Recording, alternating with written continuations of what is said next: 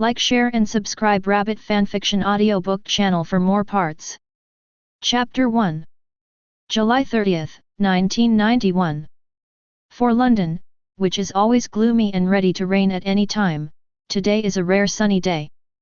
The sky was dotted with a few soft white clouds, and the warm sunlight with a hint of heat poured down unhindered.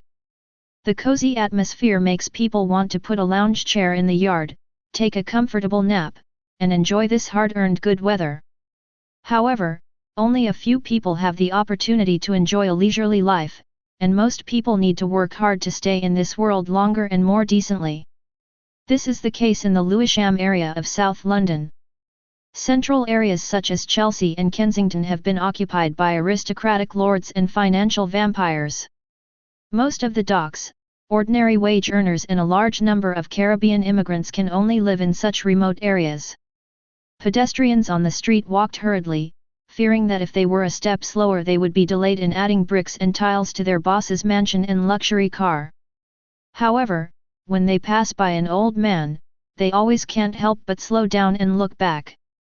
The old man did not feel offended by this, but smiled and nodded in greeting, walking briskly, even surpassing many young people. The reason why he is so eye-catching is that his appearance and dress are very strange. The old man was tall and thin, with silver hair and beard that were long enough to be tucked into his belt. He wore a purple robe that dragged on the ground. The fabric of the robe looked very expensive, and it was embroidered with dazzling stars and moons. Behind his crescent-shaped glasses were a pair of deep blue eyes, which were clear, bright, and piercing, a look that did not belong to his age. After walking for about half an hour, the old man arrived at his destination, 23 Elm Avenue, with the words Lewisham Children's Home hanging on the door. This is a clean and tidy residential area with white townhouses on both sides of the road. Because it is working hours, the area is very quiet. The doorbell rang. Here it comes. The old man didn't have to wait too long before a response came from inside the room. Then the door opened and a middle-aged woman in her 40s was stunned for 5 seconds after seeing the old man. Then she asked uncertainly, "You are Headmaster Dumbledore?" The old man smiled and nodded to admit his identity. "Yes, I am the headmaster of Hogwarts, Albus Dumbledore. You should be Ms. Alman, right? I received your reply. I came here today to dispel your doubts." Armin smiled reluctantly. "I always feel that the doubts in my heart are getting deeper. What should I do? With such strange attire, can he be a serious principal? Could it be Alzheimer's?" However, Dumbledore did not intend to explain further, but looked inside the room. "Where is the child? Come with me, he is exercising in the backyard." Armin stepped aside and led the way for the old man. By the 1990s, a large number of centralized orphanages in the UK had been abolished and replaced by a family foster care system that encouraged citizens to adopt orphans. The existence of the children's home is more like providing a temporary residence for children with family conflicts or psychological problems. Most of them stay here for no more than 6 months. However, there are exceptions.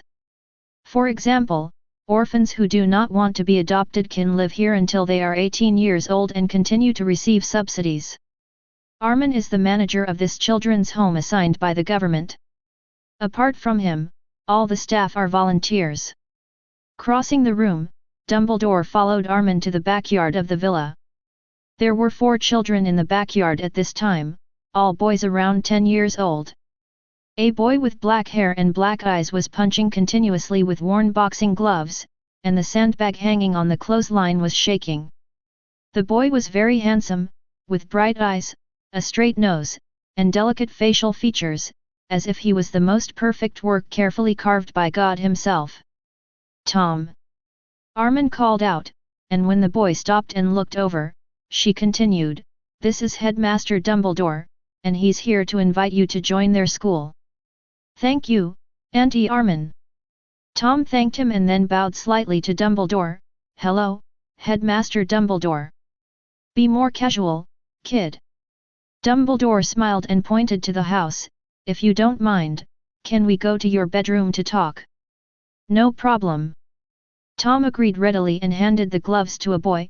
Seth, 1,000 times, don't be lazy. Yes, boss. Seth nodded grimly.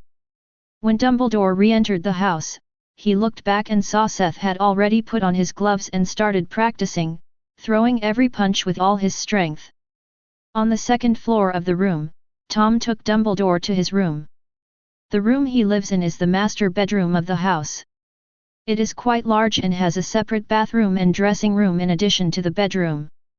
It is a complete suite. There is a table and a row of bookshelves in the corner against the wall. There are many books on the table, and various certificates and trophies on the shelves. Please take a seat, Mr. Dumbledore. There was only one chair in the room, and Tom motioned for Dumbledore to sit down, while he sat on the bed. Kid, let's formally introduce ourselves again. The height of the chair was not suitable for Dumbledore, and he felt a little cramped sitting on it, but he didn't care at all. With a kind smile unique to an elderly person on his face, he said softly. I am Albus Dumbledore, the headmaster of Hogwarts School of Witchcraft and Wizardry. I cordially invite you to study at Hogwarts and help you control and master the power of magic. I know, sir, I have read that letter 50 times.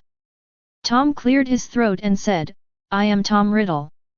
As you can see, I am an orphan. I am honored to attend Hogwarts and be personally guided by the headmaster. Tom Riddle. The old man's bright pupils began to dilate and his expression became dazed. Tom Riddle, an orphan, has an extraordinary appearance and is domineering. This element, can it be pulled a little fuller? Chapter 2.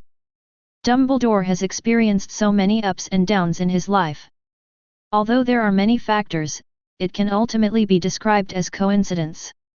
He would not casually label a student just because they have the same name or similar life background. Dumbledore was distracted for only a few seconds before returning to normal. Looking at Tom, who was still smiling in a standard etiquette manner, he stroked his beard to cover up his distraction and said gently, Mr. Riddle, I can't say it's an honor, but this is indeed a wonderful fate. We have a very busy potion professor. He was supposed to be your mentor, but unfortunately the potion he was brewing has reached a critical period and he cannot leave. So an old man like me has to trouble you. But you will have a chance to meet each other someday. He is an absolute master of potions and will benefit you greatly. In fact, Mr. Riddle, you are also a very special freshman. Dumbledore changed the subject and asked with a little confusion, my colleagues and I have extensive experience in welcoming Muggle new students to Hogwarts. You are the first child I know who has accepted the existence of magic so quickly. Usually, we need to use some tricks to make them believe us, such as this. Dumbledore snapped his fingers, and the scattered books on the desk immediately moved and were soon neatly placed together. Mr. Riddle, don't you suspect that magic is a hoax? Faced with Dumbledore's doubts, Tom looked directly into the old man's blue eyes without hesitation and stretched out his hand. Actually, magic has always been around me. On the bookshelf, a gold-edged envelope flew out from the interlayer of a thick collection of Grimm's fairy tales and fell into Tom's hands. It was the acceptance letter from Hogwarts that he received yesterday. Tom played with the envelope and explained, since I was 6 years old, I discovered that I had awakened some extraordinary abilities, but I don't believe that I am so special and unique. There must be people like me in the world. Snap! Snap! Snap! Dumbledore did not hesitate to applaud and praise, brilliant, very brilliant, what an excellent control. Mr. Riddle, you are wrong about one thing. You are able to cast spells with your own will before entering school. Even in in our world, it is rare. Believe me, you will achieve great things in magic in the future. It is normal for a little wizard's magic to riot. If there is no riot, it is a dud. But usually after a riot, the magic power is out of control and will fall into dormancy. Only after obtaining a wand and undergoing learning and guidance can one use magic proficiently. Tom Lu's move just now was extremely skillful, and it was obvious that he was able to control it with ease. But while Dumbledore was happy that Hogwarts would soon have another outstanding student, he also felt a little sad. More like. Thank you for the compliment. I'm just luckier. Tom lowered his head shyly, but he felt relieved in his heart. This level is past. Tom is a time traveler. When he was 6 years old and his magic was rioting, it also helped Tom awaken his memories of his past life. Of course, Tom didn't know at first that this was the world of Harry Potter, but it wasn't until he started participating in math competitions in his 3rd grade that he met an opponent named Hermione Granger. And after asking, he learned that Miss Granger's father was a dentist, and he was completely numb. It's actually the magical world of Harry Potter? His name in this life has a special meaning in this world. Tom Riddle, isn't that Voldemort? After that, Tom thought about whether he should change his name. But putting aside the fact that he is a minor, if one wants to legally change his name or even his surname, he has to become an adult to do so. The risk of being caught by Hogwarts again after changing his name was not something he could gamble on. After all, it was a magnificent and magical world, and Tom didn't want to take the risk of missing this opportunity. So Tom has lived with this name with great consequences until today, and the day before yesterday he received the admission letter from Hogwarts as he wished. But Tom didn't expect that it wasn't Hagrid or McGonagall who came to lead him into the magical world. Instead, Dumbledore himself took action. But he could understand why the greatest white wizard of this century would be alarmed. Tom Riddle was too special for Dumbledore. Especially since his experience was so similar to Tom's, it was normal for Dumbledore to come and see for himself whether he was Voldemort's reincarnation. When Dumbledore raised the question just now, it was the first difficulty Tom faced. Why didn't he show any shock or doubt? Tom didn't think that his act of shock could fool Dumbledore, an old man with rich experience and who had lived for more than 100 years. It would be better to handle it the way he did just now, openly showing off his talent and using it as an excuse. Of course, this is also a gamble. I bet on Dumbledore's character. He would not become hostile to him just because of his name and use legilimency to explore his memory. If he made a wrong bet, then he would surrender on the spot and tell it all. It seemed that he would not have much to lose. Maybe he could even witness Dumbledore's feat of quickly obtaining 7 Horcruxes. But I can't guarantee whether he will be sliced and studied after that. Fortunately, he made the right bet, and Dumbledore was still a good person and did not do anything out of line. Mr. Riddle, I didn't expect today to go so smoothly. Dumbledore stood up and extended an invitation. It's still early, why don't we get everything you need ready in one go?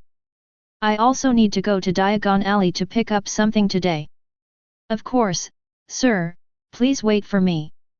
Tom nodded, walked to the desk and took out a wad of banknotes from the drawer, mostly 10 and 5 pound notes.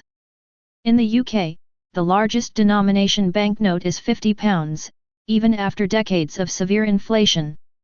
£50 are mostly used for large transactions. I don't know if you will be beaten if you go to a convenience store and ask for change for £50, but there will definitely be people who greet your relatives and friends with words starting with F. Mr. Riddle.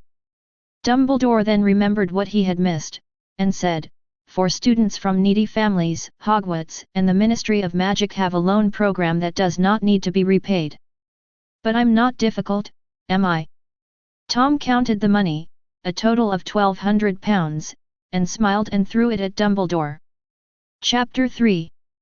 Tom doesn't have any cheats, but perhaps because he has been a human in 2 lives, his memory, although not to the point of photographic memory, is much better than that of ordinary people. He also has a strong learning ability. Don't think that competitions only happen among students in the East, the same is true in British schools. Tom managed to save a certain amount of money by relying on the prize money he won from various competitions, grants from the school, government subsidies, and even appearance fees from television stations. What he had in the drawer was just his daily pocket money. He also had a deposit of £40,000 sitting in a bank account earning interest. When Dumbledore learned that Tom was so capable, he could only give him a thumbs up to express his admiration. After saying hello to Armin, Tom followed Dumbledore out of the children's home. If it were any other child, Armin would never be so relieved, but Tom's understanding and ability since childhood made her feel a lot more relaxed. Perhaps, there may be a reason why Dumbledore secretly used magic? Walking on the tree-lined path, Dumbledore did not use wizard methods to save time. Instead, he took Tom towards the train station with great interest. Along the way, he asked Tom some questions about life like an elder who cares about his younger generation. Tom did not hide any of this and spoke frankly about his situation. He was abandoned and became an orphan. His appearance in this world was an accident. His parents abandoned him at the door of the orphanage after giving him only his name and surname as a birth gift. The next time I heard about them was from a plane crash report. The two of them had no inheritance and were heavily in debt, but fortunately he didn't have to pay it back. After hearing this, Dumbledore twitched his lips. This kind of thing seems to happen quite a lot in the Muggle world, where people get pregnant unexpectedly and give birth to the child because of strict restrictions on abortion. Then when it is discovered that they are unable to raise the child, they abandon the child to the government to clean up the mess while the other children go about their lives. Little did people know that the English wizarding world had already been in a state of lack of talent to a certain extent. The Weasley family was a minority after all. When 6 boys and 1 girl stood together, which pure-blood family would not be envious? I wonder how many people regretted not marrying Molly Weasley, otherwise their family would have been prosperous. All I can say is that people of the same country have different destinies. I see that the children in the children's home seem to be quite afraid of you. While sighing in his heart, Dumbledore did not forget to dig out some more things. Until the two of them went out, the little boy named Seth was still obediently following Tom's instructions and hitting the sandbag. This scene brought back some bad memories for him. "Gentlemen." Tom stopped and looked up at Dumbledore, but he had too much beard, so the boy couldn't see his whole face. He could only look into his deep eyes. "Do you know what the most frightening thing about being an orphan is?" Dumbledore seemed to be all ears. "You're afraid that others will know your cowardice." Tom said to himself, "Once people find out that you are easy to bully, they will try to bully you for pleasure. And the best way to prevent bullying, is to arm yourself and be the first to bully others." Dumbledore's eyes widened slightly and his beard twitched. "Of course, I'm not bullying Seth." Tom tried to justify himself, "He's my friend. I'm just teaching him some self-defense skills. He's going to middle school soon, and he must have the power to protect himself. He will understand your painstaking efforts." Dumbledore thought of how Seth, although with a bitter look on his face, still completed the task assigned by Tom seriously, and also knew that the two had a good relationship. His mood suddenly improved a lot, and he said happily, "I think you have the potential to be an excellent Hufflepuff, provided, of course, that you don't bully others." "Hufflepuff? What's that?" "The name of a college, each of which is extremely outstanding." The shadows of the two people became longer and longer, and gradually disappeared on Elm Avenue. After taking the train and then the subway, an hour and a half later, the two finally arrived at the entrance of Diagon Alley, the dirty and run-down leaky cauldron. 3 o'clock in the afternoon is not the busiest time, with only 2 or 3 tables occupied by customers. When they saw Dumbledore, all the wizards who were drinking and bragging immediately stood up and greeted him awkwardly. The hunchbacked man who was wiping the bar with a dirty rag also hurried over with a smile on his face. "Good afternoon, Professor Dumbledore." "Good afternoon, Tom." "Oh, no, there is another Tom here." Dumbledore laughed and introduced the two to each other. "Mr. Riddle, this is Tom. Isn't it wonderful?" "Tom, Mr. Riddle is a new student this year. I am here to take him to buy what he needs." It's fate, nice to meet you, little Tom." The bar owner Tom laughed. Although the British Tom didn't have 100,000 or 80,000, he was more enthusiastic than before for Dumbledore's sake and invited. After you finish shopping, you can sit down and have a drink. It's my treat. It's the non-alcoholic version of butterbeer. Good idea. Dumbledore agreed. Then we must hurry up. See you later, Tom.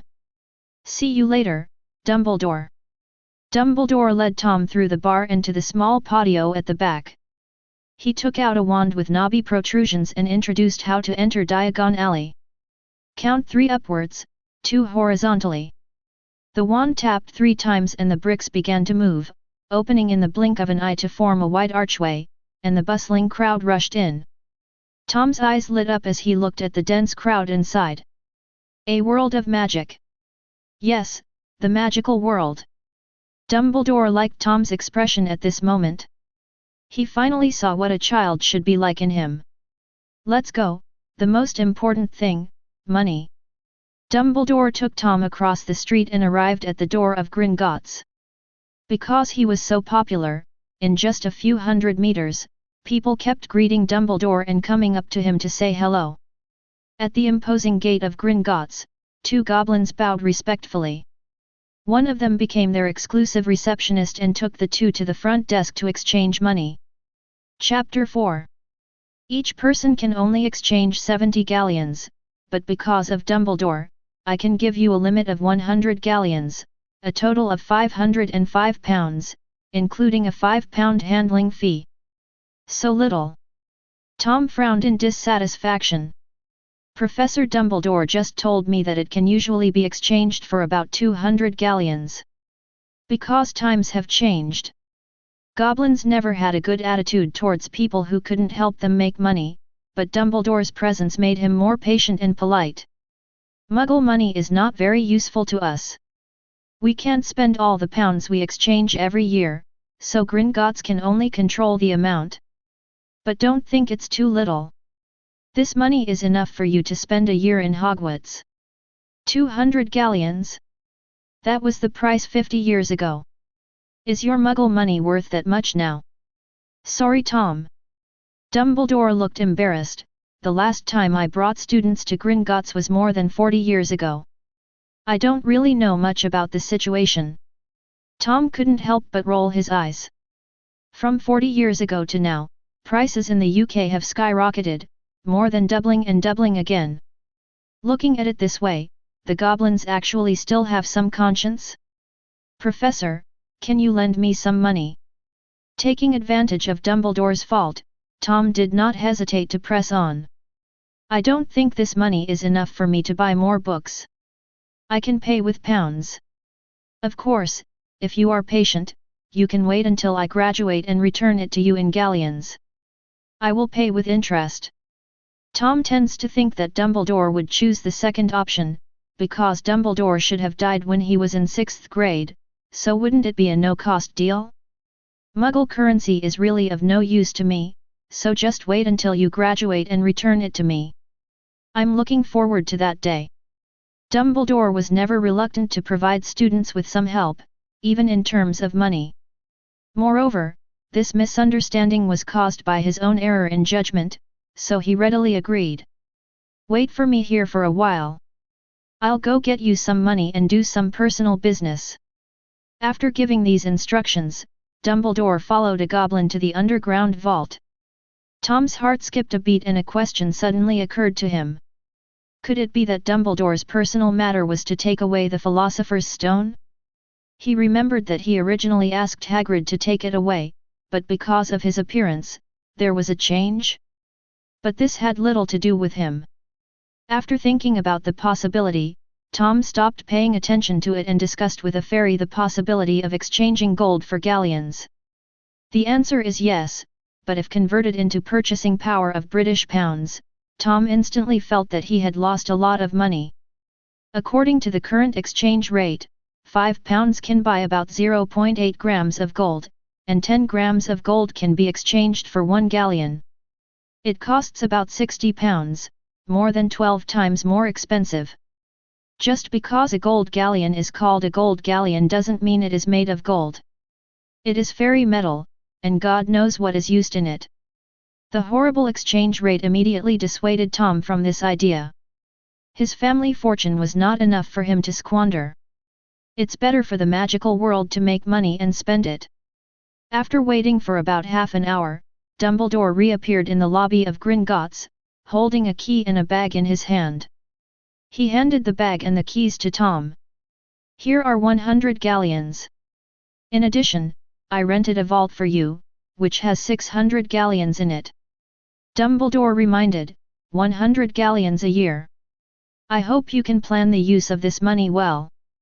Thank you, Professor. I will make good use of your money. Tom secretly admired Deng's generosity. 800 galleons. This amount of money is enough for him to live comfortably until graduation, provided he doesn't buy any luxury goods, such as a flying broom, custom-made clothes, or the like. The old man blinked his eyes, feeling that this sentence was a bit strange, but he couldn't tell why, so he had to change the subject. Then let's go, Mr. Riddle, we have a lot to buy. The two left Gringotts and bought uniforms, textbooks, scales, crucibles, and other items for the next semester. With Dumbledore accompanying them, the shopkeepers were polite and gave them certain discounts. But even so, more than 40 galleons have been spent for one trip, and without a discount it should be more than 50. Adding the wand that will be purchased later, the fixed cost will be more than 60 galleons. According to Gringotts standards, Tom only has a few galleons left in his hand.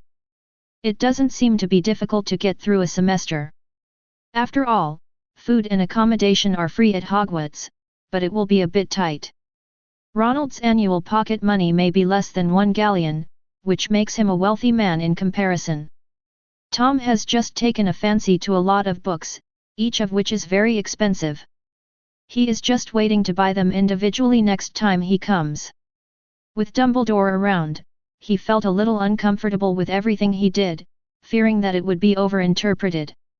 And he didn't plan to stop after spending the 100 galleons he had on hand, he would also use some of the money in the vault. Why is there no system? Tom lamented his bad luck in his heart and followed Dumbledore into the last stop of the day, the wand shop. Without a system, he could only study hard and become stronger and could not just lie down.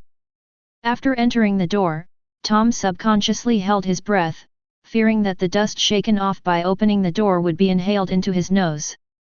What a rare visitor, Albus! A soft voice said.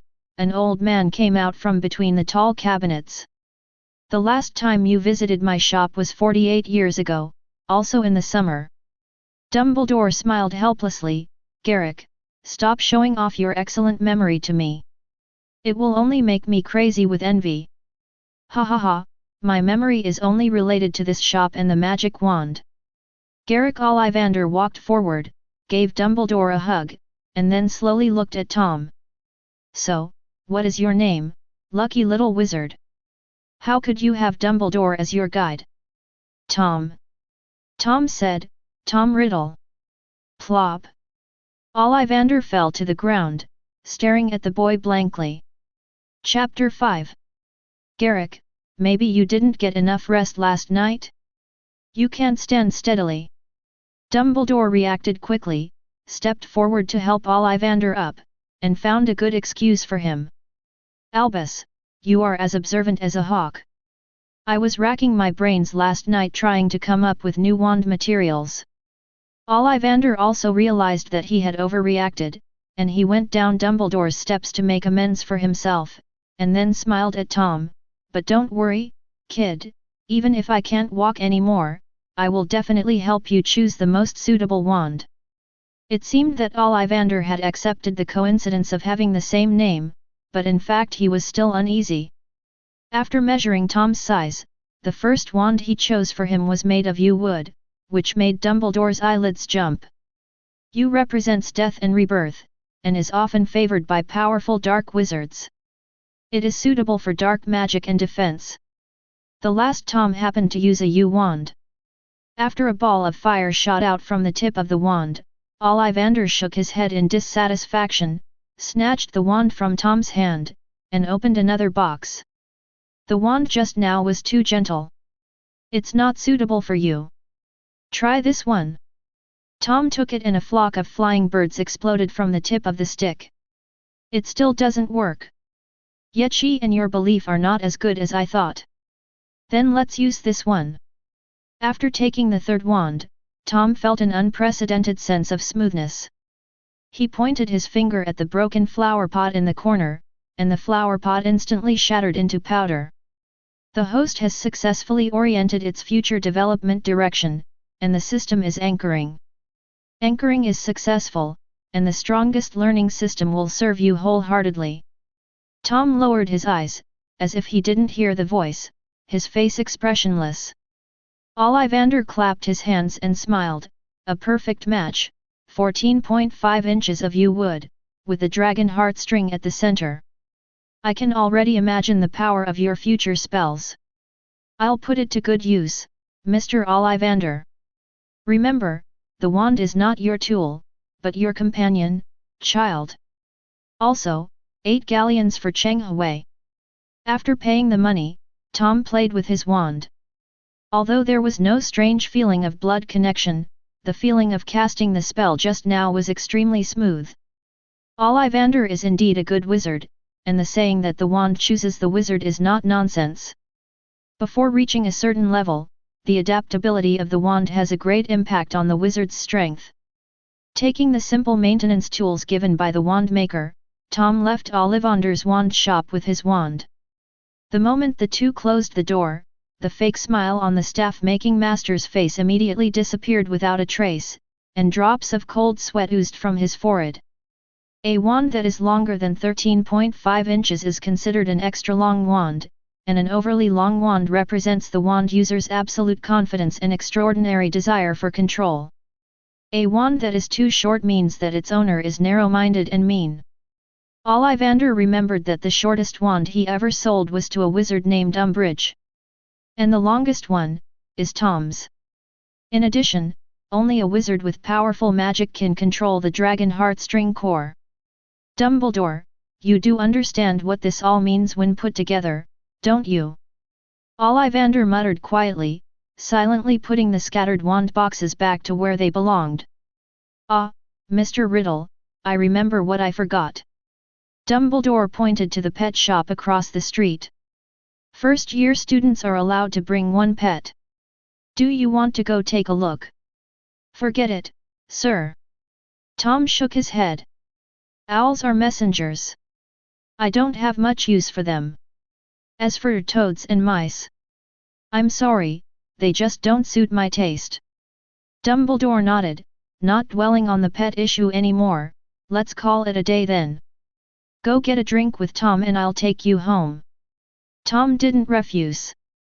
They returned to the leaky cauldron. It was already time for dinner and there were only 2 empty seats in the restaurant, one of which was reserved for them by Boss Tom. Dumbledore's presence reduced the noisy conversations quite a bit. Fortunately, he and Tom only had a drink each and left after not sitting for too long. Tom suddenly understood why he felt that Dumbledore always felt lonely when he watched Harry Potter in his previous life. Old Deng's status is so high that all the people in the country are his disciples. He is already like an emperor who is alone and helpless. The emperor at least has a queen, but old Deng, well, he sent the queen himself. Thinking of this, Tom looked at the old man with a little pity, who still had a smile on his face. An hour and a half later, Dumbledore sent Tom back to the children's home. Looking forward to seeing you again, Mr. Riddle. Me too, Professor. After watching Dumbledore leave, Tom turned and went into the house. Armin had already prepared dinner when he got off work, and Seth and the other 3 boys were eating, leaving a large portion for Tom. Boss, do you really want to go to that white-bearded old man's school? When the other 3 saw Tom come back, they quickly finished their meal, washed the dishes and ran back to their rooms. Only Seth stayed here and asked curiously. Currently, only Tom and Seth are permanent residents of the children's home. The other 3 problem children have just arrived. After being scolded by Tom, they were like mice seeing a cat. This is not a question you need to worry about. Tom took a big bite of steak and said vaguely, if I know that your academic performance in high school has declined, don't blame me for coming back to deal with you during the holidays.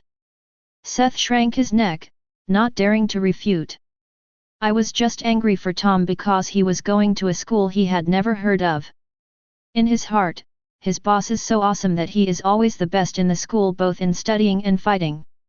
He was more than qualified to go to Harrow or Eton, but those damn schools charged such high tuition fees, which forced his eldest brother to leave.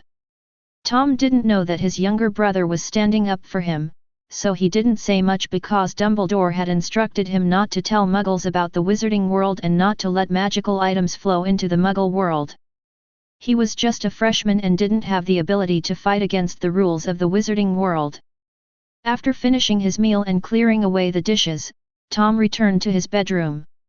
Open the system panel. Chapter 6. Tom studied the belated system carefully.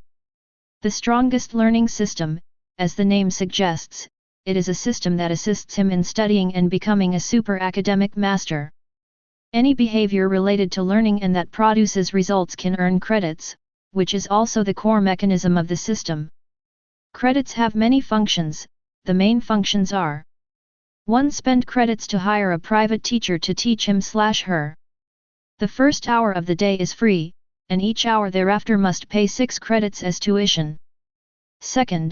Spend credits to enter the extraordinary state, improve learning efficiency, speed up thinking, surpass your own limits, similar to the effect of weak enlightenment. Each time you enter the extraordinary state, you need 100 credits and it lasts for 10 minutes. You can then spend 10 credits per minute to extend the duration. In addition, the system has another important currency, which is achievement points. The system will reward achievement points for achieving certain achievements in life, academics, or other aspects, or completing system tasks. Currently, Tom can only see one function of achievement points: summoning a teacher. The amount of achievement points consumed varies depending on the teacher's level. An average adult wizard of medium level, B, only needs 1 achievement point. For an excellent wizard, A, it is 10 points. A great man of his generation, S, 100 points. King of the century, SS, 1000 points. Immortal legend, SSS, 5000 points. The gap between each level can be seen how big the gap is just by looking at the price. 30 years constitutes a generation, and a generation of outstanding people refers to the most outstanding talents of this generation. A century is 100 years, and only the most powerful wizard in a century is worthy of the domineering title of King of the last century. Old Deng can definitely bear it. Immortal legends can no longer be simply divided by time. Throughout the history of the wizarding world, such existences are extremely rare. Back to the system panel interface, a gift box appears in the center. This is Tom's novice gift pack. After opening it, the system rewards 100 credits and a chance to summon a teacher for free, with the lowest being a master teacher at the level of a great man of his generation. So, how did the system invite the so-called private teacher? Out of curiosity, Tom used his mind to collect all the rewards. Brilliant golden light filled my eye sockets, and I felt dizzy for a moment, as if I had shaken my head too quickly and forcefully. When I came to my senses, my consciousness had already arrived in a foggy world. This world was so real that Tom had the illusion that he was teleported here, but he could clearly sense that his body was still lying on the bed. At the same time, the system also told Tom the information about this space. This space is called the learning space. The speed of time flows the same as that of the outside world, but the energy spent on studying here will not affect the real world. This means that Tom can study here all night and still wake up in the morning full of energy. Moreover, teaching aids and the books he owns can be materialized in the space, making it a virtual world that is extremely close to reality. However, as long as you enter this space, you have to pay credits, which is equivalent to turning on the famous teacher tutoring function. The 100 points given by the system will be used up soon. After understanding this space, Tom looked around for his first teacher. Ha ha ha ha ha ha. A hearty laugh was heard from the thick fog. The fog in front of Tom dissipated a lot, and his visible range doubled. And in the fog farther away, a tall figure emerged and was striding towards him. A man broke through the fog and appeared in Tom's sight. He was wearing a slanted robe from the ancient Athens period, with most of his muscular body exposed. He wore a laurel wreath on his head, had three-dimensional facial features and a resolute face, like an ancient Greek statue that had walked out of a historical occasion, exuding a strong masculine aura from head to toe. The man observed the foggy space curiously, and finally his eyes fell on Tom, and his smile became even more intense. "You are the little wizard who summoned me, right? What an amazing talent that can awaken my soul that has been dormant for many years. And this strong contract. Child, I am jealous of your good luck." It was easy to hear the jealousy in his tone, but Tom didn't seem to be worried about himself at all. The introduction of the system made it very clear that as long as one came to this space, no one could harm him, and he would be taught everything he had learned. There was no possibility of academic fraud, and he would not be ambushed either. And even without this restriction, Tom didn't think the man would do anything bad. Because this man's temperament is so upright, he is simply the embodiment of light. Compared with him, old Deng can be called a cunning villain. "Sir, shouldn't you introduce yourself before asking questions?" Tom asked back. The system kept him in suspense and still hasn't told him who the teacher summoned this time is. Ha ha ha. The man laughed even more heartily and happily. "You are right, it is me, the private tutor, who is rude. My name is Andres, and I'm an ordinary wizard from Greece. I have some experience in wandless spell casting and the patroness charm, which is more than enough for me to be your mentor." Andres's message flashed through Tom's mind. When they were in Diagon Alley, Dumbledore gave him 2 chocolate frogs to fill his stomach. Each chocolate frog would open into a drawing of a famous wizard, and one of them was the one in front of him, the invincible Andres. This is not Andres's boasting, or a nickname that sounds similar to his surname. The title of Invincible was a title that the wizards at that time took the initiative to give him, because Andres had never failed in his life, and as he said, he was particularly good at wandless casting and the patroness charm, and could even release a giant patroness without a wand. Even in this day and age, no one has ever heard of anyone else achieving this feat, making it a historic achievement. He is the well-deserved king of the century. No wonder Tom had such a good impression of him when they first met.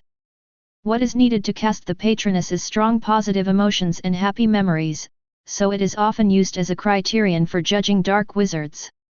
Andres's positive energy is almost off the charts. The word positive is written all over his body. "Mr. Andres, my name is Tom Riddle." Tom introduced himself with a smile on his face. "I will be your student from now on. If there is anything wrong, please point it out and I will definitely correct it." Even with the constraints of the system, Tom was always polite and humble to those who could help him. His attitude also won Andres' favor. The man patted his chest generously and said, "Okay, I will do my best to help you become an excellent wizard." Then he said very professionally, "It should cost you a price to use this talent, right? Without further ado, let's get started now." Of course Tom would not refuse. He thought about the teaching methods of Hogwarts. "Mr. Andres, I haven't entered the magic school yet, so let's start with the most basic lighting spell and levitation spell." Andres looked at him in confusion. "Levitation spell, illumination spell, what is that?" Tom. Chapter 7. The study space fell into silence, and an awkward atmosphere spread between the two. Tom looked at Andres with empty eyes. However, this upright man avoided Tom's gaze guiltily, his face flushed with shame. "The matter has been clarified." Andres wasn't teasing Tom, but he really didn't know how to cast any lighting or levitation spells. The magical world may seem old-fashioned, but it is not static and is constantly evolving. Although this development did not create more powerful people, nor did it bring about any significant changes in the population of the wizarding world, it was a great improvement in practicality, convenience, and standard spell casting procedures. Just like the Standard Book of Spells, Elementary by Miranda Goshawk that Tom has now embodied, no one has ever organized spells so systematically before her. According to the books, the Illumination Charm and the Levitation Charm appeared around the 14th and 15th centuries, so it would be strange if Andrus knew them. So how did you illuminate and control objects in the past? Tom couldn't help asking. Andrus said nothing, but silently materialized a wooden stake and threw a fireball at it, which instantly turned into a blazing torch. It's just lighting. Fire can do it. As for controlling objects, it's no problem to wrap them with thoughts and magic. They actually developed special magic just for this little thing, and taught it to others casually. The era when Andrus lived was still a barbaric period of magic. Everyone regarded magic as a weapon to survive and would not easily pass it on to others. And living in a dangerous environment, they don't consider the application and development in daily life at all. All they think about every day is how to make their spells stronger and more powerful. It was not until the rise of Muggles in the Middle Ages and the Church's witch-hunting movement that wizards were forced to unite together and establish magic schools. They gradually developed towards diversification and evolved into today's modern magic system. Andrus was full of curiosity about the book Standard Spells, Elementary in Tom's hand, and asked tentatively, "Tom, how about you lend me this book? Maybe there is magic that I know in it. If it doesn't work, I can start with the Patroness Charm, which is the spell I am best at." Tom. He didn't just hire a teacher, he actually found a study partner for himself. You don't even know any magic, and you're already learning the Patroness Charm? Even though he has a cheat, the cheat hasn't worked yet. Forget it, Mr. Andrus. Tom handed the book over reluctantly and materialized another one. Let's study together and make progress together. The development of magic in the future should surprise you. Thank you, Tom. Andrus scratched his head embarrassedly. He had just promised that he would satisfy Tom, but in the end he was the one asking for help first. Teacher Andrus's recognition of the host reaches 20%, and the host obtains Andrus's magic talent. Tom felt a lot more energetic and a smile appeared on his face unconsciously. This is another function of the system, or a benefit. When the teacher's recognition of him reaches 20%, 50%, and finally 100%, he will receive a reward. The reward is an ability or talent possessed by the teacher. Preaching and resolving doubts is important, but the world of magic is unreasonable, and talent is even more unreasonable. A person's ultimate achievement depends not only on how favorable his learning conditions are and how hard he works, but also on his corresponding talent ceiling. The existence of recognition gave Tom the possibility to surpass all his teachers, giving him the opportunity to combine the strengths of all schools and become an unprecedentedly powerful wizard. Tom simply decorated the study space by creating a set of tables, chairs, benches, sofas, and coffee tables. Then he and Andrus each read a copy of Standard Spells, Elementary and began to learn magic as a novice. Fortunately, the space gave Andrus the ability to speak, otherwise he wouldn't even be able to read books. Andrus the teacher took it more seriously than Tom the student. Although they were all very basic spells, they were enough to open Andrus' eyes. He didn't expect that magic could be so much more. Unlike him at that time, he not only used it to duel with others, but also to kill people. If you understand one law, you will understand all laws. Andrus's understanding of magic has reached a high enough level that learning this introductory knowledge is as easy as a high school student reviewing first and second grade elementary school content. Not long after, he began to experiment, and he cast spells without a wand. Seeing his performance, Tom knew that he had to quickly buy all the textbooks for the next few years, otherwise Andrus would definitely be stuck in his progress. He also began to try to practice the levitation spell and the illumination spell. This was different from his previous use of a wand without the need to rely solely on magic and willpower to control objects. Now he relied on spells to guide magic power to achieve his goals. Tom strictly followed the pronunciation required by the standard spell, waved his wand, and successfully made the feather float on the first try, but failed to control the movement of the feather freely. Seeing this, Andrus knew that his teacher was finally going to play a role. He carefully asked Tom to cast the spell again before pointing out the problem. Tom, the steps for casting spells described in the book are standard, but magic is the last thing that has any standards. Everyone's situation is different. If you learn this way, you can quickly master the spell, but it is definitely not the most suitable way for you to cast spells. You need to make fine adjustments based on this. As he spoke, he materialized his wand and cast the levitation spell in full. You see, the swing range of my forearm is 15 degrees smaller than what is required in the book. That's because of my body shape. If I do it according to the requirements, it is easy to use too much force and cause the spell to fail. For you, the range will be larger because your body has not yet fully developed. You still need to practice and explore to know the most appropriate situation. Even I can't help you. Tom suddenly realized, I see. After several adjustments, Tom gradually got the hang of it and became more and more adept at using the levitation spell. It was not until 3 hours later that he said goodbye to Andrus and left the study space. Although the fatigue caused by training here will dissipate after going out, decades of life and work still make Tom unable to give up the habit of sleeping. Besides, he only has 100 credits now, and can only use 15 hours of study space in total, so it is better to be frugal. Chapter 8. When Tom woke up the next day, he opened the system panel and took a look. He was surprised to find that his credits not only did not decrease, but increased by 18 credits, and there were 3 achievement points. I checked the system log and found out what was going on. I completely mastered the levitation charm, the illumination charm, and the blink charm, and obtained 30 credits. Learn 3 magics and get 3 achievement points. Tom fell into deep thought. This learning space seemed like a perpetual motion machine. The credits given by learning anything could cover the loss, and he could even make some money.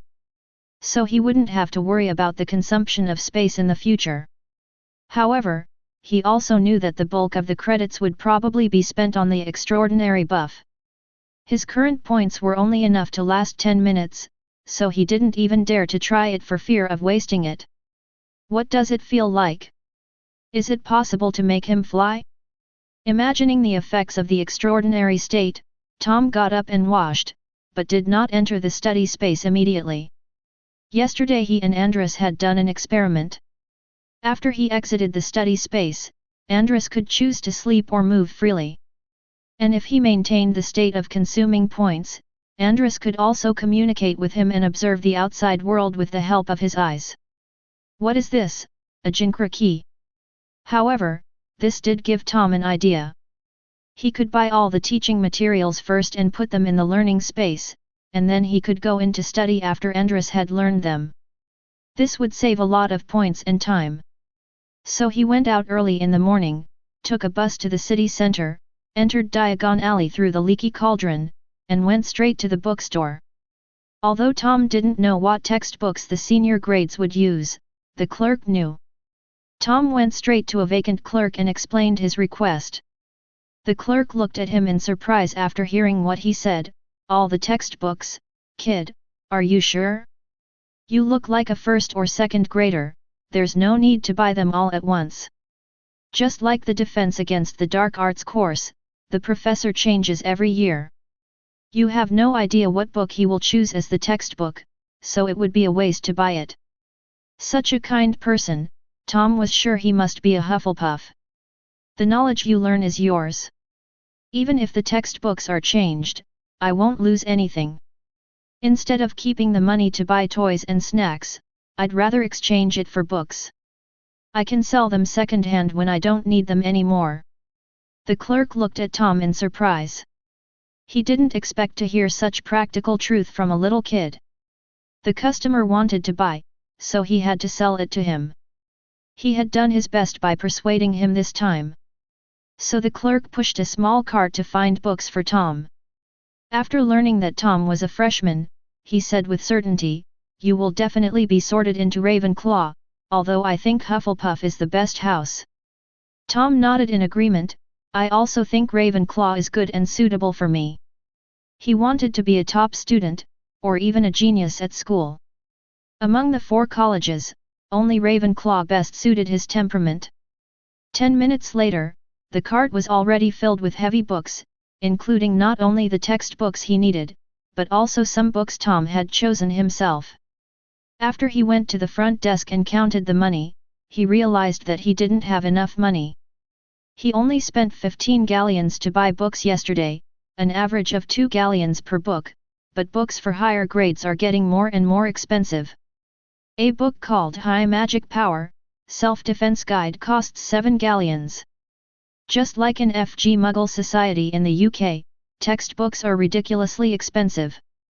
He had heard Armin complain that her son was studying at university and a book cost dozens of pounds, with the most expensive ones even costing hundreds of pounds, which was faster than robbing a bank. Tom had no choice but to go to Gringotts and withdraw another 200 galleons before he could settle the bill, and spent 10 sickles to have an owl deliver the goods to his door. After buying the books, Tom had no plans to wander around. He just bought some fruit snacks at the nearby Waitrose supermarket and then returned home. Waitrose is a high-end supermarket in the UK, and the food sold there is of the highest quality and freshest. Although he was a poor guy in the wizarding world, the money he had in the Muggle world was enough for him to enjoy a high-quality life, and Tom would never compromise himself in this regard. His appetite is larger than that of other people his age, but not too much. It's mainly because he consumes more energy through exercise. You can protect yourself without magic but with your fists, and by the way, collect some protection money from those bad students. At 3 o'clock in the afternoon, 3 owls flew in through the window, dragging books with them. Tom placed them one by one in the study space, but he himself did not go in. He wanted to try out how much his learning efficiency differed between the outside world and the inside world. Phew, this is really tiring. At 10 o'clock in the evening, Tom lay down on the bed and closed his eyes tiredly. Generally speaking, a person's ability to concentrate highly will not exceed 15 minutes. Once this limit is exceeded, concentration will decrease and the mind will begin to wander. If you immerse yourself in something for more than 2 hours, you will start to feel irritated and your efficiency will drop further until you can't concentrate at all. Except for the time for lunch, Tom studied from 3 o'clock to 10 o'clock, but the most efficient time was the 2 hours before lunch. At night, he read the textbook as a textbook, which was not in a learning state at all. The learning points gained in one day were only 30, which was the same as the 3 hours last night. I will consider the extraordinary state when I have more credits in the future. We cannot save money now and we need to use the study space efficiently. After making his plans, Tom soon fell asleep. For the next month, he did not go to Diagon Alley again and just studied magic at home every day. 5 hours a day, I entered the learning space to study with Andrus, and the rest of the time I practiced freely in the real world. In a blink of an eye, it was the day before school started. Chapter 9. Are we finally going to Hogwarts? I've been waiting for this day for a long time. It was not Tom who spoke, but Andrus. During this period, Andrus also learned a lot about the development trajectory and major events of the magic world, and can be considered a half-qualified modern magician. The people he admired most were the 4 great men who had founded the magic school. He often lamented that he did not live in the same era as these 4 great men.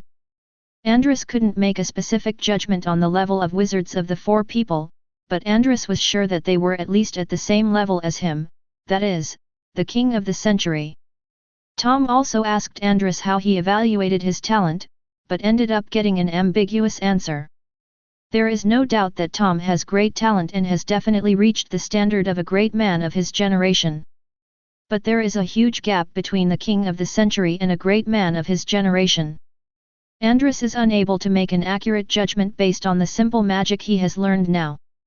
Maybe Tom is a late bloomer?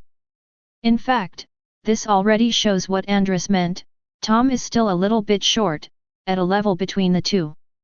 Tom was not discouraged by this. His talent was not static. Now he had obtained Andrus' magical talent, right? He will have more and stronger talents in the future, so there is no need to rush.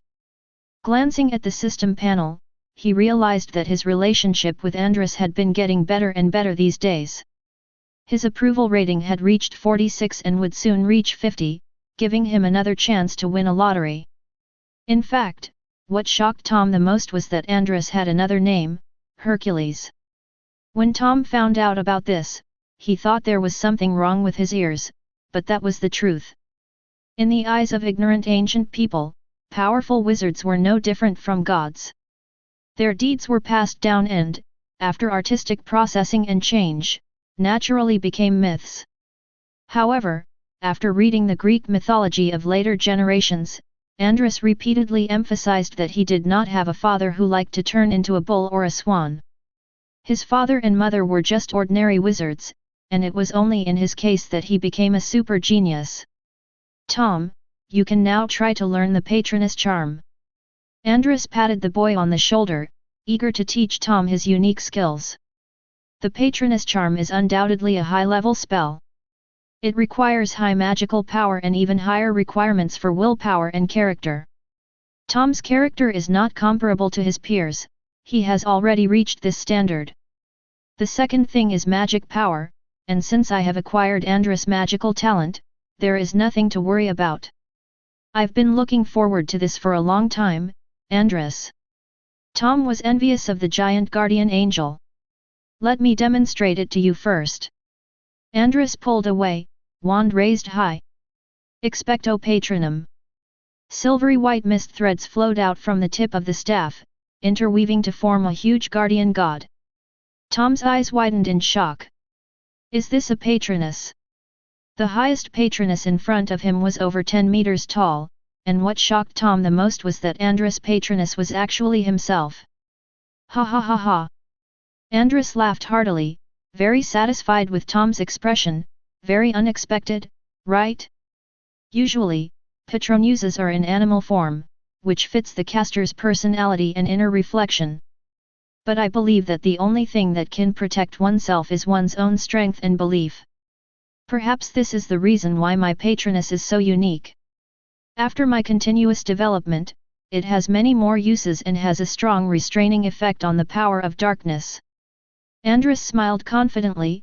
Tom, if you train according to the method I taught you, you will have a high chance of obtaining the main body guardian. How about it, are you interested? Tom nodded vigorously. Who can sit still? Compared to animals like sea otters, swans, and stags, the human-shaped patroness is definitely more handsome. If he could reach the size of Andrus, he would be driving a Gundam. Tom's enthusiasm for learning was completely aroused. He left the study space reluctantly until he was about to leave the next day. He ate 2 pieces of bread and went to King's Cross Station with his suitcase. The suitcase didn't look big, but it had been cast with a traceless extension spell. This spell was indeed difficult, and it took Tom 2 days to master it. It expanded the volume inside the suitcase 3 times. Any more space would make it unstable. And the space expansion is not permanent, the spell needs to be repeated about every month to maintain the effect, but it is enough for now. As for the fact that using the traceless extension charm privately violated the laws of the Ministry of Magic, Tom didn't care at all. He was just a freshman and didn't know such advanced spells. Someone must have wanted to frame him, so they used this spell on his box. 10 o'clock. Tom arrived at King's Cross Station. As the most important transportation hub in London, the station has a huge flow of people. The original meaning of King's Cross was to commemorate George IV, who could not be described as a benevolent and wise king, but was extremely foolish. Even his closest attendants were full of disgust for him and made comments, "No dog was more despicable, cowardly, and insensitive than this king. There may not be many good monarchs in the world, but he is definitely the worst one." Tom really couldn't think of anything worth commemorating about this monarch. In addition to King's Cross Station, there are many statues of George IV in the UK. Following the crowd, Tom came to the middle of platforms 9 and 10 and pretended to bump into the wall naturally. A new world has emerged. The crimson steam locomotive stopped beside the platform packed with passengers, with the sign on it, Hogwarts Express. Two completely different worlds separated by a wall.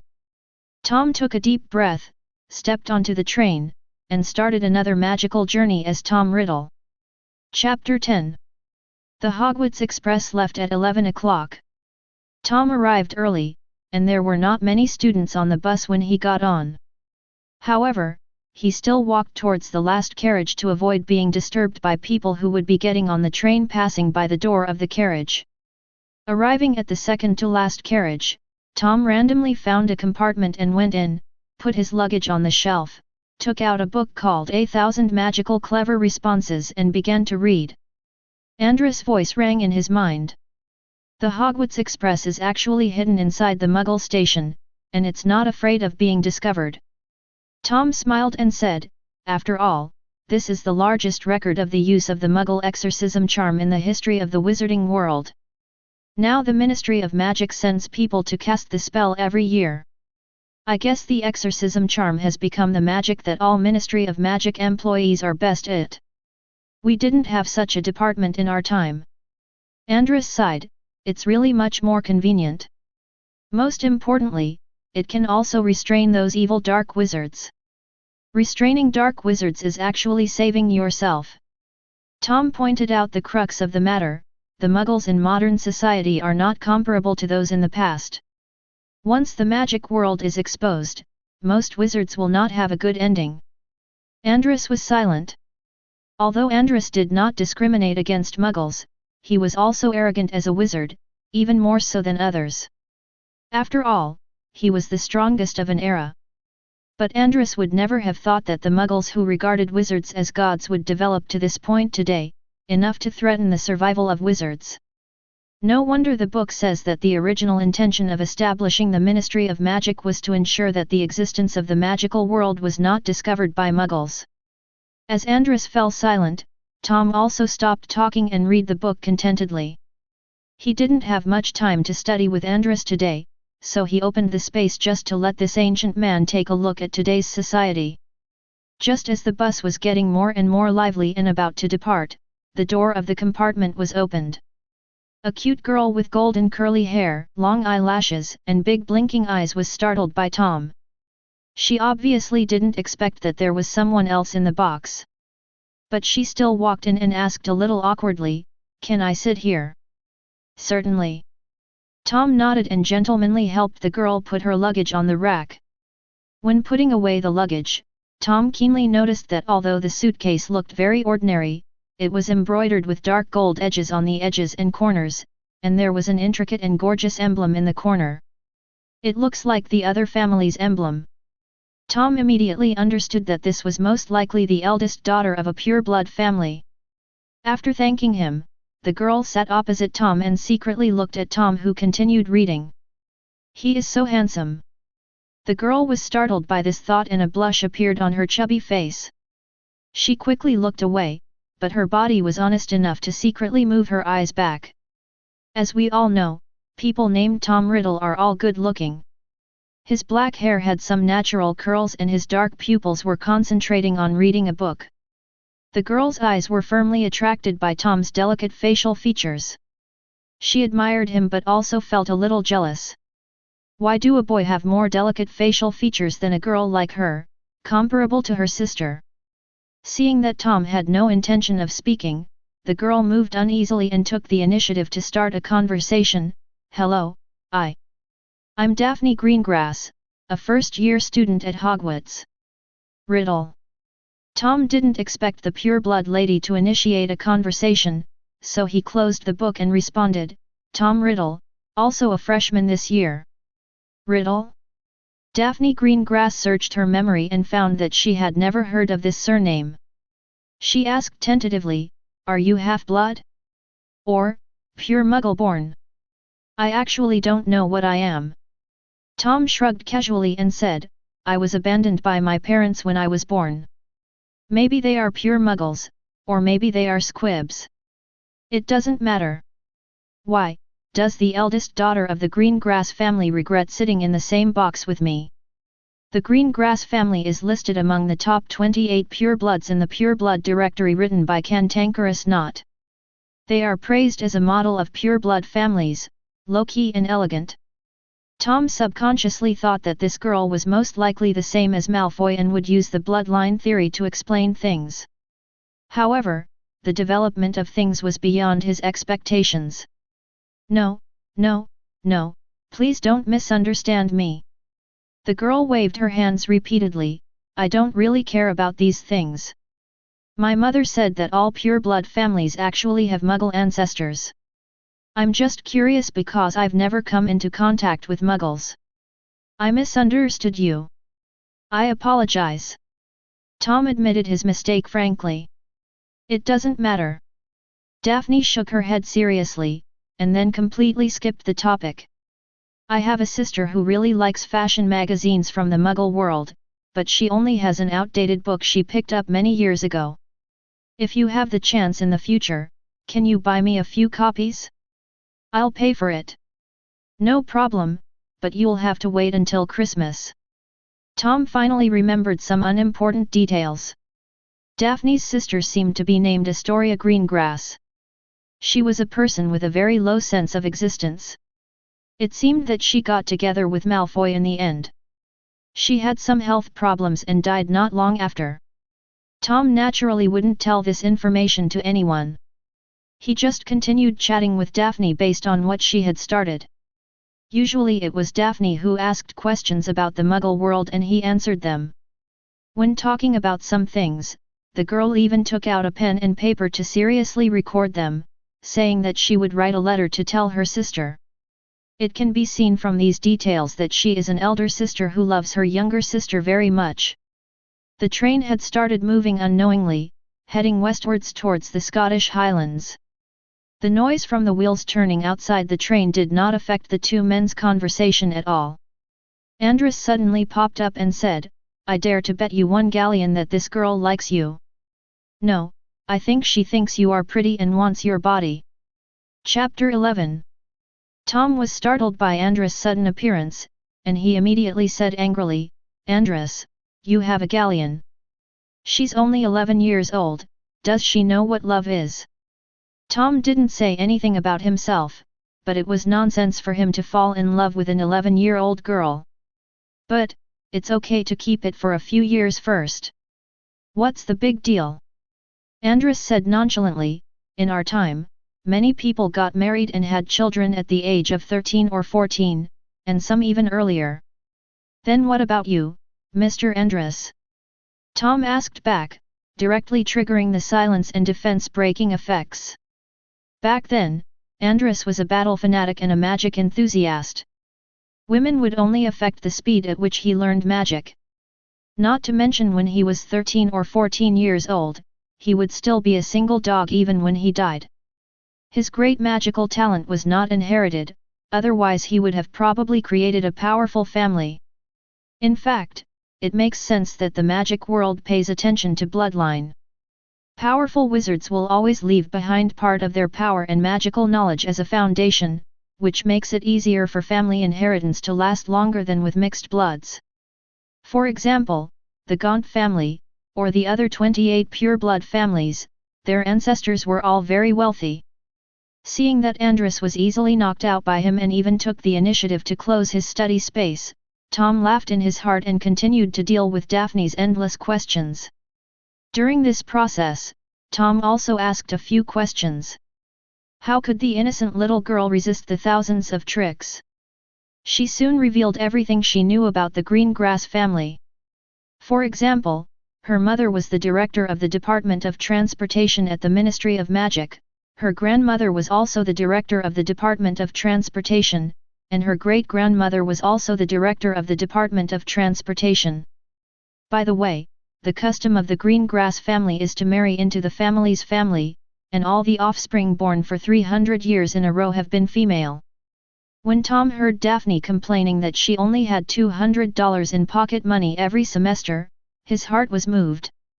Marrying into someone's wife's family is not a problem at all. There are 3 semesters in a school year at Hogwarts, and Daphne's annual pocket money is 600 galleons, almost catching up with what Dumbledore gave her for 7 years. A rich woman, or a soft and cute little rich woman, isn't she attractive? Unconsciously, Tom became much kinder towards Daphne, and the little girl always had a smile on her face. At about 12:30, the door of the box was pushed open again, and a smiling woman looked inside. "Kids, do you want to buy some food?" "Certainly." Daphne happily jumped off her seat and came to the cart to pick out food like a curious baby. Although she said she was picking, she bought a little of almost everything, just in different quantities, and she almost cleared out all the chocolate frogs. It cost 2 galleons and 13 sickles in total, which was comparable to the entire Weasley family's pocket money for a school year. Tom suddenly understood why Daphne complained that 200 galleons was too little pocket money. At her rate, it was indeed not enough for 1 semester and would probably be enough in 1 month. Meanwhile, while Daphne was checking out, Tom was secretly observing the salesperson. It is said that this salesperson has been employed by the Ministry of Magic as a salesperson on the express train since 1830, when it appeared. This means that she is at least 180 years old. This age is considered longevity among wizards. Tom not only observed carefully himself, but also called out the autistic Andress. However, until the salesperson pushed the cart away, neither of them could see any hidden signs of the witch. Tom just thought that this person had a long life and no longer paid attention to it. Daphne generously put all the food on the table and shared it with Tom. Tom also accepted her kindness very calmly. If he didn't even have this little shamelessness, how could he expect to be a gigolo?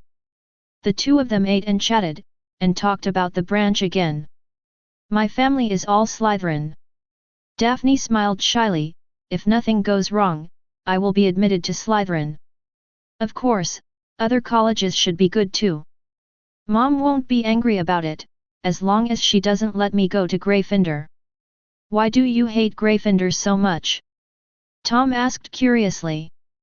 "Mum said the Gryffindors were the source of trouble." Daphne did not hide her disdain at all. "Where there are Gryffindors, there will never be peace.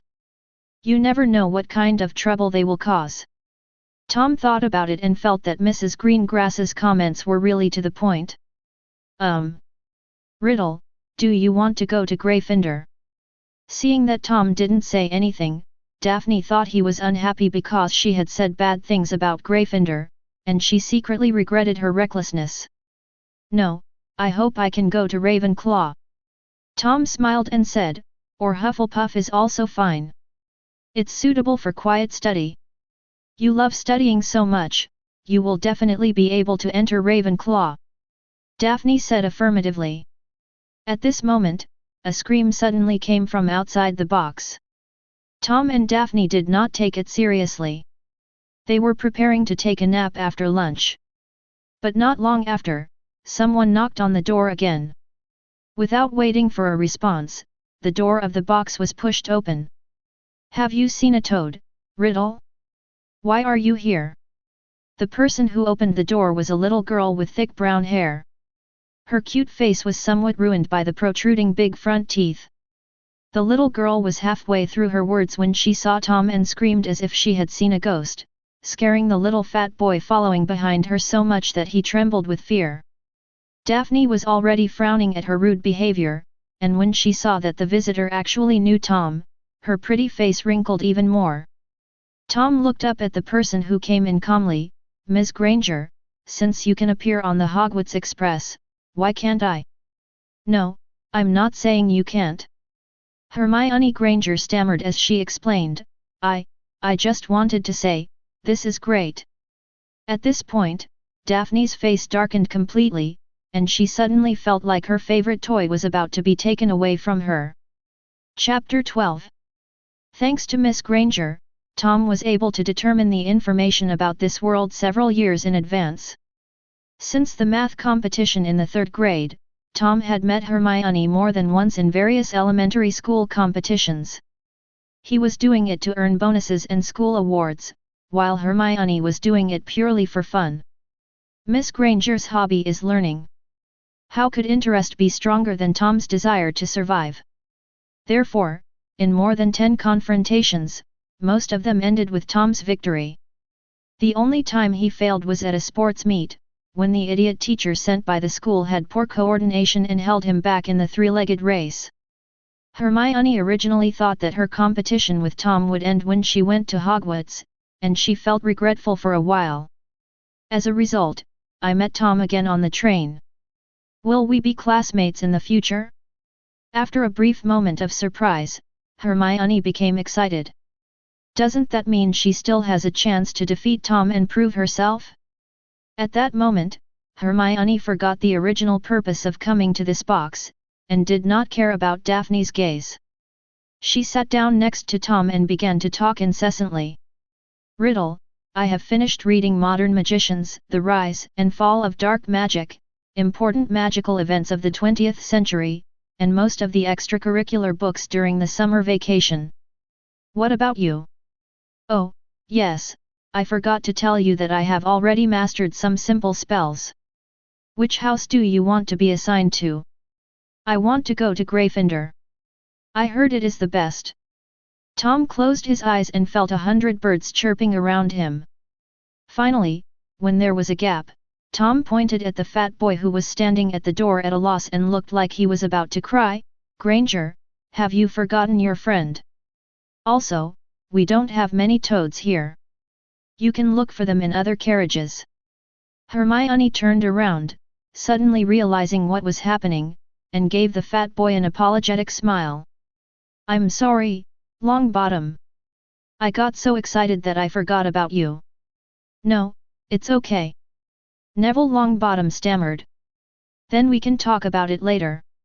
Don't let me lag too far behind, otherwise I won't feel a sense of accomplishment. After saying these harsh words in a fierce tone, Hermione hurriedly took Neville to find his toad. As soon as the person left, Daphne said angrily, Tom, who is that person?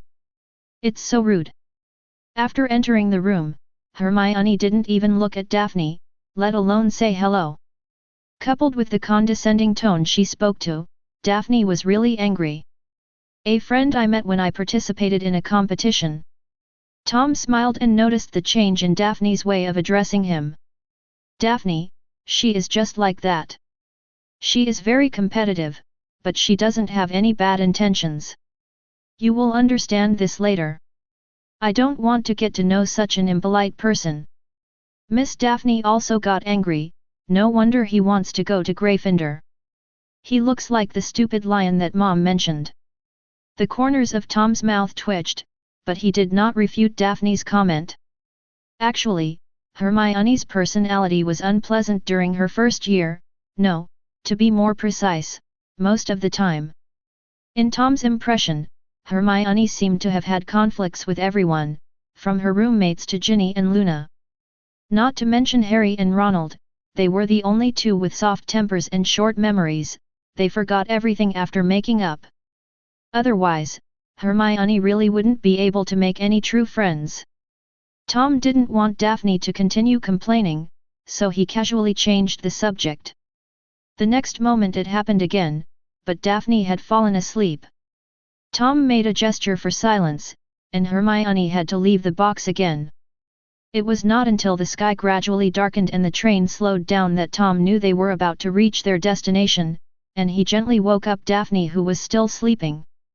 Daphne, who had just woken up, blinked in confusion, looking cute, but she soon remembered the environment she was in. Tom, are we almost there? Well, the train has slowed down. Oh, then we must put on our robes quickly. Daphne got up in a hurry and felt that the corners of her mouth were a little wet. She wiped it with her hand and her face turned red. She was actually drooling. I wonder if Tom saw us? It would be so embarrassing. He wouldn't mind the way I sleep, would he? Tom didn't know that Daphne had so many questions in her mind, but he suddenly found that the girl who was very talkative before going to bed suddenly became silent. With the whistle blowing, the train finally arrived at its destination. Following the crowd out of the car, Hagrid called out to the first-year students to line up and take the boat to Hogwarts. Tom and Daphne also boarded a small boat, along with 2 other freshmen. Tom also counted the number of heads. There were about 80 or 90 freshmen this year, probably less than 100. From this, he inferred that the number of people in Hogwarts was not as small as he imagined. There should be about 600 students in the 7 grades combined. Appropriately expand the world view, and the situation is during the dark period of Voldemort, when wizards have no intention of having children. There will be more and more students from past and future years, and the school will be capped at about 1,000 people. When passing a cliff, Hagrid asked all the little wizards to bow their heads, but in fact he was the only one who needed to do so. It is said that this road is the road that the 4 giants took when they came to Hogwarts, so every new class of freshmen must come here once, which can be regarded as a kind of inheritance. After an unknown amount of time, the boat arrived at the dock. Students came ashore one after another, followed Hagrid up the steps, and gathered in front of a huge oak door. Hagrid raised his huge fist and knocked on the door 3 times. The door opened, and a tall witch in emerald green robes stood in front of it with a serious expression. The freshman who had been talking loudly just now immediately became quiet, not daring to breathe, as obedient as mice seeing a cat. First-year students, Professor McGonagall. Hagrid pointed to a group of little kids on the steps. Thank you, Hagrid. I'll take care of this. Professor McGonagall nodded to Hagrid, then opened the door wide and led the little wizards into the warm and bright hallway. Chapter 13. Entering the foyer, the freshmen could already hear the noise coming from the main door on the right.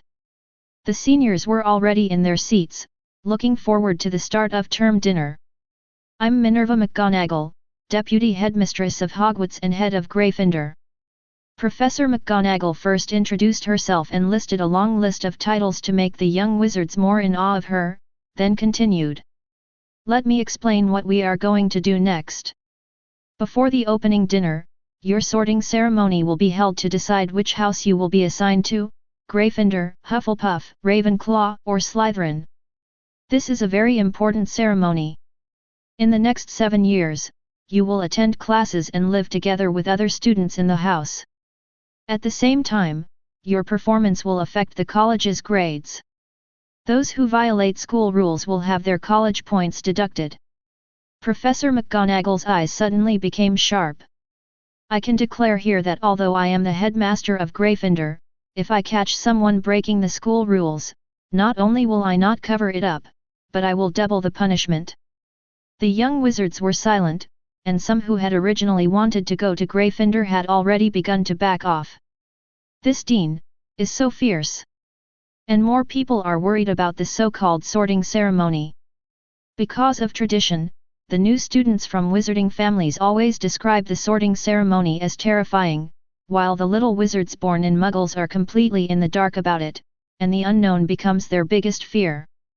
Some people felt a lump in their throat and almost cried when they thought about the situation that if they failed the test, none of the 4 colleges would be willing to accept them. Tom saw Daphne beside him muttering to herself, but her voice was too low and he couldn't hear what she was saying. When Professor McGonagall saw these children with sad faces, the corners of his serious and old-fashioned mouth curled up slightly and a smile flashed in his eyes. However, Professor McGonagall is, after all, a qualified professor who is conscientious and loves every student equally. Seeing the little wizard so frightened, he still comforted him. Don't think too much. From the moment you received your acceptance letter, you are already a student of the school. The sorting ceremony is just to help you choose the most suitable college. Don't feel any psychological burden. Just treat the school as your home. How could your home abandon you? Professor McGonagall's comforting words worked, and the little wizards gradually calmed down. But there are also some very wise people who have awakened. A blond boy standing not far from Tom was shocked. Professor McGonagall, you said that school is our home. Of course, sir, Professor McGonagall said affirmatively. The boy's expression suddenly changed, and he said arrogantly, what are you waiting for? I'm starving. Can't we eat first and then go to the separate houses? Professor McGonagall's expression changed as well. Do you think this school is your home? How can the rules be changed just because of you? After the division, I will deduct 5 points from your school. Wow! Professor, you lied to me. Tom. Hannah Abbott.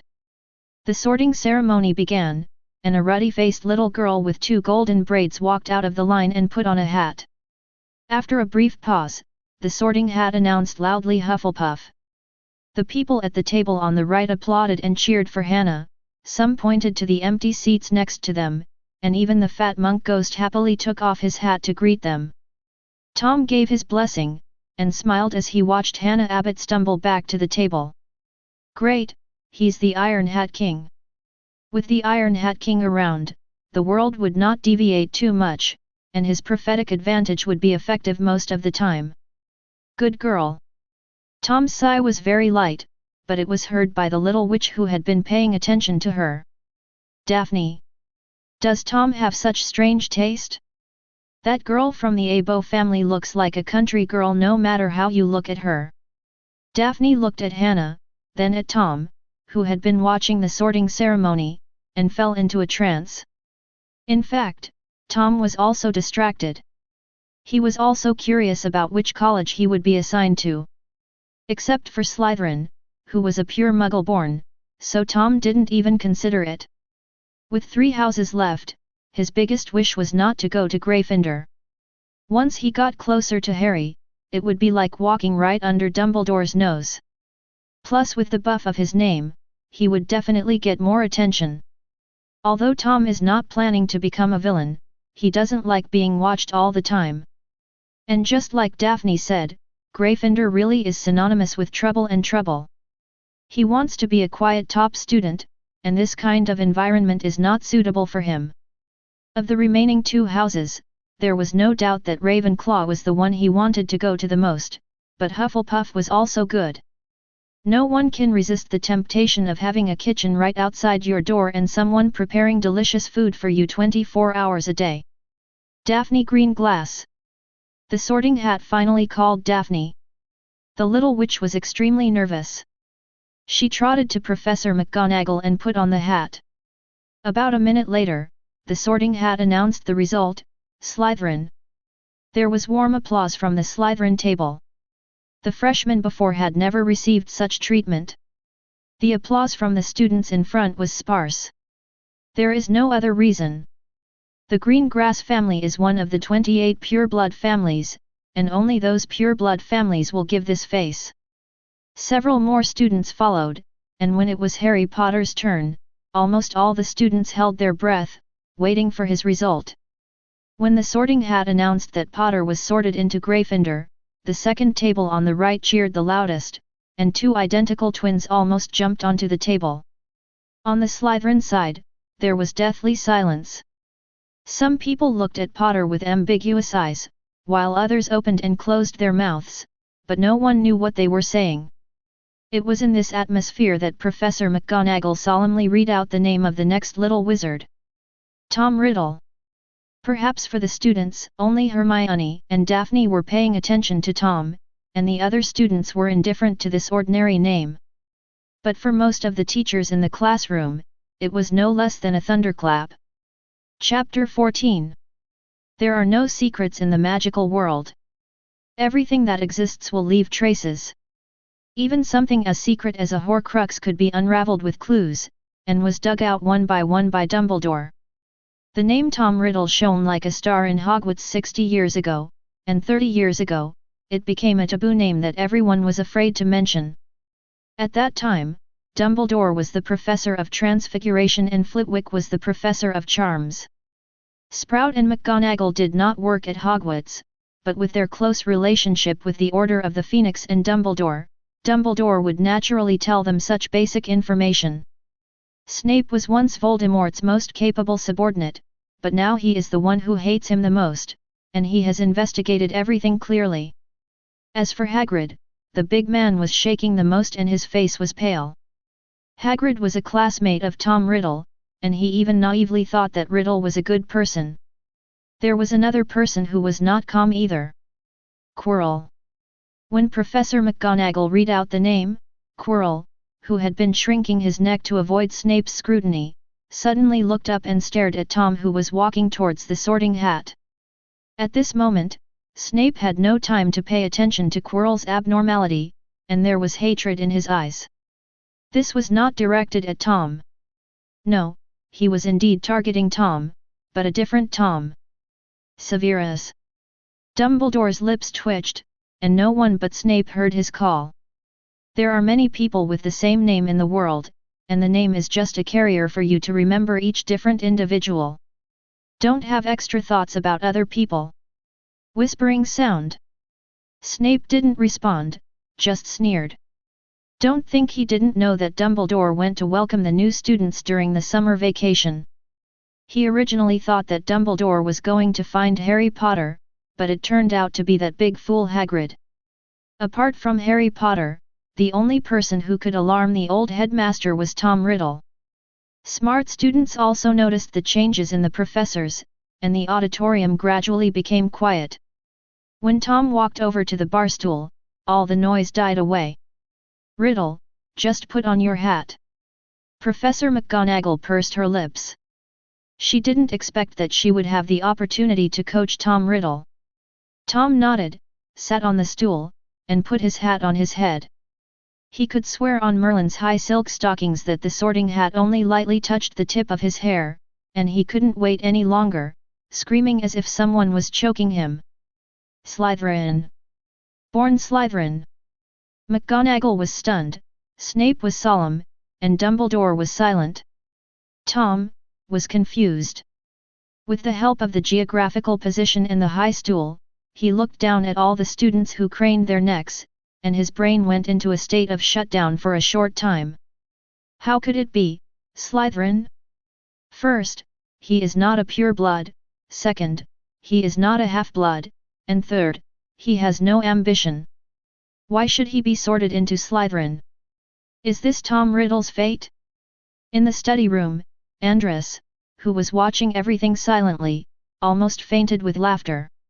He knew very well what plans Tom knew, there was even a plan to go to Gryffindor, but there was no plan for Slytherin. Just when Professor McGonagall wanted to remind Tom to return to his seat, the boy suddenly put his hat hard on his head in full view of everyone. "Let's talk, Hat," said Tom in his mind.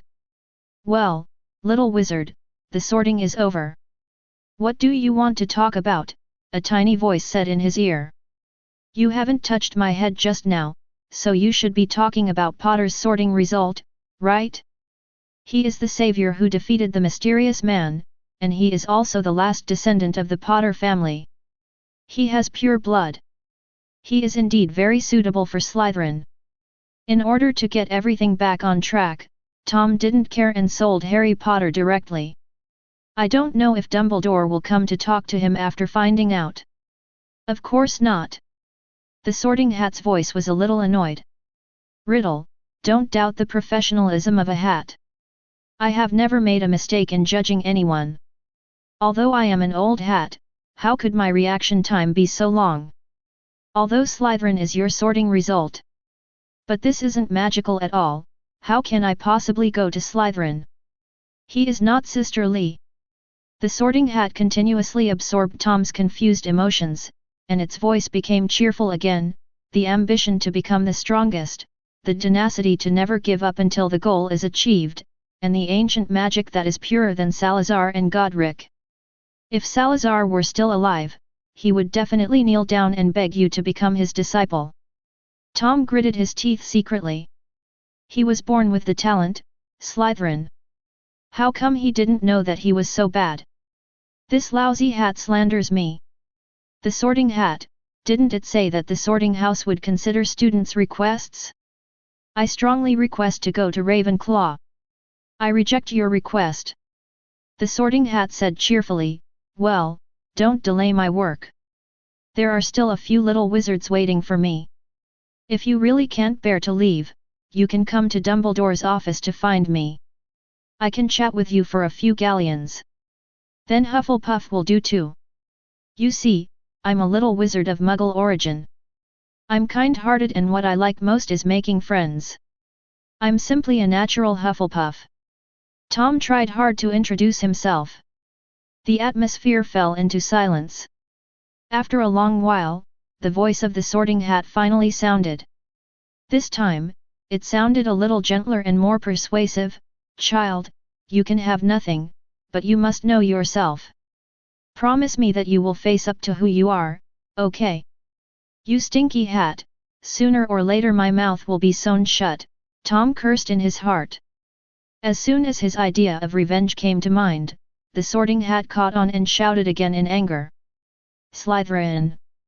Slytherin! Tom Riddle belongs to Slytherin. Tom was about to say something, but Professor McGonagall took off his hat. Mr. Riddle, the sorting ceremony has ended. If you have any questions, please talk to me later. Tom forced a smile that was uglier than crying, bowed slightly to Professor McGonagall, and then walked towards the Slytherin table. There was no applause at first because everyone was confused by Tom's operation of putting the hat back on. Maybe it was too fast, and he wanted to be more involved. The little wizards thought uncertainly. It was not until Daphne reacted, smiled sweetly and clapped vigorously that a few voices echoed the Slytherin table. Tom sat next to Daphne. I really didn't expect you to come to Slytherin. The girl lowered her voice excitedly and said, that's great. We can go to class together in the future. Yeah, I didn't expect that either. Tom responded weakly. After him, the last few students completed the sorting ceremony, and Blaise Zabinai was the last to be sorted into Slytherin. Only then did Tom notice that this man was the one who had believed Professor McGonagall's lies and treated the school as his own home. Chapter 15. We should talk. Snape pondered over what had just happened, and the more he thought about it, the more he felt something was wrong. Could it be that Tom Riddle is the product of Voldemort's reincarnation through some kind of magic? The speed at which the Sorting Hat sorts wizards does not represent the potential of a wizard, but it can definitely reflect the character and ideas of some young wizards. He had never seen a student sorted into Slytherin so quickly. He was afraid that only the resurrection of Salazar Slytherin himself could have such an effect. What does this mean? This shows that Tom Riddle fits perfectly into Slytherin College. Even though he is the dean, I don't think this is a good evaluation. However, Dumbledore ignored Snape and stood up with a smile on his face after Blaise Zabinai sat down. Welcome, welcome new students and old students to Hogwarts to start a new school year. What I want to say is, idiots. Crybabies. Scum. Screw it. Thank you all. After saying that, Dumbledore bowed slightly and sat back in his seat. There was thunderous applause from the audience, including Tom. What does he mean? Andrus in the study space was confused. He didn't understand anything. Why were everyone applauding? Just because he ended his speech with these few words, I think it deserves applause. As soon as Tom finished speaking, the empty plate in front of him was filled with food. Roasted lamb, lamb chops, French fries, mashed potatoes, specially matched meat sauce soup, cream of mushroom soup, garlic bread as staple food, lamb stuffed pie, etc., all exude tempting aroma, tempting the little wizard to enjoy them. Tom didn't hesitate to grab some ribs and chicken wings nearby, and then filled himself a bowl of cream of mushroom soup and started to eat. Although they had almost finished all the snacks that Daphne bought, it is well known that eating snacks will not make you full, and you will still be hungry. It is said that Britain is a food desert, with only dark cuisine. However, apart from fish and chips, the food at Hogwarts can strictly be considered Scottish home cooking, mainly meat stewed with spices, butter, and broth. There are also many other French dishes, such as cream of mushroom soup, which is a classic French dish. As long as they are not fancy and the ingredients are fresh, the taste of these things will not be too bad, at least much better than what Tom ate at the children's home. Andras was still thinking. Shortness is an advantage. Tom took the time to sneer in response, "You haven't met an idiot who talks nonsense for an hour and a half. Don't think that extremely long speeches are a characteristic of a certain Eastern country, the same applies to the UK. Whenever Tom wins an award, there will always be this principal or that president who pops up to brag about it." In fact, the purpose of their speeches was not to speak to the audience, but to the reporters present, in order to get a spot in the next day's newspaper and prepare for their future election as members of parliament. Newspapers are the life of British politicians. This was absolutely a true saying in the 1990s when new media was not yet popular. "Okay." Andras' helpless voice came, "I always feel that your principal is crazy, but he is indeed very strong. I can feel it. There is always a special feeling between strong people, just like Voldemort back then. He was invincible, but he was still very wary of Dumbledore who had never attacked him before, because he sensed danger. Compared to you in life, who is stronger?" Tom became interested. This topic of comparing combat power will never go out of date. He suddenly raised his head, and Daphne thought he choked because he ate too fast, so she quickly handed him a glass of orange juice. Tom thanked him and took it. The battle between wizards can never be judged by comparing the strength of magic and spells. I can only be sure that he and I are on the same level. If we fight in a regular duel, I will not lose to anyone. This is the confidence of the king of the century, and it is also the momentum that Woody has cultivated throughout his life. Tom nodded and stopped talking to Andras. In the second half of the dinner, everyone was basically full and was enjoying dessert while chatting about their own things. There was a second-year boy who was interested in what Tom and the Sorting Hat said later, but when he learned that he was a pure Muggle-born, his face changed immediately and he turned away and stopped talking to him. Soon, news of Tom's identity spread throughout the Slytherin table, and many glances containing different emotions were cast at him, but none of them were positive. He himself didn't think anything of it, but Daphne was worried. The little witch already felt that Tom's coming to Slytherin was not a good thing, so she could only whisper to comfort him, "Slytherin values bloodline, but as long as you have strong abilities, whatever you do is right." Tom also laughed when he saw an 11-year-old girl comforting him. "I'm an orphan. I'm used to this kind of thing. It won't be a problem." Hearing this, Daphne was not relieved, but felt even more distressed, with her eyes reddening.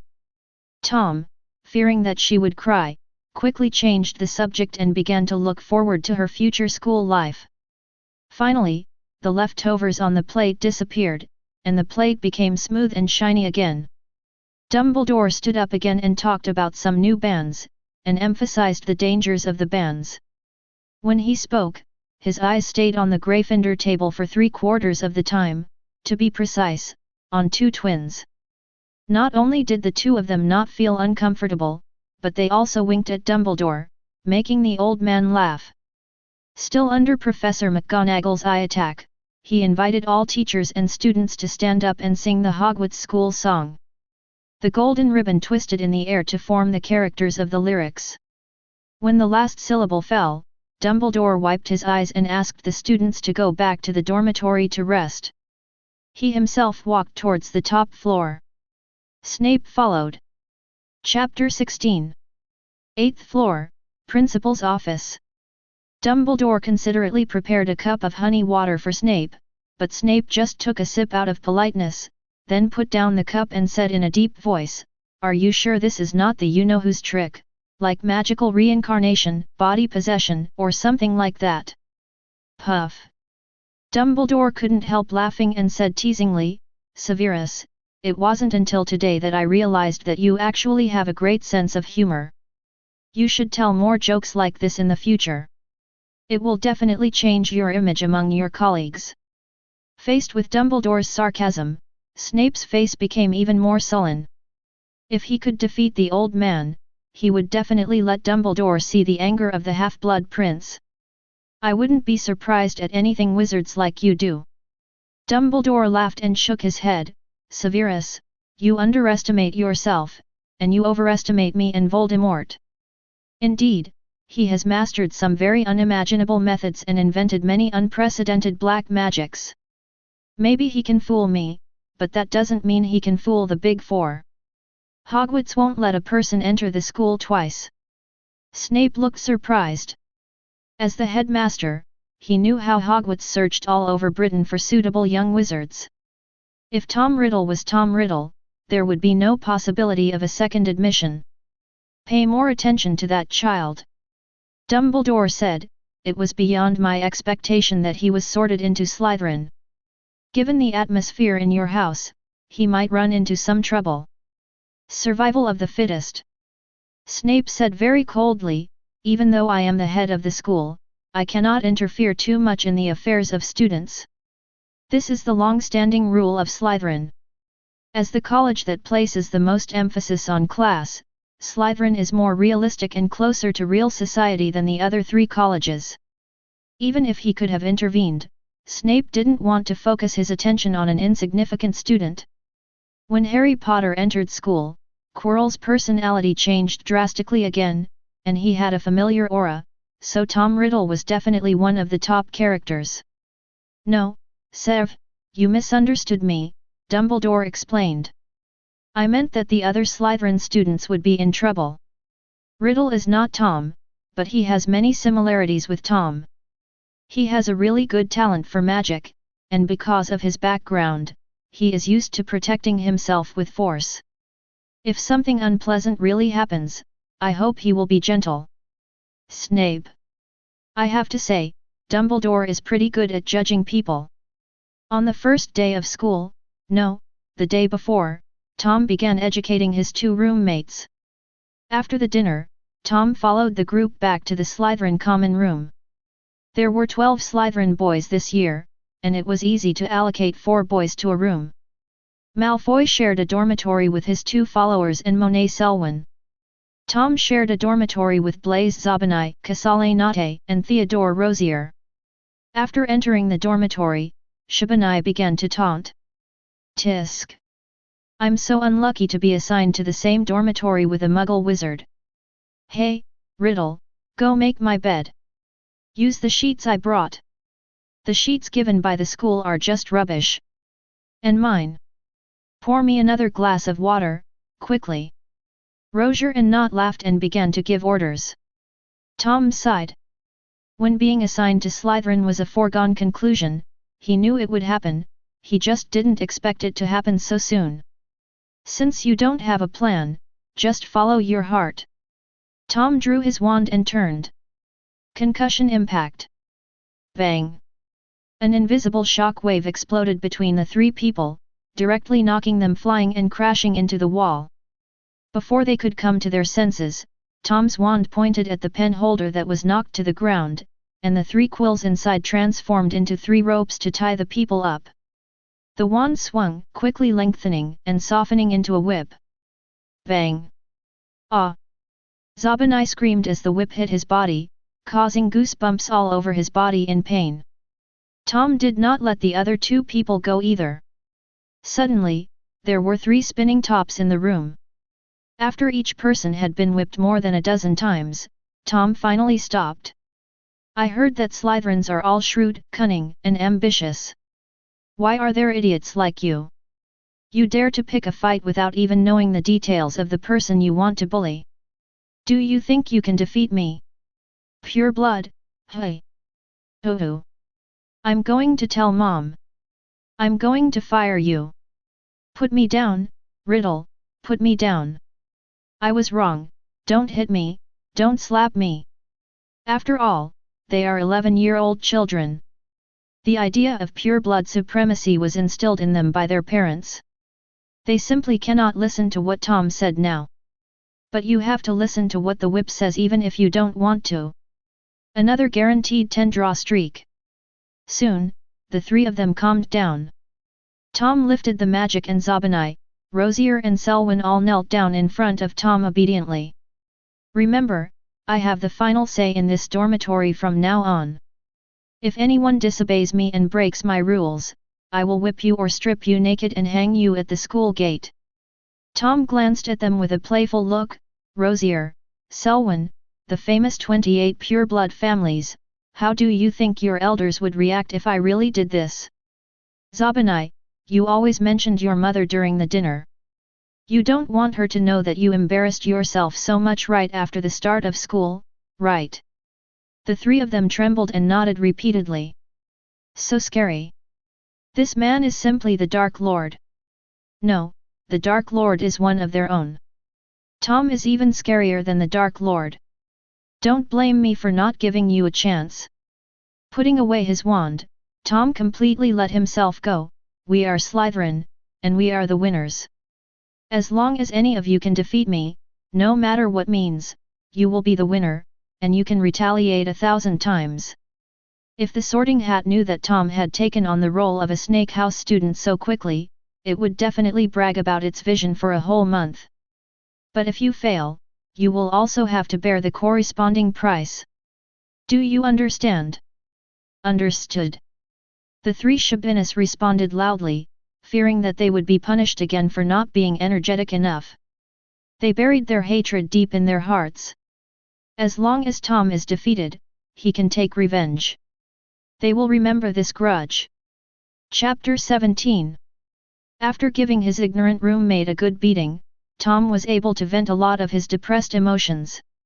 He ordered the three of them to wash up and go to bed as quickly as possible, and only entered the study space after the dormitory was quiet. What took so long? After the dinner, Tom closed the study space, and Andrus naturally didn't know what happened next. When Tom sighed and explained the whole thing, Andrus laughed. It seems that reality is more magical than what is described in books. Pure blood? Bloodline means nothing in front of strength. Tom, you did a good job today. You must be decisive when it is time to strike. If you strike too lightly, it won't serve as a lesson or deterrent, and if you strike too hard, it will alarm the teacher. This is just right now. It's not that simple. Tom shook his head slightly.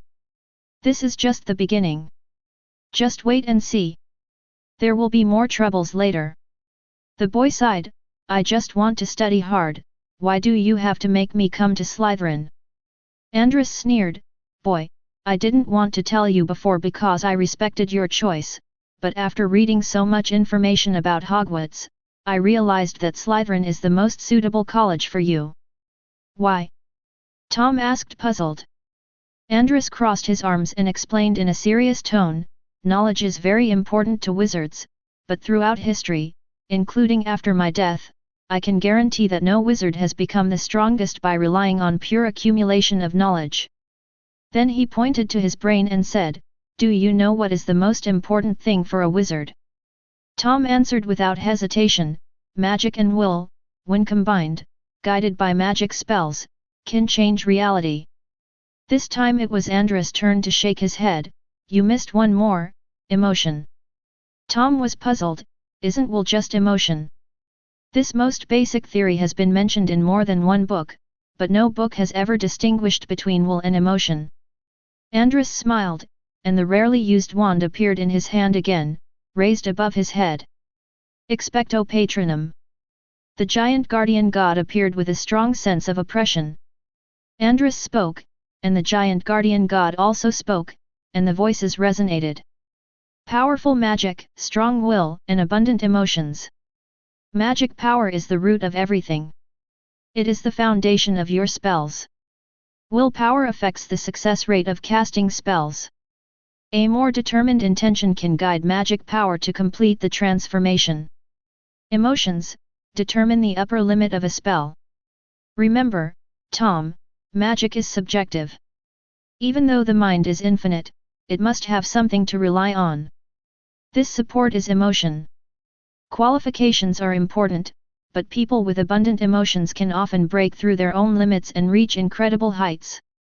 The trouble these Slytherin people caused you is a test for you to find the perfect balance between your will and emotions. Cherish this opportunity. Andrus's voice was so deafening that Tom froze in his tracks. Because what Andrus said was both shallow and profound. Tom could understand his shallow words, but he touched upon the essence of magic, which was difficult to understand, absorb, and transform into his own perception.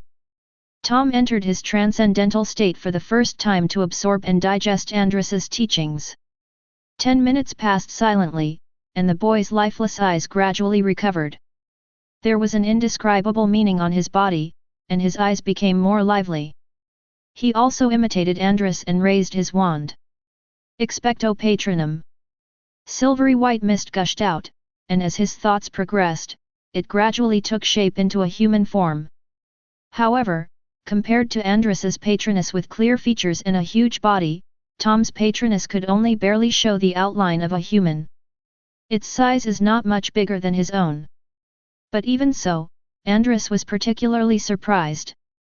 As early as the third day of learning the Patronus charm, Tom had already reached the level of condensing a physical Patronus, but was broken up by Andrus himself. The reason is that once the form of the guardian god is fixed, it will take a lot of effort to change the form and become a special guardian god like him. Andrus also went through a lot of hardships to succeed, so he naturally would not let Tom take the same detour as him. The most difficult step is to preliminarily determine the form of the guardian.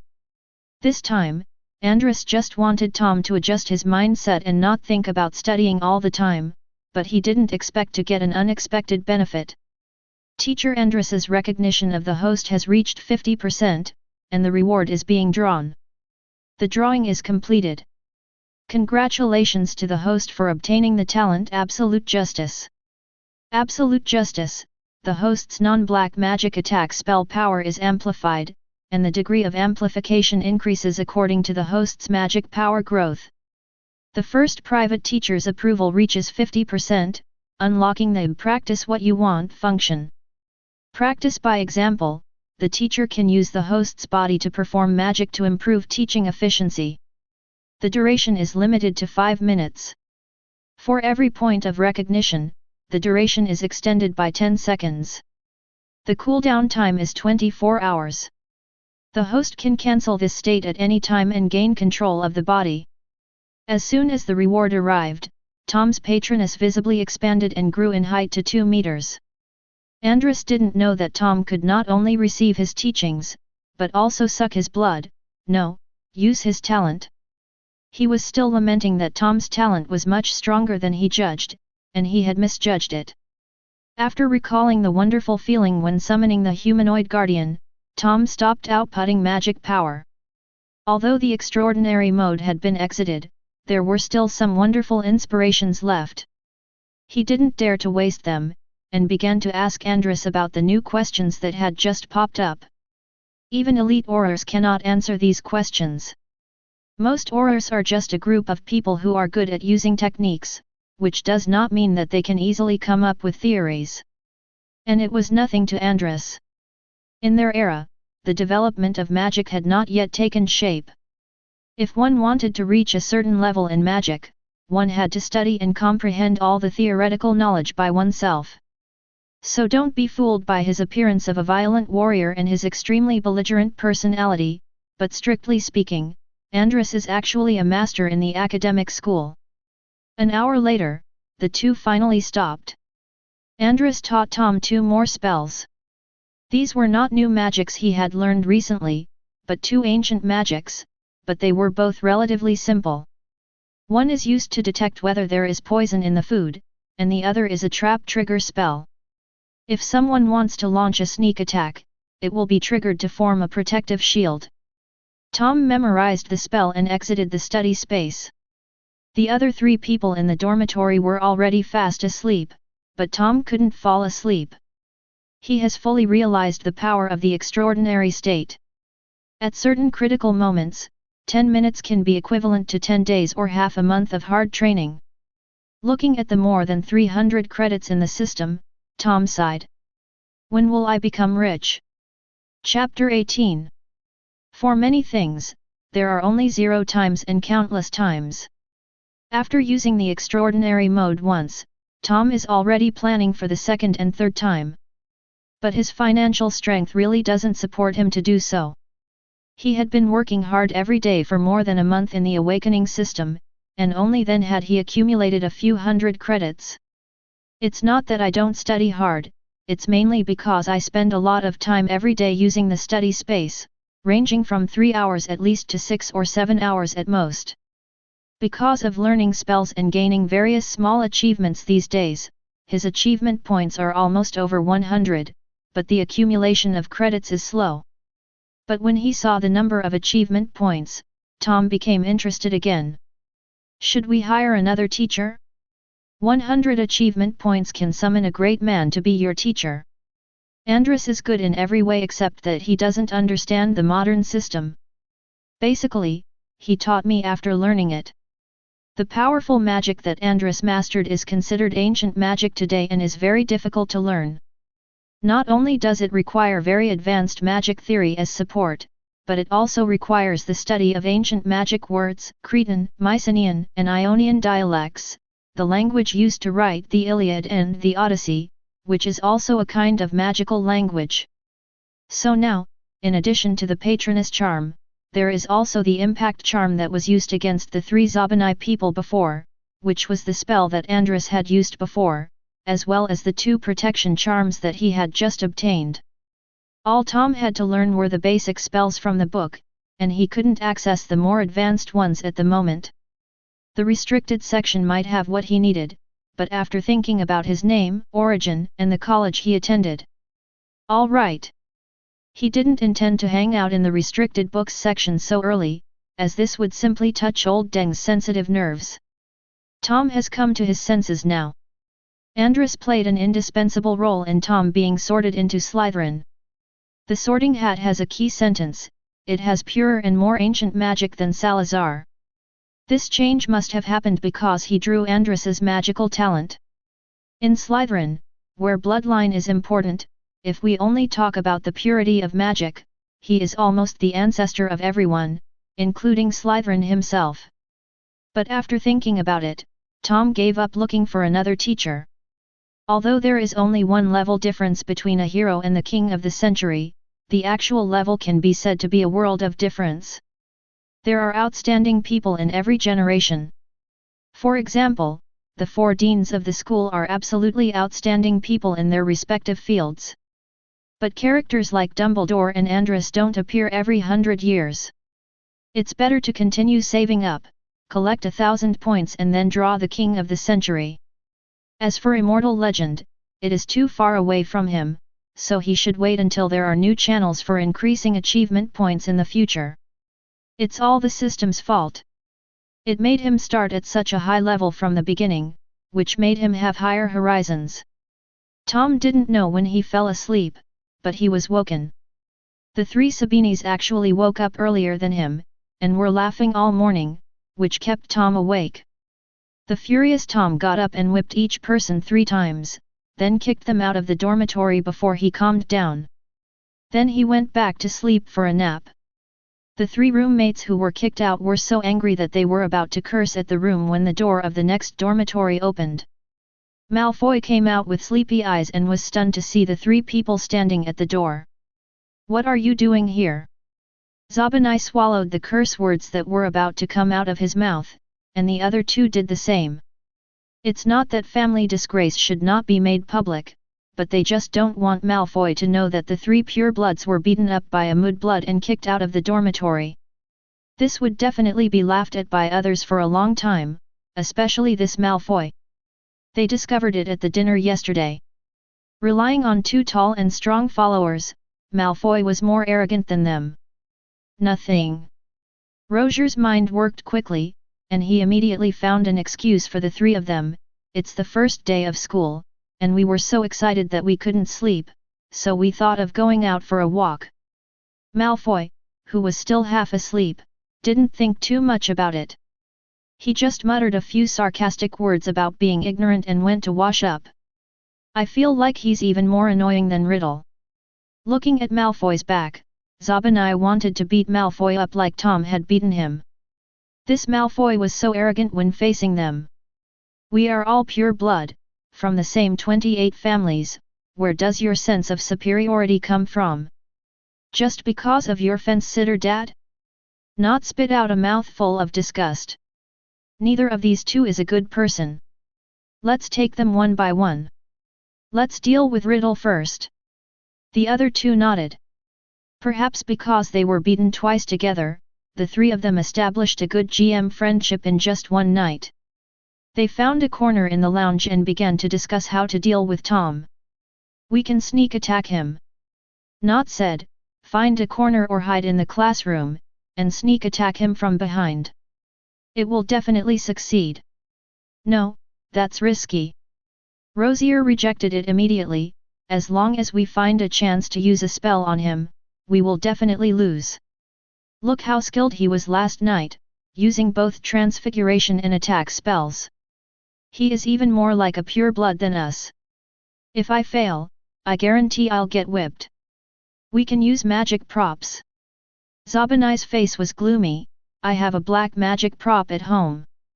Anyone who touches it accidentally will be cursed. Don't mess around. Nott was startled. This is Hogwarts, Dumbledore's territory. If he finds out, Tom Riddle might be fine, but you will definitely be expelled. Zabinai stopped talking. The Slytherin students were more in awe and dissatisfied with Dumbledore. These were passed down from their parents' generation, so they didn't want their acts of revenge to alert the principal and prevent both sides from getting hurt. No, according to what my family said, Dumbledore's preference for mudbloods and half-bloods would most likely make them the only ones to suffer in the end. How about, we tell Dean Snape? Rosier rubbed his wound and said slowly, my parents were classmates with Snape, or colleagues. He will definitely take care of me. Zabinai frowned. Tell the teacher? Wouldn't it be too embarrassing? What if he tells my mother? Rosier was very confident about this. No, my parents are already in Azkaban. He can't possibly send the letter there. Dementors can't be messengers. Sabini, not. Chapter 19. In the end, Blaise and Zabinai agreed to tell tales. It is low cost and effective quickly.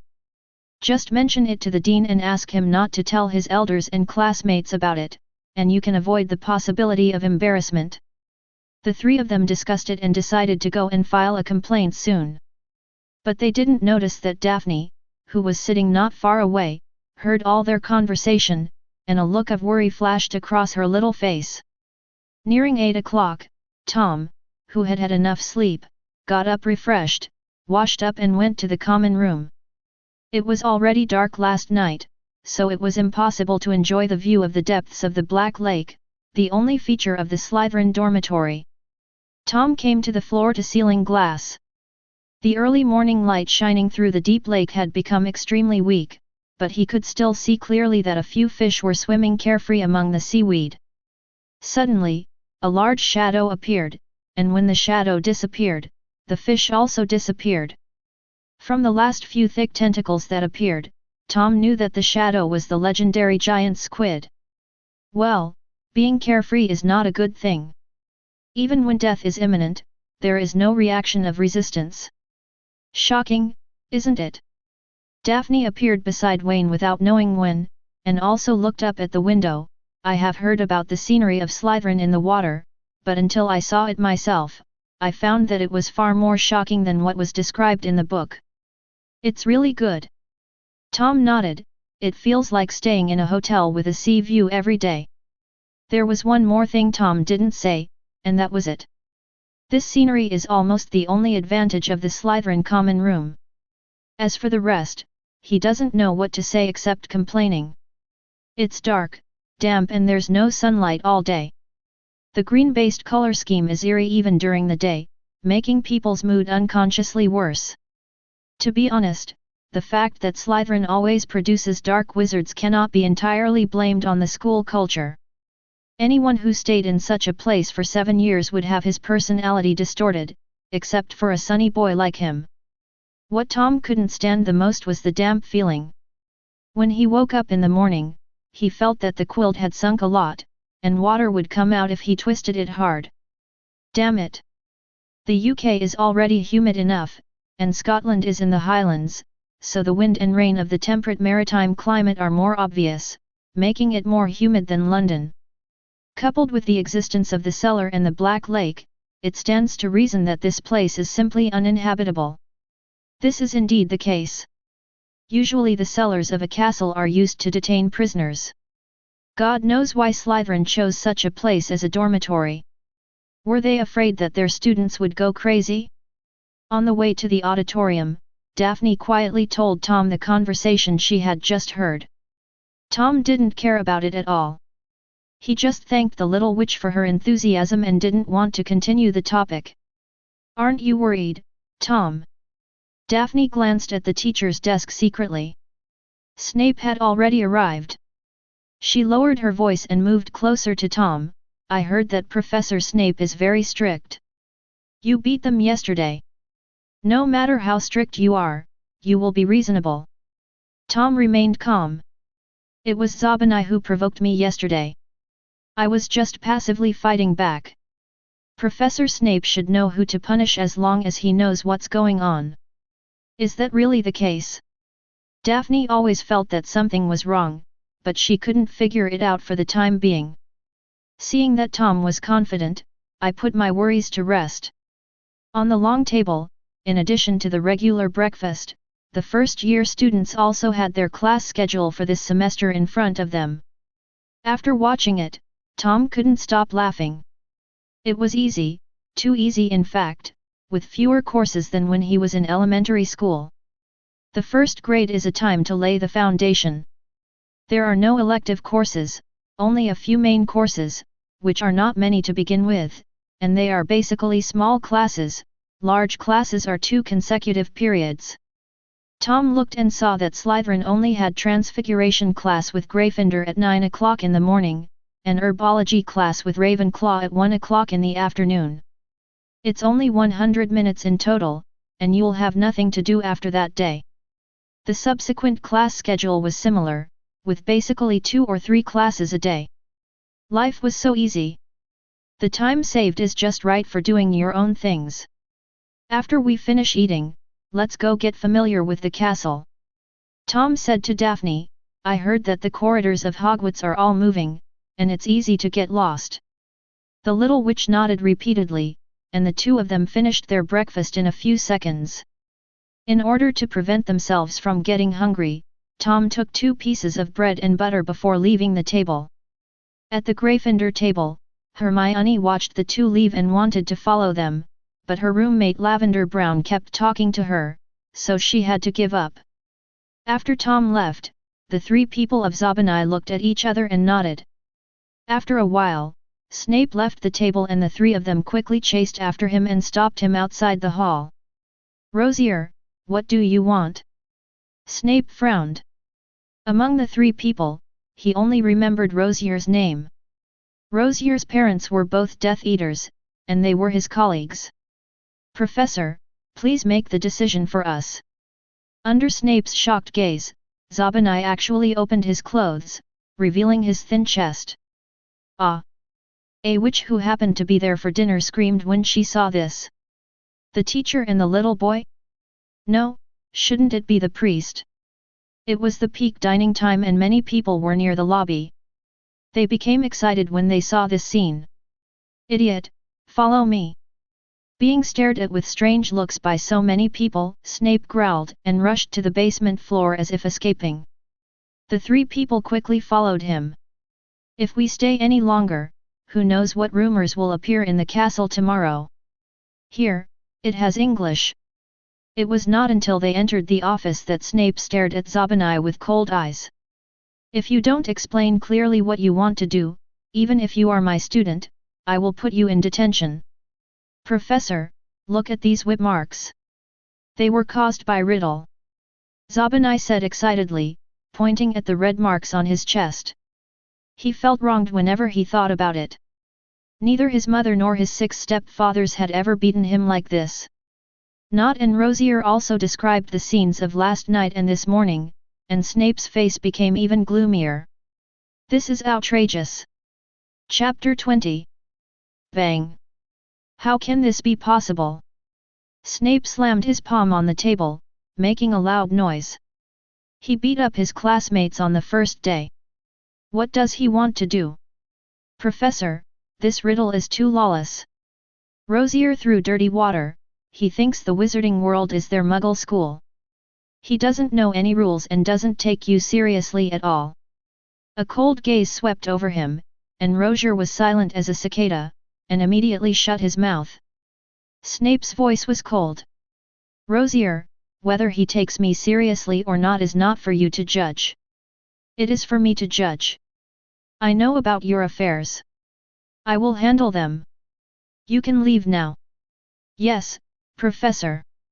After getting the answer, the 3 of them left the office happily, as if they had already seen Tom being punished by Snape and even expelled from school. And after they left, Snape's expression did not improve. He had seen arrogant students before, but this was the first time he had seen one that started to be arrogant so early. When Voldemort entered school, he was not like Tom. On the first night, he beat up 3 roommates and gave them a beating with a whip. He didn't take Dumbledore's 3 reminders seriously yesterday, but who could have thought that the boomerang would come so quickly? This is no longer an ordinary problem student, we must take strong measures. His eyes flickered for a moment, and Snape decided to handle it himself to avoid the old man having to play the good guy again. Today he was going to teach Tom a lesson and let him know whose territory Slytherin was.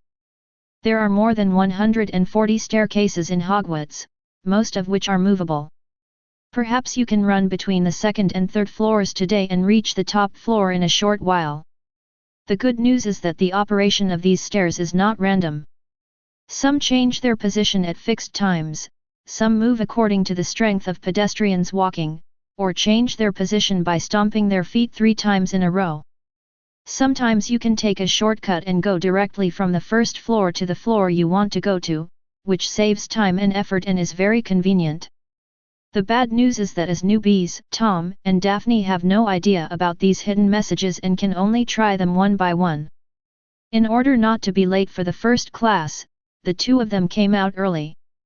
Because Tom kicked the stairs, a staircase from the 3rd floor to the 4th floor took them directly to the top floor.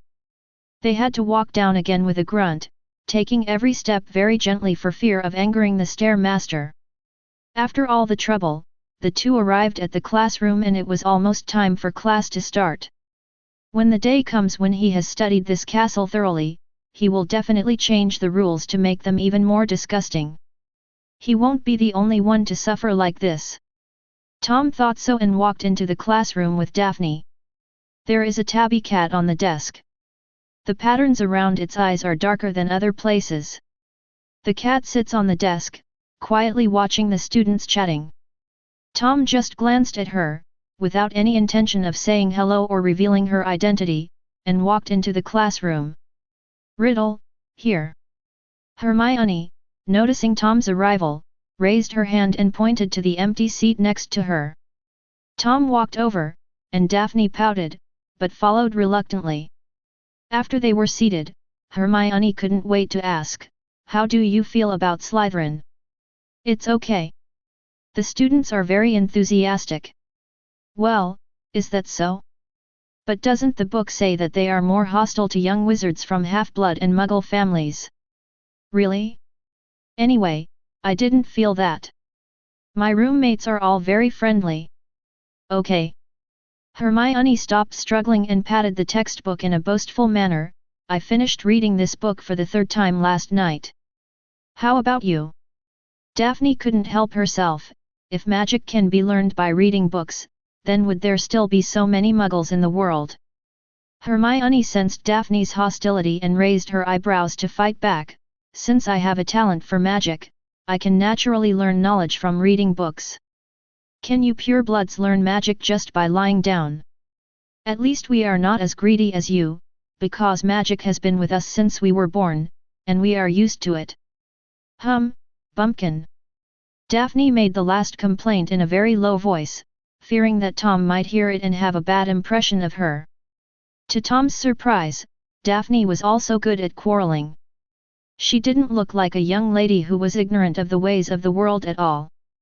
The two of them went back and forth, attacking without defending. Tom sat in the middle with an expressionless face, only feeling that his two ears were their main targets of attack. "It's 8:55, said Tom suddenly.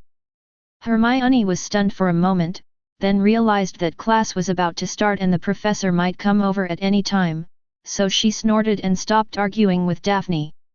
Daphne also turned her head away, no longer looking at her, and started chatting quietly with Tom. A few minutes later, the class bell rang. Professor McGonagall hadn't appeared yet, but two people ran in breathlessly. "Great, great, I'm not late." Harry panted, supported on his knees, a smile on his face, and quickly found an empty seat with Ronald and sat down. "What a weird staircase." Ronald, who was sweating profusely from running, also smiled. He looked around and didn't see Professor McGonagall, so he was even happier. "We are not late, but the professor is late. If I had known, I wouldn't have run so fast. I can hardly breathe." Ronald did not lower his voice when he spoke, and even though he and Harry were sitting relatively far back, they could still hear it clearly from the podium in front. Tom turned his head and looked at Ronald with pity in his eyes. Beating up his roommate on the first day was nothing. Ronald was the real warrior who dared to challenge Professor Cricket in the first class. "Morning, gentlemen and ladies." At this moment, the tabby cat leaped forward and transformed into Professor McGonagall in the air, shocking everyone. Ronald opened his mouth in shock and his face turned pale. Professor McGonagall glanced at him, then looked at everyone again. "I'm glad that no one is late for the first class. I hope you can keep up the same in the future. At least I won't be late." "It's over," she heard it. Ronald heard the faint wailing of mosquitoes and felt that his future was bleak. Harry calmly moved his butt away from his newly recognized good brother. Chapter 21. Transfiguration is an extremely advanced and dangerous subject. At the same time, it is also a magic that you will use frequently in the future. You must study hard with a rigorous and serious attitude. If anyone disrupts my class, I will kick him out, no matter which college he is from. Professor McGonagall showed off her power from the start, and only nodded in satisfaction when all the students were sitting upright, and then she gave them a sweet gift. She showed everyone the magic of transfiguration. Professor McGonagall tapped the table with his magic wand, and the square desk turned into a fat, cute white pig. And her next action made the little wizards exclaim in surprise. The big white pig first turned into a lion, roaring like the king of beasts, and then turned into a huge python, making every little wizard who looked at it shudder.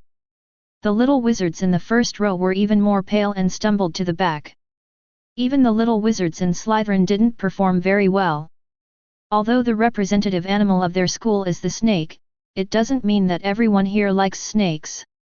Tom clearly saw a smile flash across Professor McGonagall's eyes, and he secretly complained in his heart. "I didn't expect that you, Professor McGonagall with thick eyebrows and big eyes, are also a sinister person." Bang! After a loud bang, the giant python disappeared and turned into a long table again. The chaos in the classroom gradually subsided. This is the charm of transfiguration. You can use it to change the world. However, the transformation of large animals is knowledge that only senior students will learn. Now, we have to start from the basics. Professor McGonagall gave each young wizard a toothpick. Their task in this class is to turn toothpicks into silver needles.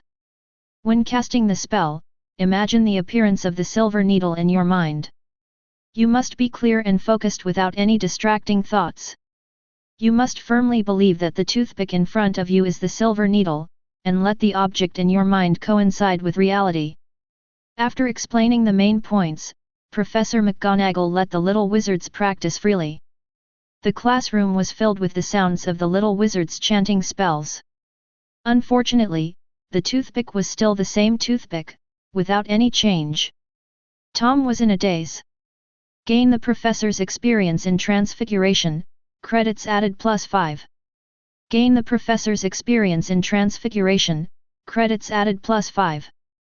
The reminder sounded twice in a row. Not only did 10 credits get credited, but Tom also found a new way to earn credits.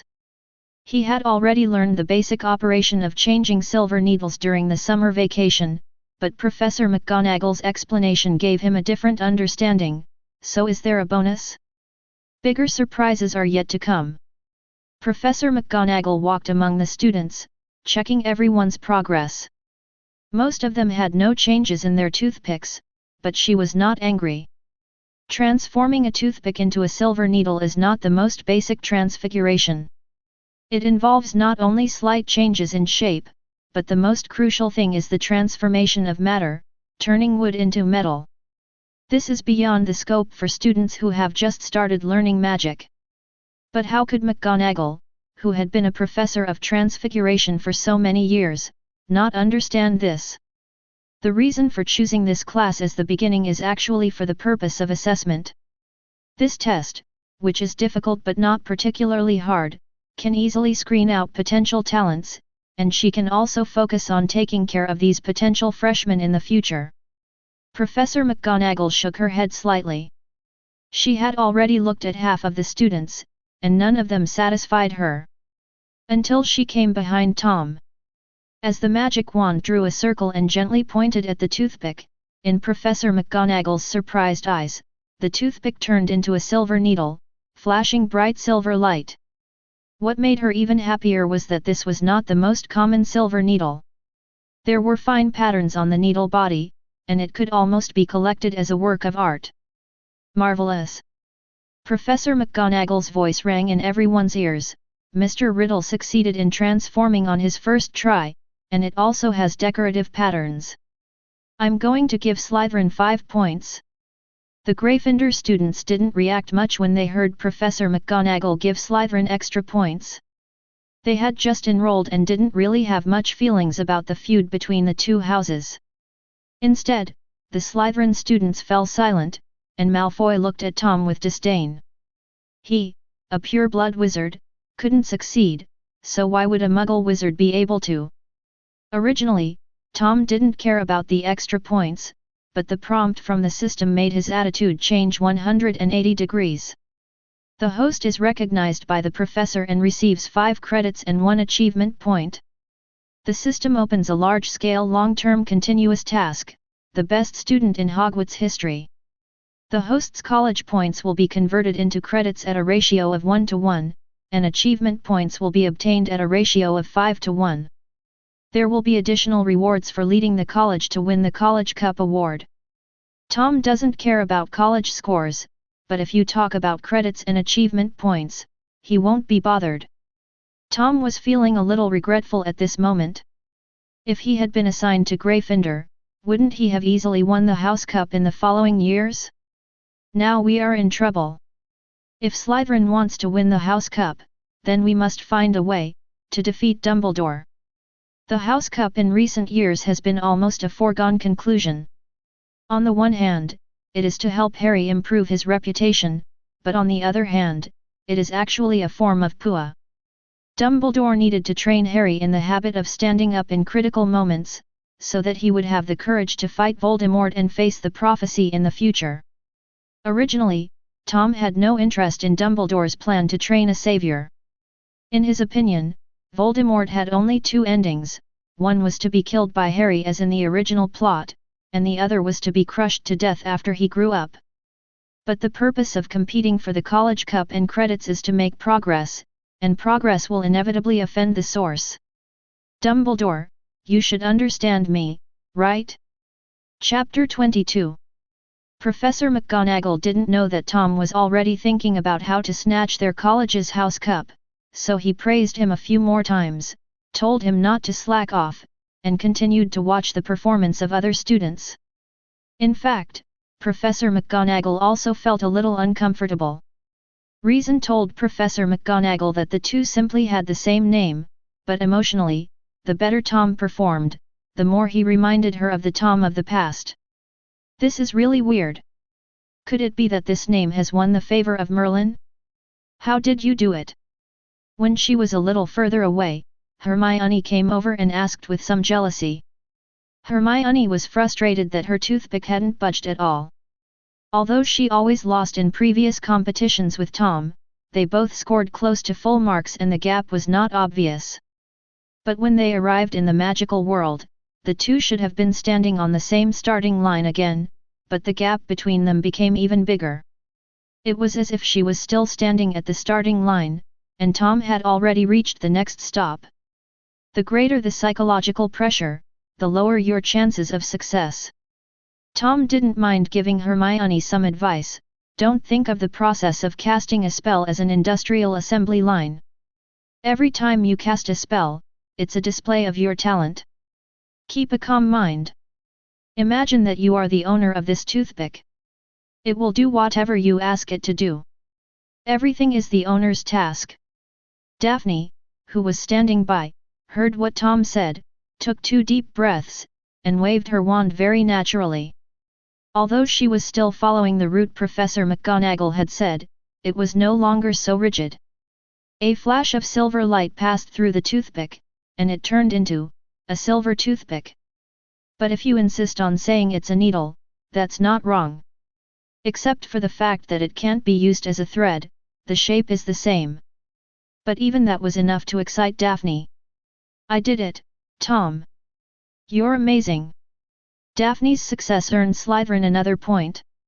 Unfortunately, this was not something Tom fought for, so he didn't get any extra credit. But this was enough to make Hermione uncomfortable. She was so strong-willed that she didn't talk to Tom and just started practicing. Finally, before the get-out-of-class ended, Hermione successfully changed the toothpick into a bright silver needle, but unfortunately it was still made of wood. However, this also made Professor McGonagall very happy, and he also gave Gryffindor an extra point. Bang! There was a sudden loud bang in the classroom, startling Professor McGonagall. This is a Transfiguration class, not a Defense Against the Dark Arts class. How could there be an explosion? Soon she found the culprit. Seamus Finnegan and Neville Longbottom looked at each other. Both of them had big afros, and the toothpicks on the table had turned into charcoal. Professor McGonagall's face turned black as well. He angrily deducted 1 point from Gryffindor and announced the end of the get-out-of-class. Hogwarts is indeed full of talented people. Not only did it produce a Jinkriki like Tom, but it also had a powerful explosive jutsu master. It was simply terrifying. After class, Daphne wanted to go with Tom, but was stopped by Millicent Borders and Pansy Parkinson. She could only watch Tom being dragged to the library by Hermione. Greengrass, why are you getting so close to a Muggle wizard? Pansy Parkinson said dissatisfiedly. That's right. Borders also echoed, although she looks pretty, it's a fact that she has a despicable bloodline. Just wait and see. In a few days, she will be completely subdued by Nott and the others. What does my making friends have to do with you? Just take care of yourselves. Without Tom's presence, Daphne's temper also came out. Without even looking at the two of them, she said disdainfully, Parkinson, clean the spinach out of your teeth before you talk to me. You disgust me. As for you, Borders, your toothpick hasn't changed at all in the entire class, and you still have the nerve to comment on Tom's bloodline? You are really embarrassing for the purebloods. After saying that, Daphne ignored the two people's blushing faces and left the classroom alone. Greengrass's family background enables her to ignore Borders and Parkinson. Even though they are also among the 28 families, if they say they will ignore you, then they will ignore you. Originally, Daphne wanted to pursue Tom, but she didn't want to stay with Hermione, so she simply went back to the dormitory and wrote a letter home. The other side. Tom also came to the Dragonfield of Hogwarts, the library. Back then, Tom relied on the Hogwarts collection of books to obtain the most crucial spells and accumulated a profound foundation, which enabled him to achieve great success after graduation. In addition to him, many people have also benefited a lot here. Relying solely on what the teacher teaches can only allow you to graduate successfully. If you want to learn some special spells, you still have to explore on your own. This is also the reason why many wizards with the same talents can open up a gap. Some people have maximized their potential, while others have wasted most of it. Naturally, people have different destinies. The librarian, Madame Pants, was a woman with eyes like a hawk. Anyone who made loud noises or did not take care of the books would immediately receive her death stare. Hermione picked up a book called Elementary Transfiguration and started reading. Tom sat opposite her and took 3 books in one go, successfully gaining Madame Pants's attention.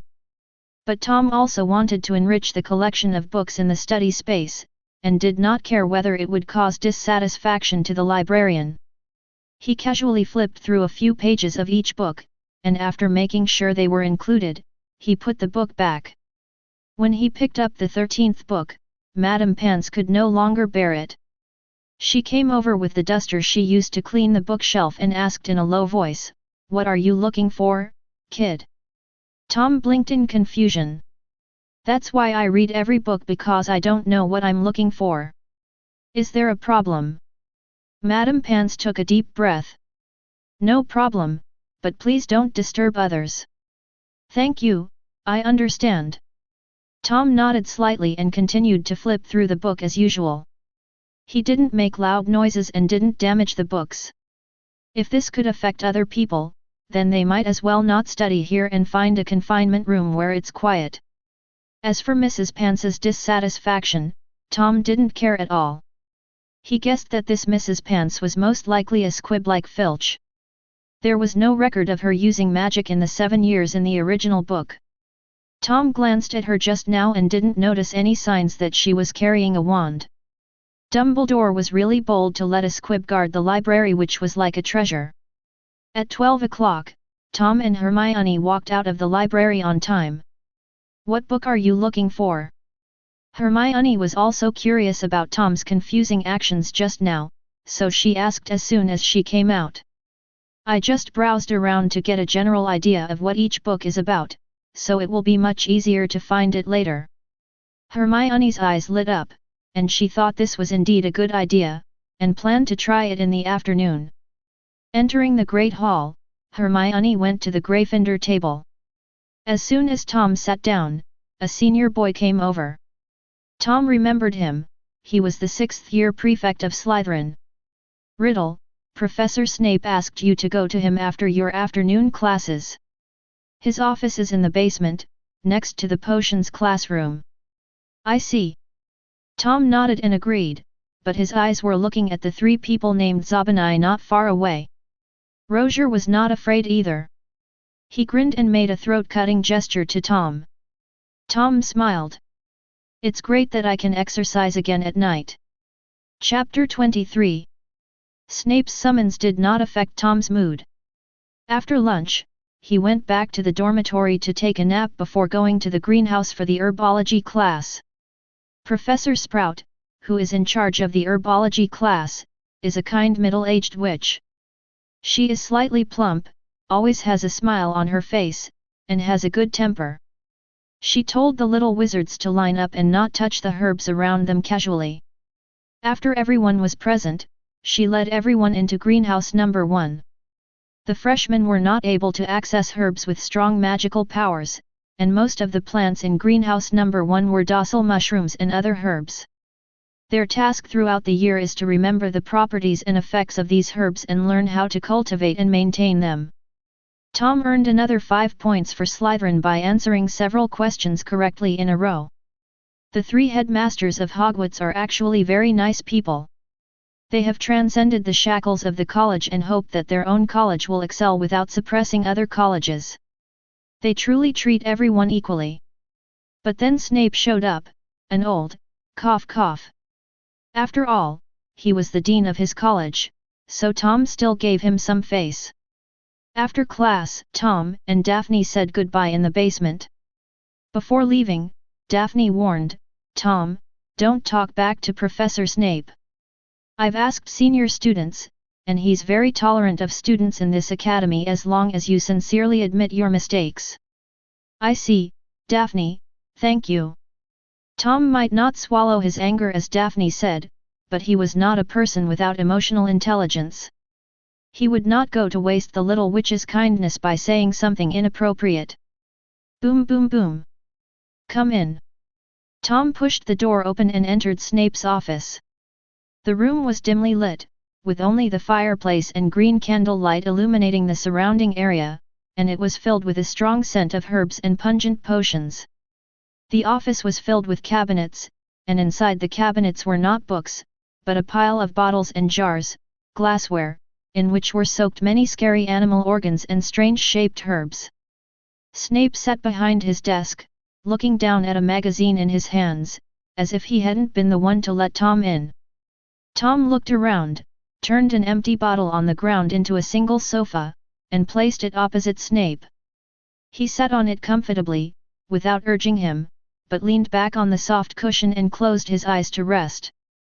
Snape's hand paused as he was turning the pages of the book, and a vein on his forehead popped out. Bang! The magazine was closed, and Snape looked coldly at Tom, who was complacent. "Riddle, did I ask you to sit down?" Tom then opened his eyes and pretended to be puzzled and asked, "Professor, is it illegal for me to sit and talk to you?" Sharp-tongued. Snape snorted coldly, "This is my office. You used magic without my permission. Are you so impatient to show off your pitiful talent?" Snape didn't look that good to begin with, and now with his stern face he looked even scarier. Any other little wizard would have been trembling with fear, but that definitely didn't include Tom. In terms of strength, well, he definitely couldn't beat Snape right now. But this is Hogwarts, Dumbledore is still alive, and the White Lord is still a demon. How could he allow anyone to break the rules he set? So even though Snape was extremely angry, he did not dare to do anything excessive and could only deal with the students within the rules.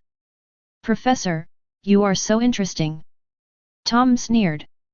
"Of course I know this is your office, but I also know that you must have been reading an important article. Otherwise, how could the dean of the college who attaches the most importance to bloodline and etiquette not know how to entertain guests? For the sake of Slytherin's reputation, I can only act on my own initiative. Professor, I think you can understand. This kid." Snape's hands clenched in his sleeves. In all these years as the dean, no student has ever dared to ridicule him. But he didn't know what to say. He just wanted to teach Tom a lesson, but he didn't expect to be caught. Although Tom was not a guest, Snape knew that if he continued to pester him, the other party would definitely have a reason to wait for him. He could only make a note of Tom and take a deep breath.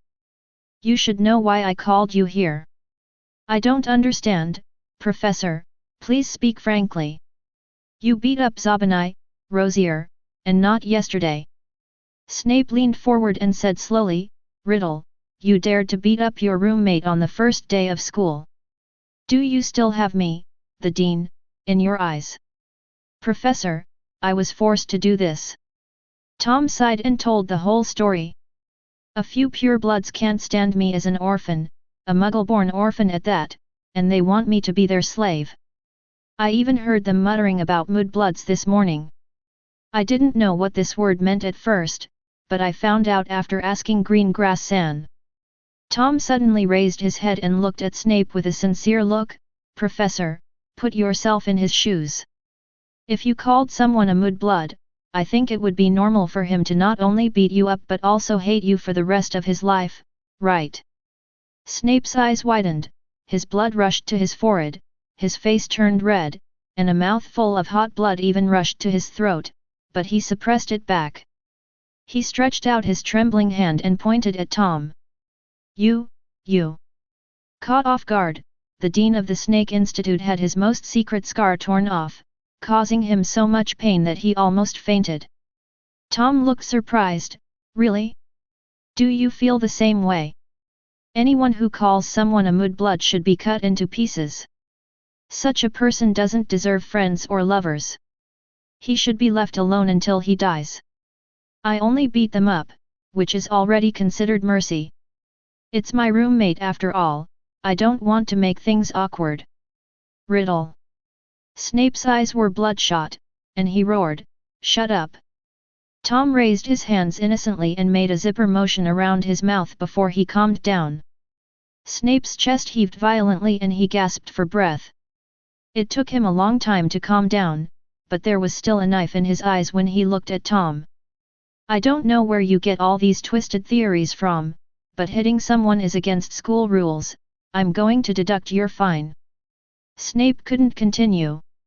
This damn troublemaker is from their academy. If points are deducted, is it punishing Tom or punishing himself?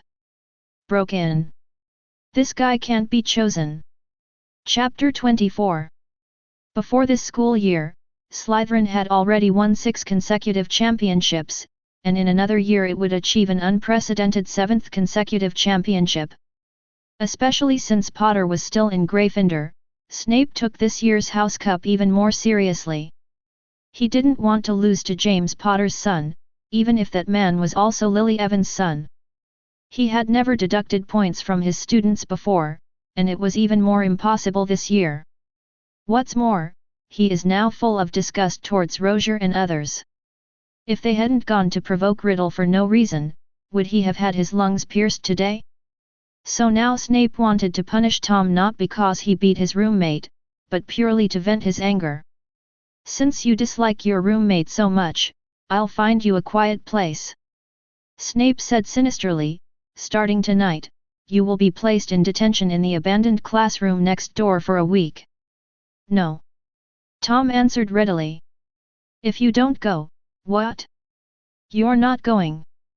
Snape couldn't believe his ears. That's right.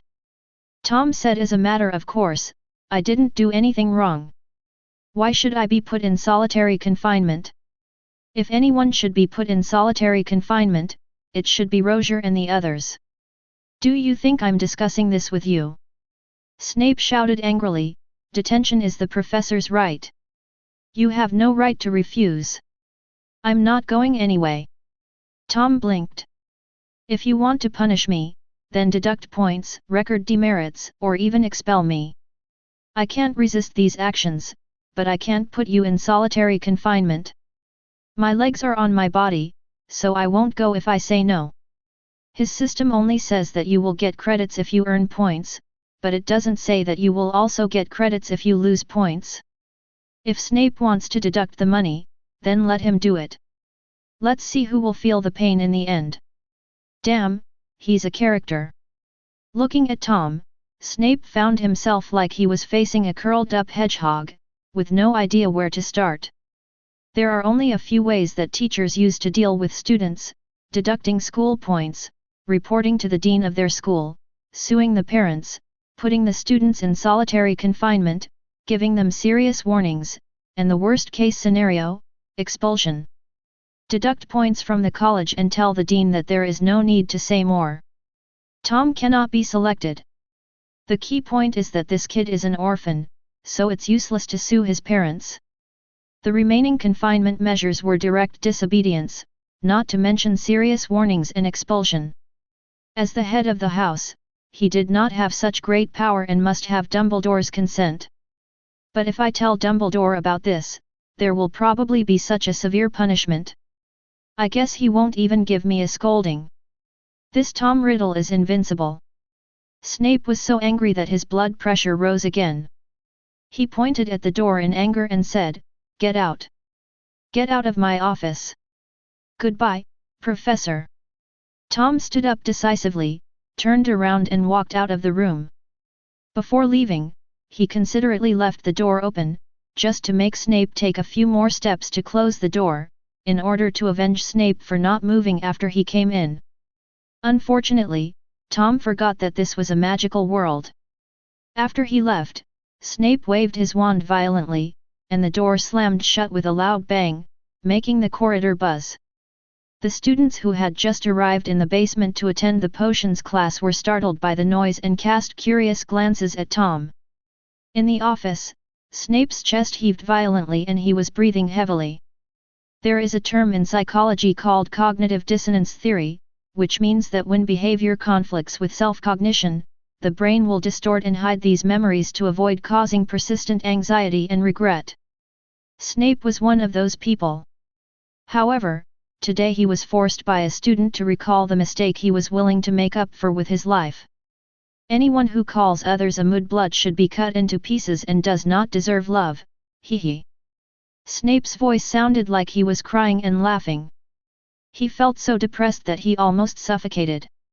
The potions professor, who always entered the classroom on time, was unusually late. He did not appear in front of the students until halfway through the class, and his eyes were as cold as ice.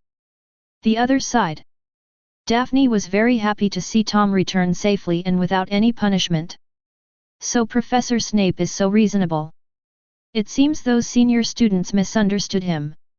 Speaking of reason? Well, you're right.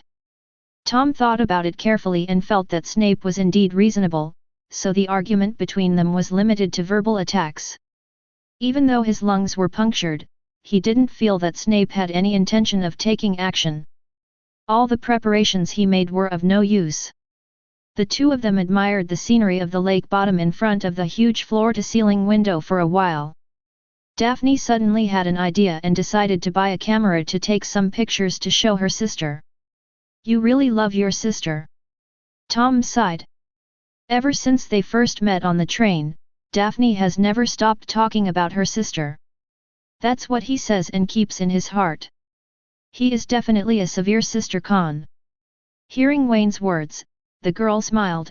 When you meet Astoria, you will like her too. She will come to school next year, and you will understand then. Tom nodded. Sister is so cute, the younger sister must be not much worse. The sudden praise made Daphne stunned for a moment, and then her face turned red as if she was roasted by fire. Without saying anything, she ran into the girls' dormitory. Tom. This young lady gets shy so easily. Tom had no idea that Daphne was so well protected by her family and had few opportunities to come into contact with outsiders. It would be strange if I wasn't shy to hear such straightforward praise coming from a boy. Shaking his head, Tom returned to the dormitory as no one was with him to enjoy the scenery. Although Snape did not punish him, it did not mean that he would let his roommate who reported him off. But to Tom's disappointment, the dormitory was empty and he didn't know where Shibani and the other two had gone. Sitting on the chair, Tom cast an disillusionment spell on himself and entered the study space with his consciousness. Andras, who had been resting with his eyes closed, opened his eyes and said to Tom with a smile, "Your potions teacher has quite a lot of good stuff. It seems, we have to find a way to take advantage of him." Tom? Is it so exciting as soon as you come in? Chapter 25. For the first time, Tom felt that he could not keep up with Andras's thinking. Isn't the matter over? Why does it feel like this righteous man has an even worse temper than him, and he wants to retaliate even if he hasn't suffered any loss? Looking at Tom's surprised expression, Andras laughed. Don't get me wrong, Tom. I'm not a petty person. It's just that Snape has something I need. No, to be more precise, you need. I need it. Tom paused, then immediately understood. You mean the potion ingredients? That's right. Andras admitted his goal and asked again, Tom, do you know how wizards fought in my time? Tom was puzzled by the question, how else can we fight? Isn't it just using magic? If we are more insidious, we can use poison, assassination, sneak attack, ambush, or gang fight. Andras' eyelids twitched. Most of what you said is true, but don't say it again next time. He couldn't deny it, because in order to win and survive, the means that wizards of that era could use were more despicable than Tom could imagine. Andras straightened his face and got back to the point. Magic is indeed a wizard's powerful weapon, but other than that, Andrus made a very muscular move, the power of the flesh cannot be ignored. As the saying goes, big muscles, passionate fighting. Whether it's dodging a spell or attacking faster than the opponent, all of these require the support of the body. In fact, in close combat, fists are much more useful than casting spells. Andrus showed a proud look on his face. There were quite a few wizards who were beaten to death by my iron fists. There were even some of them who you called great men of their generation. They were all stupid and could only cast spells at a distance. They lost their composure when I got close to them. They were typical useless academic wizards. As for how to strengthen your body, I have a complete set of training methods and matching potions. I originally planned to teach you after you had some money, but after reading Snape's collection, I think the plan can be advanced. It turns out that my poverty limits my progress. Tom muttered to himself. He only knew that the poor were good at literature and the rich were good at martial arts, but he didn't expect that learning magic would cost him money. What materials are needed? Tom asked again. Andrus told the recipes of the potions. There were more than 10 kinds of them, which were definitely high-end potions. Except for a few common herbs that were relatively cheap, the others were more expensive than the others. Wayne had seen the heart of a fire dragon in the potion shop last time. It cost 8 galleons per ounce and it was not fresh. Dragon's blood grass cost 15 galleons per plant and he needed 8 plants in total. The most terrifying thing is the eyeball of the Sphinx's claw. This thing is even rarer than a fire dragon and is an absolute protected animal. It is impossible for a potion shop to sell this thing. It may be available in Nocturne Alley, but it is hard to come by and there is no accurate standard for the price. And it just so happens, most of these things can be found in Snape's collection. Done. Tom agreed with Andrus' idea immediately. Damn Snape. If students want to make progress, it is reasonable for teachers to provide some sponsorship and support, right? I just observed that Snape seems to be very confident in himself. There is no trace of magic on the door lock, and there are no protective measures for the potion materials. All he needs to do is find an opportunity to sneak in. Tom was a cautious person. He opened the study space before entering Snape's office. Once Snape showed signs of taking action, he immediately used the physical action function to release Andrus. Therefore, Andrus could see the status of Snape's office very clearly. Let me think of a way. Tom pondered. It's easy to buy for free, but you can't underestimate Snape and Dumbledore. After all, this castle is their territory, so it's better to plan carefully. Just as he was about to discuss with Andrus about learning some concealment magic, the door of the dormitory was pushed open. The 3 Shabinis were overjoyed to see that the room was empty. Riddle's not here. He must have been punished by Professor Snape. He is in detention now. Nonsense! Roger shouted, why is he being put in solitary confinement? Maybe he should be expelled. That's right. Nott nodded repeatedly, you're so lawless on your first day, you deserve to be fired. After saying that, the 3 of them burst into laughter. Tom also smiled and his consciousness exited the study space. The 3 people who were laughing wildly just now suddenly floated up uncontrollably, with their hands behind their backs as if their hands were tied up by invisible ropes. Then their knees softened, and their bodies fell down again, kneeling heavily on the ground. The disillusionment spell is lifted. Zabani, Rosier, and Nott looked at the boy who suddenly appeared with horror. Oh shit! Why is he here?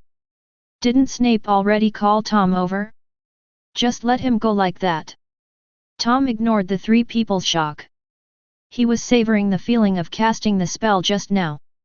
Strong will and surging emotions.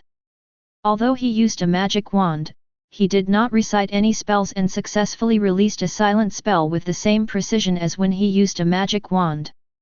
Tom had a new understanding of what Andrus said about will and emotion. This is a contradictory state, and it is difficult to grasp the right balance. If you use too much force, your emotions will get out of control, and if you restrain the impulse, the magic will not be released.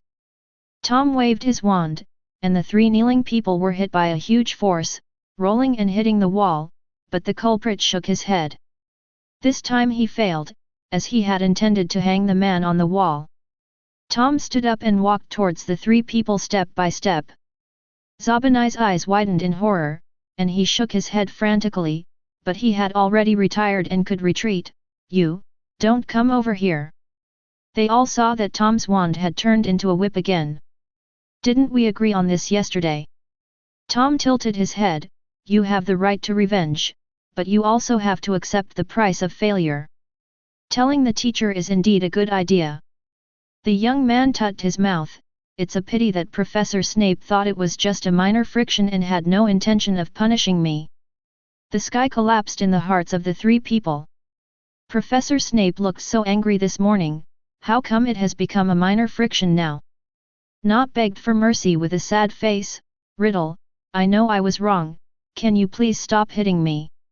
"Of course not." Tom shook his head. "None of you three can escape today. Come on, everyone will get a guaranteed 10-draw combo." Chapter 26. With a burst of ghostly howls, the three Shabinis received their daily benefits. Although their eyes were filled with tears, their expressions were much clearer and they all lowered their heads and looked submissive. They thought this was the end, but little did they know that everything was just the beginning.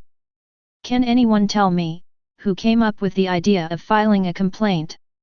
Tom played with the wand that had returned to its original state and said nonchalantly, "This is an internal conflict in our dormitory, but you were the first to stab it out. I'm very heartbroken. Tell tales to the dean. Is this the glory and tradition that the purebloods are so proud of? The original gang is so rude." The three of them blushed, feeling angry and ashamed at the same time. Tom's words were too harsh. They were all the darlings of the family and had never heard such harsh words. But even so, Nott and Zabanai remained silent and had no intention of betraying Rozier. "Don't tell me." Tom raised his eyebrows and slowly pointed his wand at them. "It just so happens that I just learned a few evil spells. Thank you for giving me the opportunity to practice." Zabanai's face changed. Being beaten was simply painful, but God knew what evil curse Tom had learned. If the spell fails, that might be more terrifying than success. "It's Rozier." Under the incredulous looks of Rozier and Nott, Zabanai chose a path that followed his heart. It was Rozier who came up with this idea. He also said that Professor Snape had a good relationship with his parents and would definitely favor us. But it turns out that this guy was a liar. "Zabanai! You traitor!" Rozier wanted to pounce on him and bite him, and Nott looked at him with disgust. Traitors are always disgusting. But that's exactly what Tom wanted. He untied the restraints on Zabanai, helped him up with a smile on his face, and patted his shoulder. "Bruce, I'm glad you can turn back from your wrong path." Zabanai was too embarrassed to say anything else. He felt extremely ashamed for betraying his companion. But then, Shabanai no longer thought so, he only felt fortunate. For Tom had hung Nott and Rozier up again, and left them there to look on, and had given each of them 50 lashes. This time the attack was more brutal than the previous 3 times. The shrill screams made Shabanai's scalp tingle and his whole body tremble. What's even more terrifying is that Tom was beating and healing at the same time.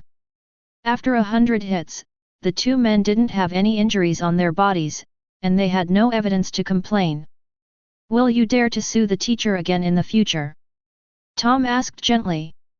The 2 of them shook their heads wildly, looking at him as if he were a demon. "Then how do you calculate the loss you caused me this time?" Tom asked again.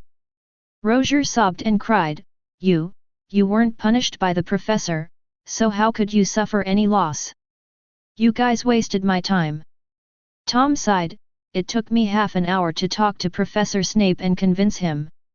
Plus the time I had to rush to get there and pack up, you almost wasted my entire afternoon. As the saying goes, time is money. Shouldn't you give me some compensation?" The three of them nodded subconsciously.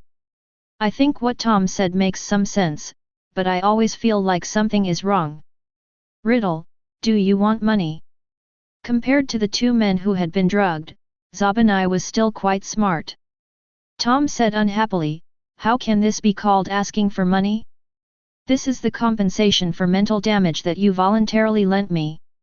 I'm a kind person, so consider it as a loan from me. I've prepared the IOU for you.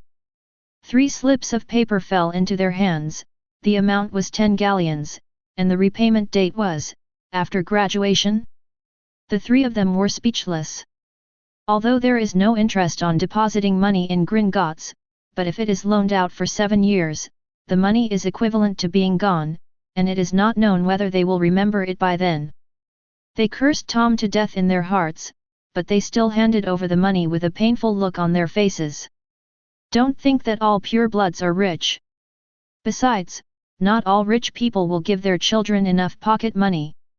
Zabanai has the most pocket money, but it's only 50 galleons a semester. Not and Rosier only have 20 galleons, which is half gone in an instant. It's only the second day of school. Both of them were desperate. Since they had signed the IOU, it would be useless even if they filed a complaint and accused Tom of blackmail. What's more, will complaining really have any effect?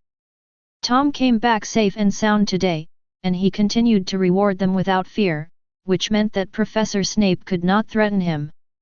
The three of them silently told themselves to be patient. They can't provoke Riddle anymore, otherwise they will be the only ones to suffer. Tom happily collected the money. He found that there was nothing wrong with being sorted into Slytherin. There would be no such stupid students in other houses, and he would not actively blackmail them. 30 galleons for 3 people at a time. If he could expand his business to the entire Slytherin, he would be very rich. But it is impossible for the time being. Not to mention whether he can beat those students who are about to graduate. If he really does this, old Deng will probably come to have a talk with him. For now, he should focus on hiding and developing himself. You guys reflect on your mistakes. I'm going to eat. Tom patted Zabanai's shoulder again and walked out of the dormitory. The atmosphere in the room was silent. Rosier and Nott stared at Zabanai angrily. If they were not in pain, they would have started fighting. The two of them snorted coldly and hid under the quilt. Feeling uncomfortable, Zabanai quietly left the dormitory and sat in the common room in a daze. He didn't think he had done anything wrong. If he didn't tell Tom, he would be beaten too. What was the point of holding on? Nott didn't know that only Rosier was simply angry, while Nott was angry that Zabanai surrendered faster than him, causing him to suffer a beating. A crack quietly appeared between the small group of 3 people. Chapter 27. The next day, Tom's education began to show results. The 3 people woke up earlier than him, but they were quiet and didn't make any sound, for fear of waking Tom up again. After breakfast, the Slytherin students and Ravenclaw came to the Charms classroom together. Professor Flitwick has elf blood and is short in stature, but he is a very skilled spellcaster and is said to have won the duel championship when he was young. Tom strongly suspected that it was because of his small size that he was more agile and difficult for spells to hit him, so he had a great advantage. However, Professor Flitwick's teaching level is beyond reproach. In the first class, he did not teach students specific spells, but instead talked about and demonstrated the various applications of spells in life. The students were fascinated by the various magic tricks, and only after their enthusiasm was fully aroused did Professor Flitwick begin to explain the basics. Including the correct way to hold the magic wand, the standard movements referred to by various adjectives, and some tips on exerting force. After one class, Tom earned 20 credits, but unfortunately they were all based on knowledge or acquisition, rather than on the bonus points from the college. And in the afternoon, it was the defense against the dark arts class that all freshmen looked forward to, except Tom, because he knew that Quirrell would not sell out as big as everyone thought, but would instead poop a lot. This class is a complete waste of time. But some people don't think so. Quirrell was looking forward to this class. Or rather, it was his master who was looking forward to it. Voldemort wanted to observe Harry Potter up close, the boy who had survived a catastrophe and almost killed him, and the BD who had the same name as him. Quirrell entered the classroom and the room was soon filled with the pungent smell of garlic. He explained that it was used to drive away vampires and that the hat on his head was a gift from a prince of the Black State to thank him for driving away the ghouls. The students believed it, but Tom didn't. For the first time, Tom raised his hand high. Riddle. Quirrell stammered Tom's last name. Do you have any questions? God knows how difficult it is for Quirrell now, Voldemort roared in his brain. This surname reminded Voldemort of his humble origins. He should not have only cast magic on the name Voldemort, but also on his real name Tom Riddle. Tom got permission, stood up slowly and asked, Professor, I have read in books that garlic can repel vampires, but this is Hogwarts, and Dumbledore is the greatest wizard of this century. I really can't imagine what kind of vampire would dare to chase you here and persecute you. The little wizards immediately burst into laughter and nodded frequently. That makes sense. It makes a lot of sense. Even the young Muggle wizards who knew nothing about the wizarding world gradually understood what the name Dumbledore represented. It was an insurmountable mountain. I'm afraid he will curse me. Quirrell had already found an excuse. Riddle, never underestimate the danger of dark creatures. We must always be vigilant. Your question is very interesting. 5 points to Slytherin. I understand, thank you Professor. Tom sat down again. Just as he thought, Quirrell would use the method of adding points to calm things down. This is a sheep with plenty of wool. In the following classes, Quirrell did not say anything meaningful at all. He just repeated what was in the book in his own words, which greatly disappointed the young wizards. After class, Tom saw Malfoy and Harry having another verbal conflict. Malfoy only had Harry in his eyes now. He kept bringing his followers to cause trouble for Harry and even ignored Tom, the heretic in the school. Tom's life was very peaceful over the next few days. Apart from attending classes every day, I spend my days dealing with the two little witches. Hermione always dragged him to the library or found a place where no one was around to practice magic, while Daphne preferred to take walks with Tom and explore the secrets of the castle. Apart from these two, Tom had no other friends. Slytherin looked down on his background, and other houses looked down on Slytherin. It was unique for a Slytherin to be hated by 3 houses. He felt that apart from the little snake's own problems, Snape also had half the credit. In just a few days, Slytherin's house score was far ahead of the other 3 houses. It's not that he added more points, Snape deducted more points from other houses. How could he do this?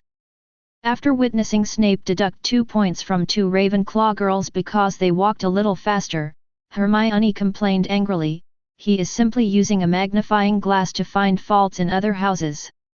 Oh, it's a good thing our professor has a magnifying glass instead of making it up out of thin air, Daphne agreed sarcastically. Tom admitted that from this point of view, Daphne was indeed a qualified Slytherin. As long as victory is achieved, the means used are not important. Snape's deductions were all justified, but these mistakes were the kind that could be deducted or not. You could say he was strict, but you couldn't say he was looking for trouble. Of course, Tom felt that the 2 girls were most likely in trouble because of him, because Snape glared at him just now. They happened to pass between the 2 men and became the targets of their anger. If you 2 keep quarreling, I'm going to starve to death. The 2 little witches started arguing with each other again, and Tom had no choice but to persuade them. This situation happened countless times within a few days. The 2 were simply natural enemies and would argue for a long time over any trivial matter. Come on, Tom. You have astronomy class tonight. You should eat more. Daphne pulled Tom away, and Hermione bit her lip and went to the Gryffindor table. At night, after memorizing the names of a dozen stars through the astronomical telescope, the students left the rooftop tiredly and returned to their dormitories. It was late at night and his roommates fell asleep quickly. Tom cast a stunning spell on each of them, put an disillusionment spell on himself, and began his first night tour in Hogwarts. Chapter 28. There is an old saying at Hogwarts that a student's life is incomplete without a night out. On the surface, the school has formulated various school rules to constrain students' behavior, but any student who has been in school for a few years knows that violating school rules is not actually a problem. Being caught in the act is the biggest problem. Tom went out for a night walk today not because he was in his rebellious period, but because he just wanted to earn more achievement points. Although the system has not released any other tasks except for the task of competing for the College Cup, the achievement list has been expanded. Tom did some research and found that earning achievement points was not as difficult as he had imagined, at least in the early stages. These days he just attended classes normally, answered questions, earned extra points, and occasionally walked Daphne around, and his achievement points reached 150. There is a special night tour of the castle series of achievements in the achievement list, and you can get achievement points by exploring. Tom went to buy goods today. Andrus is good in everything except that he is very resistant to black magic and has no corresponding talent. He wanted to collect 1,000 achievement points as soon as possible and then summon a king of the century to be his teacher, preferably a king of the century who was proficient in black magic. After leaving the lounge, Tom walked slowly, just like he did during the day. The candlesticks on the wall illuminated the corridor. As the candle light flickered, the light and shadows changed unpredictably. With the help of the changes in light, Tom was able to improve his proficiency in the disillusionment charm. The disillusionment charm is not a true invisibility spell. Its principle is like that of a chameleon, changing the light it reflects and completely blending in with the surroundings. The disillusionment spell is not easy to be exposed in a stable environment, but in a complex and changeable environment, it will test the caster's level. The corridor was eerily quiet at night. From time to time, a figure would appear on the wall, but would quickly disappear, like a wandering ghost. Gradually, the shadows appeared less and less frequently. Tom has been able to control the color fluctuations caused by changes in light and dark very well. There is no specific level division for spell proficiency, but it is divided into several stages. The first stage is to cast spells with difficulty, but sometimes the spells work and sometimes they don't. This is considered the entry level. After getting started, practice more and grasp the feeling of successfully casting a spell, and you will soon reach the second stage, Mastery. Mastery means being able to cast spells easily with a near 100% success rate. At the same time, we also need to improve the control of spells. For example, the levitation spell, some people can only make things float straight up and down, while others can make the floating objects dance. This is the difference. As you continue to advance, you will reach the level of silent spells, which will make casting more covered and quicker. But many wizards will often shout out spells even if they have mastered the trick of silent spells, because this can help them concentrate better, guide their magic power, and the spells they cast will be more powerful. As for the last part about wandless spell casting, Andrus has the most say on this, as he is the strongest wandless spell casting master in ancient and modern records. According to him, wandless spell casting actually has nothing to do with the proficiency in spells. What is needed more is the level of understanding of magic and talent. Some people may be able to use the disarming spell to fight against Avada Kedavra, and their proficiency has reached maximum, but they just can't cast spells without a wand. Without a wand, they become useless. This is a sign of lack of talent. Tom found that his talent seemed to be in control. After mastering a spell and practicing it, he could quickly and skillfully apply it. This is a bit like Hermione. Hermione has learned a lot of spells, but she can only use them. The power is really average. But Tom is different. After all, he has Andrus' magical talent, and his upper limit has been explored. In the future, he will use elementary spells as unforgivable curses. 2 hours later, Tom finally reached the second floor. He unlocked the rooms one by one and stayed in the house for a while until he got the system prompt. That's why he was so slow. In 2 hours, he got the 20 points. Tom was too lazy to go shopping anymore. He was a little hungry, so he went to the kitchen to find something to eat. Although they are all in the basement, the Slytherin common room is in the south of the castle, and the kitchen is located directly below the castle, which is still some distance away. Tom walked down the spiral staircase and came to an empty underground space where many wooden barrels were placed and several oil paintings were hung on the wall. Opposite a fruit painting is a wooden barrel that is larger than the other barrels. This is the entrance to the Hufflepuff common room. You only need to knock on the barrel in rhythm to open the door. But the prerequisite is that you must be a student of Hufflepuff, otherwise the door will not only not open, but will also sprinkle pungent vinegar to punish the reckless person. It is said that Hufflepuff has the best conditions in the whole school. Only those who have lived on campus will understand how nice it is to have a dormitory right next to the cafeteria. No, this is not the cafeteria, this is the kitchen. It is open 24 hours a day, so there will always be someone to warmly welcome you whenever you come, and the private customized kitchen will satisfy all your needs. In addition, the location of Hufflepuff's dormitory is also very good. The auditorium and classroom are not far away. The other colleges are very far away. Gryffindor and Ravenclaw are on the top floor, and Slytherin is in a corner. If there is a certain step count, these 3 colleges will definitely walk thousands more steps than Hufflepuff every day. After envying other people's colleges again, Tom came to the fruit portrait and scratched the green pear on the fruit plate. The pear began to twist in an anthropomorphic way, making a chuckling sound, and finally twisted and twisted until it became a handle. Tom!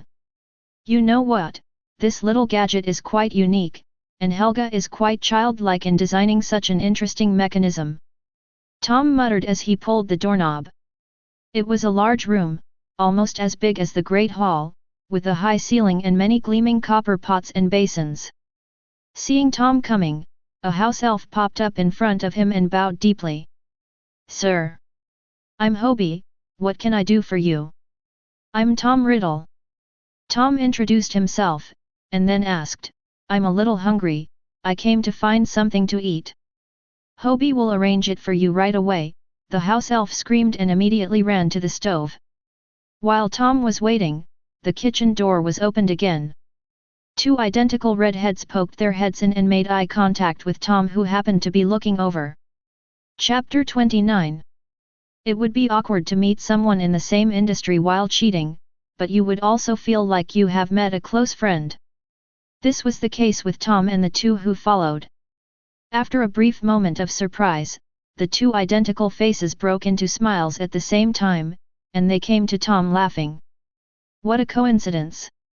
I actually ran into Slytherin's new snake. Riddle, you are the only one we know of except Hufflepuff. The student who discovered the secrets of the kitchen the fastest. The 2 of them spoke back and forth at a very fast pace, without any thinking, and they finished the conversation very naturally and in coordination. I really doubt you have any telepathic abilities. Tom clicked his tongue. The twins smiled at each other and seemed to enjoy Tom's comment. Let me introduce myself. I'm Fred. I'm George. We're all Weasleys. I'm Tom Riddle, the famous Weasley twins. Tom looked at them and said, even though school has only been a few days, Phyllis has been talking about you so often that it's hard not to know. Imogen Ferris, 5th year Slytherin head boy. Tisk. Fred shook his head. He must be scolding us, and it must be very ugly, right? Isn't it just throwing a big dung ball into his school bag? How petty. That's right, George, but I'm Fred. You introduced yourself wrong just now. Idiot, you were the first to say you were George. Is that so? Tom was also smiling the whole time. Apart from anything else, these 2 people were indeed the most lively people in Hogwarts. There would never be a dull moment wherever they were. Riddle, you are much more famous than us." The real Fred suddenly came closer and said mysteriously, "Did you know that you have set a record as a freshman?" "What records?" Tom asked curiously. George shook his head. "You are the first pure Muggle-born student to enter Slytherin." Fred added, "At least it's the first in a decade or so." "That's it." Tom was a little disappointed. "I knew it a long time ago. To be exact, it was 32 years ago. The last Muggle-born Slytherin disappeared after graduating. I heard that he was killed by a dark wizard. To be more precise, he was killed by Tom Riddle. The previous one. Perhaps to show his determination to uphold the pure blood theory and to reflect the purity of Slytherin, the poor guy was targeted by Voldemort." Seeing Tom so calm, the twins were disappointed. Fred asked unwillingly, "Aren't you targeted in Slytherin? It must be very uncomfortable to be with a group of people who look down on you every day, right?" "That's not the case." Tom waved his hand. "My roommates are very welcoming and we get along very well. Family disgrace should not be made public. After all, he is now a member of Slytherin. Tom will not take the initiative to tell outsiders about the training of his 3 roommates." Hearing this, the twins looked at each other in disbelief as if they had seen a ghost. "Finally, I came to the conclusion that Tom just didn't want to tell others about his embarrassing stories, and I felt it was normal." Soon, Tom's midnight snack and the twins' midnight snack were delivered. The 3 of them ate and chatted. Fred and George were the real know-it-alls at Hogwarts. They knew all the interesting things and secret passages in the castle. Tom got a lot of information out of them. The twins actually knew that Tom was trying to trick them, but they didn't care. "I finally met an interesting freshman at Hogwarts, and I could not only guard against their pranks, but also fight back against them. This is much more interesting than their younger brother." So the 3 of them had a very pleasant conversation. As for the conflicts and disputes between the colleges, Tom didn't do anything to Gryffindor, and those old things had nothing to do with him. He could just turn against them when there were conflicts in the future. After eating and drinking, the 3 of them said goodbye in the hallway. Before leaving, the twins patted their chests and promised Tom that if there were Slytherin students bullying him in the future, they would go find them and make them smell like shit. Tom chuckled twice but didn't respond. This was not to help him, the 2 of them just wanted to find an excuse to play a prank. No words were spoken that night. A new day has arrived. Today is Friday, which also means that the first week of the new semester is coming to an end. We can have a good rest for 2 days during the weekend. On Fridays, Slytherin only had 2 consecutive potions classes in the morning, and the same was true for Gryffindor.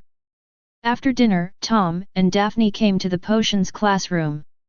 Tom glanced at Snape's office as he passed by. Originally he thought that buying for free would be a simple matter, but later he found out that Snape's dormitory was right next to his office, and the 2 rooms were connected. He heard this from a senior student.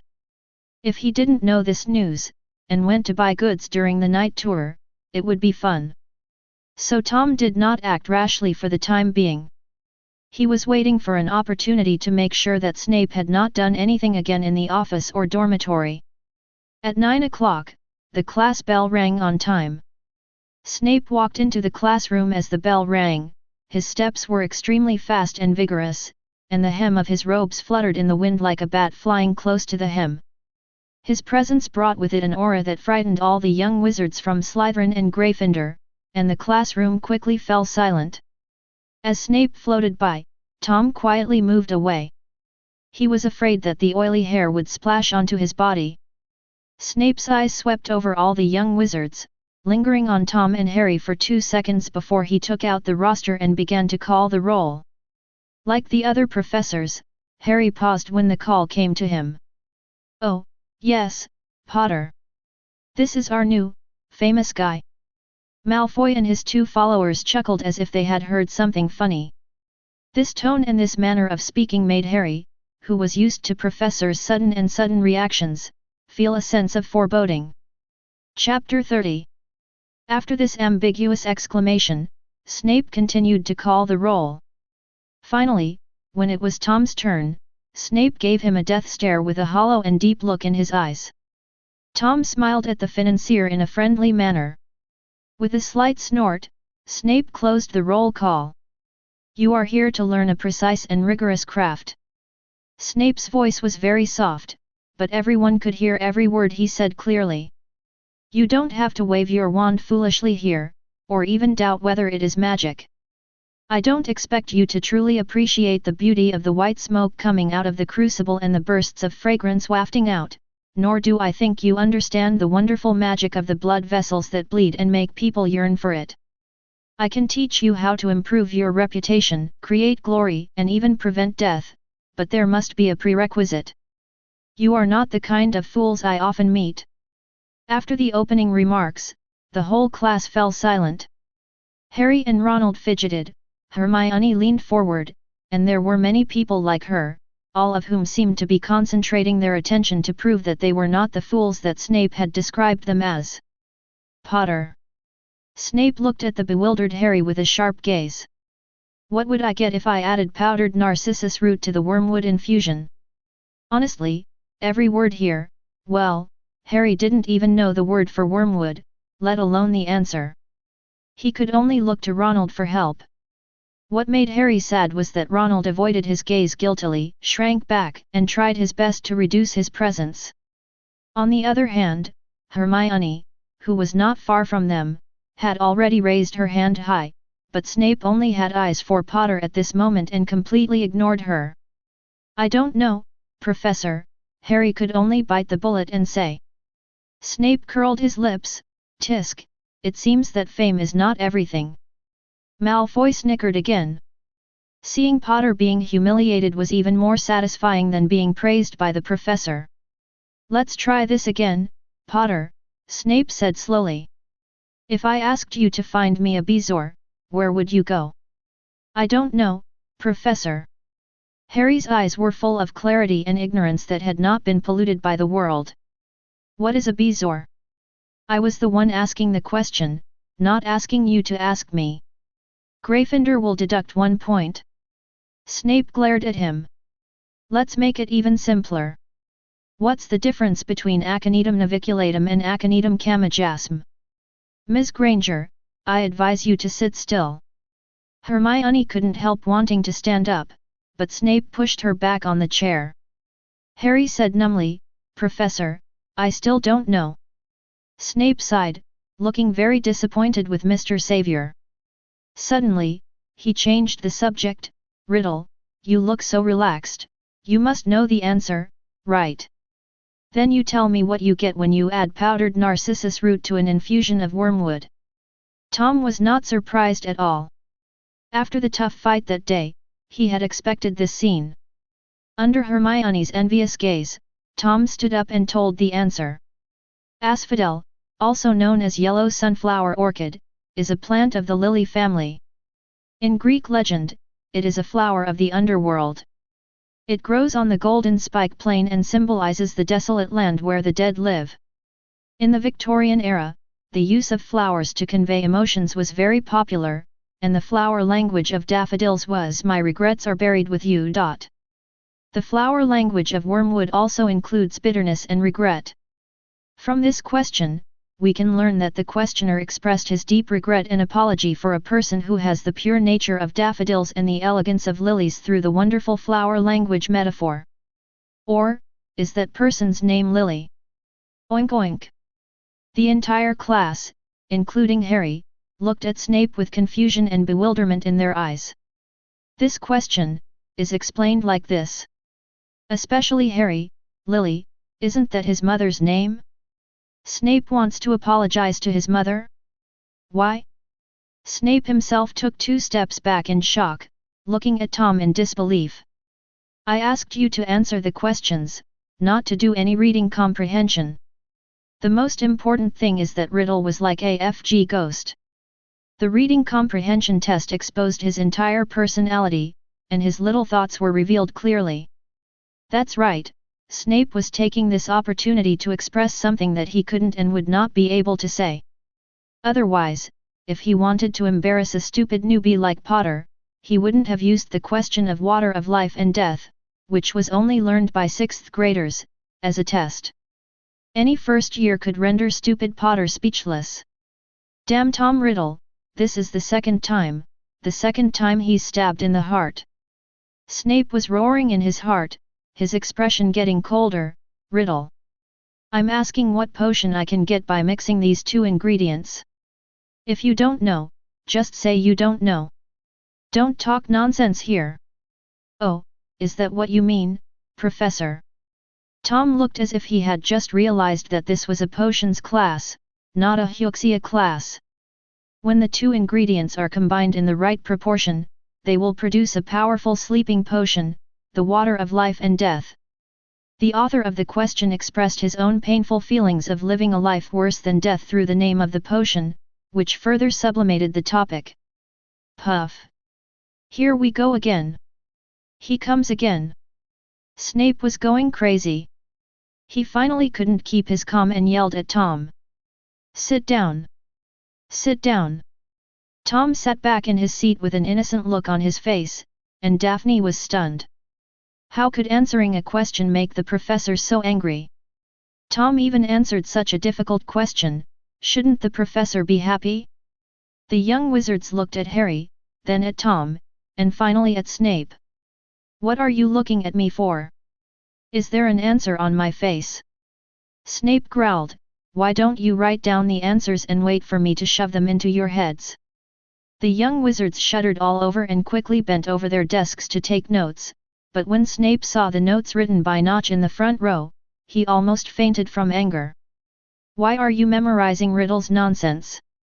I told you to memorize the formula. You guys are truly the worst class I've ever taught. Chapter 31. Snape, who suffered a critical blow again, just felt that he was really rude. Why did he have to provoke Riddle, a student who did not play by the rules?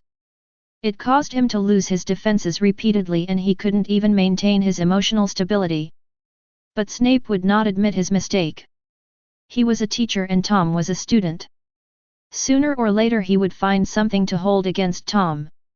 He waved his wand coldly, and dense characters quickly appeared on the blackboard. Here are the ingredients and cooking steps for the scabies potion. Everyone go get the ingredients now, in pairs. If I find anyone wasting my ingredients, I will make you clean the classroom for a week. Snape gave the order and all the students started moving. Tom was naturally in a group with Daphne. Even if he wanted to be in a group with Hermione, he couldn't. Although it was only a week after the start of the school year, the competitive consciousness between the two houses had gradually taken shape. The students of the two houses were clearly divided, and mixed combinations would only appear in odd numbers. It just so happens that there are an even number of students in both colleges this year. Soon, the temperature in the potions classroom began to rise, and after a while, wisps of smoke appeared. The preparation of a simple magic potion is actually no different from cooking rice, except that the processing and quantity of ingredients required are more meticulous. Snape wandered around the classroom like a quiet bat, without making any sound when he walked. When they couldn't see him, the little wizards felt uneasy, fearing that the professor was standing behind them, staring at them with emotionless eyes. But gradually everyone realized that Snape was still targeting Potter. Potter, if you don't know the word for paragraph you could have asked me instead of chopping the porcupine quills into dregs. 1 point deducted from Gryffindor. Potter, I think Hogwarts should hire a language professor just for you, to avoid the joke of Mr. Savior not being able to read the professor's notes. Gryffindor will lose 1 point. Potter, I asked you to steam the slugs, did you? Potter. Potter. If there were any doubts before, Harry now had only one thought in his mind, Tom was just talking nonsense. Something about Snape apologizing and the hidden meaning of the flower language. This guy just wants to embarrass him. The provoked Snape was obviously more brutal than in the original book. Halfway through the course, Gryffindor had already lost 10 points. Hermione wished she could possess Harry's body right away to help him finish the potion. Fortunately, Snape, who had let off his anger, felt that it was enough, so he let Harry go, said a few sarcastic words to the fat boy Longbottom, making him burst into tears, and then he set his sights on Tom. He wouldn't deduct points from Riddle, but he could talk a lot. If he could find any fault with Tom, Tom would be greeted with venom from his sharp tongue. But after watching for a while, Snape's face turned sour again. "What's wrong? How can you not find fault with it?" Riddle's operating procedures were extremely standardized. Although he pointed out some problems, they were not problems with the people, but problems with the materials. The quality of the materials and the compatibility between the individual ingredients affect the overall preparation. Therefore, every time the potion is brewed, subtle changes should be made in order to pursue the most perfect state. But this is definitely not something that first graders, or even students, need to know. Tom strictly followed the procedures on the blackboard for every step, with the weight accurate to grams and the time accurate to seconds, which made Snape extremely uncomfortable. It was like a hedgehog in his mouth, and he couldn't bite it no matter how hard he tried. This was also what Andrus was amazed at. He found that apart from his magical talent, Tom's learning talent was the strongest he had ever seen, and he could master anything quickly. "Riddle, did you split into groups of 2 so that the other person could watch? You did everything by yourself, what was Greengrass doing? Don't get carried away just because you have a little talent." Finally, Snape, who couldn't think of any reason to fire, looked at Daphne, who was staring at the crucible in a daze, and his eyes lit up. After scolding, he didn't give Tom any chance to refute, and quickly left. After suffering verbal abuse twice in a row, Snape realized that if Riddle could be stopped from talking, he should shut up, so that his lungs would not be pierced. "You are worthy of being here, old bat, to be able to find such a strange thing." Tom sighed and shook his head. He didn't take Snape's words to heart. But Daphne felt bad and said apologetically, "I'm sorry, Tom. If I hadn't been lazy, the professor wouldn't have scolded you. It's okay. Professor Snape might be worried that I might be tired, so he's concerned about me." Tom shook his head and smiled as he pushed the dried nettles in front of Daphne. "Just grind the dried nettles into powder and put it in the crucible, and the potion will be ready. You can do this step." "Uh-huh." Daphne nodded her little head and began to grind the nettles diligently. Snape didn't even look at Tom until the end of the get out of class, and left a 16-inch long homework before leaving. When they heard this number, everyone's faces fell, including Tom. Not only are the courses easy in the first year, but the homework is also easy. The length of the papers assigned by other professors is about 6 inches, and basically 1,500 words. Snape's workload almost tripled, and his hands hurt just hearing about the workload of 4,000 to 5,000 words. After Snape finished speaking, he ignored the little wizard's resentful look and strode out of the classroom. "Let's go." Tom sighed and said to Daphne, while in his mind he was thinking about whether he should get a quill similar to Rita Skeeter's. Writing a $4,000 or $5,000 paper on something as simple as scabies medicine was pure idleness. He would never waste his time on such a meaningless thing. Even taking a walk with Daphne would be better than writing a paper. At least the little witch is pleasing to the eye. She has a sweet smile and dimples, which makes people feel happy just by looking at her. What made Tom even more unhappy was that Snape didn't give him any extra points for the entire class. He is a Slytherin, is this right? Slytherin's lead is now so large that there would be no sense of urgency if he were not given extra points. How is this allowed? We must find an opportunity to give Snape some strength and let him know who is the backbone of the Academy. Chapter 32. After lunch, Harry and Ronald came to Hagrid's cabin as agreed. The half-giant welcomed the two warmly with boiling hot tea and indestructible rock crust pies. Another Weasley. Looking at Ronald's iconic red hair, Hagrid felt a headache. I haven't had a good night's sleep in these years because of driving your brother out of the Forbidden Forest." Ronald laughed dryly, and lowered his head awkwardly to eat the rock cake. He almost knocked his teeth out, and his round face was distorted. Seeing Ronald's performance, Harry silently put the rock cake back, blew on the hot tea, took a small sip, and began to talk about his feelings about the class this week. Everything in Hogwarts seemed like heaven to Harry, a comfortable living environment, all-you-can-eat food, and a considerable amount of pocket money. No, it should be called inheritance. More importantly, he can learn all kinds of magical skills and make good friends, which makes Harry very satisfied. Only today, Snape's appearance ruined his good mood that had lasted for a week. Riddle also said that Snape was apologizing to my mother. I think that's pure nonsense. Harry was still complaining, and he didn't notice that Hagrid's huge body trembled twice involuntarily after hearing the name Riddle.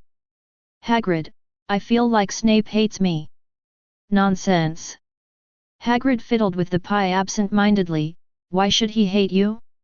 It's not his place to apologize. If there really is an apology to be made, Hagrid feels that Harry's father, James Potter, needs to apologize more. After all, he knew very well how arrogant the Marauders were in the school. Even Slytherin's group of Death Eaters couldn't afford to mess with them. Only Snape, who was so stubborn, got punished every day. If James had not gradually grown into a sensible and mature person after graduation, he would not have become friends with James. Harry heard something wrong. Who should apologize then? Hagrid waved his hands impatiently, not wanting to continue this topic. No one needs to apologize, and Snape is not targeting you. Don't think too much, Harry. Have another piece of nougat. All right. Harry knew Hagrid was trying to change the subject, but he didn't want to keep asking. As Ronald told him about his brother's interesting story of raising dragons in Romania, he accidentally caught a glimpse of a newspaper on the corner of the table, the latest report on the illegal break-in at Gringotts. He took it and looked at it, and found a very coincidental thing. The invasion of Gringotts happened to be his birthday, and it was also the day he and Hagrid went to Diagon Alley. However, Dumbledore had already taken the things away and did not assign any tasks to Hagrid, so Harry did not make any associations. I just glanced at the report and stopped paying attention. However, after reading today's Daily Prophet, Tom fell into deep thought. In his previous life, many people believed that everything about Harry at school was under the control of Dumbledore. It was he who arranged a series of adventures to help Harry grow, and finally confront Voldemort, fulfilling the prophecy step by step and eliminating the second-generation Dark Lord for the wizarding world. But Tom never agreed with this statement. He admitted that Dumbledore had a strong control over the school, and many seemingly secret things were actually seen by him. But it doesn't mean that he is omniscient and omnipotent and has arranged everything. The Chamber of Secrets in the second year, Sirius's defection in the third year, Moody's imprisonment and replacement by Crouch Jr., if Dumbledore knew, he would never have let these things happen. But there is no doubt that Harry, a first-year student, was basically pushed around, and those childish levels were obviously not prepared for Quirrell, but were level-breaking games for young wizards. Tom was not interested in the Philosopher's Stone.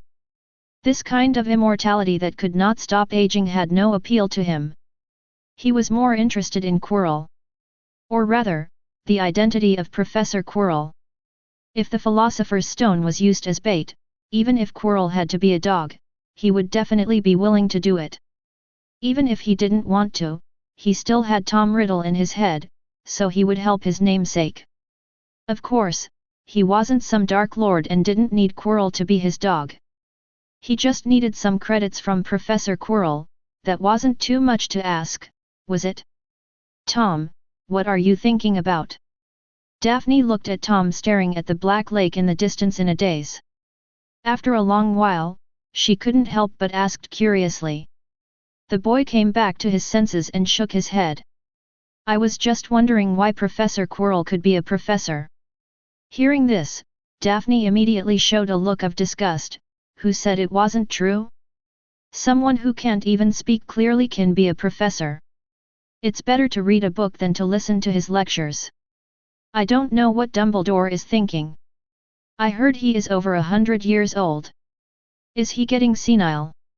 It seemed that all Slytherins had some opinions about Dumbledore, even Daphne, one of the 28 heretics who didn't care much about bloodline. What on earth did Dumbledore do back then to make these purebloods hate him so much? Tom was curious, but he knew that Daphne couldn't possibly know such a secret, so he could only follow her words. I heard, the defense against the dark arts class seems to be cursed. No teacher can work in this position for a full year. I guess this is why Dumbledore chose Quirrell, because there were really no other competitors. Daphne's eyes lit up. Have you heard of this legend? I know that several defense against the dark arts professors resigned for various reasons. When it came to these gossips, Daphne immediately became excited and shared with Tom the information she had worked so hard to get. The previous professor of defense against the dark arts was a witch. Because she was cheated of money and feelings by a wizard, she cut off his genitals on a dark and windy night, robbed him of all his money and fled the UK. She is still wanted. There is nothing much to say about the previous one. He was an older wizard and an old friend of Dumbledore. He fell seriously ill during Easter and was admitted to St. Mungo's. The teachers before me were magical creature smugglers, some injured themselves while doing magic experiments, and some were found to have criminal records. As she spoke, Daphne's voice became softer and softer, and finally she used Tom's arm as a pillow and fell asleep, which made Tom laugh and cry. He did not wake up the little witch, but found a comfortable position for both of them, and entered the study space with his consciousness. Chapter 33. It was not until the sun set and the temperature dropped that the girl woke up from her deep sleep. A refreshing breeze blew on her face, and Daphne quickly remembered what happened earlier. Looking at the extremely obvious water stain on Tom's robe, her pretty face turned the same red as the sunset, and she wanted to bury her head in her chest. Tom exited the study space, slowly opened his eyes, pretended to have just woken up, stood up and stretched. I actually slept for so long, Daphne, why didn't you wake me up? Such a good afternoon was wasted. Ah! I just woke up too. I slept too comfortably just now. Daphne explained in a weak and feeble voice. She really wanted to pull out her wand to eliminate the evidence of her crime. Tom brushed the dust off his butt as if he hadn't noticed anything. Let's go back quickly. The weather is getting colder. Don't catch a cold. Daphne followed with her hands behind her back, and as she walked, she suddenly smiled silently, her eyes curved like crescent moons. That's probably why she likes being with Tom. The clever little witch has come to her senses. Tom didn't sleep at all, otherwise it would be impossible for him to wake up without any recovery process. Tom pretended to sleep just to avoid embarrassing her. Compared with his peers, Tom behaves like an adult. He is not pretending to be cool, but he is really sure about everything and always takes her feelings into consideration. This gave Daphne, who left her mother's care and came to Hogwarts alone, a strong sense of security, and she quickly adapted to this unfamiliar environment. Looking at the boy's back, Daphne felt that she should do something for him and couldn't always let Tom take care of her. But the more I thought about it, the more distressed I became. Tom learns everything quickly, and that annoying Gryffindor guy is jealous and envious of him, so he doesn't need her help. In life, she is even less qualified. Oh, yes, money. The little witch's eyes lit up. She remembered that Tom had borrowed 30 galleons from his roommate, and considering his family background, he must be short of money. She could start from this aspect and alleviate Tom's embarrassment. Daphne, who had thought of a solution, smiled brightly, took a few quick steps, walked side by side with Tom, and entered the castle chatting and laughing. Back in the dormitory, Daphne immediately began writing a letter to her mother, making up some excuses to ask for 500 galleons. This money should be enough for now, right? On the other hand, Tom had no idea that his unintentional action made Daphne like him more. He just thought that he could enter the study space and study anywhere. I didn't even know that I would soon have my first meal. He returned to the dormitory, and the three roommates who had been noisy just now immediately quieted down. Tom glanced at them, but didn't care. He took out a herbal book and started reading. These days, these people have been quite well behaved. I don't know if they have really behaved well or are thinking of new ways to take revenge. On Saturday, after having breakfast with Daphne and finishing the homework due next week with Hermione, Tom went to the 8th floor to look for the room of requirement. The term space is powerful and can give people a real feeling of a second world. But after all, it was only a spiritual body that entered, and casting spells inside did not consume magic power, so it was impossible to give Tom the most realistic practice feedback. The battle between wizards is not simply a comparison of levels, nor is it about who has stronger magic power or who has higher proficiency in magic. Practical experience, reaction speed, vigilance, and even luck, these factors all affect the final outcome of each duel. So these past 2 days Andrus has been urging Tom to train harder in the real world, to use his body to remember the feeling of casting and controlling spells, to the point where his mind can move at will.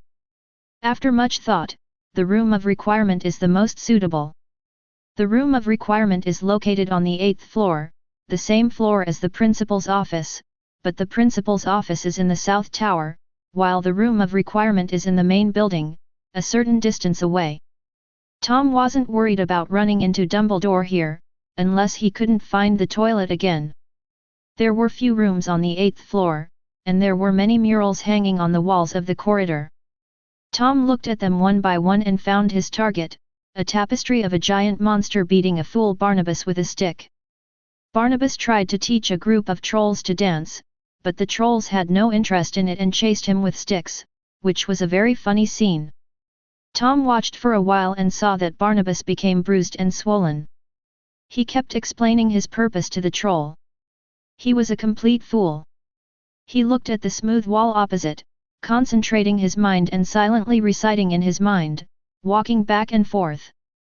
I need a room with mushrooms. I need a room with mushrooms. I need a room with mushrooms. After going back and forth 3 times, the wall opposite shook and no door appeared. No way. Tom lowered his requirements with disappointment on his face. I need a room with an RPG. It went back and forth 3 more times, and the wall shook again. I need a room with 100x. This time there was no sound at all. Is this what you call fulfilling every request? Tom shook his head in disappointment and finally gave up the idea of finding some hot weapons for self-defense. I don't know if his request was too excessive, or if the founder's magic level was too low back then, so he couldn't even do this. Andrus in the study space was stunned. He had followed Tom for so long that he knew how outrageous the request he had just made was. Stop it, you're here for a training ground, not an armory, Andrus urged. All right. The boy shrugged and began pacing again. This time he was silently thinking about a suitable place to practice. Sure enough, after 3 times, a door suddenly appeared on the wall, as if the door had always been there. Tom pushed the door open without making a sound. After he came in, the candles on the wall lit up, illuminating the entire space. This is a very open space, which is basically half the size of the auditorium. In addition to Tom, there are dozens of mannequins in the room made of different materials, from wood to steel. Chapter 34. Host found the room of requests and obtained 50 achievement points. So many. Tom was a little surprised. He would go to other classrooms at night, usually earning only 2 achievement points, and the trophy display room would have more, but still only 5 points. The room of requirement is 10 times as large. All of a sudden, his achievement point inventory exceeded 300 points. It seems that some special places can give far more achievement points than I thought, such as the professor's office, the secret passage, and even old Dumbledore's office. Tom thought about it silently for a while before starting to practice. Let's start with the most basic spells. Swinging his wand, Tom shot a beam of red light at a wooden dummy. To pieces. The red light hit the dummy at an extremely fast speed, and the dummy exploded, turning into debris all over the sky and falling to the ground. Tom remained expressionless and aimed at the next dummy. Even adult wizards can rarely achieve such a powerful spell, but Tom's magical power has grown far beyond his peers. With Andrus's guidance, he has a deep understanding of the shattering spell. Coupled with his talent, the power just now was the result of his restraint. Compared to the power of the spell, the release speed and hit rate are all very important. No matter how powerful the spell is, it will be useless if it doesn't hit the target. For a moment, colorful lights flew around in the room. Stunning spell, petrification spell, repulsion spell, wind blade spell. These basic spells all showed great power. Tom followed Andrus' instructions and tried to use his body's instinct to remember the spells. Soon, dozens of puppets in the room were blown into pieces. But after a burst of magical fluctuations, these puppets began to automatically piece themselves together and repair themselves, returning to their original state in just 30 seconds. And it also moved on the track. Moving target. Tom raised his eyebrows. He now had a new respect for the room of requirement.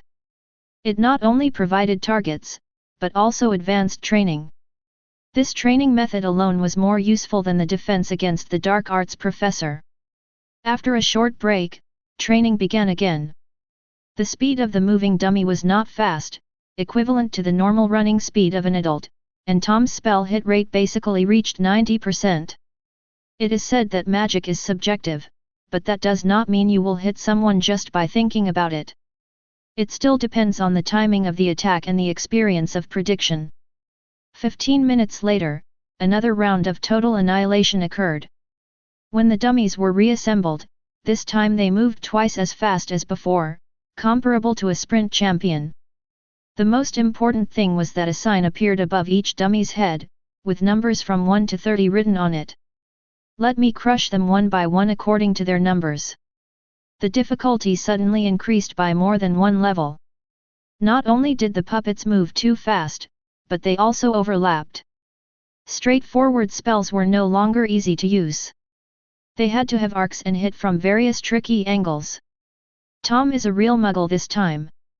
The increased speed alone was difficult for him to deal with, and he also had to make the spell turn, which turned the difficulty from easy to hell. There is no other choice but to cheat. Andrus, it's up to you. Tom activated the permissions and used the physical action function for the first time, handing over the control of his body to Andrus. Ha ha ha. A hearty laugh broke out from Tom's mouth. Does this count as me being alive again? The touch of flesh and blood is really nostalgic. It's only 7 minutes, stop sighing here. Tom urged. Andrus's approval of him was now 63. The initial effect was 5 minutes. Every higher point of approval would add 10 seconds, which would just exceed 7 minutes. Tom now feels very strange, as if his body has instincts. He thinks about his own things and his body moves on its own, but he can also feel the feedback brought by the movements. No wonder it is called practicing what you preach, it is indeed appropriate. But Tom thinks it would be more appropriate to call it, inviting the spirit to possess you. As for the improvement speed, it's like a king logging into a bronze account and duo rowing to gain points, how can it not be fast? Observe carefully and feel carefully. Andrus also knew that time was precious, and after a moment of excitement, he immediately got into the state. Tom's eyes sharpened and emitted a sharp light. Fainted. Call out.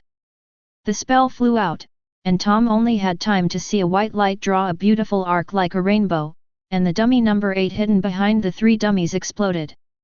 This time it did not turn into pieces, but directly exploded into powder. To pieces. Shattered into pieces. Separate left and right. Andrus spoke very quickly, chanting the spell loudly. In fact, he could cast the spell silently instantly, but this was a demonstration for Tom, so he chanted it out loud. To Tom's surprise, 3 spells were fired almost at the same time, attacking dummies 9, 10, and 11 from 3 different angles. The most outrageous thing is that the order in which the dummy was shattered was also correct. Tom, remember this feeling of casting a spell. Let your mind move as it pleases. The wand is the eyes of your body, not your weapon. Only by developing this habit can you cast magic more freely. Andrus took the time to explain things to Tom, and with the feedback from his body, a lot of skills and experience came to his mind. But this was not enough. Tom once again entered his extraordinary state. The world, or rather Andrus's casting speed, slowed down countless times in his perception. Many tiny details were captured by him with his amplified perception, and he had enough time to remember and digest them. In less than 30 seconds, all 22 puppets were cleared out by Andrus. Without waiting for the room of requirement to be repaired, he took the lead and restored all the puppets to their original state, starting a new round of demonstration. In 7 minutes, Andrus cleared 11 rounds of dummies. This is not his limit, but the limit of Tom's magic. Even if he has the same magical talent, he is just a young wizard who has just entered school. The improvement of a wizard's magic power depends on talent and age. That's why there's a saying that the older you get, the stronger your magic power becomes. Of course, talent is definitely more important than age. A person with mediocre talent, even if he lives to be 100 years old, will not be a match for a person who has just graduated and has the magical talent of the king of the century.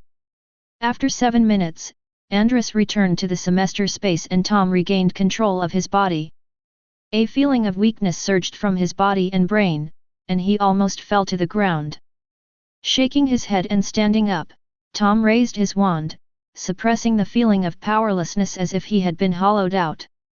The effect of physical practice has ended, but the extraordinary state has not ended yet, so it must not be wasted. Chapter 35. 3 minutes later, the extraordinary state ended and Tom lay on his back, gasping for breath. The results are gratifying. Although the power of the spell decreased due to lack of magic power, his control ability was qualitatively improved. He only injured 2 dummies by mistake, and the rest were all destroyed in order. Physical practice and extraordinary understanding is definitely a winning combination. The progress he made in these 10 minutes is something that many people would never be able to understand in their entire lives. Andrus also sighed quietly. Tom has such a terrifying talent, system power, and he will eventually grow into an unprecedentedly powerful wizard. After resting for half an hour, Tom felt that his condition was beginning to improve. He no longer felt dizzy and the feeling of weakness gradually faded away. These were signs that his magic power was recovering. Although he still felt tired, Tom forced himself to continue training. Compared to physical comfort, he actually desires strength more. The experiences of 2 lives made him deeply understand that only those who possess absolute power are qualified to enjoy life. In the previous life, power was money and power. And now, power is magic. So there is really no problem with the Sorting Hat putting Tom into Slytherin. Perhaps Tom thinks that he gains power just to protect himself and live a better life, but this is still an ambition. Ambition, bloodline, talent, these 3 things added together, no one is more Slytherin than Tom. Call out. The magic spell flashed red light, bypassing the obstacles and successfully hitting the target. But Tom was still not satisfied. He clearly remembered the shock caused by Andrus's spell. The spell flies faster than his, and the power of the spell used with the same magic power is greater than his. If the power caused by him is 1, then Andrus is about 3 or 4. Tom knew that it was still a long way to go for him to catch up with Andrus, but he was not discouraged. He had to take 1 step at a time and practice 1 spell at a time. First increase the speed and stabilize the hit rate. As long as these 2 can be achieved, you will be the top among ordinary wizards. For 2 days, except for going back to the dormitory to sleep and going to the auditorium to eat, Tom basically stayed in the room of requirement. He also specifically modified his requirements for the room of requirement and added another level of difficulty. The dummies are no longer just targets that move erratically. Several night puppets will actively attack, wielding unsharpened swords. As soon as the cooling time of physical practice was over, Tom immediately and decisively turned on the extraordinary mode. This time he did not rush Andrus, but allowed him free play, learning his fighting steps and the technique of casting spells while moving. Tom, you are too weak. After the practice time was over, Andrus returned to the study space and smacked his lips in dissatisfaction. Gather the materials and prepare the potion as soon as possible, otherwise your physical development will not be able to keep up with the speed of your magical progress. What's the hurry? Tom said slowly, the bigger the task, the less anxious you should be. Otherwise, you will make mistakes and leave loopholes.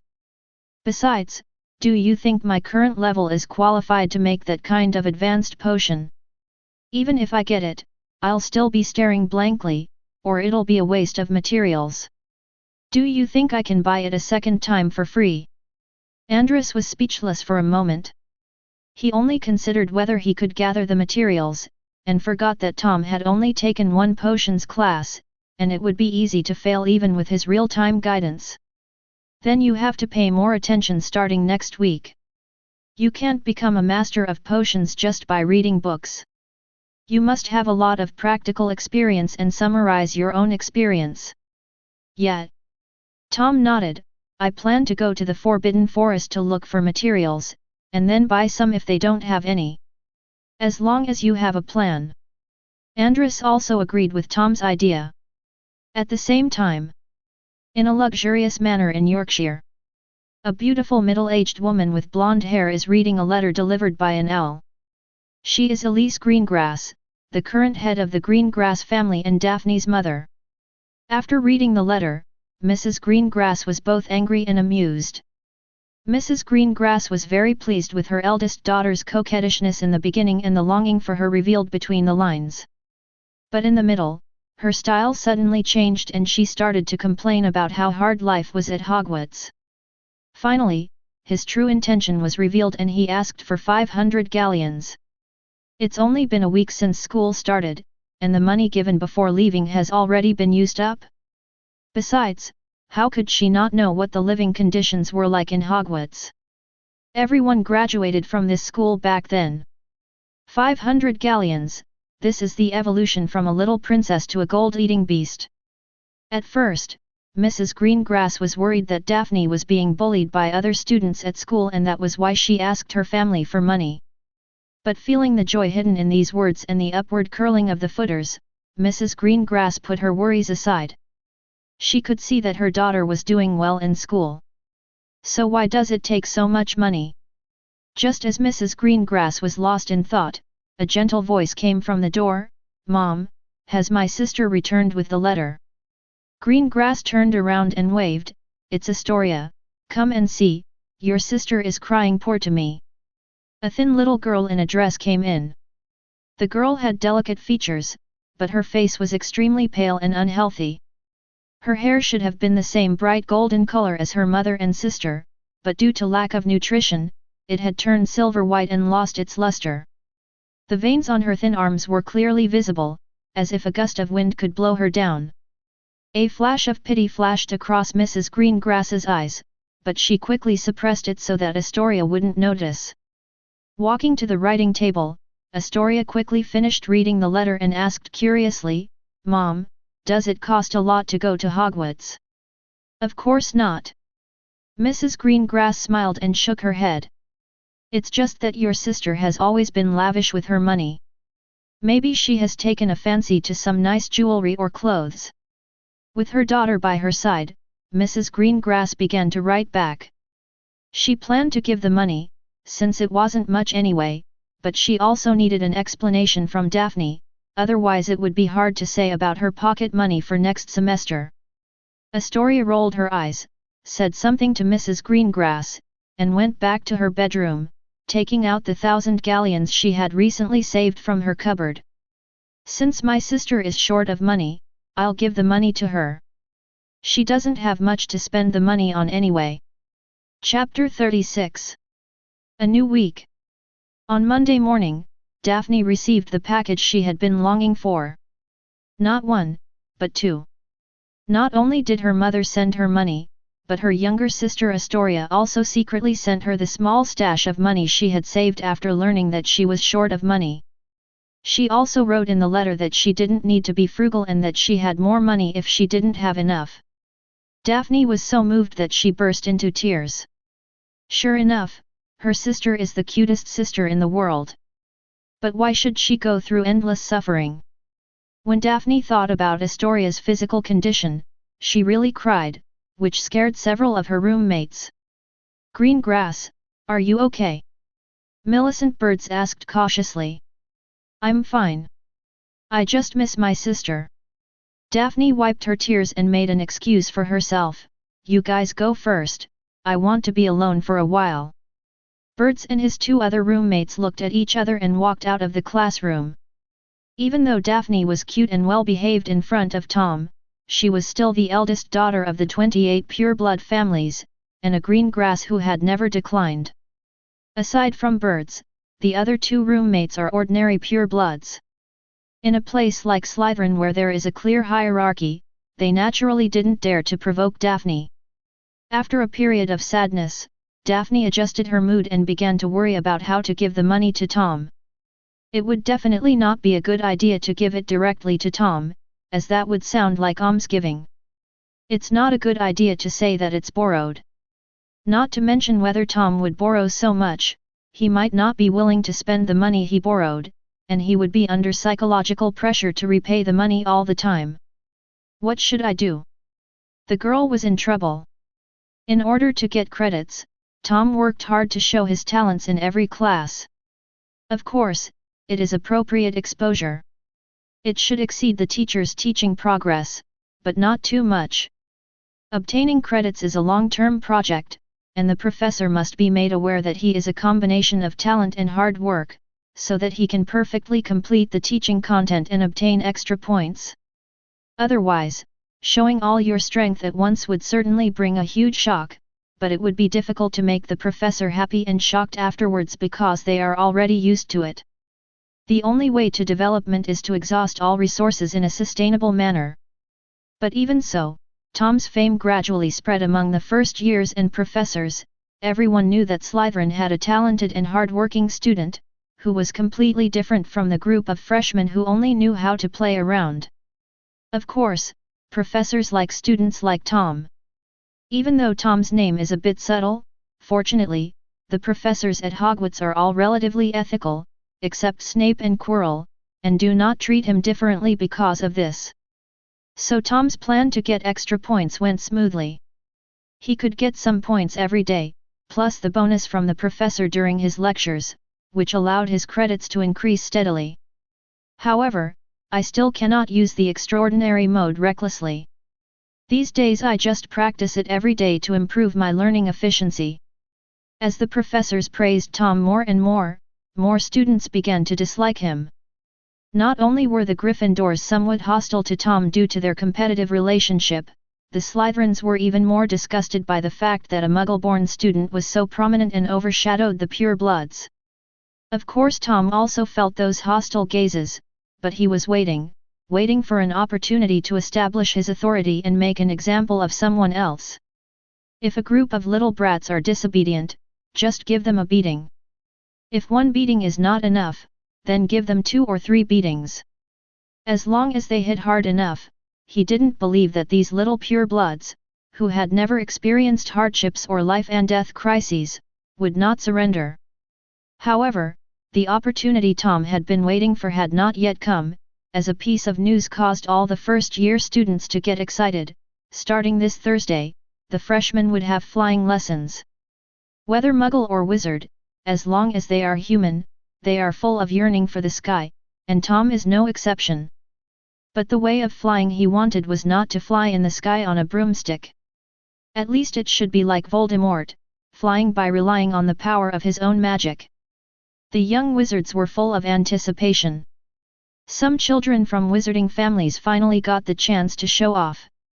No matter what topic they were talking about, they could always bring it up about flying. Malfoy is a typical example. He complained loudly about the unreasonable school rules and why first-year students were not allowed to join the Quidditch game, successfully earning the death stare from the current players, but he didn't care and continued to brag about his various flying experiences, each of which ended with him narrowly avoiding a Muggle helicopter. Not was not to be outdone. He talked about various flying maneuvers with great knowledge and claimed that he had competed in speed with an eagle and in skills with a sparrow. Zabani casually analyzed the pros and cons of various brooms. If anyone objected, he would say that these conclusions were made by his seventh stepfather, a very famous Quidditch player. Every student from a wizarding family chattered about flying and Quidditch, and finally, with their eager anticipation, the time came on Thursday afternoon. At 3:30, the Slytherin and Gryffindor freshmen hurried down the steps and came to the lawn beside the Black Lake. Dozens of brooms were neatly placed on the ground. Mrs. Hooch, the teacher in charge of the flying class, came over, took one look at the students and said decisively, "What are you still standing there for? Everyone pick up a broom. Hurry, hurry up." Tom was quick to pick up 3 brooms that looked relatively intact and gave them to Hermione and Daphne. Some of the other brooms had almost lost their branches and were basically just firewood sticks. "Put your right hand over the broom handle," Ms. Hooch shouted, "and say, 'Get up.' Stand up." Everyone shouted. Harry's broom immediately jumped into his hands, but he was in the minority. Hermione's broom rolled and Daphne's jumped. As for Tom, he didn't move at all. Neville received the same treatment as him. Tom raised his eyebrows and said in a stronger voice this time, "Get up." Bang! The broomstick bounced up at an incredible speed and hit Tom straight in the face. Tom reacted quickly and reached out and successfully grabbed the handle, but the force was too great and the broom broke into 2 pieces. Mrs. Hooch's eyelids twitched wildly, and Tom gave her an innocent smile. "Professor, can I choose another broom?" Chapter 37. Mrs. Hooch was heartbroken when the school lost a broom in good condition before classes even started. But she couldn't blame Tom. It was an instinctive reaction and there was nothing she could do about it. She could only ask him to quickly get another one and be more careful next time, and then put it back in place. When Tom returned, she began to demonstrate how to ride a broom without slipping, and criticized several of the young wizards on their grip and sitting posture.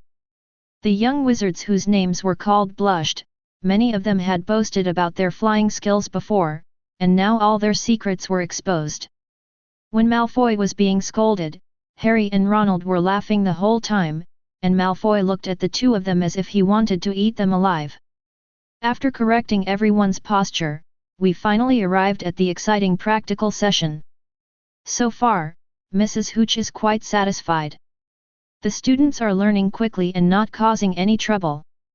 But the next second, Mrs. Hooch knew that she was too happy too early. Before she blew the whistle, Neville was so nervous that he pushed hard on his broom and flew into the sky. "Come back, kid!" Madame Hooch shouted, but Neville could hear nothing and kept rising higher and higher until he finally fell off his broom and slammed into the grass, curling up into a ball. Madame Hooch ran over and looked at Neville, looking as pale as he was. After instructing everyone not to move, she took the limping one to the school infirmary. Tom watched the whole process coldly. He felt that Mrs. Hooch was also a fool and not worthy of being a professor. The whole process from Neville flying up to falling to the ground took at least 30 seconds, but apart from shouting, she did not take out her wand to control Neville or use the levitation spell to save him. How is this different from a Muggle? That's scary. Daphne's face turned pale and she held onto Tom's arm tightly. "Will Longbottom be okay?" Tom shook his head. "It's nothing serious. If you fall from 20 feet, as long as you don't hit your head on the ground, the most you can do is fracture your bones. Didn't you see that Longbottom walked to the school infirmary by himself?" 20 feet converted into meters is about 6 meters, which is the height of 2 floors, and it is not enough to kill someone.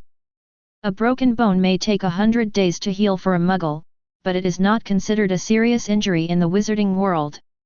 Daphne's expression improved a little, and she threw the broom in her hand to the ground without hesitation.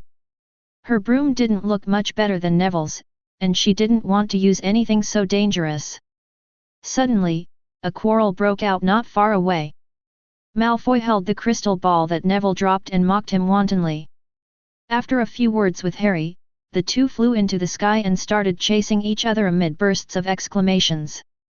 The savior finally showed a unique talent. Although he had never ridden a broomstick before, he now flew like a duck in water, as if it was his instinct, and he could perform all kinds of difficult moves with ease. After dodging twice in a row, Malfoy became scared and threw the crystal ball away. A foot from the ground, Harry caught the crystal ball and let it roll to the ground. Harry Potter! Professor McGonagall ran over angrily, his chest heaving violently, and took Harry, who was lowering his head, away. The first flying lesson ended in such a hasty manner. When Mrs. Hooch came back, she learned from the students what had happened after she left, and she was so angry that she almost fainted. She took away all the brooms and left the students to memorize only the boring knowledge, which made everyone listless. Tom didn't feel anything.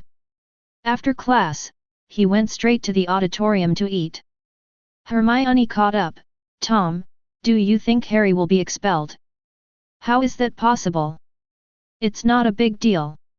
Tom thought about eating more chicken wings later. Isn't this a big deal? Hermione looked incredulous. Harry broke school rules and flew up there without permission. Then didn't you see that Malfoy was in trouble? Sniffing the aroma of meat, Tom spoke much faster. Don't think of Hogwarts as a strict place. At least you don't kill people. Even if you curse the Minister of Magic and the headmaster every day, Dumbledore will never expel you. As for what's a big deal? Losing is a big deal. After saying that, Tom ran to the Slytherin table. Maybe he had been overusing his brain recently, or maybe it was due to his physical development. Not only did his appetite increase a lot, but he also got hungry very quickly. He felt a little hungry just after lunch before the flying class. Daphne used her own knife and fork to help him cut the steak, and carefully poured the meat sauce on it. When Tom finished eating on his plate, she pushed her plate over. Hermione was sitting at the Gryffindor table, pondering over what Tom had just said. Harry came back and sat next to Ronald with a smile on his face.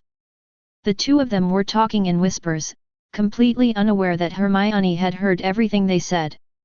The professor didn't punish me, but let me join the Quidditch team and we'll start training next week. Are you kidding me? Ronald put down the drumstick in his hand unconsciously. Seeker? You're a first year. Keep your voice down, Ronald, this is still a secret. Harry lowered his voice and said, I thought I was dreaming, but McGonagall said I was the youngest Quidditch player in a century. He also took me to see wood. At first I thought he was going to beat me with a piece of wood. That's great, that's great. Ronald agreed somewhat absent-mindedly, feeling happy that Harry was not punished, yet feeling a little sad. Potter, is this your last dinner at school? You should go back to the Muggle world after you finish eating. Malfoy came over with his followers to taunt Harry. Originally, he wanted to see Harry's angry and unwilling look, but to Malfoy's disappointment, Harry's expression was very calm, even a little playful. He did not look at Malfoy, but at Goyle and Crabbe behind him. You don't have the courage to do this in heaven. Is it because you have these two little guys backing you up now? Malfoy's face turned pale, and Goyle and Crabbe clenched their fists, but because the professors were all in the guest of honor table, they dared only glare at Harry. You want to fight alone? If you wish, how about tonight? Chapter 38. Ronald accepted Malfoy's invitation to duel on Harry's behalf and took the initiative to serve as Harry's assistant. Harry was confused throughout the whole process, not knowing why they were suddenly faced with a duel. After Malfoy left, he asked, "What is Wizard Duel all about? Why do we need assistance? Are there any rules?" "Oh, if you die, the assistant will take over until both sides are dead." Ronald said it lightly, but Harry felt horrified.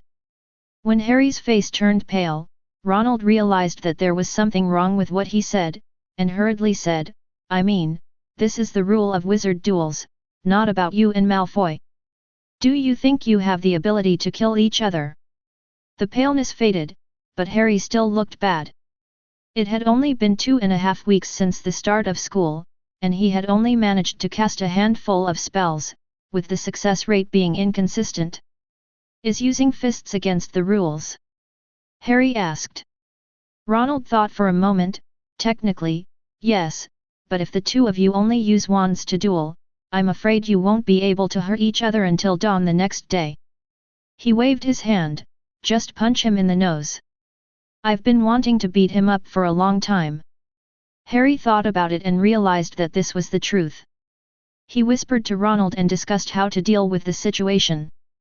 In the end, the two decided to crook Malfoy's nostrils, which he used to look at people, and then pull out his proud golden hair, actually platinum. If necessary, they could bite him to death. Hermione's brows were knitted tightly together after listening to the whole thing. She really wanted to stand up and stop the two people's crazy behavior, but Tom's words "losing the fight is the big deal" made her hold back. "It's 11:30, Harry, we should go." In the dead of night, Harry and Ronald put on their clothes, moving very quietly for fear of disturbing their roommates. After carefully closing the door, he walked down the spiral staircase and entered the Gryffindor common room. Except for the fire in the fireplace, all other lights were off and the light was very dim. "Wait a moment." Just as the two of them walked to the door, they heard a female voice behind them, which scared them to death. When I turned around, it was Hermione. "I'll go with you and duel Malfoy." "What did you say?"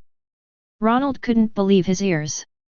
He remembered that Granger was a typical academic master. Except that he was slightly worse than Riddle in the Serpentine College, he was almost the most favorite student of the professors. "I said, I want to duel with you too," Hermione said again. "I thought you were going to tell the prefect, or even go to the professor." Harry suspected that he had misheard and took a step back cautiously. "You don't want to catch me in the act, do you?" "I was actually planning to do that," Hermione admitted frankly, and then after the two of them changed their expressions, she added, "But Tom is right, winning is the most important thing. You too. To be honest, I really don't know what spells you have mastered. Do you really intend to fight with your fists? You are wizards, not boxers." These words made Harry and Ronald feel ashamed and embarrassed, but they still agreed to Hermione's joining. At least Hermione knew more spells than them. The three of them left the common room and heard a wheezing sound on the floor. Harry thought it was Filch's cat, Mrs. Norris, and almost turned around and ran back to the common room, but the fat lady went out to visit friends late at night and the door was closed. "Neville, why are you here?"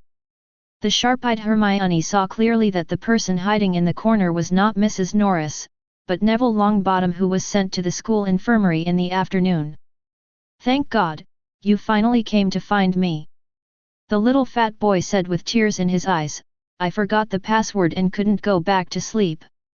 Fortunately, you found that I was gone, otherwise I would have to sleep here until tomorrow." Harry and Ronald avoided looking at each other in tacit agreement. They had no idea that Neville was not in the dormitory. "Neville, how's your hand?" Harry asked, changing the subject. "All is well." Neville raised his hands and shook them happily. "Madame Pomfrey cured me in no time. She is amazing." "That's great." Ronald estimated the time and said impatiently, "The password is Pig Nose, but the fat lady is out visiting friends. You just need to wait here for her to come back. We have more important things to do. Don't leave me." Seeing the three people about to leave, Neville hurriedly followed them, unwilling to stay at the door alone. In desperation, the original two-person duel team became 4 people. Harry could only comfort himself that there was strength in numbers. If Malfoy came with only 2 people, he would definitely teach him a lesson. The 4 of them walked carefully along the way and did not turn a single corner, for they were afraid of encountering Love around the corner or running into Filch and his cat. Fortunately, there were no accidents along the way and they arrived at the prize display room on the 4th floor smoothly.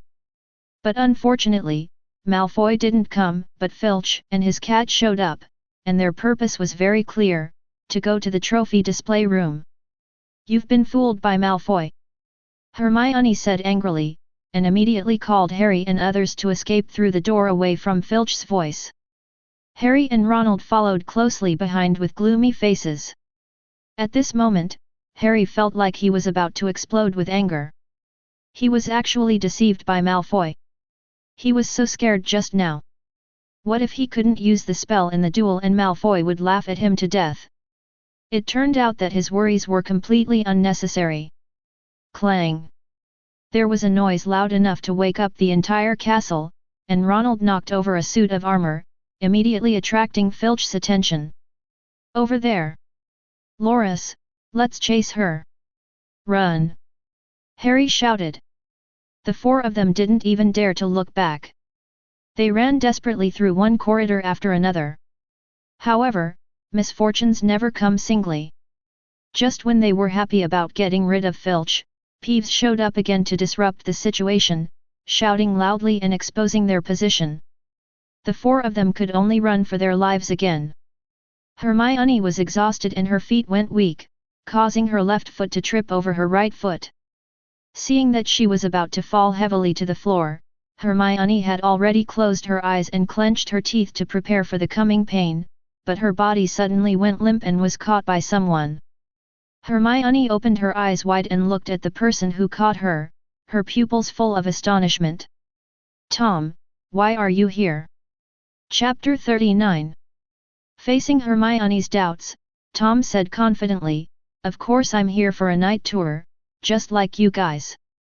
Hermione wanted to complain about why Tom could speak so openly of a serious violation of school rules, but she did not forget that there were pursuers behind her. He took Tom's hand and ran forward. "Filch is behind us, let's hide quickly." So Tom watched helplessly as 4 people with poor sense of direction led him into a dead end. There was a door at the end of the corridor, and it was still locked. "It's over." Ronald, who hadn't noticed the extra person at all, whimpered and his legs went weak.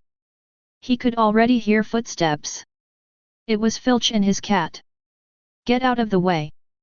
Hermione roughly pushed Ronald aside and pointed her wand at the door. "Alaho hole open." With a click, the door opened, and the 5 people hid inside, listening to the quarrel between Filch and Peeves, and finally the footsteps became farther and farther away. "We're saved," Harry whispered. "Good dong." Neville swallowed hard, pulled Harry's sleeve, and said in a slightly crying tone, "No, we are hopeless." Several people turned around in confusion, not knowing why Neville said that, and then they found out. It turned out that behind this door was not a classroom, but a corridor. At the end of the corridor, there is a huge dog with 3 heads, whose body fills all the space between the floor and the ceiling. What made them even more desperate was that there were 3 heads and 6 eyes staring at them without blinking, with ferocious eyes and disgusting saliva flowing from their mouths. They were very familiar with that look. It was exactly the same as the way they looked at their midnight snacks. Roar! Angry roars came from the 3 dog heads at the same time. Hermione turned around and was about to open the door. She would rather be caught by Filch than become this monster's meal. However, in order to prevent Filch from opening the door and coming in to check, she pressed the lock button just now. As a result, the old door lock malfunctioned and the button would not pop out. "Tom, no, come back." What scared Hermione was that the big dog had already pounced on him, but instead of retreating, Tom took the initiative to meet it. Fainted. White light shot out and accurately hit the head in the middle of the 3-headed dog. The head let out a cry of pain, but only a white mark was left. Instead of stopping it, it angered it. I knew I couldn't be so gentle. Tom muttered, his wrist shaking rapidly. Concussion impact. Hurricane blade.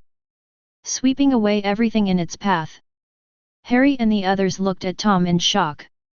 He was like a magic turret, continuously releasing spells they had heard of and not heard of. The light of the spells flew around the room. The three-headed dog was too big. No matter how they shot, they could hit it accurately. There was no need to consider the accuracy at all. It was enough to just use the magic power. The damage caused by a single spell might be limited, but when these spells are stacked together, even a creature with thick skin and flesh like it cannot withstand it and will retreat wailing. Finally, they sat at the end of the corridor, with their three big heads buried, sobbing constantly. It actually sounds a bit pitiful. Tom also stopped his attack at the right time and turned back to look at Hermione. Is the door not fixed yet? Ah! Oh! The little witch came to her senses and remembered their situation, and hurriedly continued to fiddle with the broken door lock. 10 seconds later, with a click, the door was opened again. Ronald almost squeezed out through the crack in the door, and then Harry and Neville followed him out of the room. After Hermione left, Wayne looked back at the three-headed dog that was secretly observing him, and raised his wand again. This time it was not an attack, but several consecutive healing spells fell on the three-headed dog. Woo!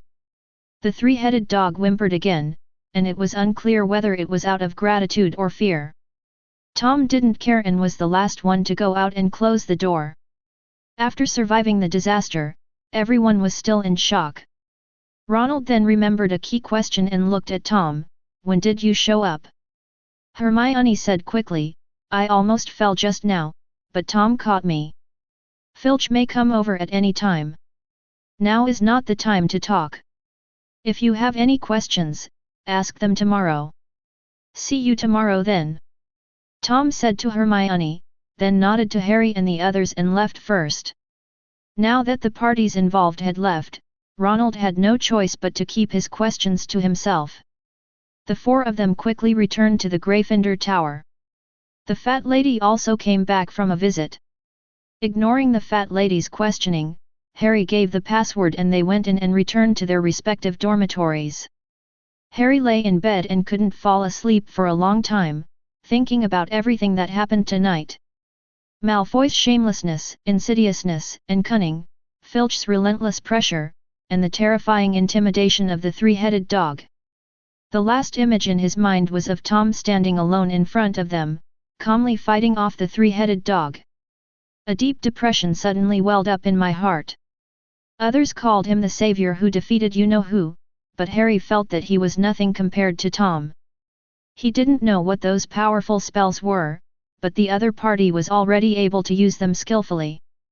They are both freshmen, why is there such a big gap? Far away in the Slytherin dormitory in the basement, Tom was also reviewing today's performance and was not very satisfied with himself. The three-headed dog is famous for its thick skin and strong flesh, and its high physical and magical resistance. Not to mention students, even many adult wizards' spells are no more than tickling to him. But Tom felt that since he had the bonus of the absolute justice talent, coupled with a short burst of magic power, he should be able to do better. The reason why the effect is not satisfactory is mainly because it makes people feel disgusted. It was unknown how long it had been since the big dog had taken a bath. The closed corridor was filled with the body odor of the three-headed dog, which seriously distracted his attention. It seems that I will have to hone my ability to cast spells in harsh environments in the future. Tom added another training plan, then adjusted his breathing and slowly fell asleep. Not long after they left the corridor, Dumbledore appeared here wearing pajamas and a playful conical nightcap. He checked the three-headed dog's injuries, then talked to the nearby portrait and sighed. The young are to be feared. Chapter 40. History of magic is Tom's most hated subject, no doubt about it. Not only do other courses have extra college points, Tom can also get credits for the knowledge imparted by the professors. Even Quirrell, who slacks off in class every day and never teaches any useful knowledge, but in order to disguise his cowardly personality, Wayne stopped him after class several times and got a few extra points. Only the course of Cuthbert Binns, this ghostly old man, not only was the material taught in class rote and meaningless, but the system also determined that it was of no help to him and he could not get any credits. The old man also never gave students the opportunity to answer questions, so there was no possibility of getting extra credits. So taking this class is purely a waste of time. As soon as the class started, Tom, like many of his classmates, lay down on the table, actually entering the study space to learn new spells from Andrus. When the bell rang, Cuthbert Binns assigned the homework expressionlessly, then walked through the wall and returned to his office. The students don't have such convenience as him, they have to walk to the auditorium. As soon as he arrived in the hall, Tom was stopped by Hermione, who had been waiting there. "It's not convenient here, let's go to the courtyard garden to talk." Hermione glanced at the people coming and going around and said in a low voice. Tom didn't refuse, and Daphne wanted to follow, but was rejected by Hermione. Just as the little witch was about to explode, Tom spoke first. "Daphne, I don't mind taking you with me, but what I'm going to talk about will involve other people's secrets. How about you go to the auditorium and wait for me for a while?" Daphne nodded reluctantly, glared at Hermione furtively, and walked through the doors of the Great Hall. When Hermione and Tom arrived at the courtyard garden, Harry and Ronald had already occupied a stone table with some snacks on it. Once Hermione and Tom were seated, Harry spoke. "Riddle, it was all thanks to you last night. I don't know how to thank you, so I just took some snacks." "You're quite polite, but I'm trying to save myself. I can't just wait for him to bite me, right?" Tom nodded, picked up a chocolate frog without hesitation, and bit the frog's head in one bite. The frog's limbs kicked weakly. Harry laughed dryly. "Anyway, it would be terrible if you weren't there by then. There's no point in thanking me, let's just forget about it." Tom waved his hand indifferently, and Harry nodded without any objection. Ronald waited until Tom finished eating a piece of chocolate before asking, "What did you do on your night tour last night?" "Reading." Tom answered naturally. "I suddenly wanted to look up some information, but it was not in the book I had, so I went to the library." "Is there any problem?" Harry and Ronald looked at each other in bewilderment. Poor students like them could never imagine going out for a night out just to read a book and risk being caught by Filch. "Haha, I was just kidding. In fact, he came here specifically to ambush Harry and the others so that he could go to the corridor on the 4th floor openly." Tom dared to poison a galleon. There was a trap magic set by Dumbledore on the door. If he went there alone, he would probably be targeted. But as long as Harry accidentally walked in, the risk would definitely be much smaller. The rewards are also gratifying.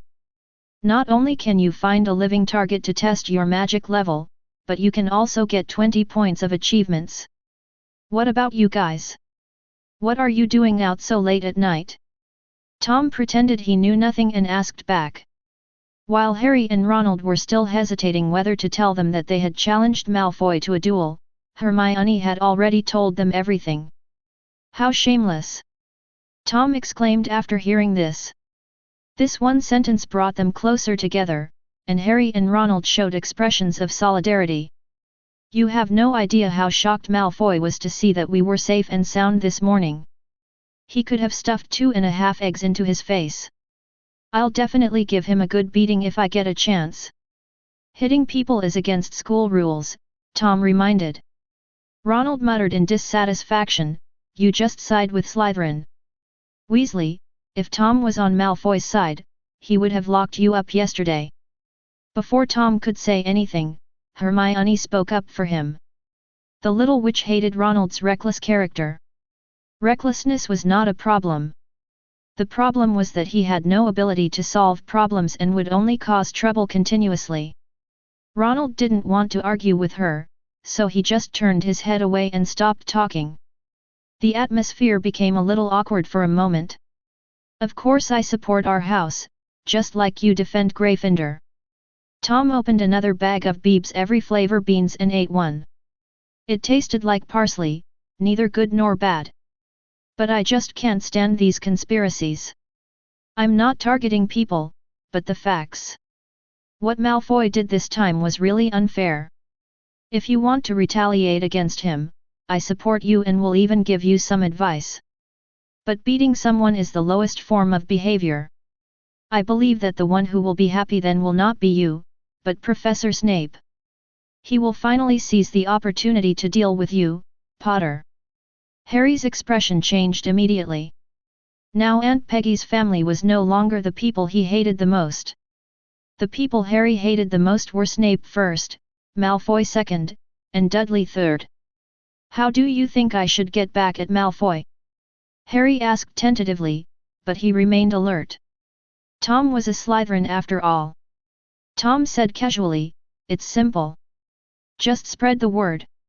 Do you think we are idiots? Ronald's eyes widened. We will be dead if we tell anyone about this. Professor McGonagall will turn into a cat and scratch us to death. Nonsense. Hermione glared at him. Professor McGonagall would never do such a thing. Harry also looked at Tom suspiciously. You're not saying this just to make us lose points, are you? How can you doubt a good man? Tom covered his chest with a hurt look on his face. I just don't like Malfoy either. You can't imagine what life I, a little wizard born in Muggle, have to live in Slytherin. These purebloods, ah. Harry and Ronald then remembered that although Tom was a Slytherin student, he was a pure Muggle-born wizard and even an orphan. Entering Slytherin with such an identity, I feel sorry for him just thinking about it. For a moment, the two men's eyes softened a lot, but they still felt that Tom's plan was a scam. Tom was not in a hurry. Instead, he looked at Ronald and said patiently, Weasley, put yourself in his shoes. Let's set a scene. If it was you who challenged another pureblood family to a duel in the name of the Weasley family, but when the time came for the duel, you were too cowardly to show up. If your parents knew about this, what do you think their reaction would be? Chapter 41. Ronald obediently put himself into the scene set by Tom. Just 2 seconds later, his expression changed, and he said tremblingly, if I really did that, Mom would definitely send me a yelling letter, and then Percy would accuse me, and those two bastards George and Fred would definitely play a prank on me for a whole semester, and maybe even change my last name. The more Ronald thought about it, the more scared he became. A pureblood in poverty is still a pureblood. Besides, Weasley was in distress, not destitute.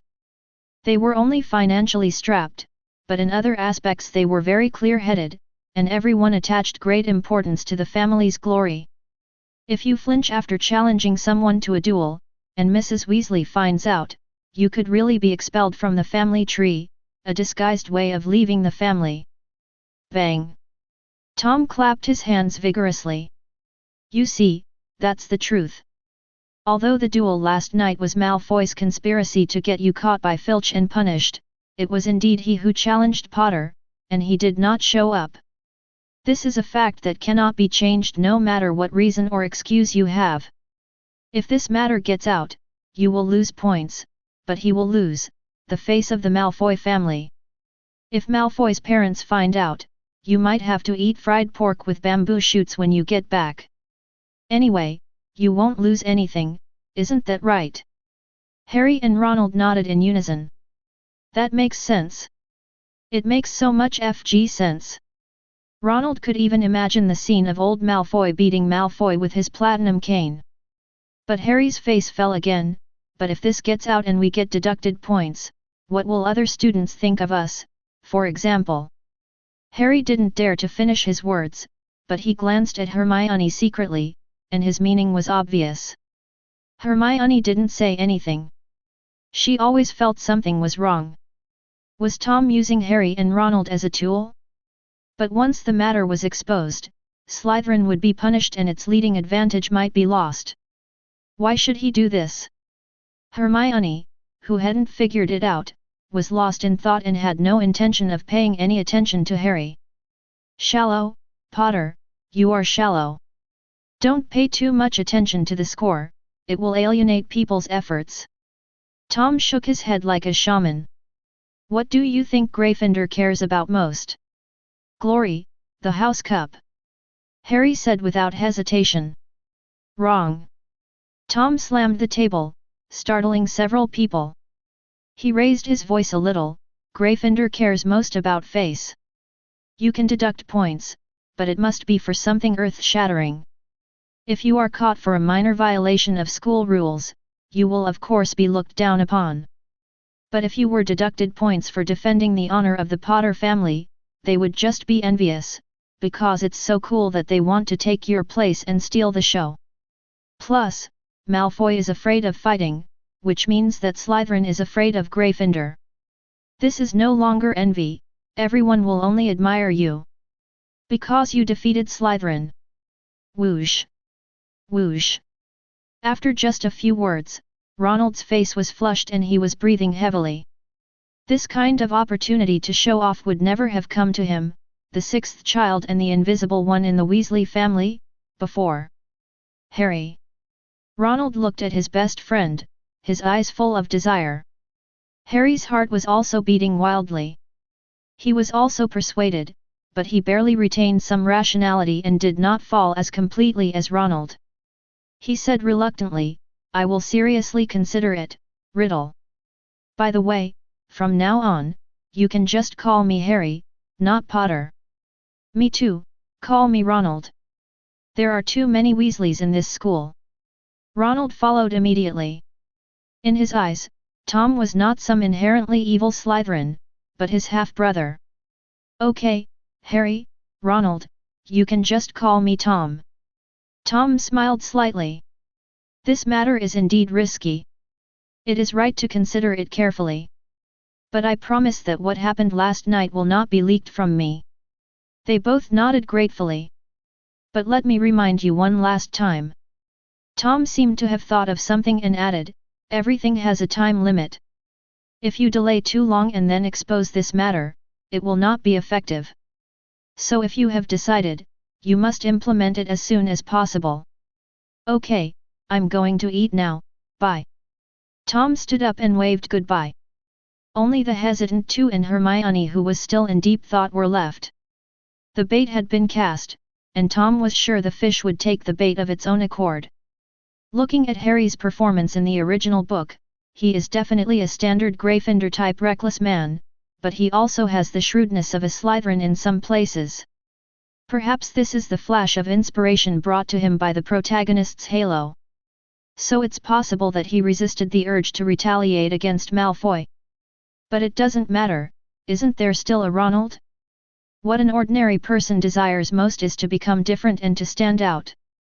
Now that the opportunity is in front of him, he will definitely not let it go. So, Tom just has to wait until the moment of success comes. In potions class, Snape didn't know that his house might suffer a major reputational blow, and he was still making things difficult for Harry in class. In order to make himself happier, Snape broke up the good friend pair of Harry and Ronald, and considerately arranged Neville to be Harry's teammate.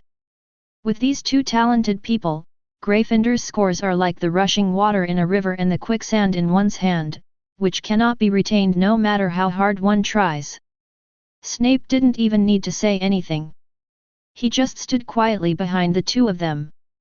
Harry felt as if he was being pricked by needles, and Neville was even more trembling and fidgeting. Coupled with his already poor memory, even after brewing a pot of potion, even with Snape's attainments as a potion master, he was not sure what they had brewed. Waste school property, do not listen carefully in class, and ignore the professor's guidance. Just like that, another 10 points left the Gryffindor scoreboard, and Snape happily announced the end of Get Out of Class. As for Tom, he hasn't looked at Tom in these classes. Harry was packing up the cauldron dejectedly, but he heard Malfoy's undisguised laughter. "Potter, you and Longbottom must be tied up tightly. With the two of you in the potions class, there will never be a lack of negative material." Crabbe and Goyle were giggling like the supporting actors. Harry didn't say anything, but looked at Ronald calmly, saw the little flame in the other's eyes, and nodded heavily. Done. Chapter 42. People fight for a breath, Buddhas fight for a stick of incense. Since the day he entered school, no, since he got on the train, Malfoy had been harassing him like an annoying flea. Even Harry, who didn't want to cause any trouble, was completely infuriated. Even if both of them suffer losses, Harry is determined to give Malfoy a ruthless blow. Finally giving Malfoy a cold look, Harry took Ronald back to the dormitory and started getting ready. Tom didn't hang around outside either. Daphne went to have afternoon tea with her roommate, while he went back to the dormitory with his roommate. As soon as we entered the house, Nott, Rozier, and Sabini started to get busy.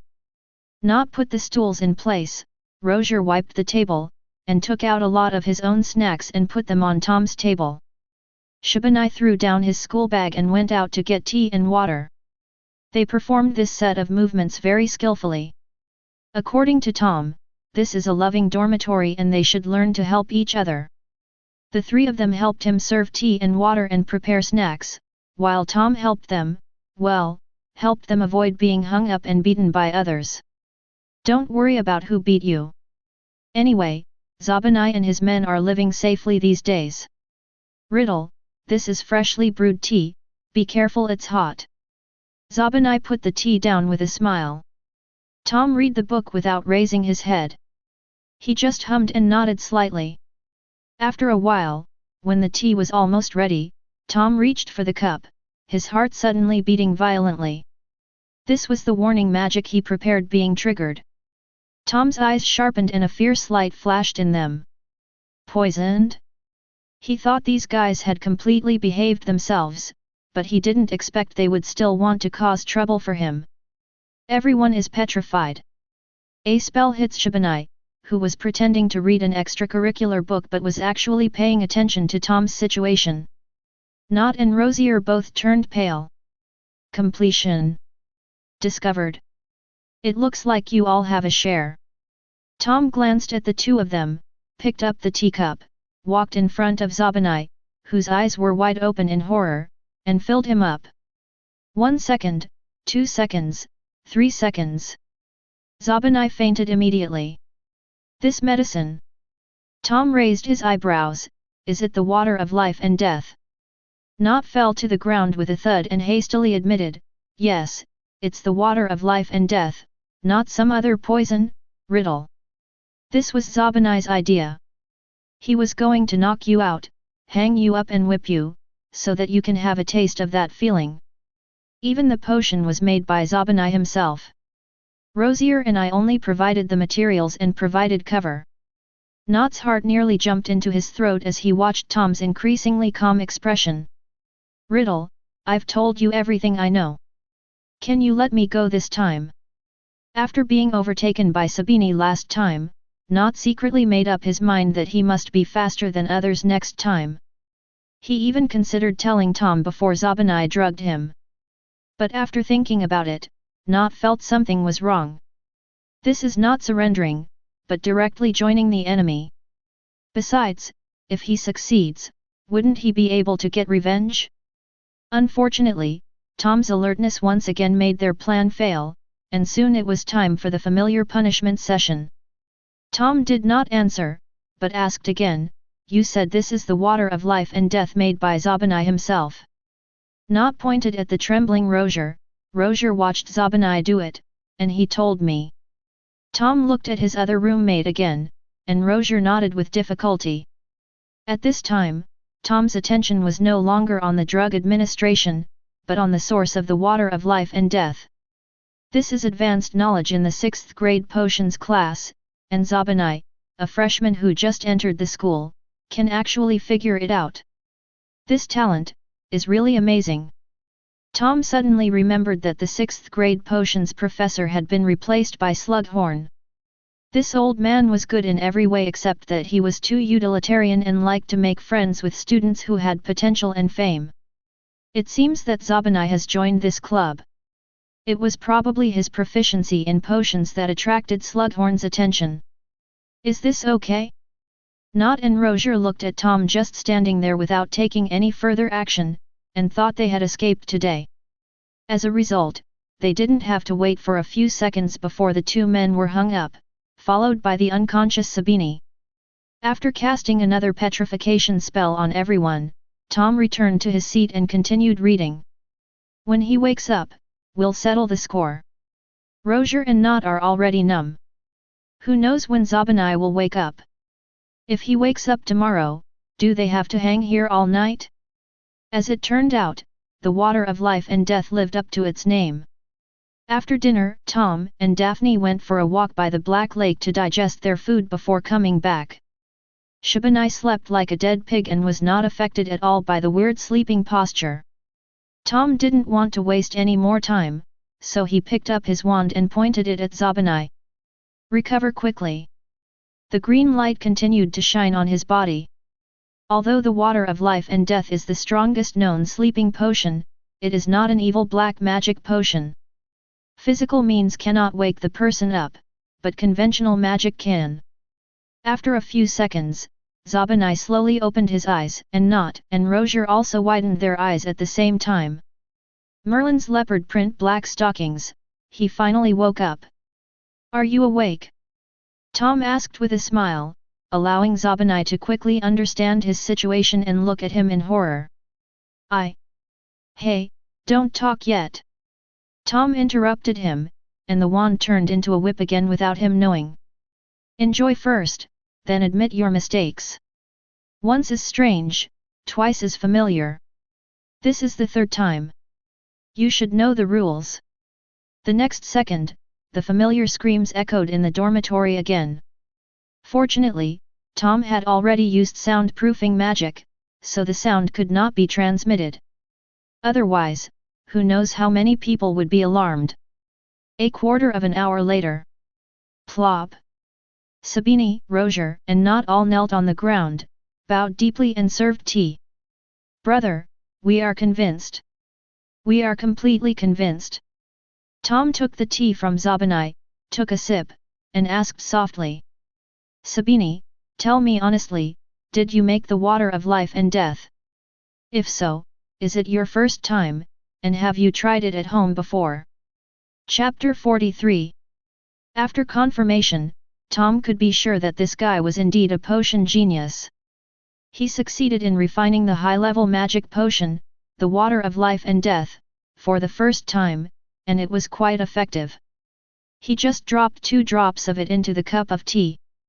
The idea of using the water of life and death as medicine was actually given to him by Tom. Snape's questions in the first potions class made Zabani remember this potion, and then he became interested in it. After consulting the information and collecting the materials, I started to work. It took him 2 days of hiding in the boys' bathroom to complete the brewing of the potion, a very flavorful potion, which he ended up enjoying himself. "You really impressed me, Blaze." Tom put down his teacup and sighed. "Based on your talent in potions, bloodline and family background are no longer important. Sooner or later, you will earn respect on your own." Tom's praise was like a bucket of cool water poured down on a hot summer day, making Shabani feel extremely refreshed. He might feel proud if others praise him, but he would never feel such pleasure. But this is Tom who beat him 3 or 4 times. The recognition of the enemy is the best affirmation. This statement has been fully confirmed. No, Riddle is not his enemy now, he is his elder brother. Zabani lowered his eyebrows and said, "Riddle, I was ignorant before. From now on, I will never think of revenge again. It was my first day that I spoke wildly. It's my fault." "Good awareness." Tom stood up and patted him on the shoulder, then looked at Nott Crozier. "What about you guys?" The two shook their heads frantically. "We won't dare to do it again." "Very good, hand over your pocket money." Another 30 galleons came in. Tom put the money away and wanted to continue reading his book. But to his surprise, Shabani actually approached him to talk, and the other 2 also came over. There had never been such a situation before. He was the one who ordered the three people to do something, and there had never been any such casual communication. Since they took the initiative to show their friendship, Tom didn't care whether they were sincere or not, and just took over the conversation naturally. Sabini talked about the problems he encountered when refining the water of life and death, and Tom also gave an answer. After he finished speaking, he actually saw a hint of admiration in this guy's eyes. Roger and Nott were a little envious. The two of them were talking about high-end topics that they couldn't understand. Before, the three of them were beaten together, but now the sense of gap appeared. Thanks to Tom's appreciation, Shabani's status in this dormitory was unconsciously higher than the other two. This is how classes are created inadvertently. The person at the top holds the power of domination, and whoever he favors can surpass others. The next morning, Shabani followed Tom like a follower, and the other two followed closely behind, causing many Slytherin snakes to look at him sideways. It was not until Daphne glared at them that the three of them left reluctantly. After helping Daphne finish her homework, Tom went to the library again to continue entering books into the study space. When he arrived, he found that Hermione was there too, waving at him, motioning him to come over. When Tom sat down, the little witch couldn't wait to whisper, "I forgot to ask you yesterday. You suddenly appeared in front of me that night, as if you were invisible. Was it the effect of magic? Disillusionment charm?" Avoiding Madame Pance's gaze, Tom and Hermione whispered in each other's ears, "An invisibility spell that changes the light. Where did you learn that?" "It's on the innermost bookshelf, Advanced Practical Spells. It's also in the 5th grade textbook." Hermione didn't hesitate for a moment, ran over to get the book Tom mentioned, and began to read it attentively. After a moment, Tom nudged the little witch with his elbow, and Hermione looked over with a frown. "Have Harry and Ronald decided on the idea I proposed yesterday?" Hermione's eyes became alert. "Tom, I still don't understand what you are going to do. There must be something fishy here. How could you wrongly accuse me?" Tom said, I only gave advice to Harry and the others for your sake. We are good friends. Even if we are from different schools, it won't affect our relationship." Tom originally wanted to use the reputation of the academy to guarantee himself, but when the words came to his lips, he realized that Slytherin really had no credibility at all, and saying it out loud would only make people more suspicious. "So I can only play the emotional card." Miss Granger's cheeks flushed after hearing these sweet words. She pretended to be angry and hit Tom twice with her little fist. "I don't believe you, you big bad guy. You can eat whatever you want, but you can't say anything you want." Tom grabbed Hermione's soft little hand and gently put it back. "I'm just curious, just asking." Hermione had no choice but to whisper, "When I left the house, I saw Potter and Weasley go find the twins." Weasley was beaming with joy. "I guess he did what you asked." Gryffindor. A group of little lions surrounded Ronald and Harry. In order to let more people see him, Ronald stood on the sofa, spitting everywhere. "The shameless Malfoy took the initiative to challenge me to a duel just because Harry beat him in flying class. He flies amazingly, and him. You can ask Wood about the details, but Malfoy was so angry because he felt he had lost face that he came to Harry. Many people should have seen him coming, right?" Several boys nodded vigorously. "I remember that he came here with two fat guys on Thursday. He left after saying something to you guys." "Yes, now we have witnesses." Ronald was even more excited. "But he didn't show up that night. Harry and I waited for half an hour, and it was Filch and his cat who showed up." Ronald kicked Harry, who had remained silent. Harry forced himself to look grief-stricken and jumped onto the sofa. "Ronald told me that wizard duels are very sacred battles, especially for purebloods like Malfoy, who care deeply about the honor of their family. If it was any other reason, I would never be fooled into going on a night tour. But this was a challenge to a duel from one of the 28 pureblood families, and he actually didn't come. Really, really? Harry hesitated for a long time and suddenly forgot the words. Fortunately, the twins are here to ensure he doesn't get bored. People's hearts have changed and the world is in decline. Chapter 44. Gryffindor has many virtues: courage, boldness, determination, and a focus on honor. Translated, it means reckless, ignorant of the immensity of heaven and earth, stubborn and face-conscious. Human nature is actually a very complex thing. Sometimes, two opposite personalities can appear contradictory in one person. We cannot simply summarize a person with a few characteristics. However, the existence of the sorting system strengthens these characteristics, allowing young wizards to gradually become more in line with the Academy's selection criteria during the most important period of character formation. The young wizards in Gryffindor have basically been influenced, so when most people learned that Harry and Ronald dared to go out at night a week after they entered school, they admired and praised them, thinking that they were very brave. Only a few people, including Percy, frowned. Percy wanted to scold his brother and Harry, but he was also addicted to the story and did not speak out immediately. When they heard that Malfoy didn't go, the little lions went crazy and cursed more harshly than the last. At the same time, there is a strong sense of pride. See?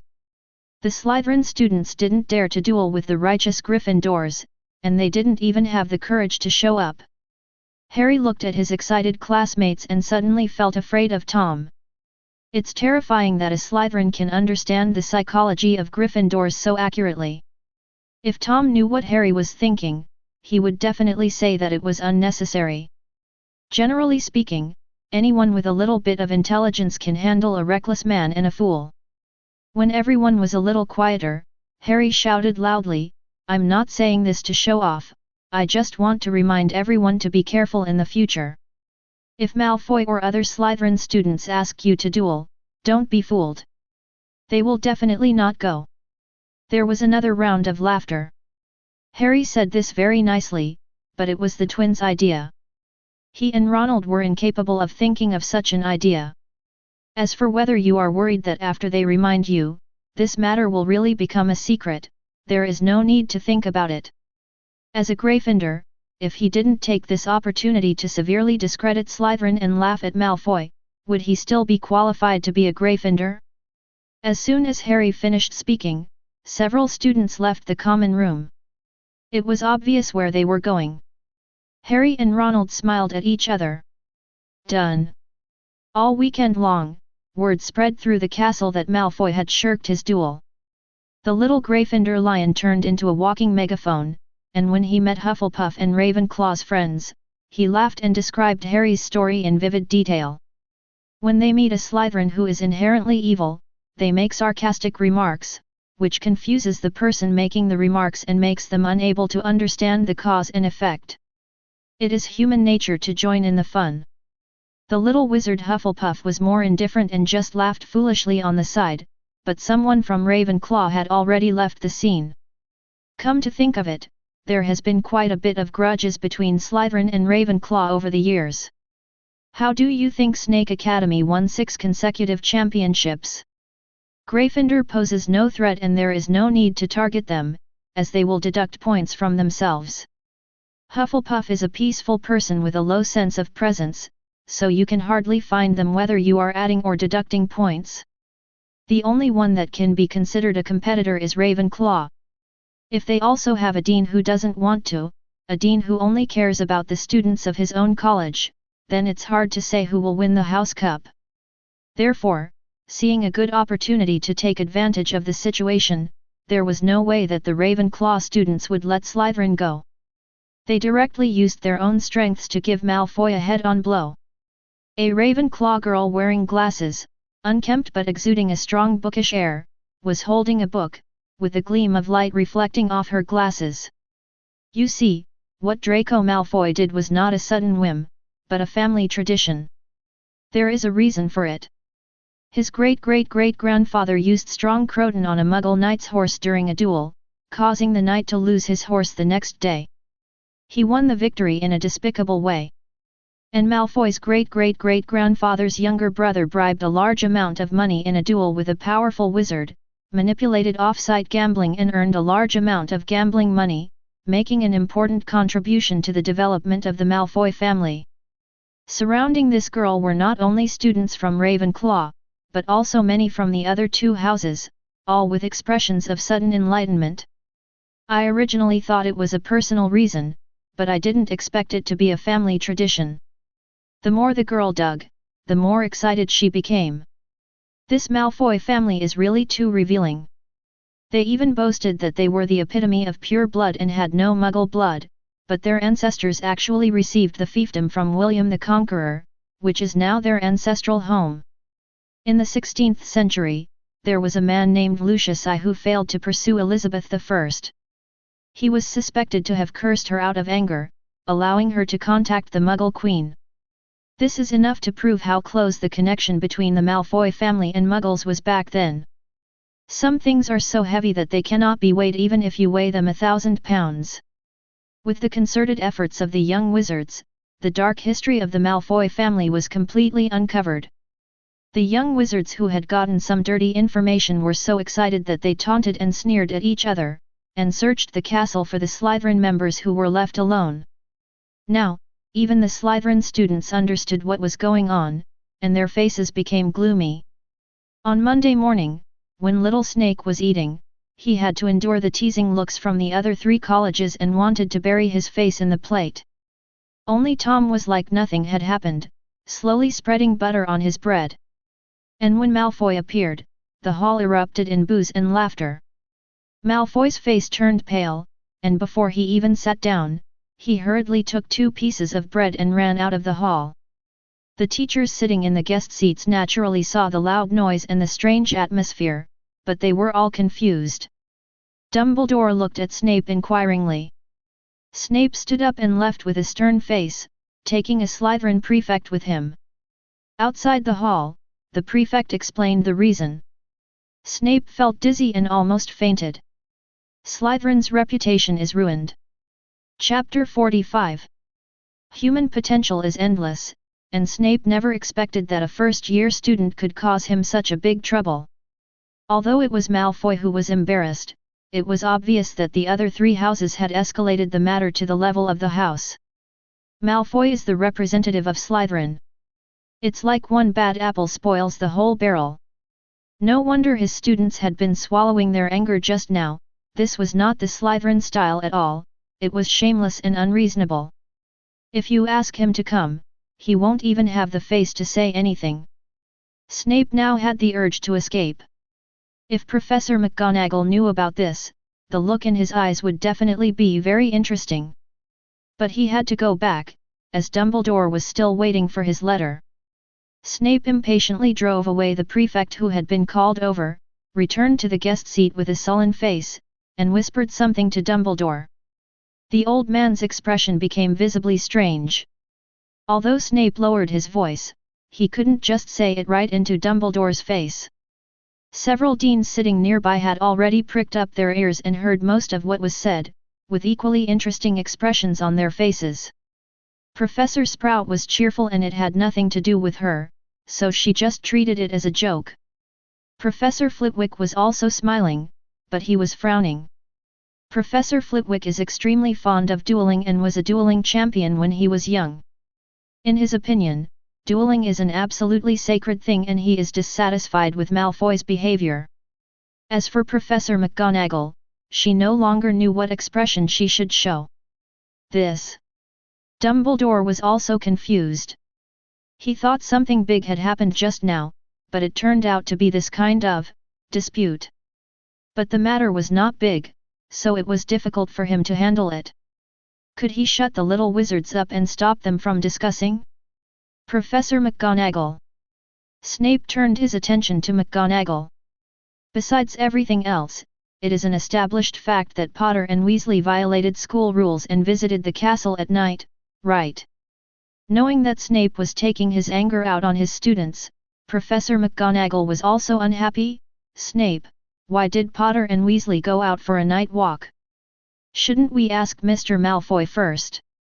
We always have to find the culprit first before discussing the punishment. Professor McGonagall emphasized the word culprit very much. Snape understood what she meant and his face twitched with anger. In that case, call them over. Dumbledore acted as a peacemaker, and the two men snorted and didn't look at each other. 15 minutes later. Harry, Ronald, Malfoy, Crabbe, Filch and his cat, the parties involved, cats, were taken to a small room on the side of the corridor. Dumbledore didn't come, only the two head of houses involved did. He believed that Professor McGonagall would handle the matter impartially, and even Snape believed that Professor McGonagall would handle the matter impartially and would not favor students from his own college. That was called credibility, and it was something Snape had absolutely no part of. Potter, tell me. Professor McGonagall looked at the two of them sternly. Did you two go out on a night out on Thursday night and visit the trophy display room as the rumors say? That's them, Professor McGonagall. Before Harry could say anything, Filch spoke up first. I almost caught up with them that day. It was Peeves, the damned one.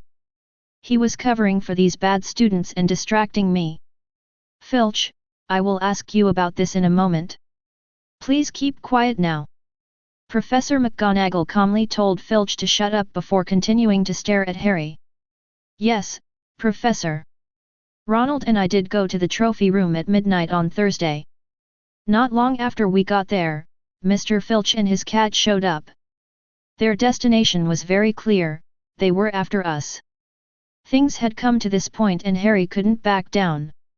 He simply revealed the fact that he was wandering around at night and took Malfoy with him to die together. Of course, he wasn't stupid enough to call out Hermione and Neville, and Tom was also selectively ignored. This was enough to kill Malfoy. Mr. Malfoy, what do you have to say? Professor McGonagall did not criticize Harry immediately, but turned to look at Malfoy. At this time, Malfoy's face was pale and bloodless.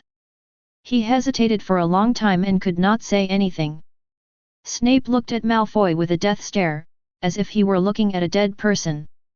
Filch, did Mr. Malfoy tell you that someone would be in the trophy room? No, it's the big guy who always follows him. He's not here today. That would be Mr. Goyle. Professor McGonagall nodded and concluded, the situation is clear. Malfoy encouraged Potter to duel with him, then told Filch the news, but he did not go, right? No one spoke, but Professor McGonagall was waiting for Snape's response. That should be it. Snape took a deep breath and said, Professor McGonagall, you can announce the punishment. I have no other opinion. Potter and Weasley violated school rules by wandering around at night. 50 points will be deducted from each of them. Starting next week, they will be detained in my office every night for a week. Professor McGonagall said a few words casually, and Gryffindor's points column was almost cleared. Ronald's legs went weak and he almost fell to the ground, but luckily Harry helped him up. But Harry's own situation was not much better. He had prepared himself for the punishment, but he didn't expect it to be so severe. 100 points, the extra points he has received since the start of the school year are not even a fraction of this number. Well, so far, Harry's bonus points are still 0. Normally, Snape would have laughed when he saw Gryffindor getting so many points deducted and Harry having to go into detention. But today he didn't, instead his expression became even more serious. Malfoy is so cruel to his own people. Sure enough, Professor McGonagall's next words confirmed Snape's guess. Mr. Malfoy, although you did not violate the school rules for night walks, it is not allowed to initiate a duel without authorization, and you also deceived your classmates.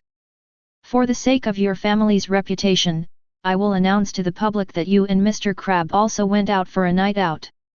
Therefore, Slytherin will also be deducted 100 points, and both of you will need to go to Professor Snape's office to receive detention as punishment. I've finished speaking, who among you has any objections? Chapter 46.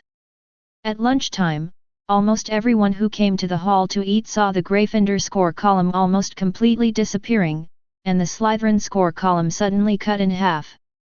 Professor McGonagall also explained the reasons for the deduction in front of all the students in the school. However, although she had defined the matter, points were deducted because of night wandering, and she did not mention the word duel. She could not control what the young wizards thought. At least now, it has been confirmed in people's minds that Malfoy is afraid of fighting. Not only did he bring shame to his family, but he also caused Slytherin to be deducted a huge number of points, ruining their good lead. Now, many little snakes looked at Malfoy with unfriendly eyes. As for the Gryffindors, although they were sad about the score, they were all happy that Harry and Ronald could drag Slytherin into the fun. As long as Slytherin was unlucky, it wouldn't matter if Gryffindor lost some points. If it is not deducted today, it will definitely be deducted one day in the future. It is only a matter of time. What's more, Harry reminded them to keep the secret that day and not to tell anyone, so everyone was wrong.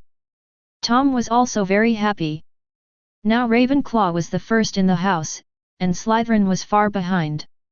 Now Professor Snape should be able to notice his importance, right? Sure enough, when it came to Friday's potions class, Snape, contrary to his usual behavior, thought of Tom, the little extra score expert, and the first half of the class became a question-answering competition for the two of them. Snape kept asking questions, and Tom answered them one by one. If the answer is correct, then of course some points will be added to Slytherin. However, Snape would not go too far and would occasionally pass the problem on to others, striving to be fair and just. For example, Longbottom and Finnegan. But who made them unable to answer? Don't blame him for not giving Gryffindor extra points. After class, Tom and Snape looked at each other and smiled at the same time. It was the first time that such a harmonious scene appeared between them. But Snape quickly regained his composure, returned to his expressionless state, and left the office with the textbooks. But he had to admit, having a student like Tom was indeed a pleasant thing. He has a wide range of knowledge and can understand things very quickly. Between books and his words, he chooses to believe his arguments without hesitation. This is so cool. But why did this person have to be Tom Riddle? Snape felt very uncomfortable. Miss Granger was also upset. She was complaining to Tom about Snape's unfairness. Tom answered 20 questions in the whole class, but she only answered 2, one of which was wrong. 1 plus 1 minus was equal to nothing. Then you should go and talk to Snape. Tom was in a good mood. Another professor noticed his excellence, and such days would continue for some time. Once Snape tastes the sweetness, it will become a habit and he will habitually give him extra points. However, in order to make Snape more daring, he also had to create some difficulties for Slytherin to win the championship. No, it cannot be said to be difficult to manufacture. He was just returning the points that the biased dean had deducted from other students. That was so fair. When Hermione heard what Tom said, her mouth puffed up like a hamster, which was very cute. Go to Snape to argue? Did he feel that he had a strong psychological endurance and wanted to find some excitement, or did he feel that Gryffindor had too many points and had to give some away? Daphne looked at Hermione's deflated look with a smile on her face. Hermione glared at her for gloating over her misfortune, and Daphne didn't tolerate it and glared back at her. But given their cute looks with some baby fat, the looks didn't have any lethality at all, it was just like a competition between friends. Even Tom didn't care. These two people have been at odds with each other for a long time, but fortunately, it is only at the verbal stage and at most it is just a quarrel. Their ability to act is not even as good as that of Zabanai and his gang, but at least those guys planned 2 revenge operations. I say, do you want to go for afternoon tea together? Yes, the 2 little witches said in unison. Okay, let's go to the atrium. There aren't many days left where we can eat outside. Tom's proposal was agreed by the 2. The weather has been getting colder recently. Once October comes, they probably won't even want to go out of the castle. The three of them walked up the stairs talking and laughing, and even Tom didn't notice that behind them, Malfoy's eyes were full of resentment. This week should be the darkest week in Malfoy's life. Not only was he ridiculed by students from other colleges, but even many students from his own college thought that he had discredited Slytherin. It was vague that Malfoy had been isolated. Apart from his two followers, only Pansy Parkinson was willing to talk to him. What made Malfoy even more angry was that some big mouth passed the news back home, and his father actually found out what he had done and sent a letter to scold him. Malfoy swore that he had never seen his father say so many dirty words, and the curses were as ugly as they could be. Malfoy was already in a bad mood, and after seeing Tom steal the show today, his mentality was completely unbalanced. Why is he isolated and despised now? Tom, a low-class wizard of Muggle origin, can live like a duck in water in Hogwarts, and his three roommates have become followers like Crabbe Goyle, and the key is that they are smarter than his followers. The most beautiful girl in the first year of Slytherin is always hanging out with Tom, and as the eldest son of the Malfoy family, he has only Pansy Parkinson, who is so ugly that he can't eat her. Don't use the impression of the previous movies as they are too good, by his side. Comparing the two, Malfoy realized that his enemies were not just Potter and the red-haired Weasley, there was someone in the academy who was stealing his limelight. He is just a mudblood with no background and no pedigree. As long as Tom is stepped down, he can intimidate others and his lost status will definitely be restored to a large extent. Malfoy's eyes rolled as he had an idea in his mind. Gaul, you are like this. Chapter 47. On Friday night, most students have entered holiday standby mode, feeling laziness all over. They temporarily put aside their homework and classes and enjoy their leisure time. Tom was also combining work and rest, playing gobstones with Daphne. According to Andrus, Tom has now entered a new stage, which does not refer to strength, but to the understanding of magic. He has touched upon the essence of magic, albeit at the most superficial level, but it is enough to enable him to achieve twice the result with half the effort when learning. This is something that many wizards will never be able to do in their entire lives. Many people really just regard magic as a talent and use it by instinct. The spells they learn are also what the teacher teaches them. They know the results but not the reasons. Although such a person can use magic, he is not a real wizard. Of course, this is Andrus's evaluation standard. Tom has surpassed this stage now. He may not know as many spells as some adult wizards, but Tom can quickly make up for the gap with his perception. He has entered a period of explosive growth in strength. Andrus's guidance accounts for 3 points of the credit, the learning space accounts for 3 points, the extraordinary state plus the effect of physical practice accounts for another 3 points, and the remaining 1 point is Tom's own talent. This shows how important excellent teachers and a good learning environment are. Harry is the most typical negative example. He inherited Lily Evans' talent in potions, but it was never shown before because he didn't get along with Snape. After changing to Slughorn and adding a notebook from Snape's student days, Harry quickly stood out and was rewarded with a Felicia Ricci potion. You lose again, Daphne. Tom accurately bounced Daphne's pink gobstone back into her pit. The bounced-back gobstone immediately sprayed a foul-smelling liquid at the girl.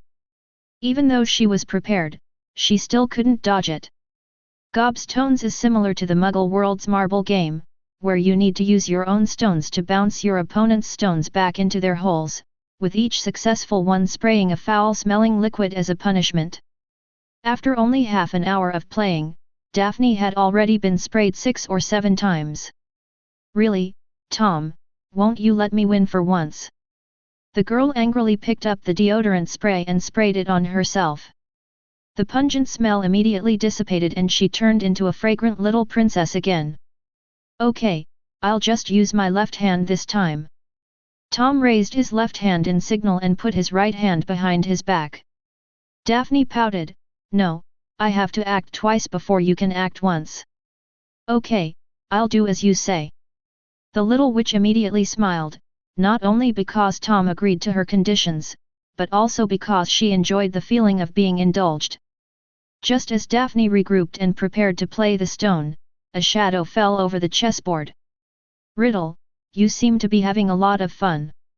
Do you know that you are disturbing my studies? Daphne looked at the person who was complaining about them in shock. It was Goyle who spoke. Everyone knows that this idiot doesn't study at all. He follows Malfoy all day long, always has snacks in his mouth, and never does his homework by himself. He is a useless guy who is not good at anything and only cares about eating. After being shocked, Daphne's face darkened. Gore, if you have nothing to do, go eat your snacks and don't come here to seek a sense of existence. Green grass, are you so protective of your pretty boy? Malfoy walked over with a sarcastic smile on his face and patted his younger brother on the shoulder. I think Goyle is right. Riddle's voice is too loud and it has affected me. Maybe this is the Muggle way of life? Really don't know the rules. It's okay. If you don't understand, I can teach you. From now on, when I'm around, just be a transparent person quietly. At this time, many people in the lounge had noticed the dispute here, and they all had an expression of watching the fun. Even a fool could see that Malfoy was here to cause trouble, and his target was Tom Riddle, who was currently in the limelight. Daphne now understood what was going on. Although she didn't know why Malfoy suddenly fell ill, she didn't care. Someone wants to bully Tom, that's her enemy. The angry little witch was about to explode, but Tom grabbed her hand and motioned for her to sit down. Tom. Just let me do it. I already have experience in dealing with this kind of thing. Zabanai and Nott, who were playing wizard chess, twitched their lips and looked at Malfoy with sympathy. But they were also very curious about the presence of so many senior students in public. Does Tom really dare to attack Malfoy? The next second, Tom gave the answer. A streak of light hit Malfoy, who was still looking at people with his nose up, and the powerful impact directly knocked him against the wall next to the fireplace. As Tom tapped his wand lightly, the bricks on the wall began to surge, and 4 big hands appeared, firmly controlling Malfoy. Amid everyone's shocked gazes, Tom walked slowly to Malfoy's side. Master Malfoy, I just found out that you are not only a coward who doesn't even dare to show up for a duel, but you also have a foul mouth. But it's okay if your mouth stinks, but why do you have to let me smell it? Malfoy was no longer able to speak at this point, because his mouth was full of foam and the taste of soap. He kept spitting it out, but no matter how hard he tried, he couldn't get it all out. Tom actually attacked without saying anything. Only now, seeing Malfoy vomiting crazily, did someone come to their senses and hurriedly shout to stop him. Riddle! What are you doing? Put Malfoy down immediately. Do you think we prefects are just for show when we attack our classmates in the common room? The one who stood up was the 6th grade boys prefect, Stephen Avery, who was pointing at Tom with an angry look on his face. Tom turned around and tilted his head in confusion. Prefect? So there was a prefect in the lounge just now. Then why were you watching the show when Malfoy was out doing his dirty work? Avery's face darkened and he looked even angrier. What can he say? Is it okay for purebloods to bully Muggle wizards, but it is not okay for Muggle wizards to attack purebloods? Although he thought so, he couldn't say it. Because the headmaster of this school is Dumbledore. These unspoken rules of their purebloods must never be made public. Riddle.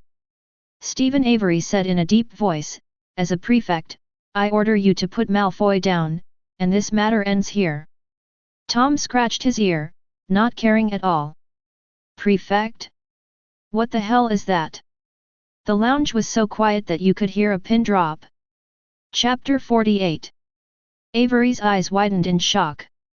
He couldn't believe that in Slytherin, a place with strict class structure, someone would dare to challenge the authority of the prefect.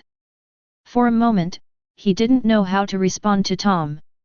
Avery froze in his tracks, but Crabbe and Goyle knew what to do. Goyle rushed towards Tom, shouting, "Let go of Draco, you damned mudblood!" Crabbe followed. Both of them were freshmen, but they were fat and strong, and even stronger than the senior students. Nott and Zabanai looked at each other without saying anything. They both rushed over to help Tom stop Crabbe and Goyle. My roommates were completely convinced. Riddle was simply lawless.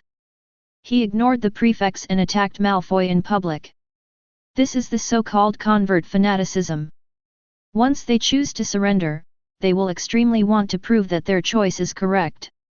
Tom's performance completely fits the two people's fantasy of a strong man. If he chose to swallow his anger, Zabanai and Nott would definitely be disappointed, and might even have inappropriate thoughts again. However, Tom doesn't need both of them to deal with two thugs who are still relying on brute force. Fainted. Two beams of light flew out from the tip of the staff at no particular order, hitting the defenseless Crabbe and Goyle. The two of them fell asleep immediately, making people sigh that it is good to be young. That's enough. Avery had already drawn his wand and pointed it at Tom. This is my last warning, Riddle. Put him down, or I'll attack you. You want to duel with me? Tom lowered his wand and the smile on his face disappeared. Avery took a deep breath. If you want to be taught a lesson, I don't mind moving a little. Of course he wanted to teach Tom a lesson, but the reason had to be valid, so he repeatedly showed restraint. There are many people who can teach me a lesson, but you are definitely not one of them. Tom raised his wand, which was standard dueling etiquette. But a simple fight is a bit boring. How about we add some spice? Avery frowned. What's the prize? I don't think you prefects are that big of a deal. Tom shrugged and said something that embarrassed Avery and the two prefects who were still present. To be honest, if I were in the 5th grade now, I would definitely be a prefect. But I can't wait any longer. The young man smiled a bright smile that made many witches lose their minds. As long as I win, there will be an invisible prefect position for the 1st grade in the future, and you prefects will not be able to interfere in the affairs of our 1st grade. No. It wasn't just Avery and the two prefects present who were speaking. Opposing voices were also heard from the stairs. These were the other 3 prefects who had rushed over after hearing the noise outside, as well as the little wizards who had come to watch the fun. The newcomer who didn't understand what was going on here quickly found his friends to ask what happened, and then their faces became very interesting. Tom smiled contemptuously. Refuse? That's not up to you. He conjured up 6 gloves and threw them in front of all the prefects. This is a sign that a duel has been initiated, and in older times, it even represented a battle of life and death. Slytherin, the strong are respected. As for the bloodline you value? Compare your bloodline with mine. Who among you can be sorted into Slytherin immediately without even putting on that crappy hat? Ah? Answer me. Tom's shout startled everyone. They wanted to refute, but suddenly realized, it made so much sense.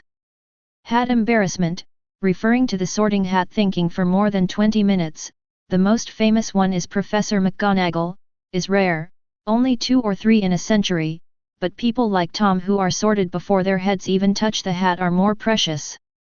Could it be that Riddle is really a child abandoned by a pure-blood family? Many people have such speculation in their minds. The 7th grade prefect, Cecil Burke, walked up to Avery and said, "The prefect is someone arranged by the school. Even if we agree, the school won't agree. Don't make these high-sounding excuses." Tom waved his hands impatiently. If you really followed the school rules, you wouldn't be cursing Dumbledore behind his back every day.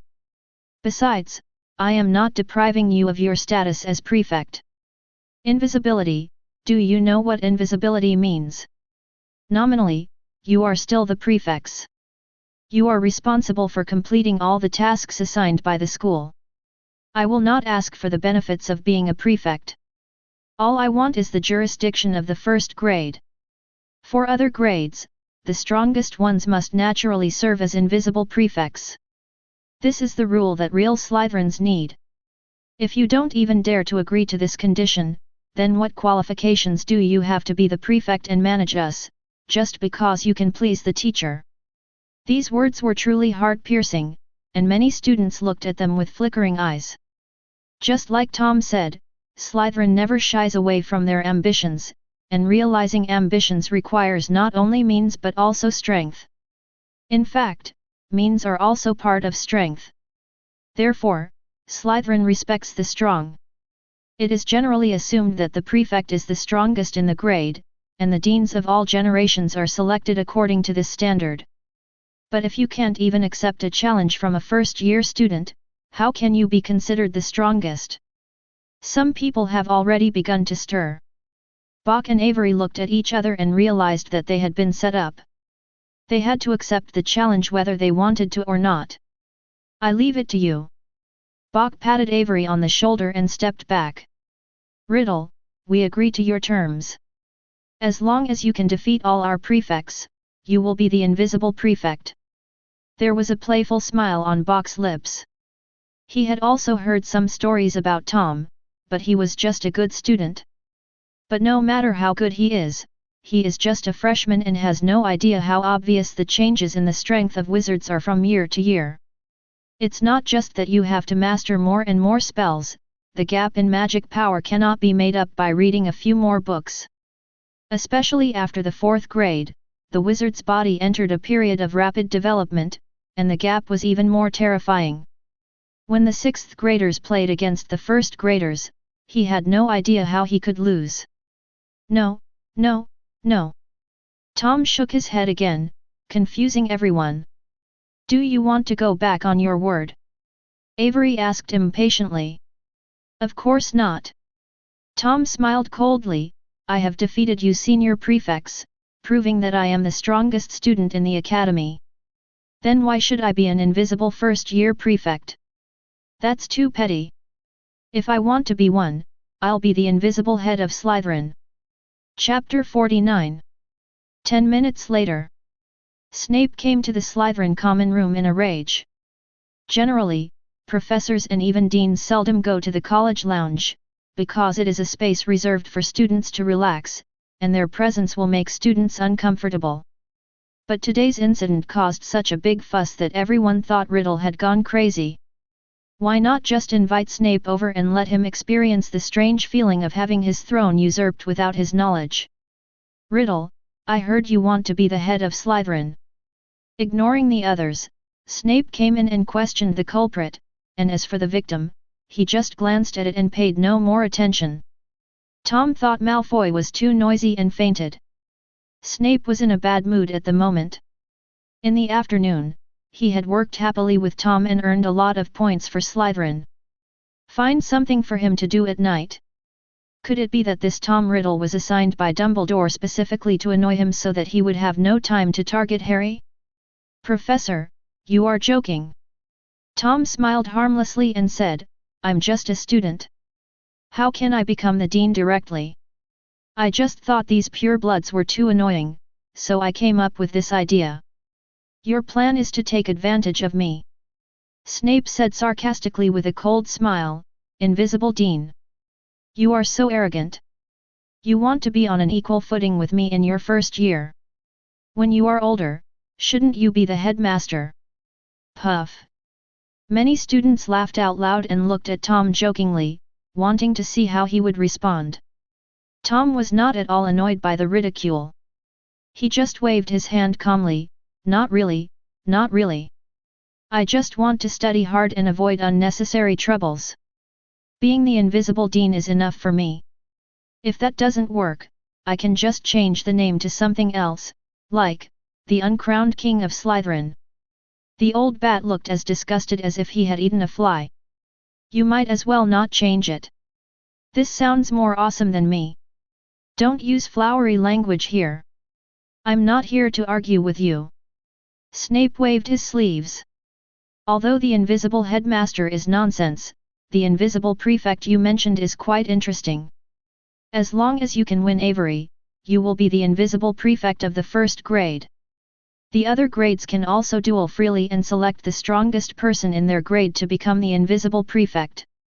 Snape hated Voldemort because of love, but he was still a Slytherin at heart and admired the strong, otherwise he would not have chosen to be a Death Eater. So he did not object to Tom's proposal and even extended it to all grades. By the way, this is a good opportunity to find out more about Tom Riddle. He always felt that this kid was mysterious and he didn't feel any fear towards him at all. People like this either don't know their place or, they have something to rely on. Tom Riddle is smart, not an arrogant ignorant idiot like Potter, so it's obviously the latter. After hearing Snape's arrangement, except for a few current class leaders who were dissatisfied, students from other grades began to get restless. It was simply a gathering of ambitious people. Without waiting for Tom to answer, Snape took out his wand and waved it repeatedly. Suddenly, all the tables, chairs, and sofas in the room floated up, and then piled together against the wall, leaving enough space for Tom and Avery to fight. I am the referee of this match. The use of unforgivable curses and uncontrollable black magic is not allowed. Ordinary black magic and evil spells can be used.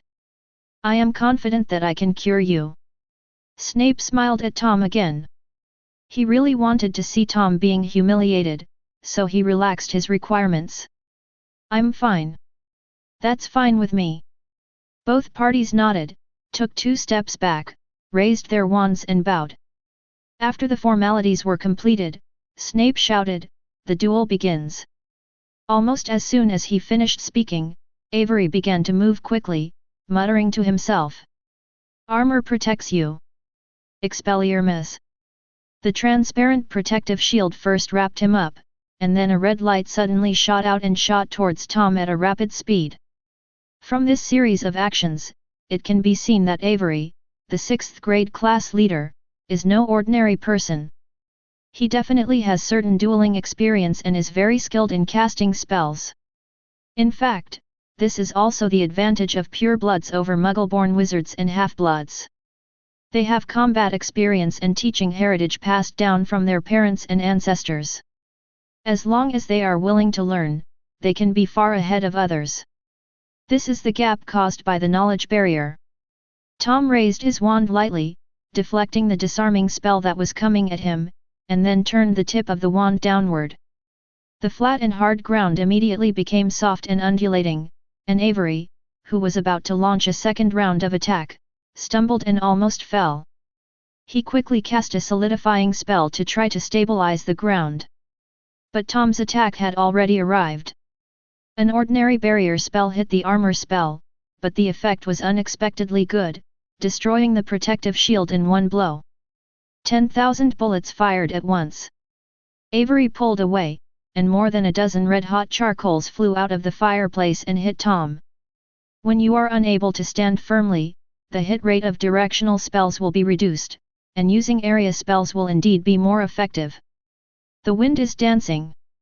A gust of wind arose out of nowhere, and the turbulent airflow blew the charcoal back to Avery. He was frightened and dodged in a hurry, but was still hit by 2 pieces of charcoal. The hot charcoal burned him and made him grimace, and Tom suddenly felt bored. Is this the level of a 6th grade class leader? It seemed like it was going well, but as soon as it fell into a disadvantage, it became panicked and didn't know how to deal with the enemy's attack. Just 2 simple spells had cornered him. Expelliarmus. The quick, accurate, and ruthless disarming spell hit Avery, and the wand in his hand spun backwards and landed in Tom's hand. Without his wand, a wizard is no different from a lamb to be slaughtered. The battle is over. Snape's face was cold and emotionless as he glanced at Avery, who was covering his wound, and announced, "Tom Riddle wins. From now on, he will be the invisible prefect of Slytherin's first year." Chapter 50. Snape was unhappy now. Avery's performance was so bad that even he, the dean, felt ashamed. A 6th grade student was played around like a monkey by the freshmen. He lost easily and felt particularly aggrieved. He didn't make full use of his pretty good skills at all. This wave is a crush of both IQ and skills. However, the tip of the iceberg that Tom revealed still shocked Snape. The power of the spell is not the only factor that can determine whether a wizard is powerful or not. The proficiency in spellcasting, the arrangement of tactics, and the combination of various spells are also very important. Tom just completely mastered the rhythm of the battle. He used the softened floor to affect Avery's movement, limiting his movement space while affecting his opponent's spell-casting accuracy. He then used a beautiful gust spell to directly bounce back Avery's magic. If these tactics were used by an adult wizard, they would be considered brilliant. But Tom is a new student who has been enrolled for less than a month. This is not just beautiful, it's simply weird. What Snape couldn't understand the most was Tom's first move, which was to easily deflect Avery's disarming spell. To the students, this seemed like just blocking an attack, no different from the armor curse. The layman watches the excitement, while the expert looks at the details. Tom's skill is the clever control of magic power and sufficient understanding of the disarming spell. The combination of the two makes it so easy. Not only does it consume less energy, it also reduces the burden of the armor spell and can deal with unexpected sneak attacks. Professor! Tom spoke up, interrupting his thoughts. Snape glanced over subconsciously. Tom smiled slightly and remained polite. Although you said that as long as I successfully defeat Avery, I can become an invisible prefect, logically speaking, today's matter should end here. But I've already thrown away my gloves. After all, I'm not someone like Malfoy who has a flexible bottom line. Even in such a serious moment, many people smiled. My reputation is very important to me, so, can you let me finish the rest of the duel? Pushing further. This word popped into the minds of all the little snakes. Riddle has already won and achieved his goal, but he still doesn't give up and wants to continue challenging other prefects. Was he going to stamp all the prefects and Professor Snape's faces into the dirt? Only the 7th year Burkes and Snape understood why Tom did this. Very good.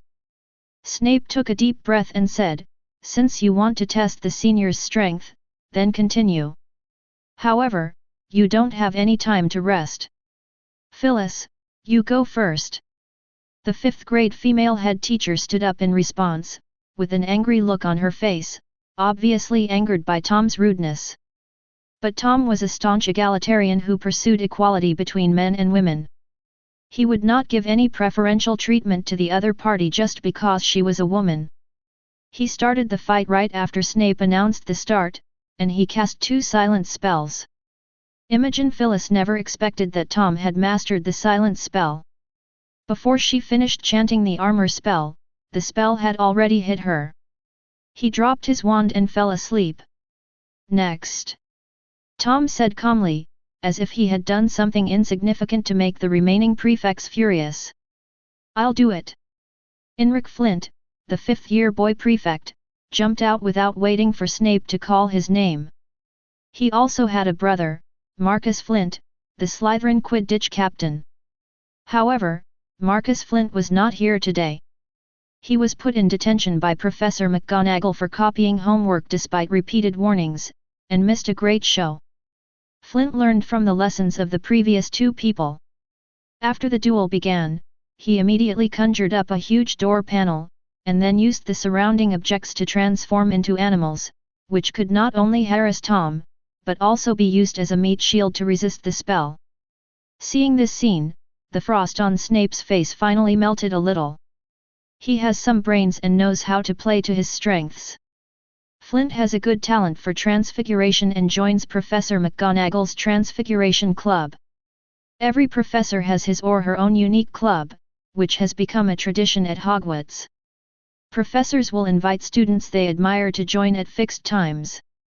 This not only provides excellent students with opportunities to communicate, but also teaches them some advanced knowledge that will not be taught in class.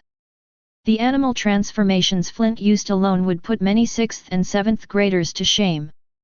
Because the battle did not end quickly for the first time, Tom perked up and became increasingly excited. The flames are blazing. A blazing flame burst out from the fireplace, and the temperature in the room suddenly rose.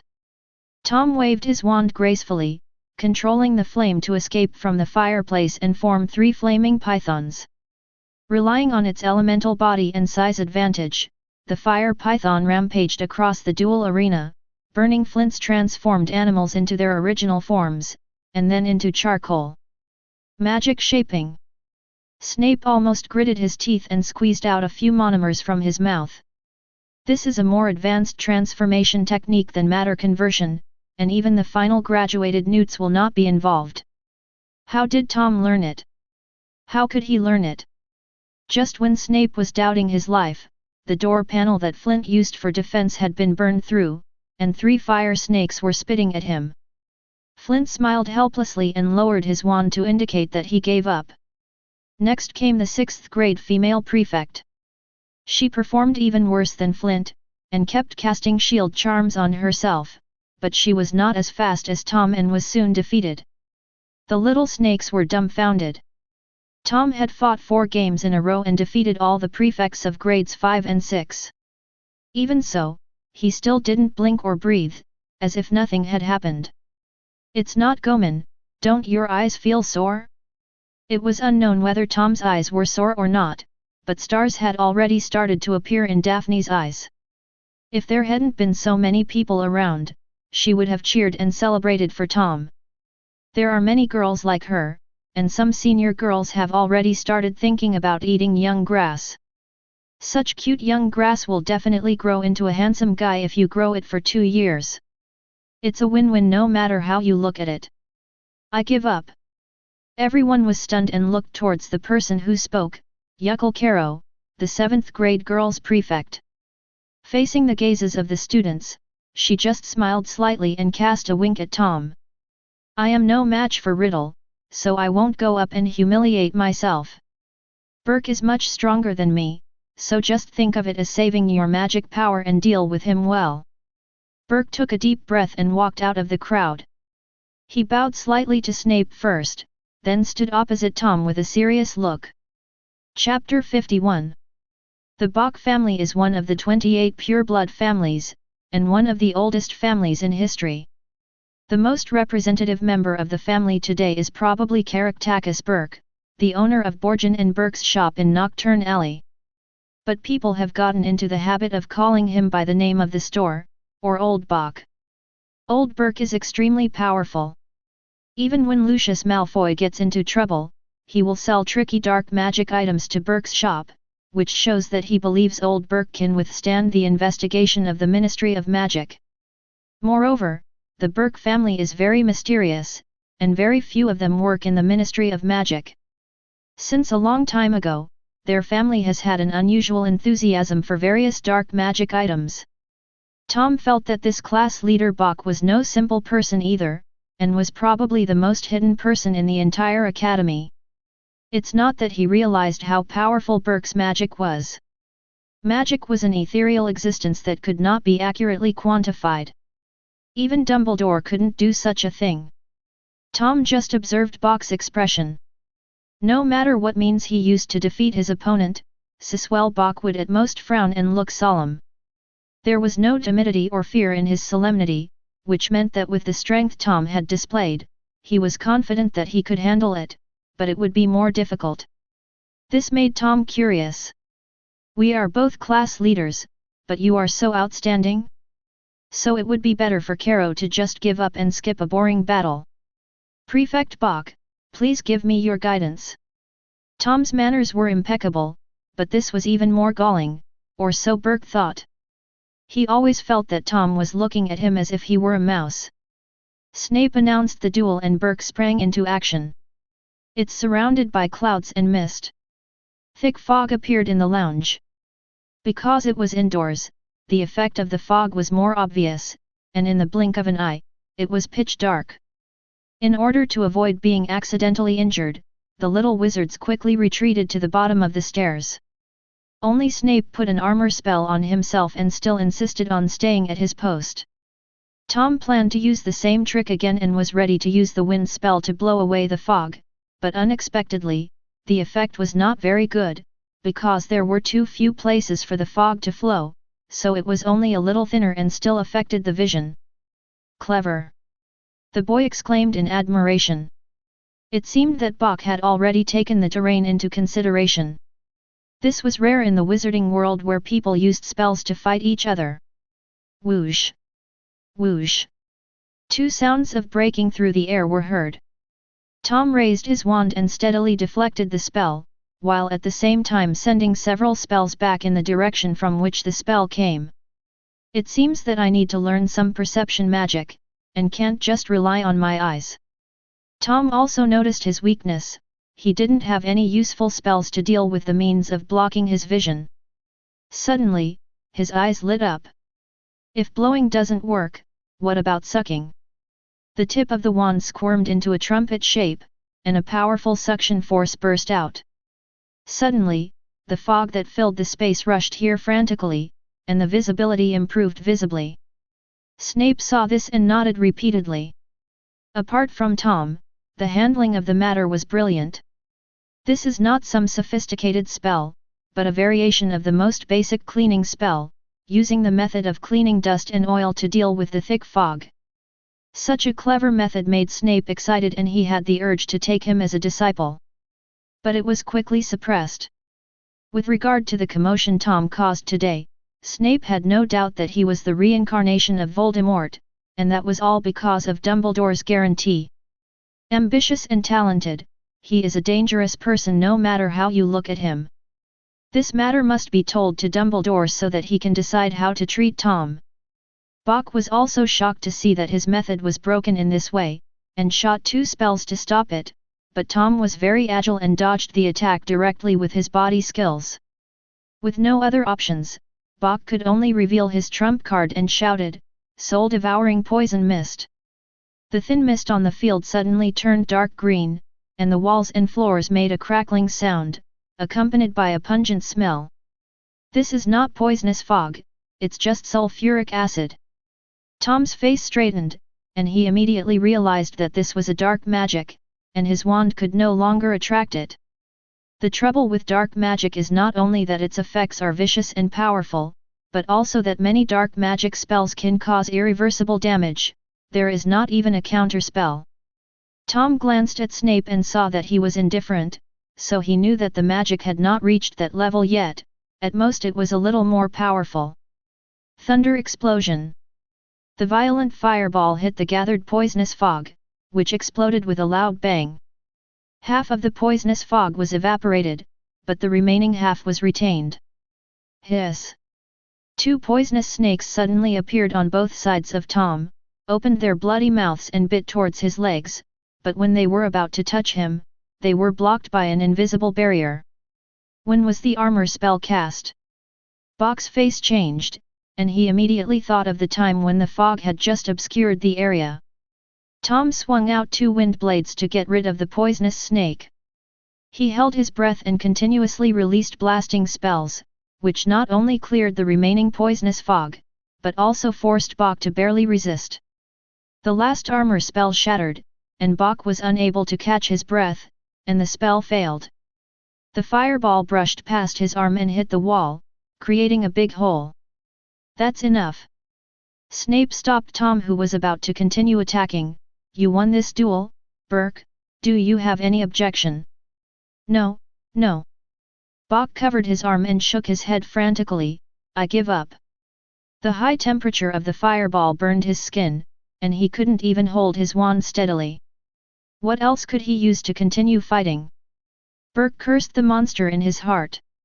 He had mastered the explosive spell a long time ago, but the power he used was only enough to light a candle compared to Riddle's. Snape looked at Tom deeply, then quickly stepped forward and used a healing spell to stop the bleeding of Burke. "Come with me to my office and get some difficile to treat the burn. Don't go to the school infirmary. Do you understand?" "I understand, Professor." Burke knew that Snape wanted to control the situation and not let what happened today get out. Of course, he himself didn't want to tell anyone else, so it was enough for Slytherin to know that he lost to Tom. He must not let other houses know, especially those stupid lions in Gryffindor, or they would definitely laugh at him to death. Before leaving, Snape put the still unconscious Malfoy down, and finally turned back to look at Tom. Riddle, don't go too far. Lucius is not someone you can easily mess with. After saying that, he took Bok away. Don't worry, Professor. Tom waved at him, I won't do anything to Malfoy. And at the moment the door closed, he waved his wand and hung Malfoy and his 2 followers up again. Seeing this scene, all the students present shuddered. He holds a grudge too much. Never mess with Riddle again. Chapter 52. The lounge was completely silent, with everyone, including the class leaders, crowding on the stairs leading to the dormitory. Tom looked at them in confusion. What are you doing standing there? Do you expect me to put everything back in place by myself? Everyone then woke up as if from a dream and ran over to start decorating the room. Tom, you are amazing. Daphne almost threw herself into his arms and gave him a tight hug. The little witch smelled so sweet and soft that Tom couldn't help but take a deep breath. Mrs. Sperry shampoo, not Potter's, why does it smell like milk? It's just defeating a few students, no need to get so excited. The little snakes who were passing by carrying tables and chairs were speechless when they heard Tom's speech.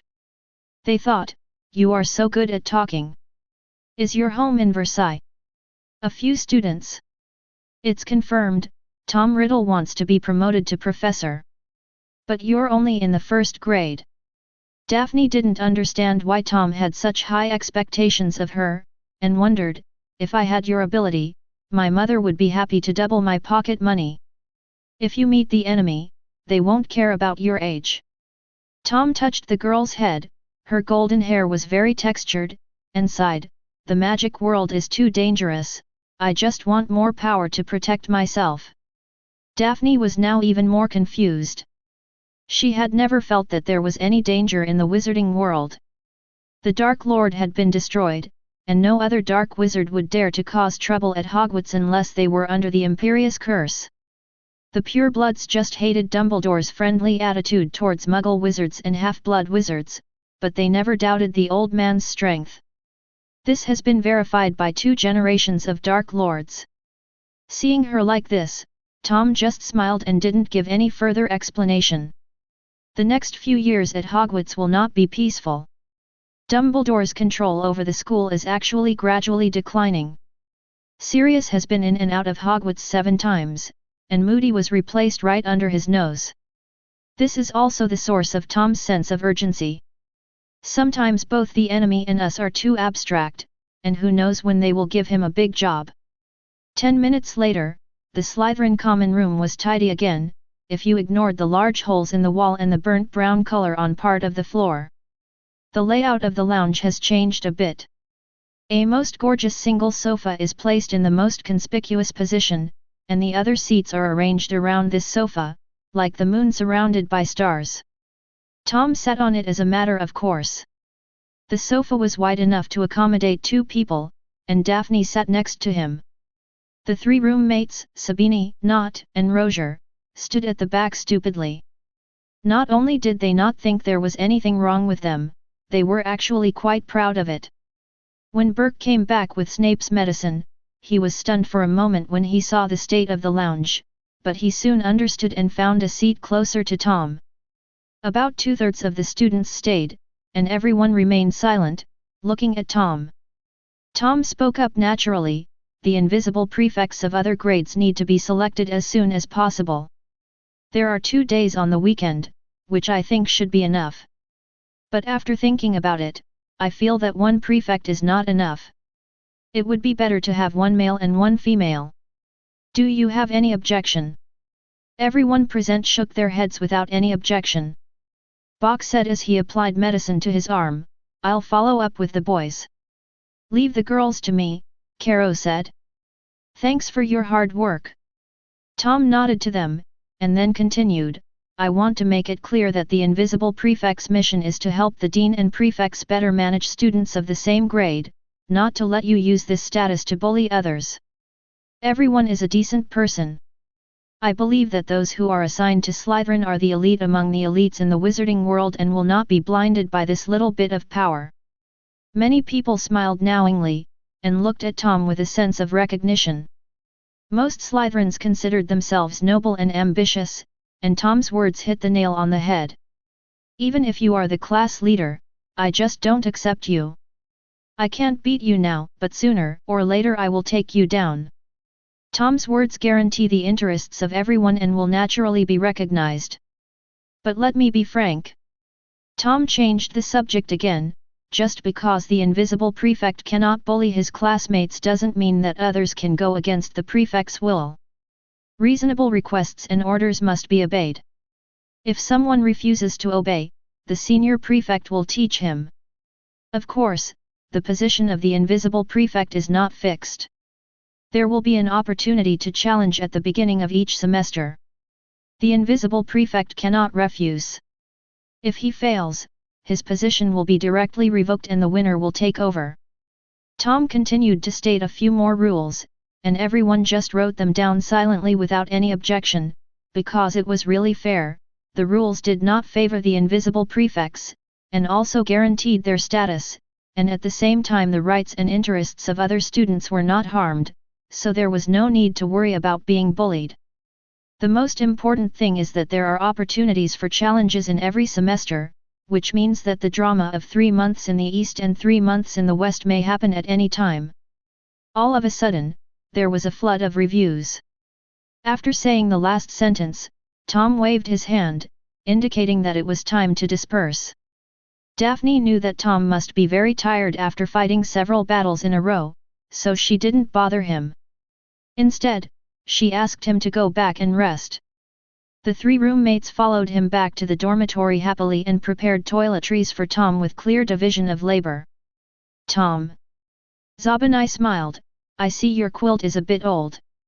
I happen to have a set of unicorn fur and fire-feathered chicken quilts at home.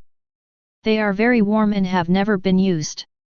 I will ask my mother to send them to me tomorrow. Tom put down the cup he was using to rinse his mouth, picked up the tissue that Nott handed him, and wiped his mouth. Is it inappropriate for me to accept such a precious thing? It's perfect, it's perfect. Shabani slapped his thigh excitedly, I like to kick the quilt when I sleep, it's a waste to give it to me, giving it to you is the best use of it. Well, thank you, Blaze. Sabini went to pour water happily. Nott and Roger cursed the flatterer inwardly, but at the same time they regretted why they didn't think of it. Their eyes rolled around, thinking about what they could prepare for Tom. He who knows the times is a hero. Now Tom is at the peak of his career in Slytherin. The closer they get to the sun, the more dazzling they will be in the eyes of others. Late at night, Tom lay in bed and rarely entered the study space. Everything that happened today was actually within his expectations. It was not that he expected Malfoy to show up and openly target him. But even without Malfoy, there would be Donkey, Roosevelt, because he is an outlier in Slytherin, and he is bound to meet people who want to use him to gain a sense of existence. The plan to establish authority had been drawn up long ago. Using a few battles to prevent the endless stream of troublemakers in the future was a highly profitable business. Without absolute certainty of suppressing him, those students who had a problem with him would not dare to act rashly. Even though Snape did not agree to the ridiculous proposal of an invisible headmaster, after defeating all the prefects. He already is. Otherwise, why would so many Slytherin students listen to his arrangements? Some things don't need to be put on the surface, everyone understands them. Open the system panel. Tom checked the system log. Tonight not only saved me a lot of trouble in the future, but I also gained a lot in other aspects. Congratulations to the host for proposing the invisible prefect system, which was recognized by the Superior Dean, changed the power structure of Slytherin College, and obtained 15 achievement points. Congratulations to the host for becoming the invisible class leader of the first grade, and obtaining 20 achievement points. During the period of serving as the invisible class leader, you will receive a fixed salary of 100 credits every month. The credits for this month have been issued. Tom earned 170 achievement points tonight, which was more than he would have earned from touring the castle at night for a week. And looking at the torn list of achievements, 2nd grade, 3rd grade, being the invisible prefect of each grade is considered a separate achievement, and I can definitely get more than 100 points in the future. In addition, there is a monthly salary of 100 credits, which may not seem like much, but who would complain about it if they get it for free? It is a long-term income after all. Just think of it as a free extraordinary state once a month. Wrong. Tom suddenly opened his eyes, discovered the blind spot, and asked quickly. System, are you trying to cheat me out of my achievement points and credits? Since the invisible prefect has so many rewards, why doesn't the invisible dean have any? Although his system is rather rigid and lacks any feelings or emotions, it is still intelligent. The system responded quickly to some of the questions I asked about the rules in the past. The same is true this time. The invisible prefect system was approved by Snape, the actual controller of the academy. In order to clarify the rules, the invisible dean was proposed by the host, but the proposal was not recognized by the controller and higher UPS, so the achievement could not be generated. Tom understood now. If he wanted to achieve this, he would have to get the approval of Snape and even Dumbledore. It was too difficult, so Tom gave up temporarily. Finally, he looked at the system panel. Now his credits have accumulated 700 points, and his achievement points have exceeded 500. He is getting closer and closer to summoning the next century king-level teacher. Speculating about who his new teacher would be, Tom gradually fell asleep.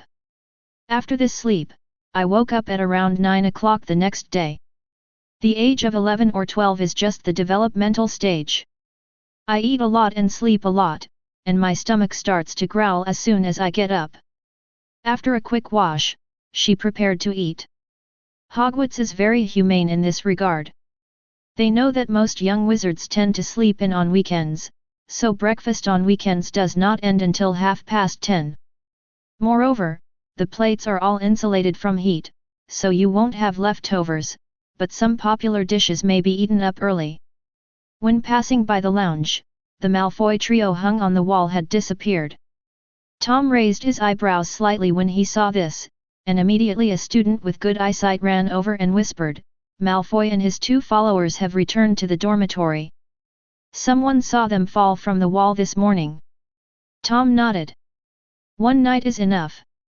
I don't intend to keep it to them until next week. Did he say anything? He said he would tell his dad. Tom sneered.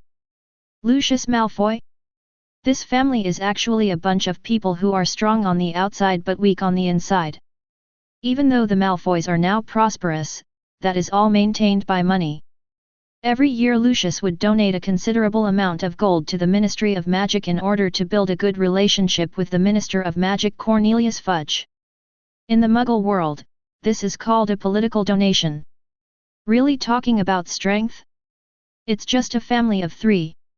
In the wizarding world, as long as one's strength does not reach the level of Dumbledore and Voldemort, the number of family members represents strength and deterrence, which is similar to the ancient agricultural society, where there is strength in numbers. With just 2 adults, they could be wiped out by a few angry dark wizards. It's not impossible for Tom Riddle to make a cameo appearance. By the way, what's your name? Tom thought the man was quite perceptive and asked casually. The student who reported the news quickly introduced himself, Marcel Knott, a 4th-year student. Knott? UAND. Tom was a little suspicious. Marcel smiled sheepishly, Casseret is my unpromising 85 talented brother. Tom nodded in understanding, but became even more curious, since you are his cousin, you should know what happened in our dormitory. He thought it was normal for a child to complain to adults and his brother. Logically, Casseret would definitely go to his cousin to complain, but he did not wait for the other party to come and cause trouble for him. Not only that, but he even took the initiative to show his goodwill to me today, which was really weird. Marcel obviously understood Tom's doubts and smiled. Actually, Casseret did come to me and wanted me to teach you a lesson, but I refused. It's not nice to say that the seniors bully the juniors. He has much better conditions than you. His family has taught him magic, but he just doesn't live up to his expectations and doesn't pay attention to his studies. Besides, it was Kisare who provoked you. Since you have made the choice, you must bear the price. The sooner you understand this principle, the better, so as to avoid regretting it later when you provoke someone you cannot afford to offend. That's why I ignored it and just regarded it as a lesson for him. Tom now looked at Marcel with a new respect. Having a clear mind is more valuable than reckless strength. Marcel is a typical Slytherin, calm to the point of being cold-blooded, and shrewdly calculating the gains and losses. You're fine, Marcel. Tom blinked. I'll get good news from you next week. Tom didn't believe that such an ambitious person would not compete for the position of invisible prefect, especially since he was already in the 4th grade. Next year, the 5th grade would elect a formal prefect, and there was a high probability that the invisible prefect would be in line for the position. I will try my best. Marcel answered very modestly. He really wanted to improve himself. Looking at Tom's leaving back, Marcel's eyes were burning with fire. The Knott family's ancestral motto is to follow the power. In the previous generation, they made a mistake and chose the wrong side, and paid a heavy price for it. His parents are still imprisoned in Azkaban. Marcel knew that he did not have the potential to become the strongest, so he had been waiting for such a person to appear. Now it seems that Tom Riddle might be the one he is waiting for. Of course, this doesn't mean that Marcel will immediately bow down to him. He will only obey Tang Ma. He is only a 1st grader. Defeating a few students only shows that Tang Ma has potential. However, people with potential only appear once every few years, and very few can make it to the end. He just came here to build good relations in advance. It won't be too late to make a final statement when Tom really rises. This may not maximize the benefits, but it is definitely the safest choice. As long as the family continues to stand on the side of justice, it will one day be able to prosper. At the same time, Principal's office. Snape rarely came uninvited. He had to have a serious discussion with Dumbledore about the Riddle issue. Chapter 53. Principal's office. Snape's arrival broke the tranquility of the early morning. The portraits of past headmasters were awakened by him, and they were all curious about the purpose of Snape's visit. You know, every time Snape came to see Dumbledore, he talked about news about Voldemort. These portraits of principals do nothing every day, hoping that something will happen to add some fun to their boring lives. Well, in the eyes of the portraits of successive headmasters, Voldemort is just a joke. Anyway, they are basically all dead, except the former headmaster Armando Dippet. Even if Voldemort is so powerful, can he revive them 10 times? The room was very quiet, but Snape, sitting on the sofa, felt that he was being watched by many people. He also knew where these feelings of being watched came from, but he didn't care. There is really nothing much to say to a group of portraits. There is no point in winning the argument, and it is even more embarrassing to lose. The most important thing is, he was young and hot-tempered before, and once he couldn't help but quarrel with this group of old people, and he was scolded so badly. Click! Just as Snape was recalling that torturous experience, there was a sound of a door opening upstairs and Dumbledore appeared. The old man was wearing a bathrobe and walked briskly down the spiral staircase. Severus, please forgive the unstable sleep of an old man. I was so worried about choosing the nightshade last night that I finally made my choice at dawn and slept contentedly. As he spoke, Dumbledore had already sat behind the headmaster's desk. Snape's face darkened. This was why he didn't like talking to Dumbledore. Although he was an extremely wise old man, he always liked to use this slightly crazy attitude to disguise himself and talk about disgusting topics. What made him even more uncomfortable was yet to come. Dumbledore swept his right hand across the table, and immediately there appeared honey water, bread, sausages, and a plate of cockroaches on the table, as if they had always been there. After taking a sip of honey water and biting off the head of a cockroach pile, Dumbledore enthusiastically invited, "Severus, have you eaten? Do you want to eat some with us?" "Thank you, I've already eaten and I'm very full." Snape closed his eyes to avoid looking at the disgusting pile of cockroaches. Dogs won't eat this stuff. If he had the chance, he really wanted to catch a few real cockroaches, and put them among this group of cockroaches without anyone noticing, to see how Dumbledore would react after eating them. "Well, okay then." Seeing this, Dumbledore did not force it. "What do you want to talk to me about?" "It's like this." Dumbledore was eating his breakfast while talking about what happened in the Slytherin dormitory last night. From the provocations of Goyle and Malfoy, to Tom's subsequent actions, and then challenging the prefects, proposing the invisible prefect system, and defeating all the prefects in succession, even after he left, Snape knew all the rules that Tom mentioned when making arrangements. Dumbledore's expression didn't change, and he nodded from time to time.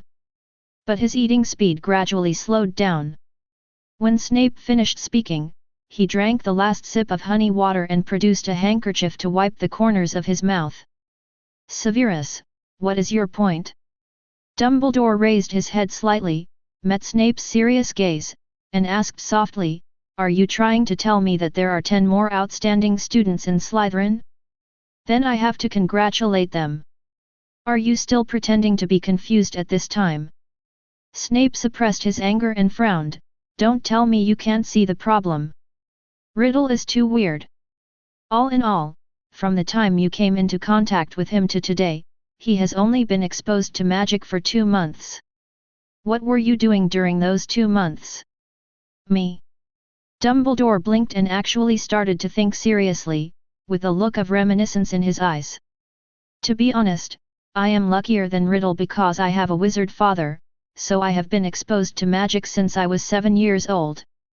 However, 2 months later, I can only do simple animal transformation. Compared with Riddle, I am really too bad." "UFG." Snape's temple throbbed. "I want you to understand the seriousness of the matter, not to show off to me. At the age of 7, you can transform animals after 2 months of study. Are you still not satisfied? That is something that should only be learned by 4th or 5th graders. Dumbledore, I am not interested in your talent and glorious history. Even if Riddle is as good as you said, you have the guidance of your elders, but who does he have? Can the first-year courses taught by us teachers make him grow to this level? Do you think that's right? I suspect Riddle has a secret. His strength is too abnormal. Is he really not related to the mysterious man? That's the beauty of magic, isn't it?" Dumbledore said something that made Snape vomit blood. Fortunately, Dumbledore stopped when he saw the good opportunity. If he continued to tease her, Dumbledore was afraid that Snape would be so angry that he would take out his wand and he would be beaten by him again. "Severus," the old man said solemnly, "some people may seem to be geniuses, and they are indeed geniuses, but we cannot criticize a person's efforts just because he is a genius. In fact, in places you can't see, they have made a lot of efforts that ordinary people can hardly imagine. I have heard more than once that Mr. Riddle is still diligently reading books in the library late at night. To be honest, such perseverance is more rare than his talent. So although his current situation is beyond my expectations, it is actually reasonable." Snape nodded automatically. "I went to the library to read books late at night. I worked so hard, it would be strange if I didn't succeed." "Bullshit. Isn't that a night tour?" He almost didn't realize that Dumbledore had a hidden meaning in his words, and immediately followed the group. "Riddle actually dared to go out at night? From what you said, it's not the first time or the second time.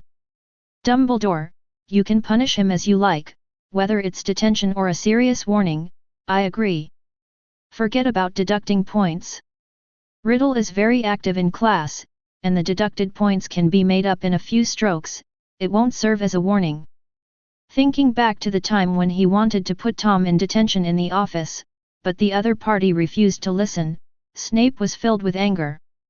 This time it's Dumbledore's turn. I wonder if you dare to resist.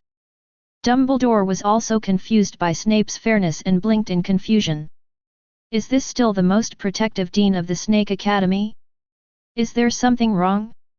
Forget about the punishment. You know the unspoken rules of the school. Unless you have evidence of students violating the rules, you cannot punish them at will. Besides, I used some dishonorable means. Dumbledore's expression became serious. There is nothing wrong with Mr. Tom Riddle's identity, and he is not a pawn in the hands of Tom. He is just a student with enough talent and works harder. Yay! As he spoke, a look of sadness appeared in the old man's eyes again. In fact, I once met a genius like him. That child had never been exposed to magic before he became an adult. But after being exposed to magic, he had the power to blow up mountains in a short period of time. Later, he was even able to fight with me. Snape was listening intently, but Dumbledore suddenly stopped talking and brought the subject back, so we can't doubt Mr. Riddle just because he is so powerful. As a professor and his dean, you should no longer have any excessive speculation or suspicion about him. Instead, you should pay proper attention to him and guide him. Do you understand, Severus? Ever since he educated Voldemort, a student who brought him shame for his whole life, Dumbledore began to reflect on whether there was something wrong with his educational methods. The conclusion after reflection is that the problem is huge. Voldemort has become what he is now because of his evil nature, but Dumbledore feels that he is at least partly responsible for it. Because when he was in the Wu orphanage, Dumbledore found some things about Voldemort that he didn't like, so he was extremely cold to Voldemort throughout his school years, and even wary of him. After graduation, Voldemort wanted to stay in school, but was rejected by Armando Dipate, the then headmaster, at the instigation of Dumbledore. This is how the Dark Lord appeared out of nowhere after traveling around the world for 20 years. If he had been more patient and willing to treat and guide Voldemort with a peaceful attitude, would the future be different? Dumbledore didn't know the answer, but he felt he should do it because it was a teacher's duty.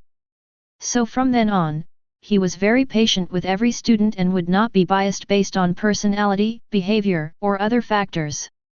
Even when the Death Eaters were active in the school, he only constrained those students to act within the rules. As for the future path, that is the student's own choice.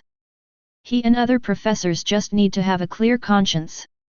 Otherwise, if Dumbledore really wanted to take action, let alone establishing the Death Eaters organization, Voldemort might be left alone until his death. Do you understand the deterrent power of being the principal of the only military academy in the British Empire? When it comes to Tom, Dumbledore will not have any fear or hostility. From beginning to end, nothing Tom did was out of the ordinary. Even when he went to the library, he went to the open area and just read more books. And what happened inside Slytherin College had nothing to do with him. Not to mention that he could see that Tom did this just to establish his authority and to avoid unnecessary trouble. Even if you really have ambition and desire to pursue power, what does that have to do with the principal? Do Hogwarts students have to be as heartless and undemanding as Gryffindor? No, even among Gryffindor students there are many who aspire to become high-ranking officials. The only way Dumbledore would choose to stop Tom is if he followed the path of the first Tom, but that would never happen when he was a student. So, Snape's arrival today was completely unnecessary. He is too sensitive. But Dumbledore could understand. Any news or person that might be related to the Dark Lord would irritate Snape. I see. After a long silence, Snape figured out his problem this time after being reminded by Dumbledore. But he still said stubbornly, I have a feeling that Riddle is a lawless person. It's only been a month since the start of the school, and there are still 7 years to come. God knows how much trouble he will cause. Let's wait and see. Dumbledore smiled. Sometimes a stagnant pool of water is not very interesting, is it? For example, Quirinus has been so quiet lately that I'm starting to wonder if I made a mistake in judgment. There's definitely something wrong with him." Snape blurted out, finally remembering what his most important assignment was this term. "I'm sure he's working for you-know-who, targeting the stuff you got back from Gringotts." Dumbledore nodded slightly, acknowledging Snape's judgment. "Quirinus is very wary of me and has seldom come into contact with me since school started. In order to avoid scaring him away, you have to come forward to look after him." "I understand." Snape nodded without changing his expression. "If you really count it, we are still colleagues. I will try my best to make him relax his guard against me." "Better get the news on Tom," Dumbledore warned. Dumbledore was not a god.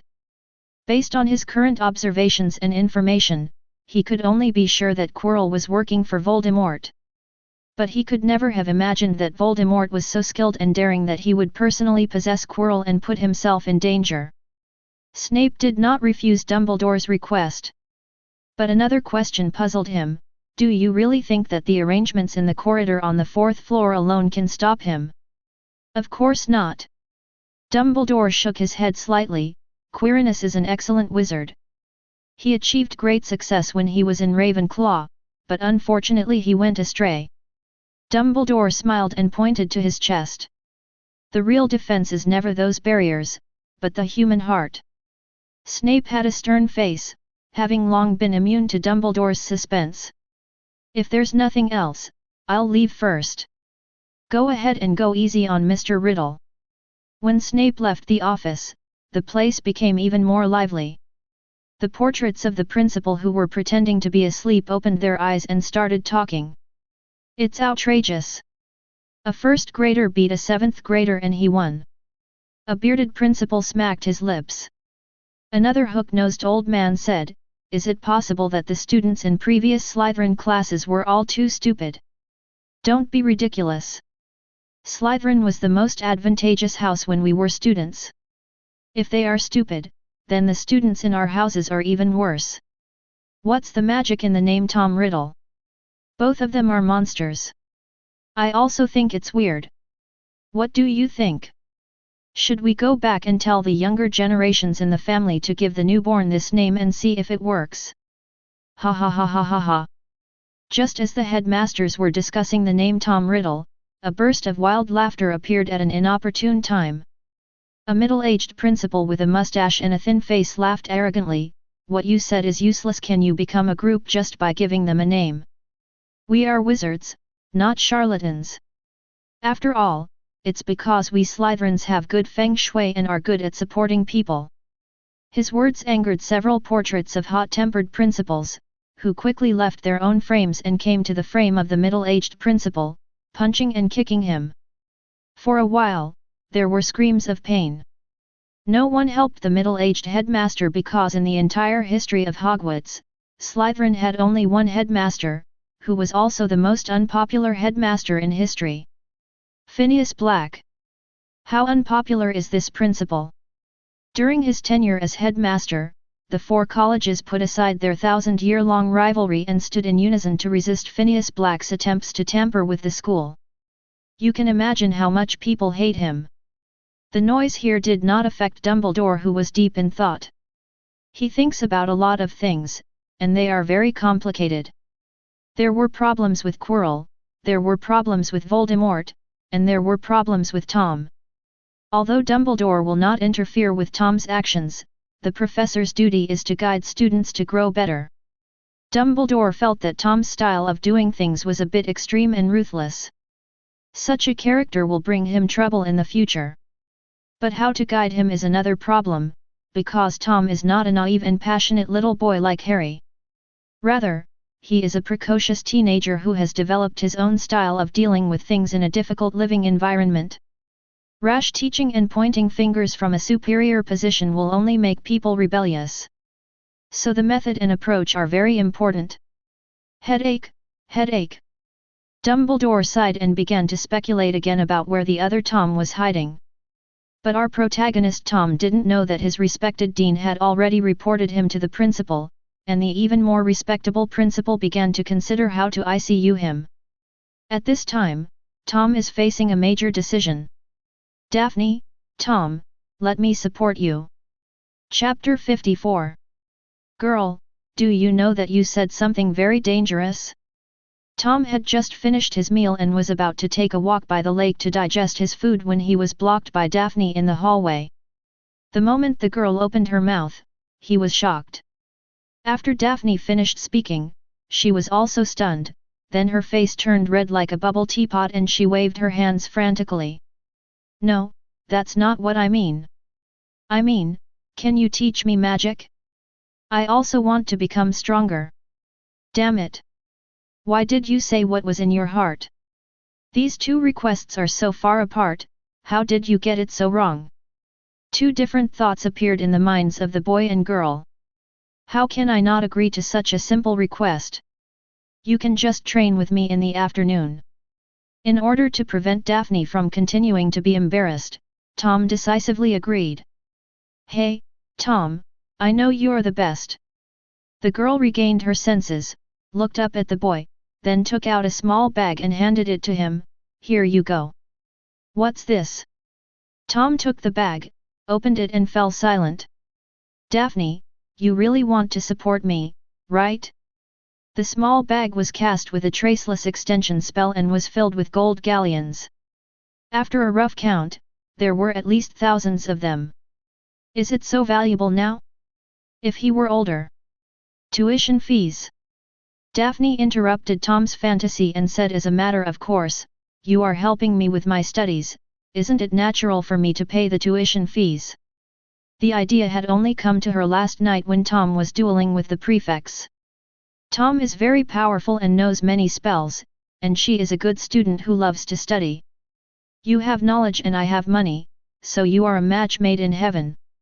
She was so happy to come up with such a good idea that she didn't fall asleep until very late. What tuition do you want from me? Tom didn't know whether to laugh or cry as he put the bag in Daphne's hand. It's not a difficult thing. We are just studying together. We won't really need this money. From the time he entered school until now, Daphne actually didn't help him at all. He had to handle all his problems by himself.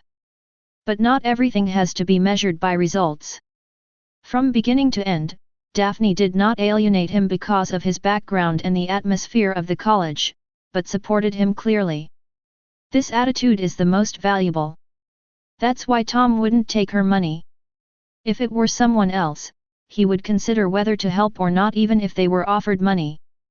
Seeing that she couldn't give away the pocket money she had begged for, Daphne was anxious. How can you not want it? What I want to learn is not the simple things in the textbooks, but the magic that you are best at. Precious knowledge is priceless. How can you not charge me? Tom couldn't help laughing. Daphne 487's remarks really sounded like Ravenclaw's. After a lot of persuasion, he finally took the money.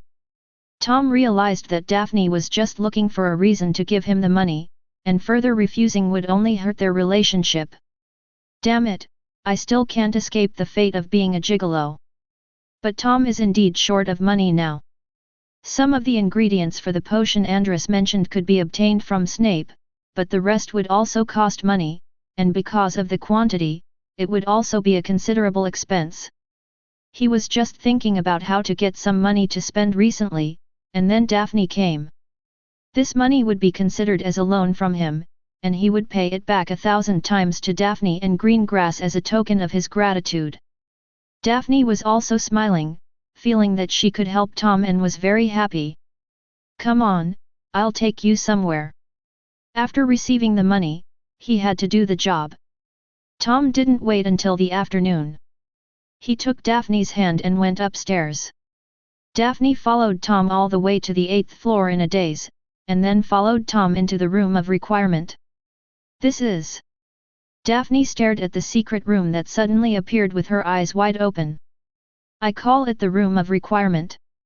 Walk back and forth 3 times in front of the door and the room will become the place you want.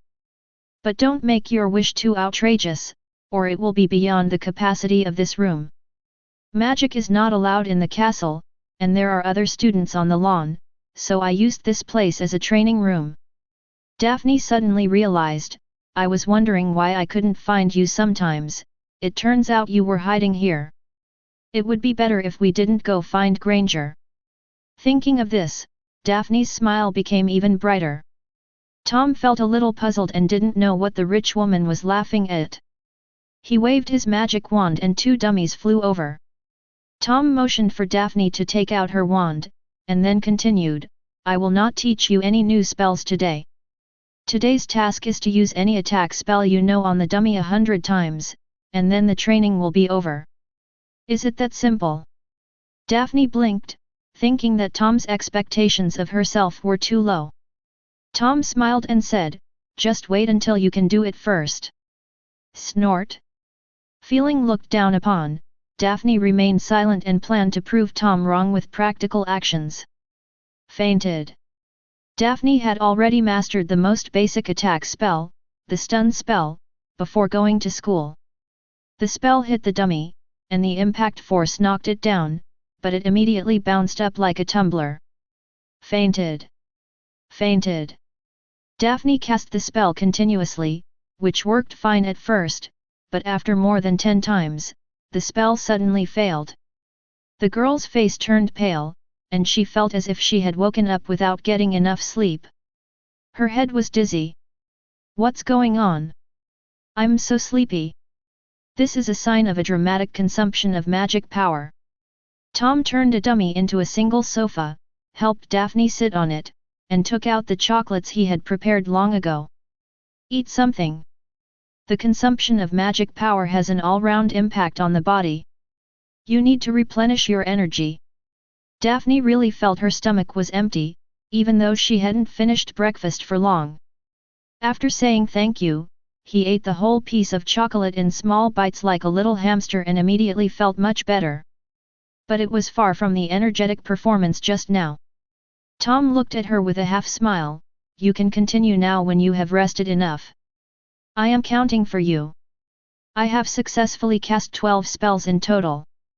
The girl's face wrinkled immediately, and she asked pitifully, I was too loud just now, can you speak less, how about 50? You're still bargaining like that. Tom was so angry that he laughed. He tapped her forehead and said, no, at least 80 is required.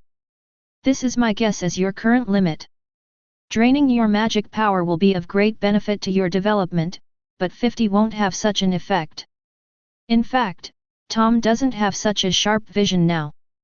The 100 spells he mentioned at the beginning were just an estimate based on his own level. He just connected the study space and asked Andrus to observe Daphne's situation, and finally decided on 80. As for himself, now it can no longer be measured simply by the number of spells, but should be calculated based on the time of full strength output. Just from this point, Tom could understand how terrifying Andrus was. His magic power was so huge that it was no wonder he could summon a 10-meter-long Patronus. Andrus' total magic power might be even stronger than Dumbledore's. Development. Daphne bowed her head.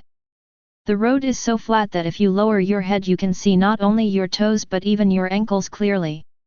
Come on.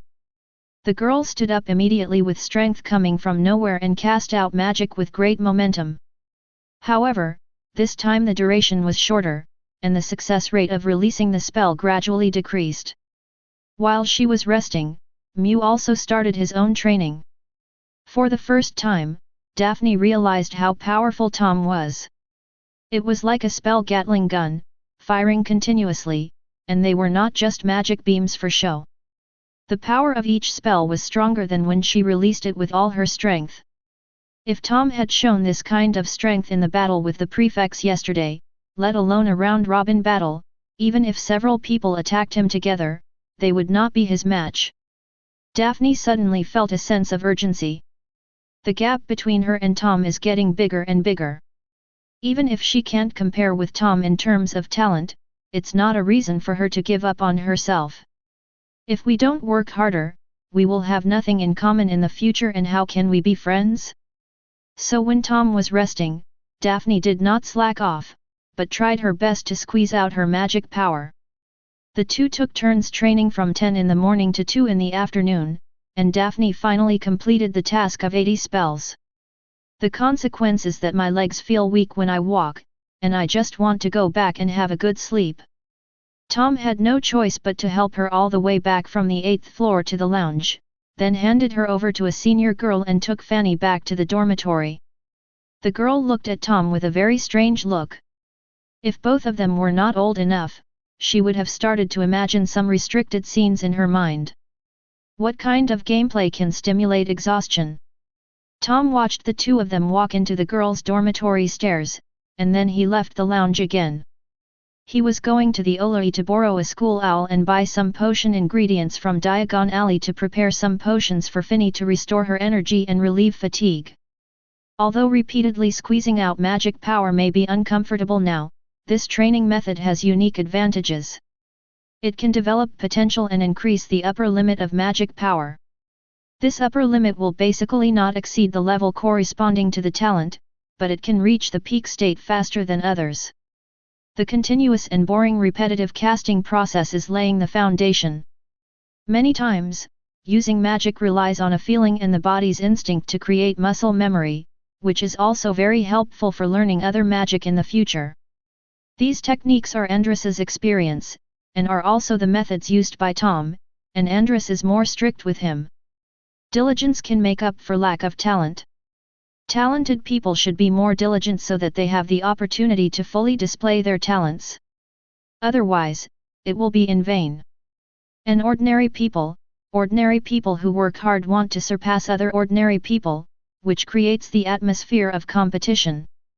Andrus has lamented more than once that compared to the ancients' desire for strength, modern wizards live too comfortably. Although they have such good learning conditions in a systematic magic system, the core strength is not as good as before. In his eyes, Tom is still a novice wizard, but he can easily defeat today's adult wizards, which would never be so easy in his era. Even if you can't win, you have to fight with your life and tear a piece of flesh from the enemy. The holiday time always passed by exceptionally quickly, and in the blink of an eye it was Sunday night, and the invisible prefects of each grade in Slytherin had been selected. Now a very embarrassing problem arises. Snape's vision doesn't seem to be very good. The 5th grade male and female class leaders, the 6th grade female class leader, all three. The whole team failed and was defeated by ordinary students. Tom was also very surprised. He didn't expect that Slytherin was full of hidden talents and actually hid so many old, small silver coins. If he hadn't done this and aroused the ambitions of these students, they might not have been exposed until graduation. The problem arises. The class leaders appointed by the school will not be changed at will. Even the dean only has the power to recommend but not to appoint or dismiss. Unless they make a serious mistake, Snape has no reason to replace them.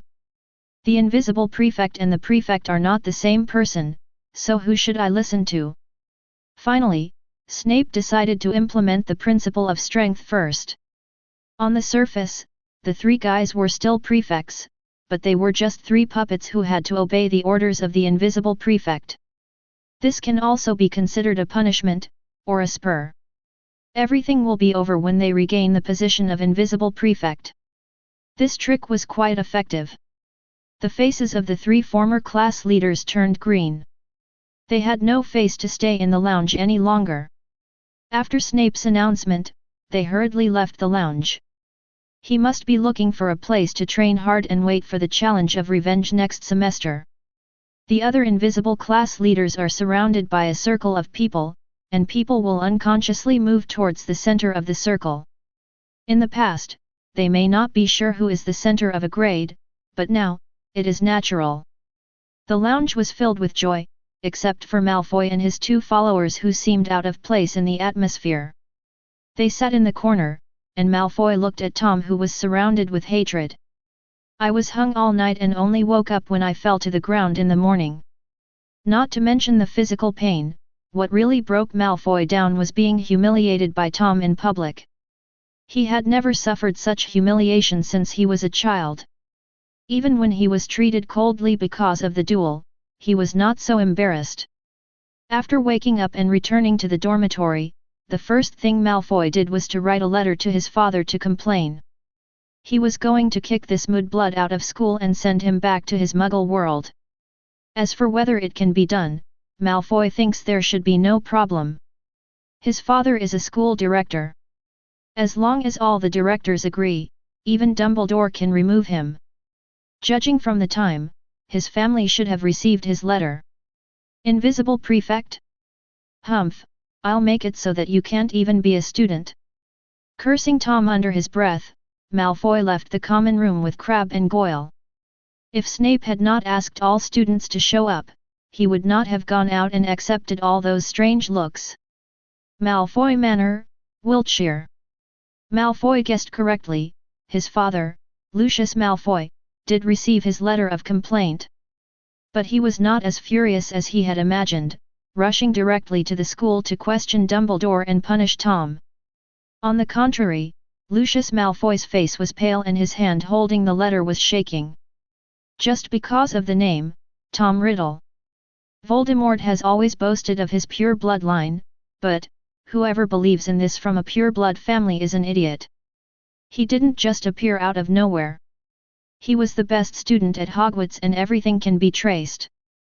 Purebloods with a little background and good information, who doesn't know that he was brought from an orphanage to the magical world by Dumbledore and eventually became the Dark Lord feared by everyone.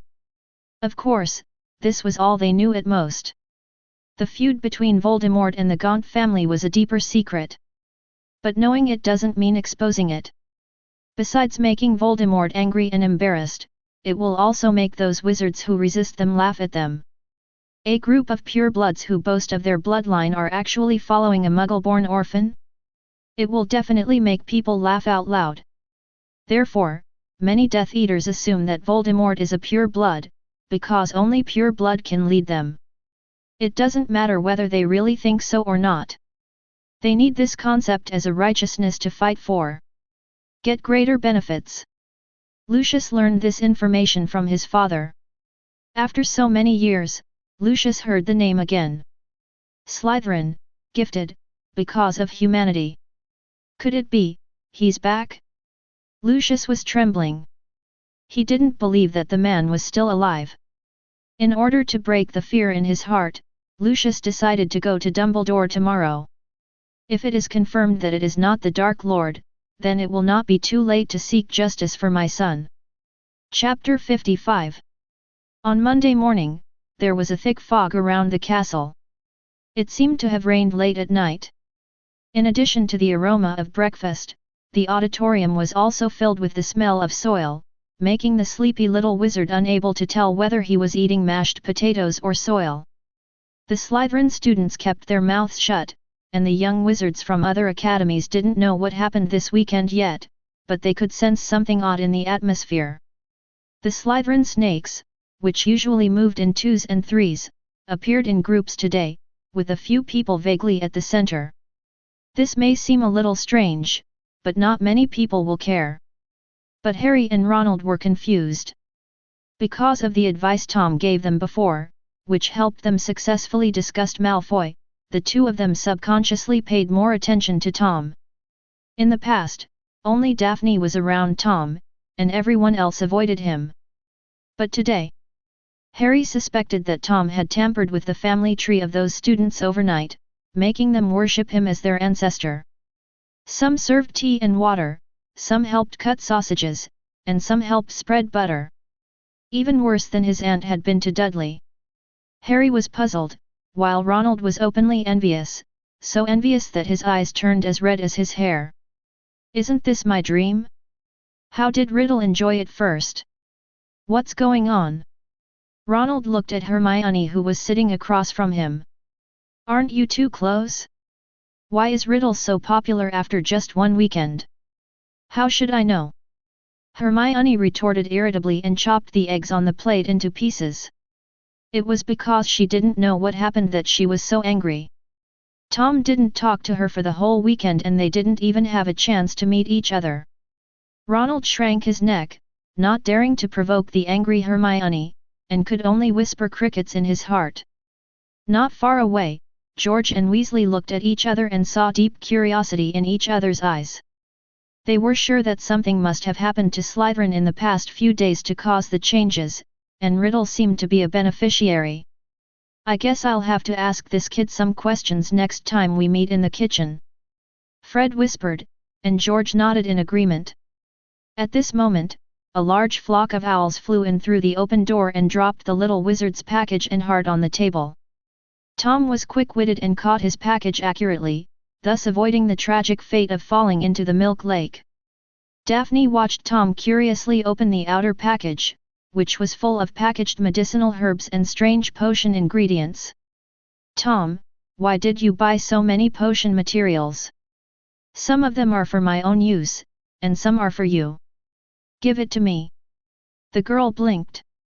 Well, it helps you replenish your energy quickly and restore your strength.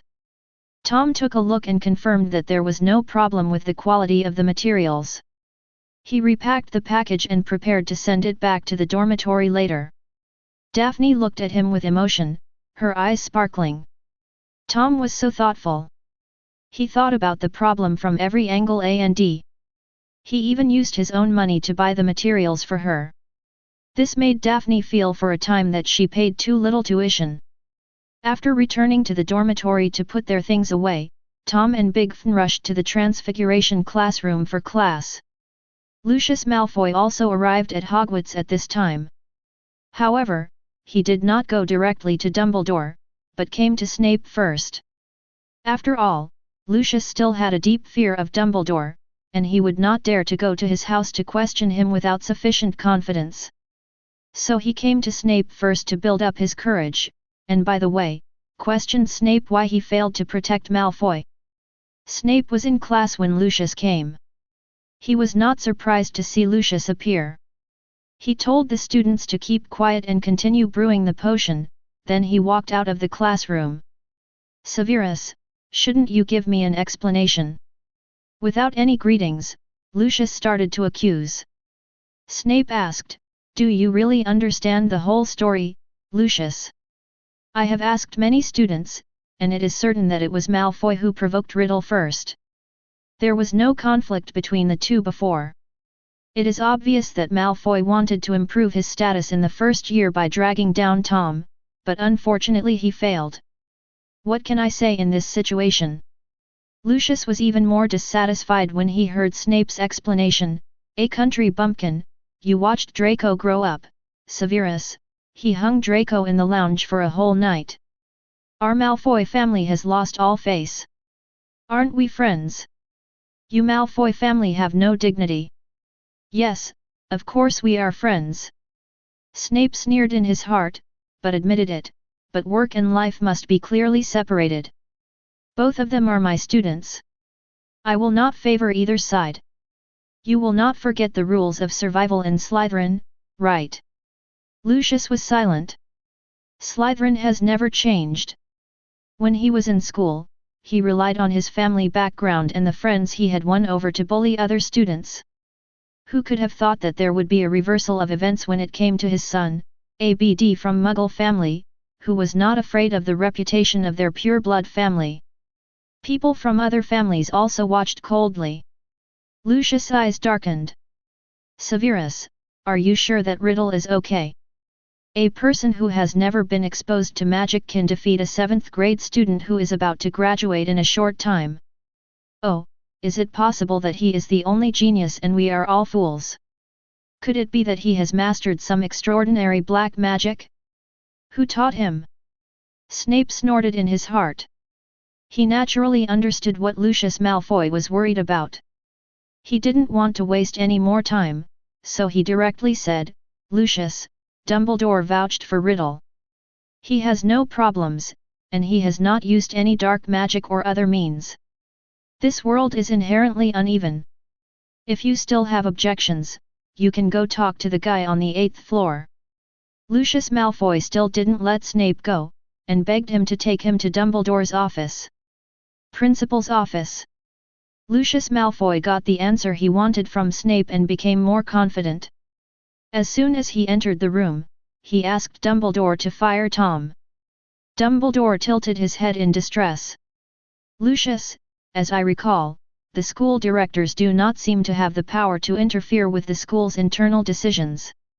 Even if they do, it should be the result of the agreement of all the school directors.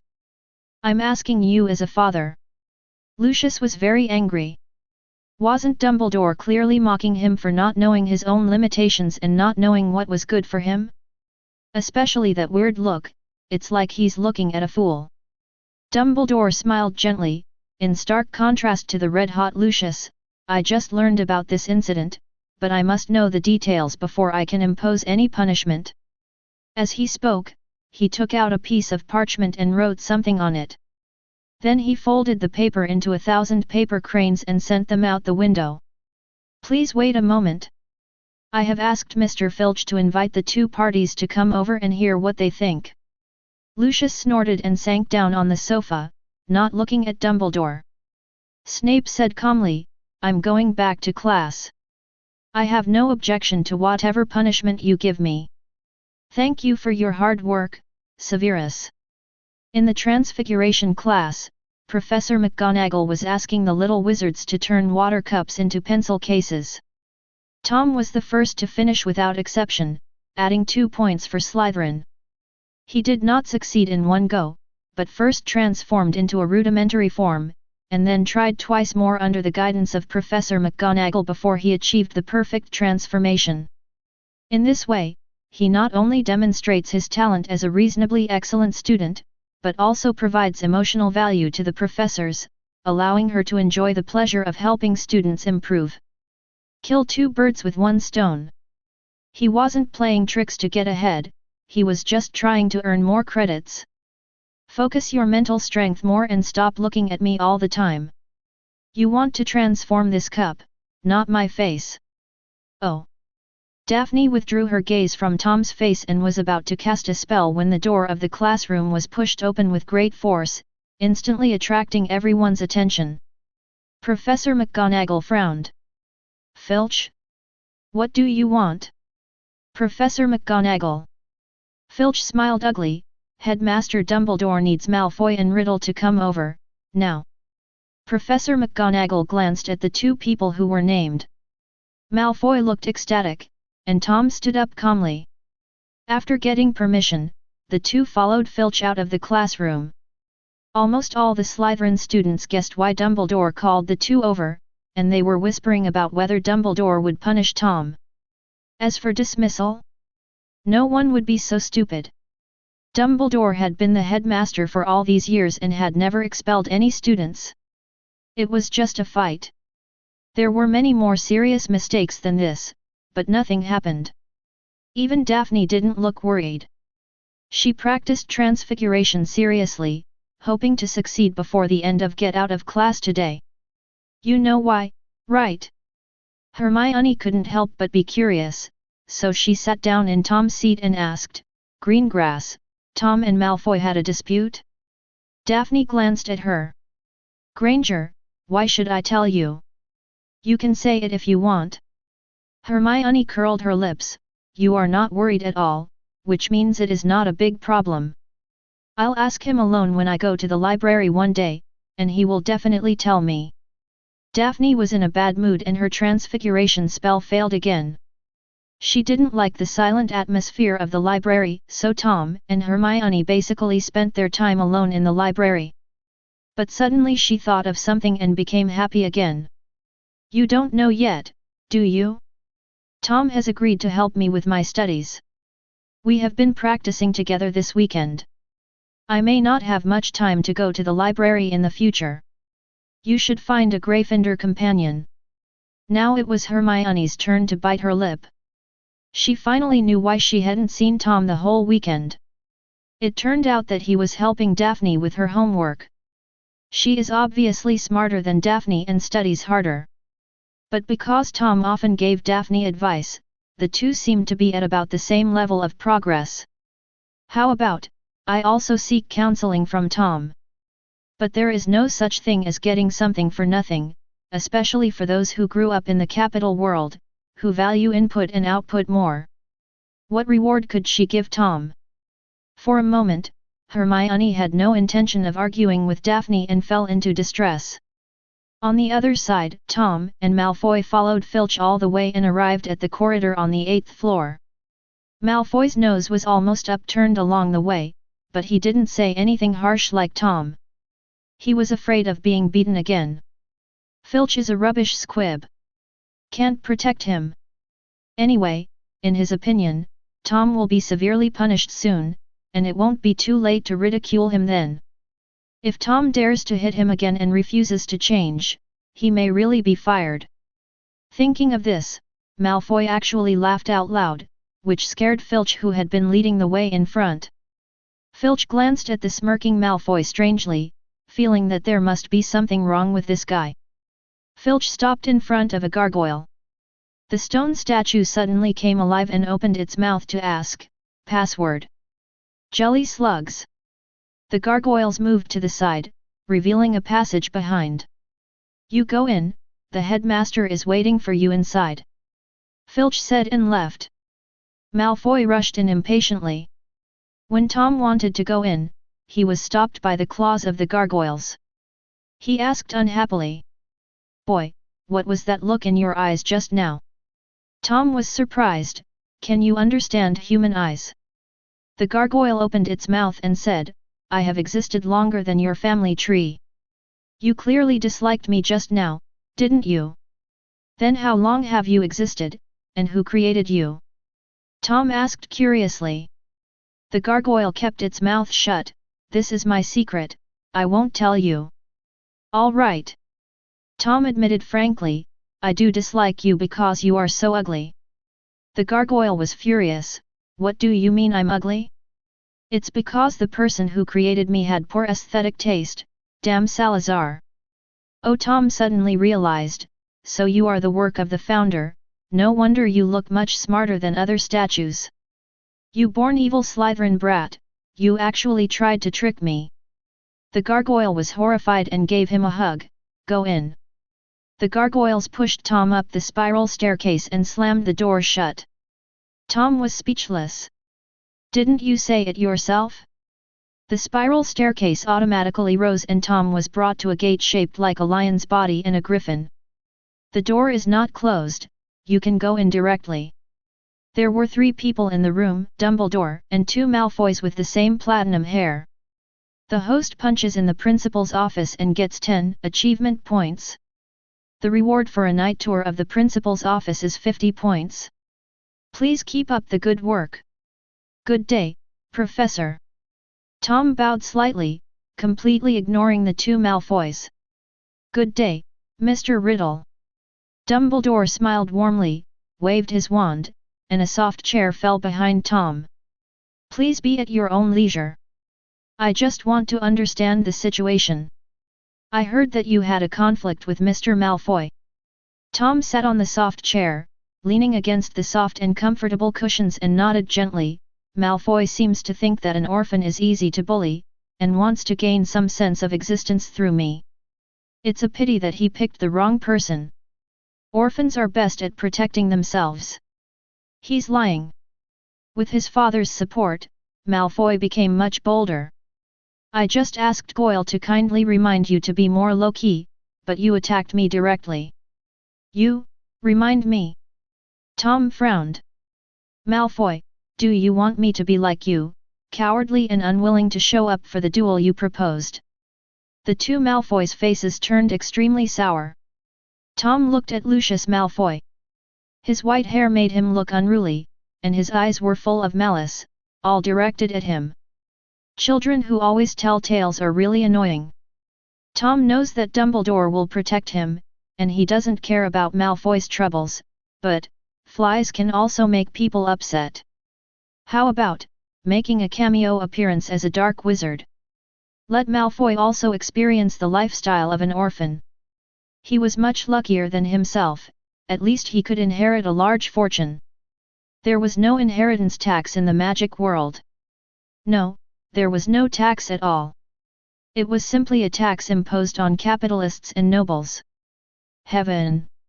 Lucius, who was thinking about which angle to attack Tom, suddenly felt his hair stand on end and his scalp tingling. He looked up and met Tom's cold eyes. This kind of look, he had seen it before, on the Dark Lord. Lucius startled and slapped the coffee table, making it buzz. That's too much. That's right. Draco Malfoy became more and more excited. Draco. It turned out that you were the one who went out of your way to provoke Mr. Riddle. Why don't you apologize to him right now? Right. Hey. Chapter 56. Ka. Draco turned his neck stiffly and looked at his father with disbelief and a hint of hope. Did Dad just say something wrong, or is there something wrong with his ears? However, the next second, Lucius slapped Draco on the head, shattering his fantasy. It's all your fault. You didn't explain anything clearly in the letter, so I misunderstood Mr. Riddle and thought he was bullying the weak. It turned out that you were the first to provoke me, and after losing you still wanted to complain to me for bullying the weak. You have simply tarnished the honor of the Malfoy family. I will deal with you when I get back. Draco immediately wanted to refute, but under Lucius's stern gaze, he swallowed all his grievances and doubts. Seeing that his son had finally behaved himself, Lucius breathed a sigh of relief and looked at Tom with a kind face. Mr. Riddle, it turns out this is all a misunderstanding. All the fault lies with Draco. You did nothing wrong. I will keep Draco under control in the future and make sure he doesn't bother you again. Tom raised his eyebrows slightly, feeling that Lucius Malfoy had taken the wrong medicine. Could it be that this guy is a genius of prophecy, and has foreseen that an unknown dark wizard will come to talk to him? However, Lucius' attitude was too humble, which made Tom's murderous intent disappear for the most part. As expected of the head of the family, Mr. Tongziasi is indeed sensible. No, now that the misunderstanding has been resolved, let's just leave it at that. What do you think? Lucius asked tentatively. That's fine with me, but... Tom looked at Draco Malfoy. Under the pressure from his old father, Draco wisely followed his heart. 4, 3 I was wrong before, I will never do it again. What a touching scene. Dumbledore, who had been watching the show happily, took off his glasses and wiped away his non-existent tears. He hoped that this was the beginning of your friendship. However, although there are reasons for what happened, Mr. Riddle, you have hurt your classmates after all, so I will deduct 50 points from Slytherin. Professor, I was wrong. Tom nodded meekly, his heart filled with joy. If there is no deduction, where is the room for extra points? The conflict was resolved perfectly, with only Draco Malfoy getting hurt, but the others didn't seem to care about his feelings. Lucius Malfoy felt uncomfortable staying here with Dumbledore. After making sure that the sense of crisis just now had really disappeared, Lucius didn't want to stay for a moment and left the office with his son. Tom wanted to leave, but Dumbledore stopped him. Mr. Riddle, this time warping class is over. There is still some time before lunch. Do you want to chat with a bored old man? The principal had said so, so what else could Tom do? He had just raised his butt and sat back down. Outside the office, Draco looked at Lucius angrily. Dad, were you just hit by Dumbledore's imperious curse? It would be fine if you didn't help me put pressure on me, but you actually asked me to apologize to Riddle. I'm going to tell Mom that you helped outsiders bully me. Lucius ignored Draco's roar and pulled him to a corner far away from the headmaster's office. Draco, let me ask you a question first. What do you think has enabled the Malfoy family to survive from the time of William the Conqueror to the present? Draco was stunned.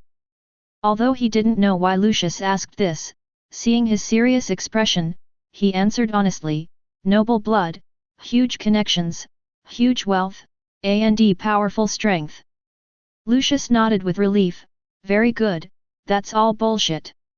Draco looked at his father in shock. Isn't this what you taught me? Now you're mocking me? Lucius patted Draco's shoulder heavily, listen carefully, son. The reason why the Malfoy family has been able to survive to this day and prosper and has considerable influence among purebloods is not due to these illusory things you mentioned. Instead, they rely on wavering, changing their stance according to the wind, betraying their superiors, slandering their friends, stabbing them in the back, and running away faster. This is how they can avoid the crisis of extinction again and again and continue to grow stronger. Draco was completely confused. Dad, are you serious?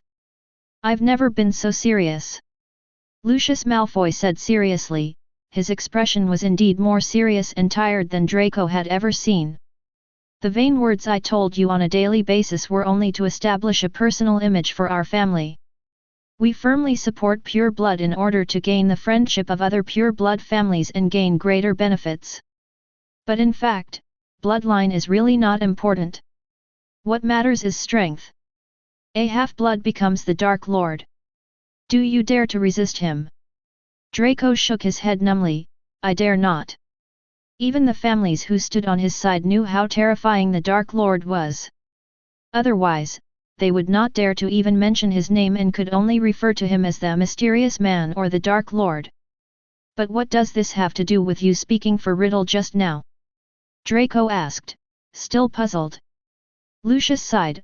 I dared to go against Dumbledore and even publicly slandered him dozens of times, saying that he was a mentally ill old man, because Dumbledore is a decent person. He has his own bottom line and abides by the rules of the game. He won't get angry because of what I said. But Riddle. Lucius hesitated for a moment, then said, he just wanted to kill me? No, he wanted to kill all the Malfoys. What? Draco screamed, how is this possible? How dare he? No, he dares. As for whether he has the ability to do so? Since he has such an idea, it means he must have the confidence and means to do so. Lucius Malfoy sighed, although Riddle's strength is definitely weaker than Dumbledore's, and he is not even worthy of being mentioned in the same breath, he is an orphan, all alone, with an extreme personality and no weaknesses. This lunatic is definitely more dangerous than Dumbledore. So Draco, stay away from him in the future. Even if you curse him, keep it secret. People like him will either become big figures in the wizarding world in the future, or get into big trouble and lose their lives. What good can you gain by going against him? Draco's face turned pale. He didn't dare to doubt whether what Lucius said was exaggerated or not, because his father's majesty could not be challenged, so he believed it. Riddle really wanted to kill their whole family. I understand, Dad. Draco said tremblingly. Lucius nodded with satisfaction. If nothing else, at least his son listened to his advice, and that was his greatest advantage. Don't feel aggrieved. It's never too late for the Malfoy family to take revenge. When he loses power, we can add insult to injury. The means and process are not important. The result is the only thing that matters. Do you understand? In the headmaster's office, Tom didn't know that Lucius Malfoy was using him to instill the family's survival skills in Draco Malfoy. He was tasting the lemon sherbet prepared by Dumbledore and looking at the layout of the headmaster's office. The room is located at the top of a tower and is very high, so it is divided into 2 floors. The upper floor should be Dumbledore's residence. As for the first floor where guests are received, apart from the portrait of the principal and some precious decorations occupying the wall near the door, both sides of the huge desk are occupied by floor-to-ceiling bookshelves filled with books. Tom, with his good eyesight, saw some book titles that he had never seen in the library or Diagon Alley. Maybe in the restricted section? But until now, Tom has never been to the restricted books section. Suddenly, Tom's eyes fell on an empty shelf, which was made of sycamore wood, and there were some ashes on the shelf. Professor, I heard you have a phoenix, why isn't it here? Fox? I never restrict its movements. It may be looking for food somewhere now. Tom felt a little regretful that he didn't get to see the real face of the phoenix, and he didn't know if it looked like in the movie. In fact, it's not that he doesn't want to have a pet, but a wizard who doesn't want to become a Pokémon master is not a good student. He just felt that there was no point in keeping ordinary pets. If he wanted to keep one, he had to keep a unique pet like Dumbledore did. Tom, that's not what I call you. Dumbledore smiled as he watched Tom staring at the sycamore tree in a daze. You seem to like books very much. Tom turned his head and took another bite of the lemon snowball. There is too little entertainment interaction in the wizarding world. Apart from reading, I really can't find any other pastime activities. I had the same thought. Dumbledore nodded in agreement. The opera, radio, and television in the Muggle world are very rich and wonderful. The huge population base gives them endless creativity. Unfortunately, this castle refuses to allow these things to exist. I once tried to put a TV in the office, but there was no electricity at all. After a few days, even the TV broke down. Professor, is this caused by magic?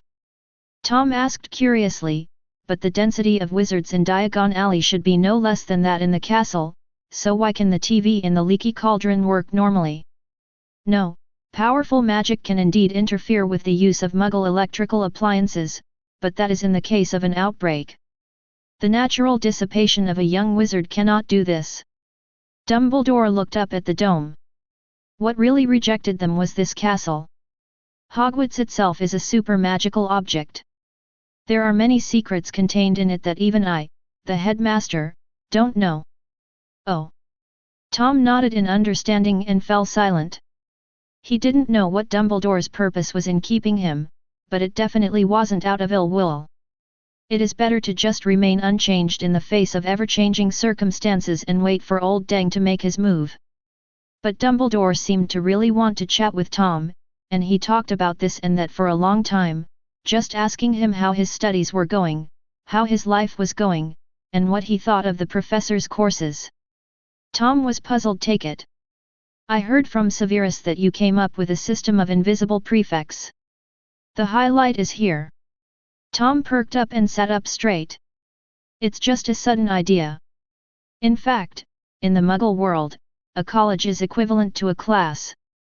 It can't be that only the senior grades have a monitor while the lower grades have no one to manage them. There will always be a generation gap between different grades. It's more convenient to find someone in the same grade. That's a good idea. Dumbledore chuckled, and what about the invisible headmaster? Professor, I just want to make progress. Tom said sincerely, Professor Snape is usually so busy, he teaches more than 20 classes a week and has to grade homework. He really has no time to manage students. I am willing to help him share the burden. Even Dumbledore, who was known for his calm attitude, was left speechless by Tom. Is it appropriate for you, a freshman, to say this? But Tom is the type who is trying his best. If Dumbledore really goes crazy and agrees, then he will get a lot of achievement points. The money is recorded in the account, and it is guaranteed to make money. If you don't agree, then just disagree. There will always be a time when he agrees. As Tom expected, Dumbledore politely declined. Tom, the most important thing for students is to study and enjoy their student life. As for adult matters, just let the adults worry about it. Severus is a very dedicated and responsible headmaster, you have to believe in his abilities. Double agent, potions professor, head of house, and also helps keep an eye on Quirrell and protect Harry. Snape was a natural-born ox and horse. He could complete any task given to him, so Dumbledore was not worried about any problems. Okay. Tom shrugged indifferently, and changed the subject again. What do you think about extending the invisible prefect system to the whole school? Good experiences should be learned. Dumbledore was silent. Maybe not. Not all houses are like Slytherin 0.5. They may prefer more freedom. The old man looked at the clock on the wall. It's about time. Maybe Miss Greengrass is waiting for you to have lunch. I won't bother you anymore, old man. There was really no way to continue the conversation. The people that Dumbledore had kept were now eager for Tom to leave. Now it was Tom's turn to be calm. The boy blinked his eyes and said, Professor, I see you have a lot of books here. Can you lend me two? Dumbledore was stunned, and readily agreed, "No problem, I can't refuse students' thirst for knowledge." "Thank you." Tom stood up without hesitation, walked to the huge bookshelf, and climbed up the ladder leaning against the bookshelf to select books. He didn't know if there was any magical protection on it, so he could only use this primitive method. Soon, Tom had chosen his 2 books. The Development and Summary of Advanced Magic in the 16th Century. From Ignorance to Equivalent Exchange, The Secret of Alchemy. "Professor, these are the only 2 villages." Dumbledore just glanced at the first book and paid no attention to it. "The second." He laughed again. "Are you also interested in alchemy? This is a book compiled by an old friend of mine, but it has not been sold to the public and is only circulated in a small circle. To be able to pick this out of so many books, it seems that you two also have a wonderful fate." "Really?" Tom also smiled. "Maybe if I encounter any problems in the future, I can ask your friend for advice in person." On the cover, in addition to the gold-plated title of the book, there is a line of small words in the corner marking the author of the book, Nicholas Flamel. Chapter 57. Dumbledore was right, this was indeed a wonderful fate. Tom did not choose the book because of Nicholas Flamel, and he could not have known in advance that Nicholas Flamel had written this unpublished book. But if there is a chance, Tom really wants to meet Nicholas Flamel. For ordinary people, living long is just a way of surviving, but for an outstanding person, living long is terrifying. Nicholas Flamel was a milestone figure in alchemy. Over 600 years, he had accumulated an untold amount of wealth and knowledge, perhaps even more terrifying than Hogwarts. After all, Hogwarts is just a school, and it mainly serves the majority of ordinary wizards. However, Nicholas Flamel's collection is entirely for his own benefit. Any book that is not of a certain level will not catch his eye. Tom would not bring up such an impudent condition as contacting him right now. He just promised Dumbledore that he would return the book within a week and left the headmaster's office. When he arrived at the door, Tom was stopped by the gargoyles again. "Anything else?" "Boy, since you have seen through my secret, I will not hide it from you." Tom's face was full of question marks. Why did this guy have so many dramatic moments? The face of the gargoyle stone beast unexpectedly showed a human-like inscrutable look. "In fact, Salazar is only one of my creators. The 4 founders worked together to create me. Salazar gave me vitality, Helga gave me an indestructible body, Godric gave me great strength, and Ravenclaw gave me great wisdom." Tom looked the gargoyle up and down suspiciously. He did not deny the first 3 points, but based on the material, he did not believe that the gargoyle could not be beaten. But the last one? "Is this the wisdom of Ravenclaw?" "As expected, it's blue. Are you looking down on me again?" The gargoyle was shocked and angry. He had been despised twice today. "No." Tom waved his hands. "I just don't understand why you are telling me this." "Oh." The gargoyle calmed down and said proudly, "I haven't boasted for a long time. Let me find someone to share my boasting with." Tom. 17. "How is it, are you okay?"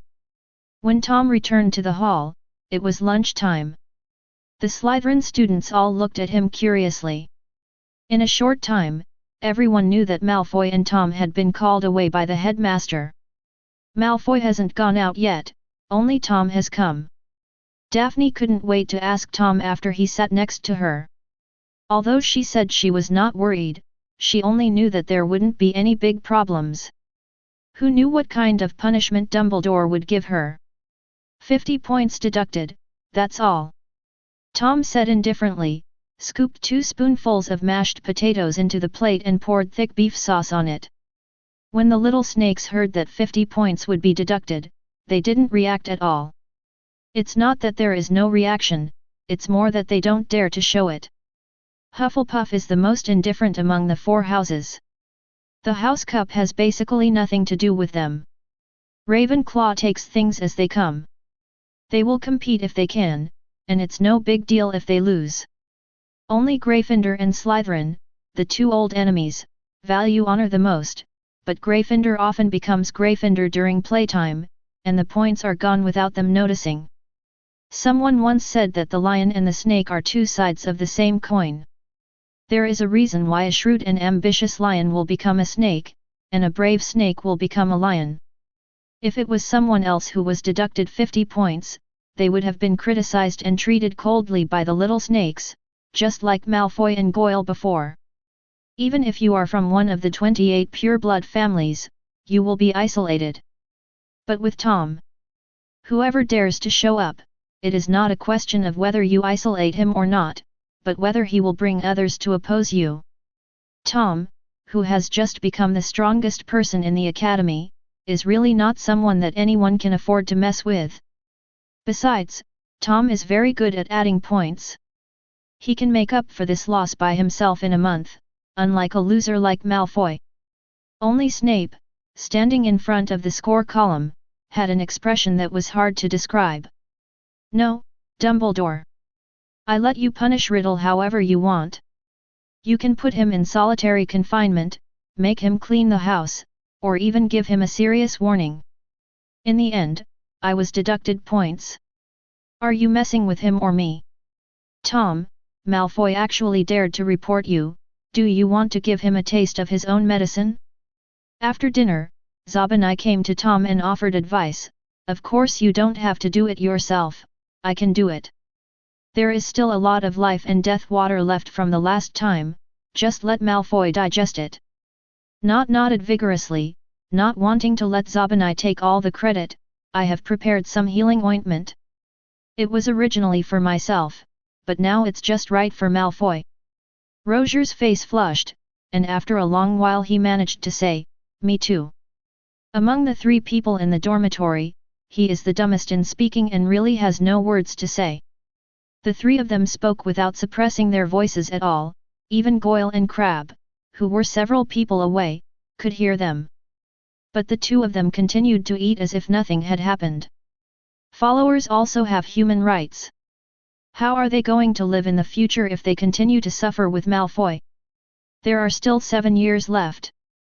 Crabbe and Goyle had a rare moment of clarity in their heads. From now on, whenever Riddle was involved, they would be deaf and blind, and would continue to be Malfoy's followers and eat their fill. Perfect.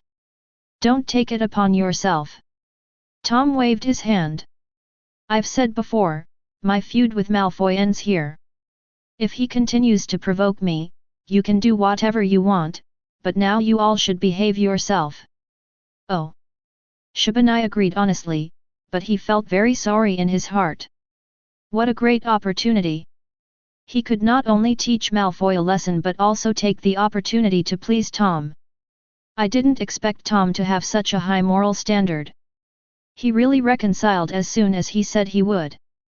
But come to think of it, Tom had treated them all the same before.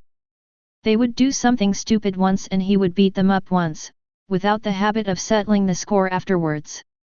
I cried, Tom is a good man. Damn them, they didn't even want to bully Tian Shui when he was young. Malfoy did not reappear until the afternoon herbology class. Although his expression was calm and he ignored the strange looks around him, every time he saw Tom's back, his heart trembled and he remembered his father's teachings. Malfoy just hopes that Tom can keep his word and let bygones be bygones. He will not take the initiative to provoke Tom in the future, unless the other party is really in trouble, then it will not be too late for him to jump out. What a cute bean! Daphne squeezed the vine with her hands, and when the pods burst, hot pink beans appeared and fell to the ground, bouncing like pinballs. When picking the beans, everyone wore gloves to avoid being burned by the hot beans. Tom picked up the beans squeezed out by Daphne, blew them, wiped them, and then put them in his mouth, his eyes shining. It tastes good. Daphne also perked up and quickly squeezed out another one. Let me try it, it's really good, sweet and soft. Professor Sprout looked at the two little guys from behind with both helplessness and amusement. Riddle, Greengrass, you can't eat too much of these beans, or you'll run the risk of developing acne." Tom didn't react, but Daphne's face turned pale and she quickly spat out the beans, making two pfft sounds. "It's okay. Didn't Professor Snape tell me about the potion that can cure acne? That won't work either." The girl shook her head frantically. She wanted to be beautiful forever and not have acne. Professor Sprout watched with a smile, and did not criticize them for chatting in class, but just felt it was a pity. A foodie like Riddle should belong to their Hufflepuff. After class, Tom wanted to go back to the dormitory to make potions, but as soon as he arrived in the hall, he was stopped by a Slytherin boy, who said stiffly, "Riddle, Professor Snape wants you to go to his office." Tom was stunned for a moment, wondering if Snape was upset and wanted to stimulate him. But he didn't think much about it, just nodded and agreed, just treating it as another visit to check out the place. 5 minutes later, Tom appeared in front of Snape. There was no cold violence this time. The dean thoughtfully prepared a seat for Tom. "You've deducted 50 points from the college today. If I have a choice, I want to be a good person." "Okay, then go talk to Dumbledore and see if he'll give you the points back." "Is there really no chance?" "I don't care what you do, this year's House Cup must belong to Slytherin," Snape said firmly. "Since you are now the uncrowned king of the house, you should assume the corresponding responsibilities. Tell me, is there anything you can do to ensure that Slytherin wins the championship?" "Yes, Professor, yes. I have 9 ways to ensure that Slytherin will still be the champion of this year's House Cup."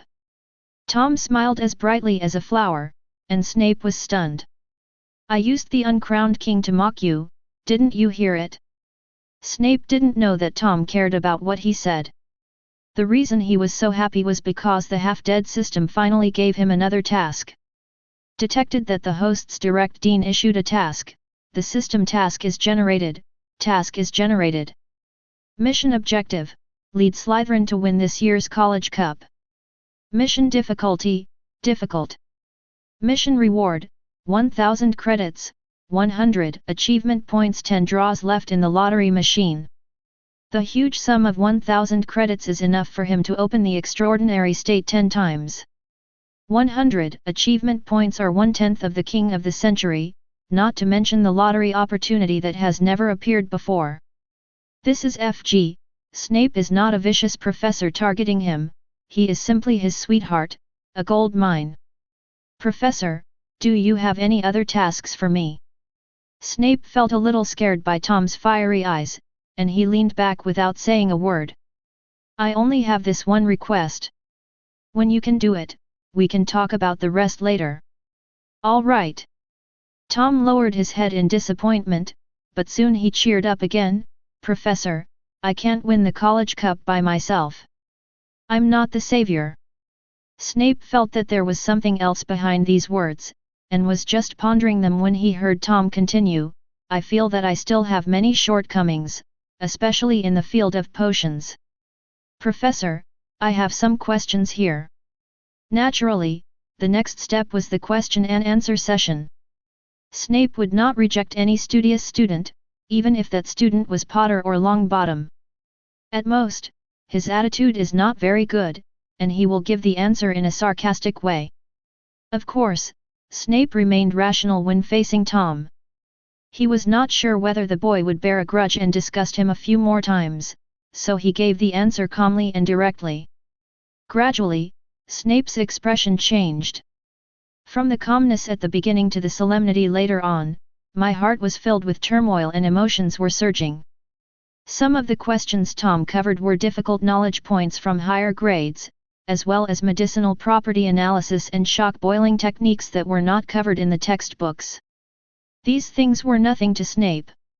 Any 7th-year student who was qualified to take his potions advanced class would be asked questions until they were sweating profusely and could not even answer most of the questions.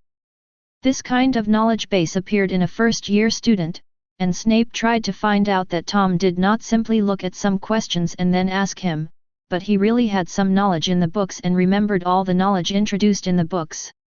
It was just that he had no practice and accumulated experience, so he had these confusions. Is this correct? Of course that's right. In addition to his regular studies, Tom has recently focused most of his energy on alchemy.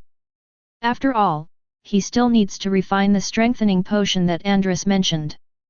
The materials are so precious that he would be heartbroken if he fails once, so he will naturally put extra effort into it. Riddle.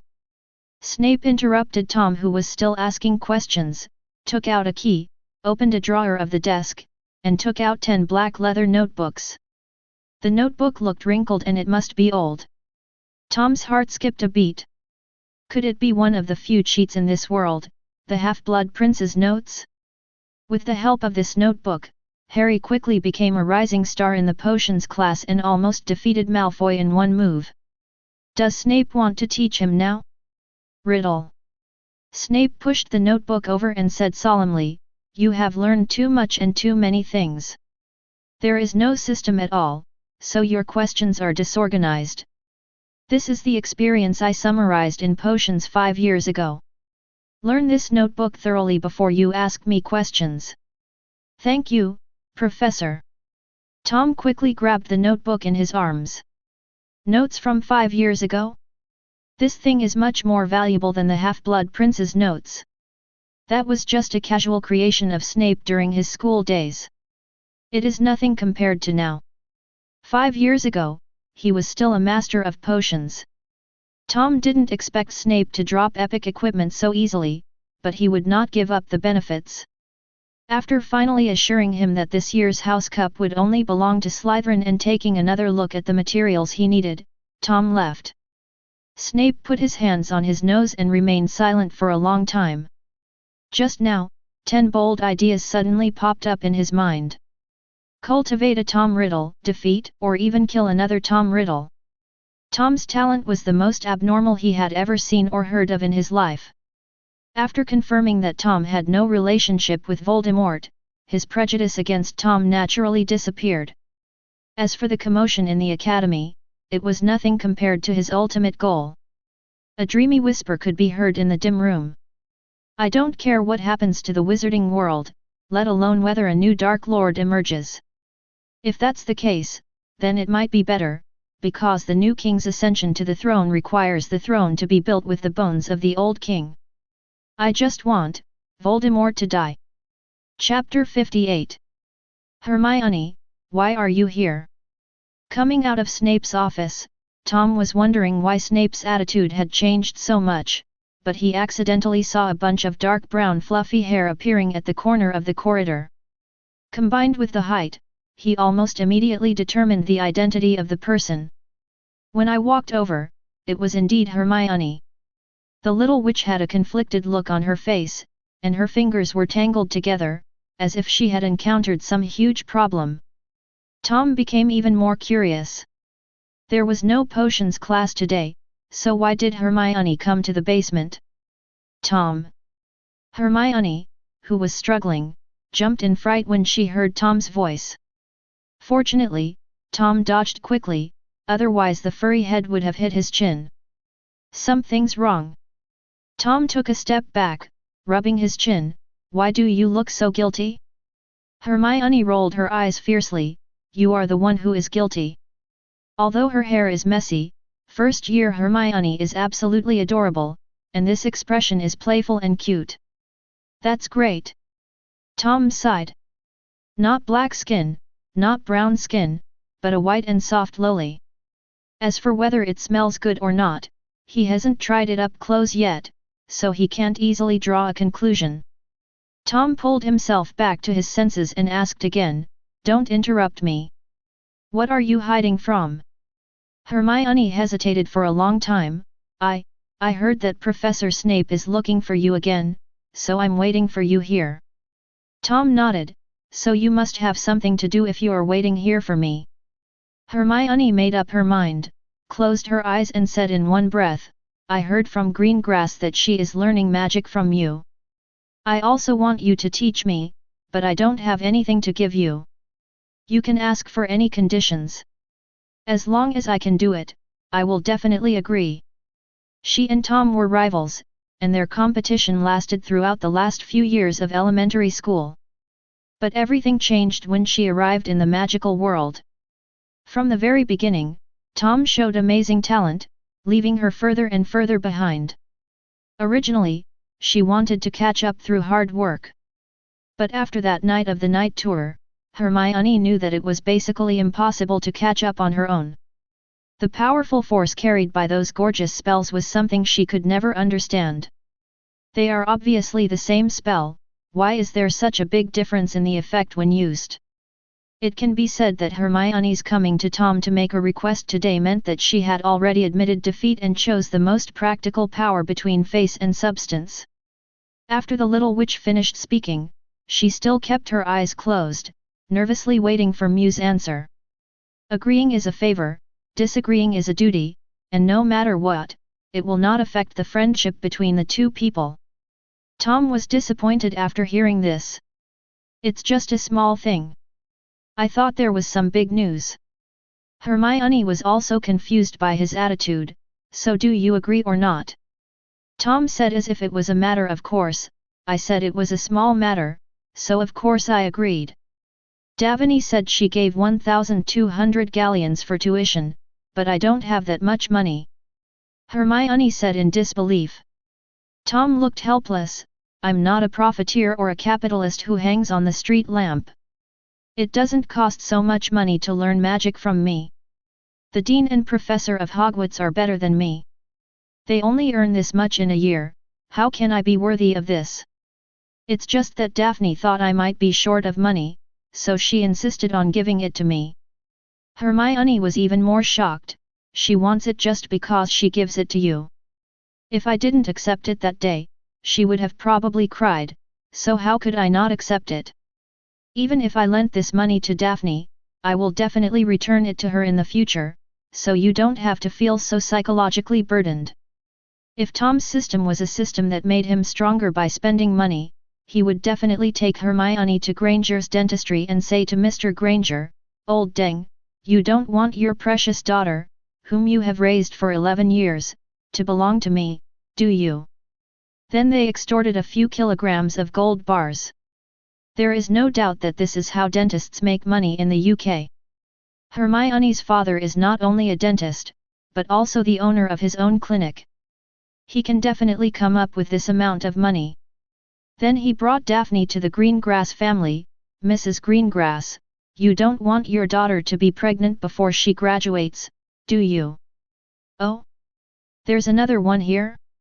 He.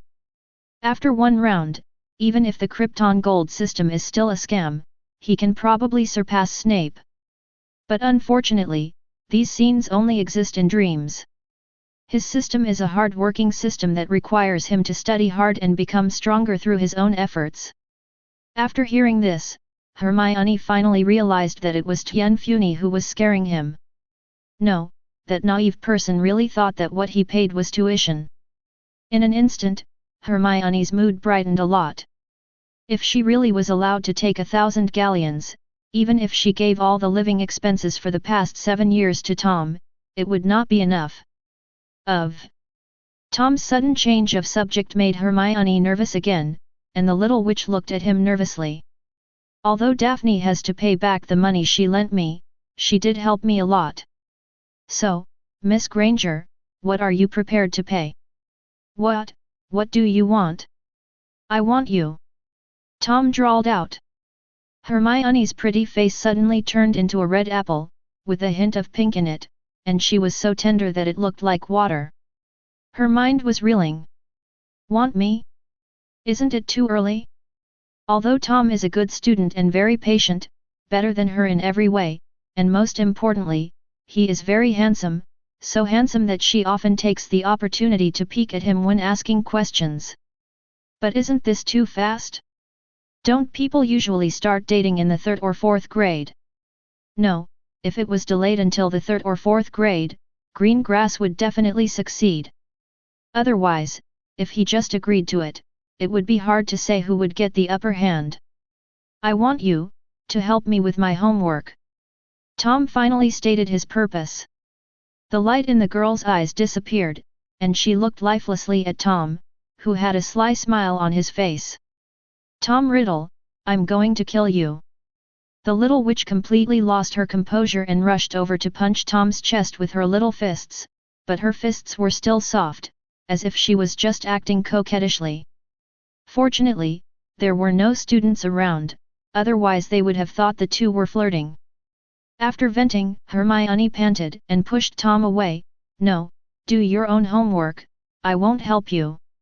"What's the point of doing homework?" Tom asked back. "Review what we learned in class," Hermione said as a matter of course. Tom Bear spread his hands, "But I don't need to review. My learning progress has long surpassed the course progress. Doing homework is just a waste of my time, especially Snape and Cuthbert Binns. Every time they assign homework, it's boring and long. So the homework is not only not helping me, but it is actually hindering my progress." Hermione fell into deep thought after hearing his words. She realized that she had been shaken. Tom continued to try to deceive her. "You are different, Hermione.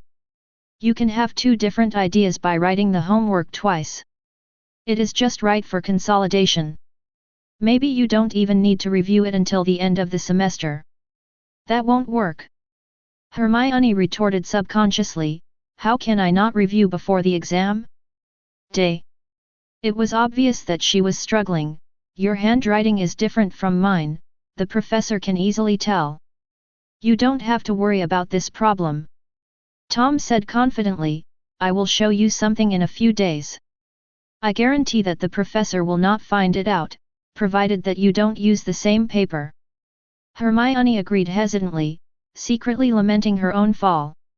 In the past, her roommates were unable to copy her homework, but now she has started to write it for her.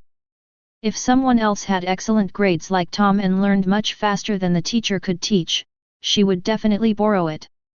After finding a reason to comfort herself, the little witch's guilt was finally alleviated a lot. Back in the Slytherin common room, Daphne was playing wizard chess with Millicent Birds. Tom did not interrupt them until they finished playing and Bird's queen was beheaded. He then took Daphne to a secluded corner and told her what had just happened. Daphne's face visibly fell, with only her lips pouting high. Daphne was very regretful at this time. She regretted that she was too proud to show off to Hermione, which led to the accident. Tom also knew that it seemed unfair to Daphne on the surface. After all, from Daphne's perspective, she paid the real money. So Tom told Daphne what reward Hermione would have to pay and gave her a choice. "If you can help me with my homework, I'll go and say no to Hermione." The girl waved her hands frantically. Forget it, forget it. Granger can come if she wants. Let her do the homework until we graduate." She didn't even want to do her own homework. She also had to complete the training task assigned by Tom. If she had to write another one, she would collapse. In an instant, the dissatisfaction disappeared. Money and galleons were really not important to the little rich woman. What was important was Tom's attitude. The fact that Tom rejected Granger for her shows that she holds a higher position in Tom's heart. After figuring this out, Infuni happily got up from bed again. After appeasing the biggest financial sponsor, Tom let her continue playing with her roommates, while he returned to the dormitory and started brewing potion. The other three were in the dormitory and wanted to help, but when they heard that handling potion materials was so difficult, Rosier and Not became intimidated. Fearing that they would be blamed for damaging Tom's materials, they tactfully left the room, leaving behind a quiet environment. Zabanai took the initiative to stay because he was very interested in alchemy and had a great talent. After a few mistakes, he started to get the hang of it and processed the potion according to Tom's requirements. As a reward, Tom would also tell him some tips and knowledge, but whether Zabanai could remember them all depended on his luck. When cutting moonstone, you must keep the tools dry. Once they come into contact with water, the efficacy of the medicine will be seriously affected. The sleeping beans should be put in when the liquid turns grey-brown. I put them in a little too late for 2 seconds, and the color of the liquid had already faded. After all, it was my first time making it, so I was still hesitant. The eggs of the fire ash snake are used to balance the magic power. The number must not be rigid. The magic wand must be used to sense the speed. Okay. Putting the last ingredient in, Tom drew out his wand and waited for a few minutes until a bottle of clear golden liquid formed. Tom leaned in and sniffed. The color and smell are consistent with the description of the energy potion in the book. I can't say how high the quality of this potion is, but it is definitely above the standard and can be used. Tom was quite satisfied with his performance, and Shibani admired him even more. The last communication only proved that Tom had a rich knowledge reserve, while this practical operation proved that Tom's hands-on ability far exceeded his. I think energy potion is a 6th or 5th grade course. He heard senior students mention it once last time. Anyway, it was already a difficult potion. Unlike the water of life and death, which only required 2 ingredients, the energy potion required 8 ingredients and also involved the step of the wizard using magic to mix the potency. This was a difficult potion. One of the important signs of a high-grade medicine. Next, Tom continued to boil several pots of energy potions and physical potions. His proficiency level increased rapidly, and Sabini also learned a lot. Soon, another 2 days passed. Before Wednesday's charms class, Tom put the conditions he promised Hermione in front of her. Daphne also came over, and the 2 little ones watched curiously. A quill. It is the most common feather pen, not a feather pen made of any precious feathers. This quill can reproduce my handwriting perfectly. As Tom spoke, he wrote down the names Tom Riddle, Daphne Greengrass, and Hermione Granger on a new piece of parchment. Then he asked Hermione to write it once with her own quill, and then once with his quill. The handwriting Hermione wrote with her own quill pen was completely different from Tom's, with a delicate flavor. When she switched to Tom's quill, the letters she wrote twisted slightly and became exactly like Tom's handwriting. How did you do that? Hermione's eyes widened. The imitation spell, and some basic knowledge of alchemy. Tom didn't think it was anything special, he just spent half a day reading a basic book on alchemy and figured it out. Hermione was finally relieved and promised to teach her Tom's homework in the future, but there was a condition. If Tom's score was lower than hers in the final exam, then write it yourself. Tom naturally would not refuse this request. Hey, Granger. No, Hermione. Daphne suddenly looked at Hermione flatteringly. Since you have already written for Tom, do you want to write one for me too? I will give you some pocket money. There are still a lot of them, you can use them to buy a lot of books. I don't want to. Hermione ignored Daphne's courtesy. Tom can teach me magic, but Galleon can't. I don't need your money. Humph, if you don't want to help, then don't help. Daphne pouted. Tom, I also want a quill like this, with my handwriting. Without Granger, she still had other little sisters. Birds and her 3 roommates each wrote 2 assignments for themselves, so there was no need to ask Hermione to delete them. Tom rubbed Daphne's head in annoyance and said, What are you thinking? If I really give it to you, I'm afraid you won't be able to pass the final exam. Daphne is the normal appearance of a girl of this age. There are too many temptations that are more important than magic. If she is not allowed to do her homework on her own, she will be ruined in less than half a year. Seeing Tom's firm attitude, Daphne accepted the reality unhappily. Professor Flitwick walked into the classroom with brisk steps and stepped onto the raised platform where books were placed. Classmates, we are going to learn a new spell today, the simple repair spell. Chapter 59. The repairing spell is a spell commonly used by wizards in their daily lives, but it is also a very evil spell. Because almost everyone in the wizarding world has mastered the repair spell, many things can be passed down for 3 generations, and the characters are still there, although no one knows how many times they have been repaired. It seriously affected the economic development of the wizarding world. If everyone stops spending, how can we earn your money? What Professor Flitwick is going to teach today is just the simplest repair spell, which can only repair items made of a single material. It is not enough for objects with complex structures or made of multiple materials, not to mention magical items with magic powers. Each young wizard was given a plain white porcelain plate, and Professor Flitwick asked them to smash it themselves and return the intact disc to him before the end of get out of class. For a moment, the classroom was filled with the crisp sound of porcelain plates breaking. Harry looked at Ronald in shock. Why did you smash the plate so badly?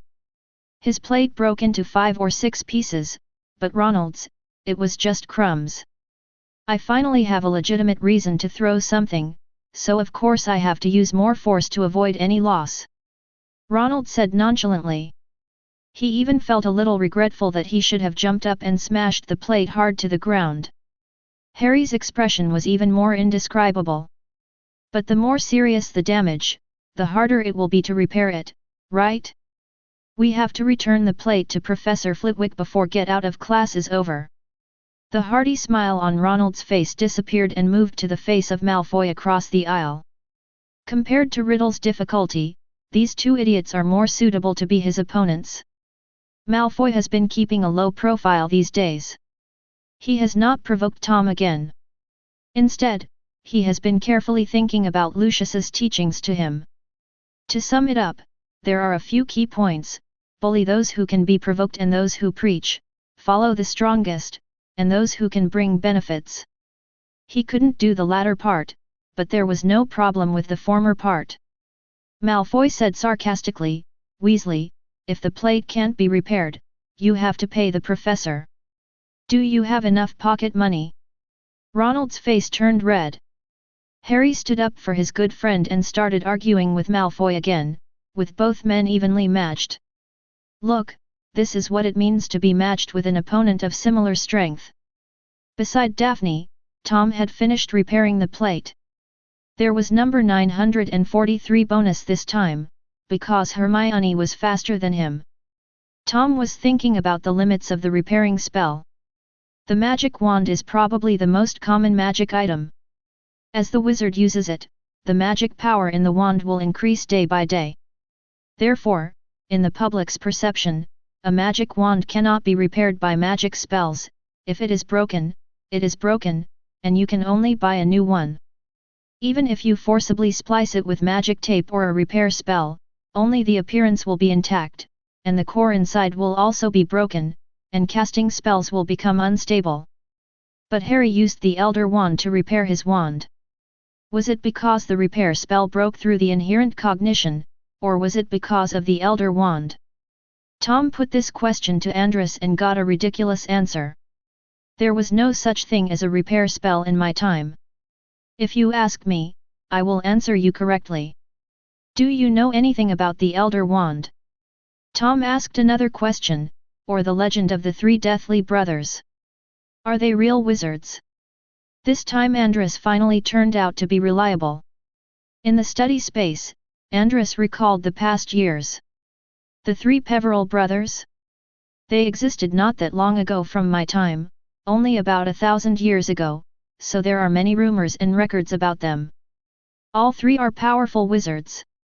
As for whether they are the sons of the god of death, that is unclear, but they are indeed 3 brothers. The eldest is best at fighting, the second likes to study magic items, and the third has a gift for prophecy.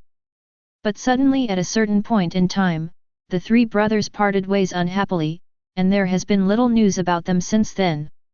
I don't know how it turned into a fairy tale. In our time, they were historical figures, not mythical ones. As for the Elder Wand, I heard that the eldest brother has a very powerful Elder Wand, but the wand will become stronger as the wizard becomes stronger. You can't say that this is a gift from the god of death. I once fought with the offspring of the 3rd brother, and I was a loser. Tom listened to the gossip quietly, more seriously than when he was studying. In fact, the legend of the 3 brothers is not much different from that of Andrus. In the Muggle world, Andrus became Hercules. In the Wizarding world, although his existence is clear, much of the information is from fragments of information, and perhaps a lot of it is just hearsay. Well, only the most outrageous 10-meter guardian angel is real.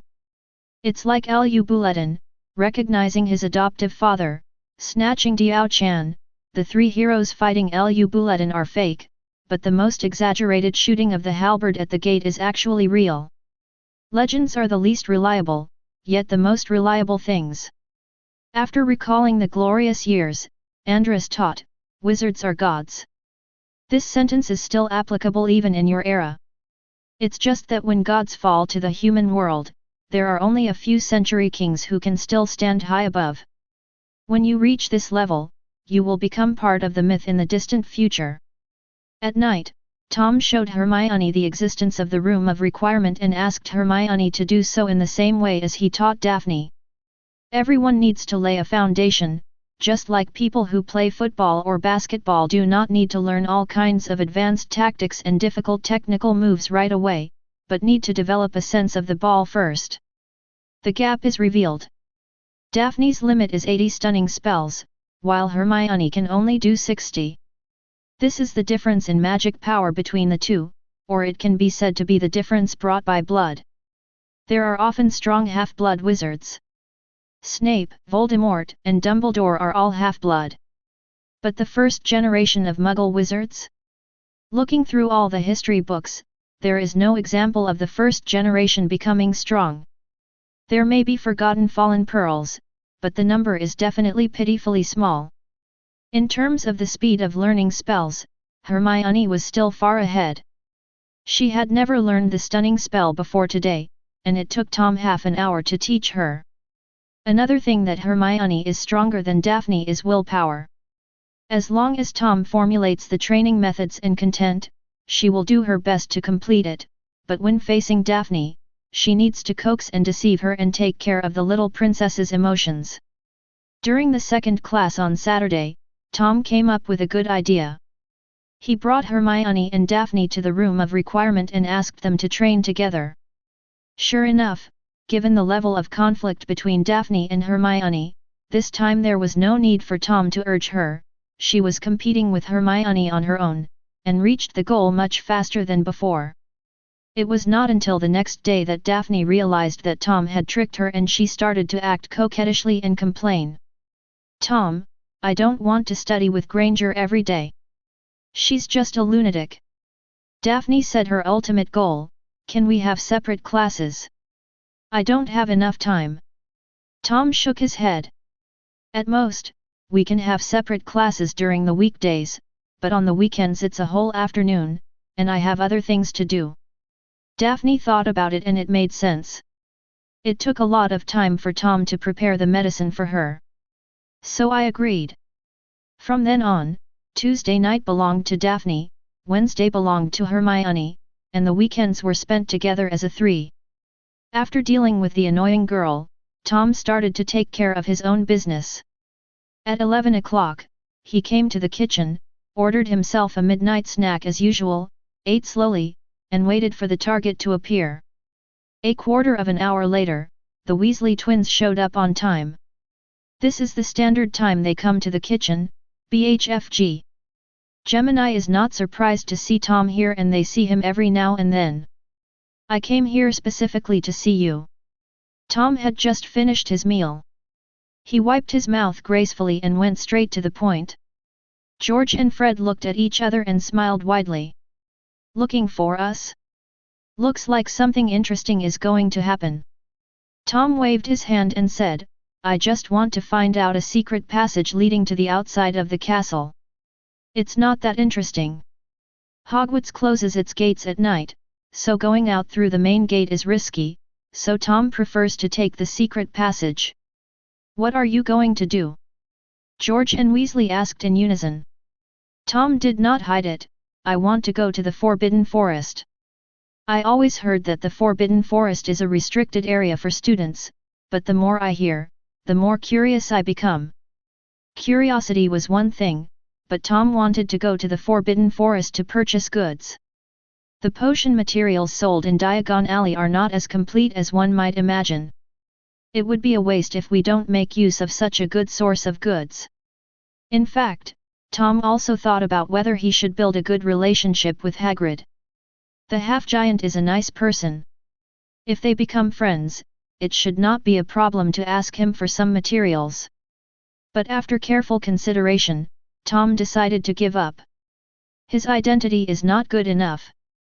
First, there was the Slytherin student named Tom Riddle. Let alone being friends with him, Hagrid might even tell Dumbledore directly if he went to the cottage on the ranch. After hearing Tom's purpose, the Geminis immediately gave him a positive look. He was a fellow traveler, and he was so brave. Secret passage? No one knows secret passages better than George and I, said Fred. It's safe, reliable, convenient, and gives you a flying experience, said George. But the two of them sang in unison, you must answer a question before we can tell you the location of the secret passage and how to open it. Problem? What problem? Tom looked at them puzzled. The two of them leaned their heads together and whispered mysteriously, we noticed, you've been very popular in Slytherin recently. Very welcome. And was called to Dumbledore's office. So what happened in between?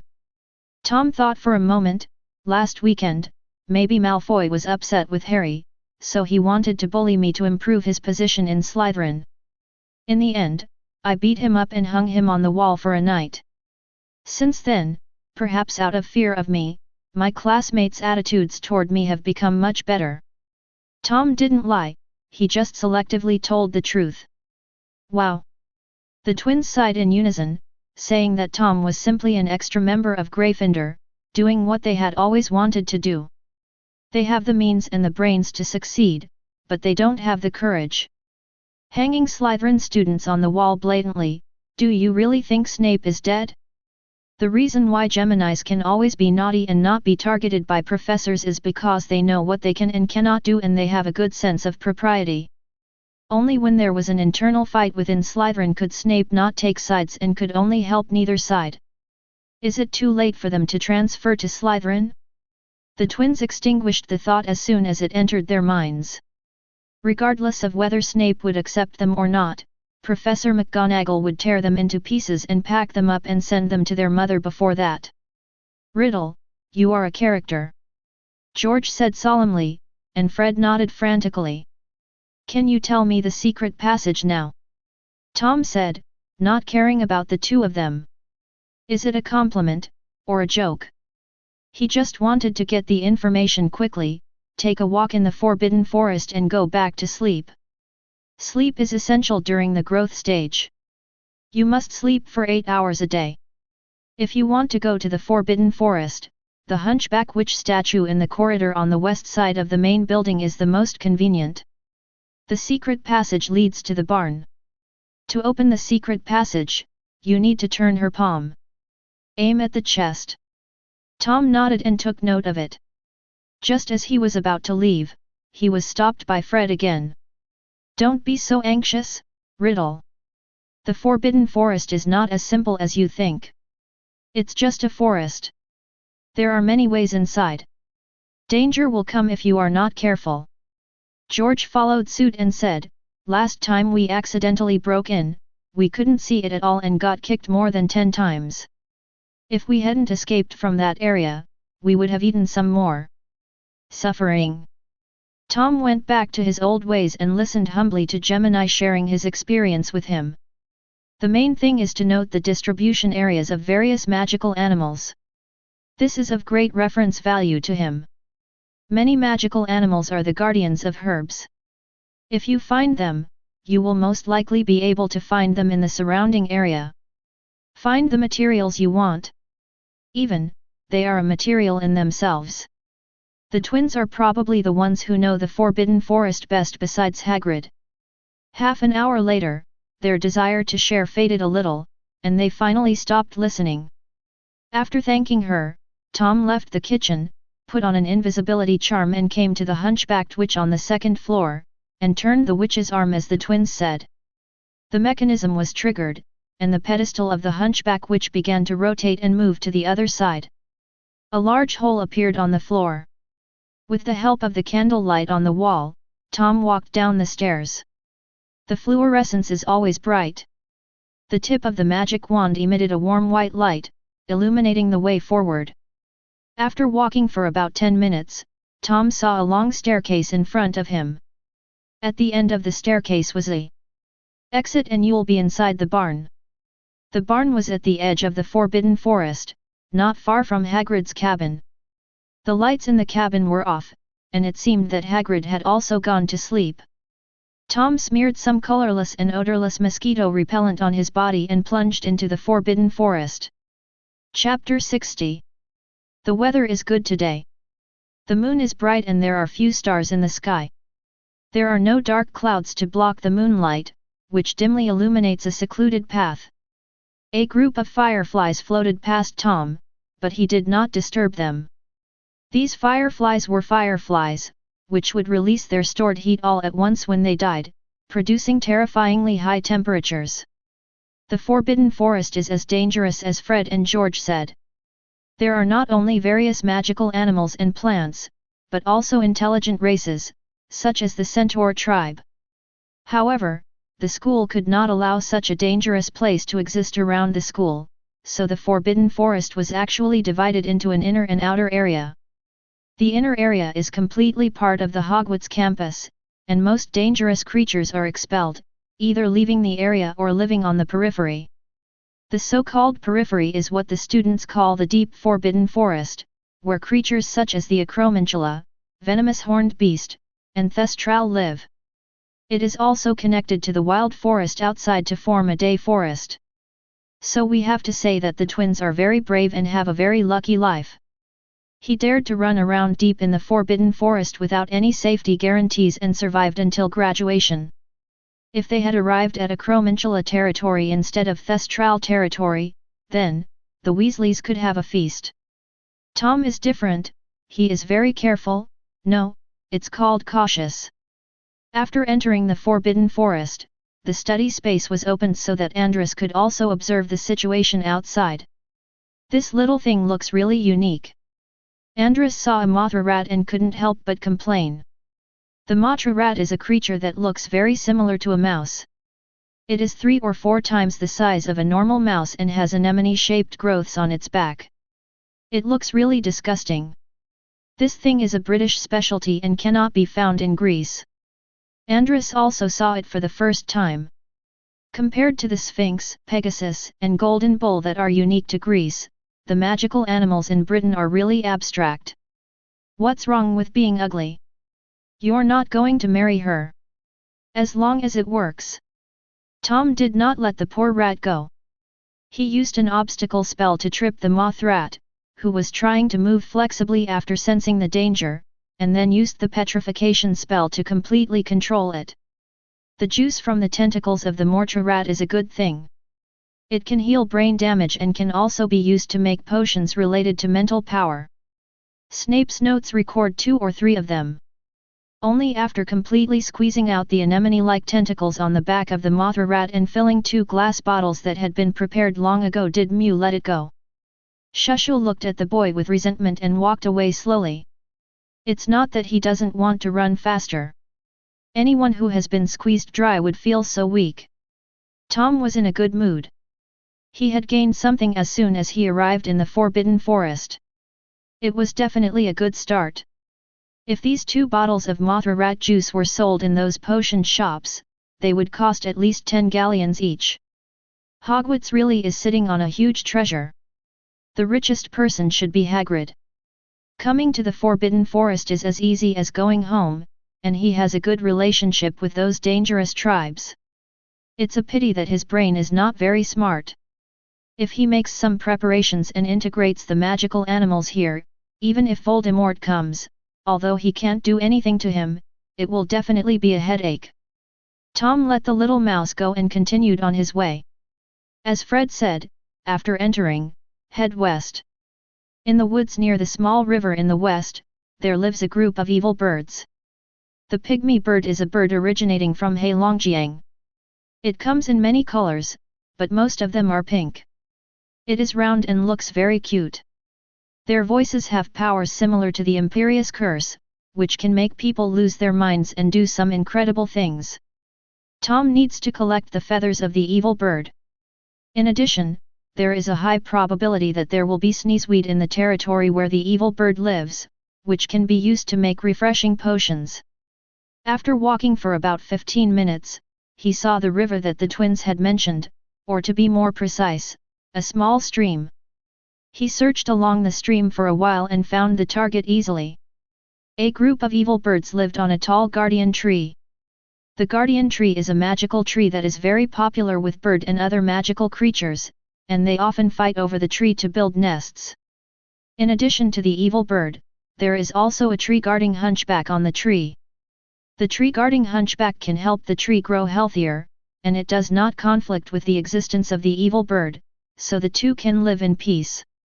Tom swaggered over and immediately alarmed the two tribes. Bowtruckles are friendly to humans, or rather, they are friendly to all creatures, so there is no reaction, but it is different for Entbills, they are considered to be the more ferocious creatures among birds. Seeing Tom, 7 or 8 meatballs fluttered up and stared at Tom fiercely. A few small bowtruckles stuck their long heads out of the tree holes and observed curiously. Tom nodded to the bowtruckles. This little thing is so cute. If he were Hufflepuff, he should catch 2 of them and raise them now, and then get a niffler. This is the standard configuration for a badger yard. No, there is still one most important thing missing, a suitcase. Tweet. Tweet. The scream of the evil bird interrupted the boy's meditation, but the evil bird did not use its innate skills right away. It just made the most ordinary cry, and Tom was not affected. Although I couldn't understand what they were saying, the meaning was simply to get him out of here. This bird is quite martial. Sorry, since you are talking about martial ethics, I won't. Exploding glare. A bright light like daylight suddenly burst out in the darkness, and the evil birds that were warning Tom with wide eyes were numb and felt dizzy. 2 stupid ones forgot to flap their wings and fell from the sky. The ground was whistling with sound, and a rope woven from strong grass tied up the fallen evil bird's feet. The ones in the sky could not escape either, and were pressed down by Tom. Spells don't just have single target attacks. The disarming spell can also disarm a large area if used properly. The stun spell can also be released on a range, but the required proficiency and total amount of magic power are limited. Also, range targets will disperse the power of the spell, so wizards basically concentrate their strength to form magic beams. Silently. The young man raised his index finger and placed it to his mouth. The evil bird opened its beak and was about to launch a natural attack, but no sound came out. This is why, despite having powers comparable to the Imperious Curse, the Amor is still only a 3x dangerous magical creature. 3x represents the level that a wizard with a certain level of basic skills can subdue. Just use a silent spell and know a few attack spells and you can easily subdue them. Don't be afraid. I just came to borrow some feathers from you. They can grow back anyway, so I won't return them. Tom squatted down and rubbed the little meatball. I'm quick, just a few strokes. 73. The 3 most beautiful feathers were plucked from the head of the evil bird, and then the next one. Soon, the colorful feathers of 6 evil birds were collected. There were still 2 small ones that were not fully developed, so Tom let them go for the time being. This feather is not only a material for magic potions or alchemy, but also the most sought-after type in the precious feather industry. Tom put the feathers away and did not let them go. Instead, he walked around the bowtruckle and the fearful eyes. After a moment, his eyes lit up. Found it! Behind a large moss-covered rock, there were several sneezeweeds with white flowers. Tom put on gloves and used Transmigration to turn a small stone into a pair of sharp scissors, and cut them one by one. If the sneezeweed is not handled properly, the pollen juice on your hands will be contaminated and then inhaled into your nose, which can cause you to sneeze all day long, so even he has to be careful. After doing all this, Tom let go of the evil bird and moved away from Fashu.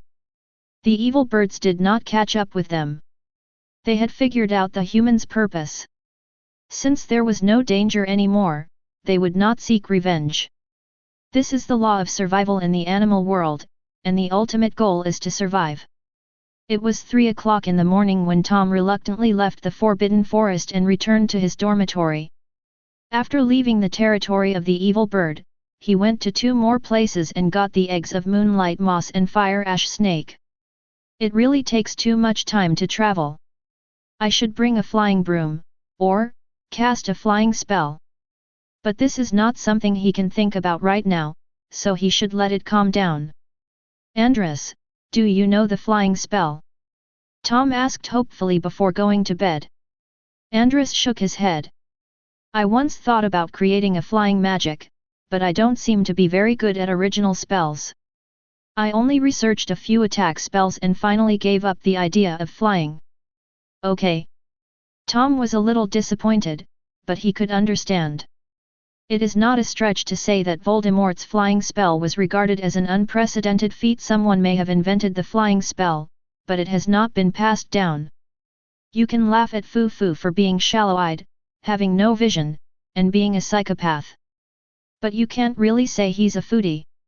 In the following days, Tom's life became peaceful and regular. In fact, the invisible prefect doesn't have much to do. It is more of a symbol of status and circle. Tom just wanted a quiet living environment with fewer people like Malfoy, and his goal was achieved. Now the first-year students are well behaved, playing by themselves and not bothering him. As the freshmen got used to life at Hogwarts, the professors gradually began to increase their efforts. The material taught in class became much more difficult, and the homework increased exponentially. The smile that was always on his face disappeared, replaced by heavy books and parchment in his arms. Every day in the lounge, several people gathered together with sad faces to do their homework. But the smile will not disappear, it will only shift to the faces of senior students. Laugh, why don't you continue laughing? Do you really think that Hogwarts is a place where you can graduate just by playing around every day? Gryffindor Common Room. Ronald and Harry once again begged Hermione to give them her potions homework for reference, but when they got there, they discovered that Hermione was still doing her potions homework. That's weird. A big question mark popped up in Harry's head. I remember you finished your potions homework yesterday, right? Why are you still doing it today? Hermione didn't even raise her head, still writing furiously. You remembered it wrong. I was doing the history of magic homework yesterday. No Brain and Unhappy looked at each other. Is that so? Why do they always feel that Hermione is always doing her homework, and she is obviously working harder than them, but her progress on the homework is not slow? Harry and Ronald had no idea that Hermione was helping Tom with his homework. Those words, which were originally just nonsense, actually made Hermione realize something. Writing the homework twice is equivalent to reviewing it twice. Different argument papers can also discover new angles that were previously overlooked. Hermione just feels that her choice is correct and her knowledge is extremely solid. Now even if Tom didn't let him help with homework, Hermione would probably write most of the homework twice. It was that horrible. 000. Harry and Ronald made their pitiful requests, but were ruthlessly rejected by Hermione. You could write a whole paragraph here if you had the time to bother me here, Weasley. Harry was dragged away by the angry Ronald. He was still indignant until they were quite far away. What are you so proud of? She is with Tom from Slytherin except doing homework. She doesn't even regard us as classmates. Tom is a good man, Ronald. Harry disagreed. Although he also hated Slytherin, he hated people like Malfoy who always talked about bloodline. Not only did Tom come up with ideas and help him deal with Malfoy, he also helped him several times in potions class, saving the potion that was about to fail. This is simply a great kindness, like being a second parent. I know Tom is different from other Slytherins. Ronald choked, but he is also a Slytherin. Can't Granger be more tolerant of us who are in the same house? Harry shook his head and said nothing more. Soon, it was the last week of October. The temperature dropped suddenly, causing many little wizards who didn't have time to change their clothes to catch colds. Every day there was a long line outside the school infirmary. But Quidditch players have to train in such windy weather. The first Quidditch match of this semester was on the first weekend after Halloween, and the two teams facing each other were still the enemy Slytherin and Gryffindor, which made the game even more tense. The use of the stadium these days is almost entirely shared by the two academies. During every training session, the stadium is closed and outsiders are not allowed to enter. Gryffindor Captain Wood wanted to use Harry as a secret weapon, but he overlooked a key person, Ronald. During another bickering with Malfoy, Ronald used Harry's joining of the Quidditch house team and becoming the youngest seeker in more than a century to mock Malfoy, saying, "The whole school knows about the rules." Wood was also very helpless after learning about it, and he had to comfort himself that no one knew how Harry flew, and he would definitely underestimate the enemy. Tom didn't pay attention to Quidditch, which was the sport of the savior. Although winning the Quidditch House Cup would bring a ton of extra points, he felt that no matter how big the lead was, an invisible hand would close the gap and he would make a heroic comeback at the last moment. So, he must prepare for this now. In addition, because the magic power is increasing too fast, Tom has too much energy recently and has nowhere to release it. Andrus urges him to gather the materials every day to use magic potions to strengthen his body. "It's almost done. I know what to do," Tom said perfunctorily in the study space. "It's been 2 months since the start of school, and we made plans in the first week." Andrus looked at him dissatisfied. "Today, I will gather all the materials for you," Tom said with certainty. "Tomorrow is Halloween and there is a party tonight. He can survive, but some people certainly can't." "Professor Quirrell, are you ready to cover for me?" Chapter 61. The day before Halloween, the auditorium was filled with the aroma of roasted pumpkin from the morning. When Tom arrived, he happened to meet Hagrid walking into the auditorium with the super large pumpkin he cultivated. Seeing Tom looking at him, Hagrid was stunned for a moment, then he smiled kindly, nodded at Tom, and left. "But the pace of my feet has quickened a lot." Tom shook his head. It was really a sin for Voldemort to have ruined a name. Obviously he is a good student with excellent character and academic performance, but he suffers so much prejudice just because he came here earlier. "Tom, what are you looking at?" Daphne looked at Tom strangely and suddenly stopped. She stared at the direction where Hagrid left and said in a daze, "You want to eat pumpkin? Pumpkin dishes must be indispensable today." Tom shook his head. "I don't like pumpkin. It's a little strangely sweet." "Oh, except for pumpkin soup." "I was just looking at Hagrid. His trench coat is made of moleskin. How many moles would you have to kill to make that?" Daphne didn't care about the moleskin, but she made a mental note that Tom didn't like pumpkin. "I have the impression that Tom has a special liking for meat, especially beef and chicken wings. He eats a lot every time these two dishes are available." The little witch has collected a lot of Tom's living habits and may know him better than he knows himself. From now on, she can take good care of Tom until he can't live without her, hee. After dinner, Gryffindor and Slytherin students came to the Charms classroom. Charms class has become the most popular course. Not to mention Snape, even Slytherin students are afraid of him. Although Transfiguration and Herbology are also very interesting, one professor is too strict and the difficulty is very high, 0, 1, 3, and the other requires hard work and is often covered in mud. He doesn't look like a wizard, but more like a farmer. The spells class is still interesting. Professor Flitwick is humorous and tolerant to young wizards. The most important thing is that there are opportunities to practice and new spells can be learned frequently. "What, you said defense against the dark arts? Get out of here, we are competing with professors, not idlers." Quirrell has successfully disappointed everyone in his career. Many people treat this class as their senior year. Students are already wondering why Quirrell lost his job. However, most people speculated that they were fired because they were too incompetent or encountered some unknown risks. No one could imagine that Quirrell would be a bad person or do anything illegal. From this perspective, his disguise was actually quite successful. Back to the charms class, it's here that makes everyone excited. Professor Flitwick announced early in the class that he thought the students had enough experience to try making objects fly. The students watched him make Neville's towed rifle fly all over the classroom, and they couldn't wait to try it.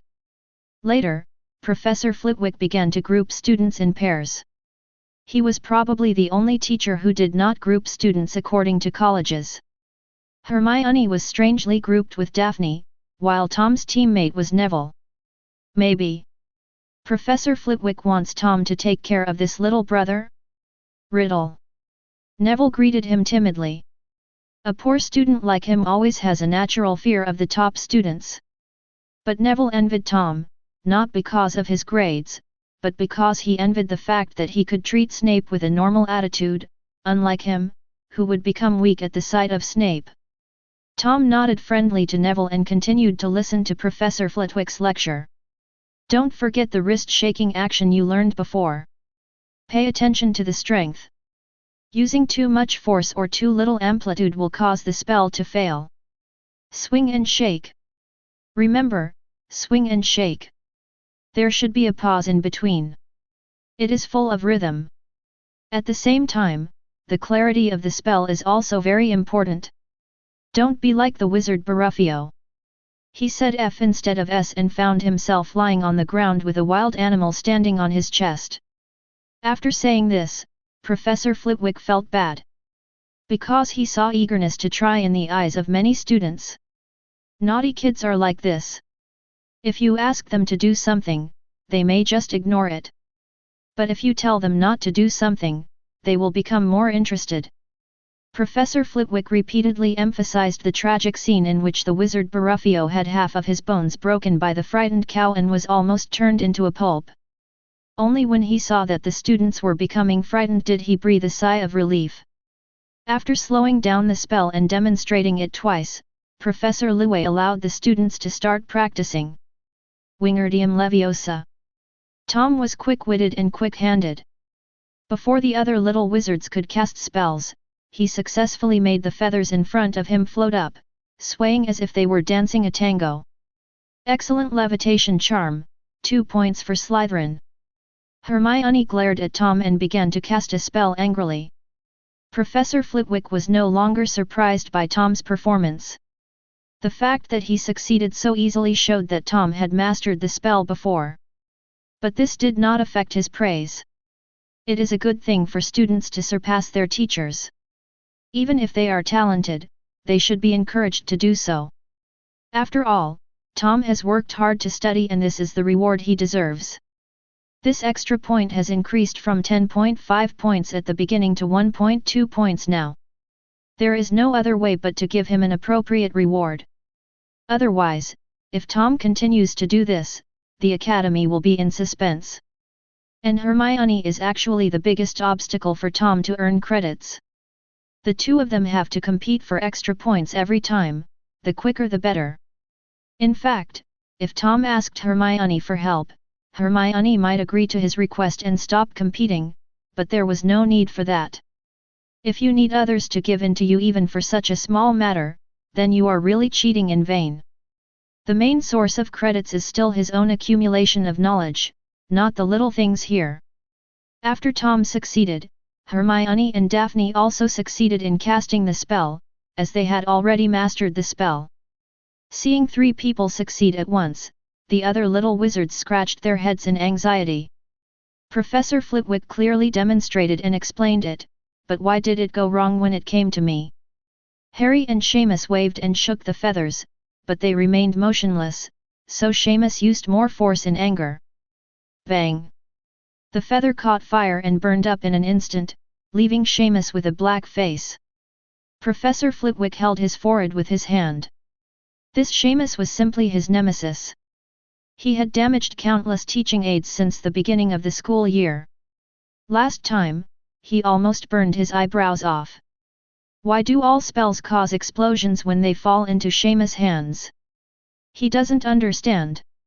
Not to mention him, even Tom had opened the semester space several times in Charms and Transfiguration classes to let Andrus see what was special about Seamus. Andrus was stunned when he saw it. He really couldn't imagine how a Transfiguration spell could fail and turn into an explosion spell. It moved, it moved. Ronald shouted in surprise. Professor Flitwick looked over and quickly waved his wand to close the window. Mr. Weasley, it wasn't your spell that worked, it was just a gust of wind that came in. The whole class burst into laughter and Ronald's face turned red. Longbottom, you should try it too. Seeing that Neville hadn't taken any action, Tom urged him, I can point out any problems you have. Oh, okay. Neville was flattered to see that Tom was willing to help him. He quickly waved his wand and chanted a spell, but there was no response and it was done in one go. Tom shook his head helplessly, the spell was recited clearly, but the pause was wrong. Wingardium Leviosa. The pauses must be obvious. Don't be afraid of reading slowly, just be afraid of not having any distinction. Also, the last word should be in an upward tone, with a sense of progression and upward movement. Tom explained it in detail and Neville understood it, but when he put it into practice it was not what he wanted. He tried another method and asked Neville to sing the spell as if it were lyrics. This trick worked for Neville. The feather jumped, but ultimately did not float up. This was enough to excite Neville. Tom frowned and said, Longbottom, did you buy this wand from Ollivanders? Neville was startled, and stammered with a somewhat sad expression, This is my father's wand. My grandmother wanted me to be a good wizard like my father, so she let me use this wand. No wonder I felt it was inconsistent. Tom suddenly realized that when he saw Neville casting a spell, his wand was actually trembling slightly, as if it was about to escape the control of its owner, which led to the failure of his magic. I suggest you change your wand. Tom said bluntly, you are slow in learning spells and have a bad memory. Coupled with a wand that doesn't obey you, to be honest, your grandmother is harming you. To become an excellent wizard, you don't rely on these so-called meaningful souvenirs, but on real skills. Tom didn't know what Neville's grandmother was thinking. The family was not short of money. Buying a wand was nothing to the Longbottom family. We must pin our hopes on an illusory object. Could it be that by using this wand, Neville would be able to become an elite Auror like his father? That's really blinding. Although it's not allowed to talk too much with a simple person, Tom just wanted to say that it's Neville's business whether to listen or not, as long as he can understand his own thoughts. Neville lowered his head, not knowing what he was thinking. On the other side, a conflict suddenly broke out with Ronald. Ronald waved his arms like he was turning a windmill. Wingardium Leviosa. After trying several times without success, Hermione, who was sitting across the table, couldn't help but remind him, your movements are wrong, and you don't have any emotion when you recite the spell. It's a miracle that it will work. After that, he gave Ronald a demonstration. That's amazing. Ronald glared at her angrily, turned his head and continued swinging the windmill. By the time the get out of class was almost over, his mentality had collapsed.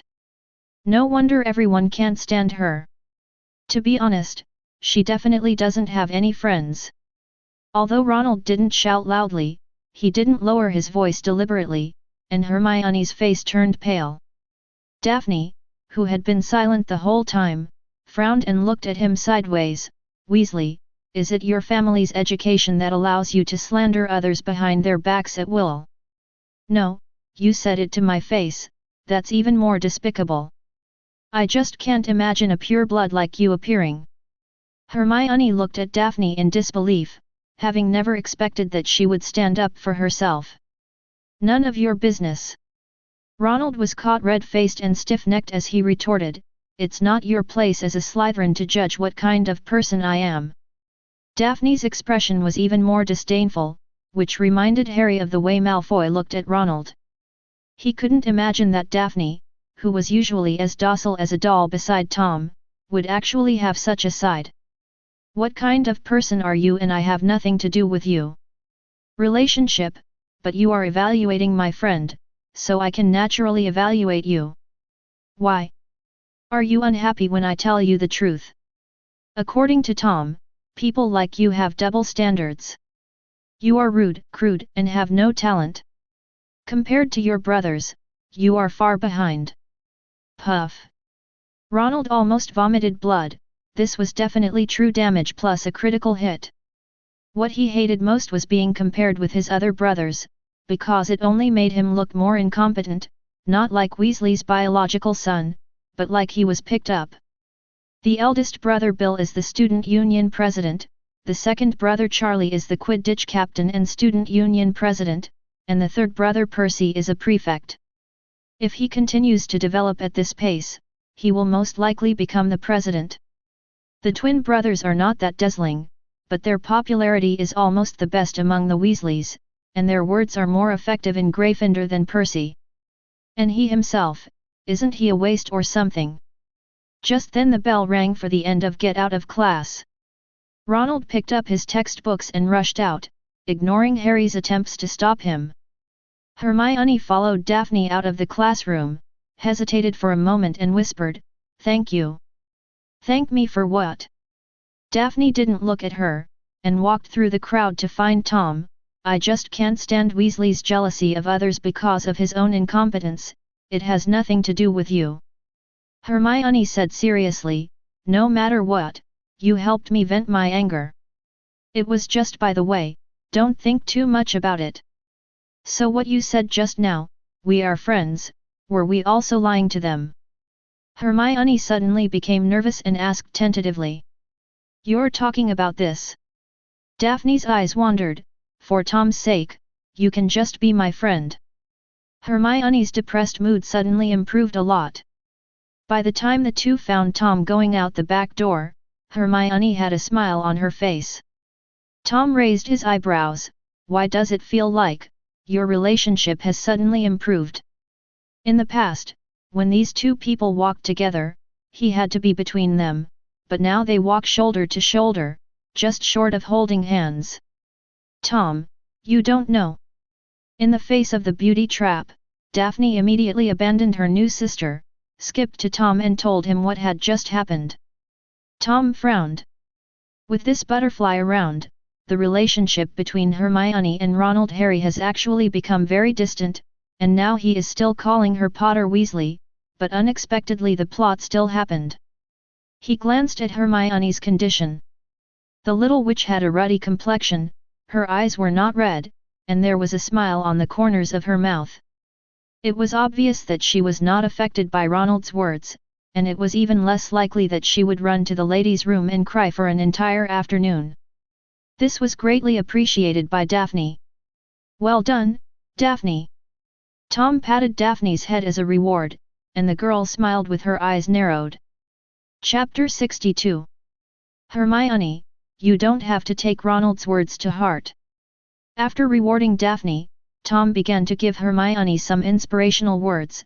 "This is just an expression of envy and jealousy by an incompetent person. Think about it, isn't what Ronald did just now very similar to the time when Malfoy came to trouble me not long ago?" Hermione looked thoughtful. Of course she knew what had happened not long ago. Now that Tom said that, it was somewhat similar. The difference was that Malfoy came to Tom to cause trouble, while Ronald was angry because she pointed out the mistake Zero made when casting the spell. Looking at it this way, Ronald is actually not as good as Malfoy? After all, Malfoy did that to improve himself, Ronald was just angry and humiliated. "Have you figured it out?" Tom said slowly, "No matter if it's Slytherin or Gryffindor, there are people like this in every college, because they don't want to admit that they are ordinary, and they hope that everyone in the world is as mediocre as them. Your kindness may be seen as a mockery by them. Don't get angry when you meet such people, because it is not worth wasting your precious energy and time. Don't even think about changing their fate, just do your own thing." Hermione nodded heavily. "I understand, Tom, learning magic is the most important thing. That's right. Tom snapped his fingers, and the three of them stepped onto the stairs. Of course, friends are important, too. Who says you don't have friends?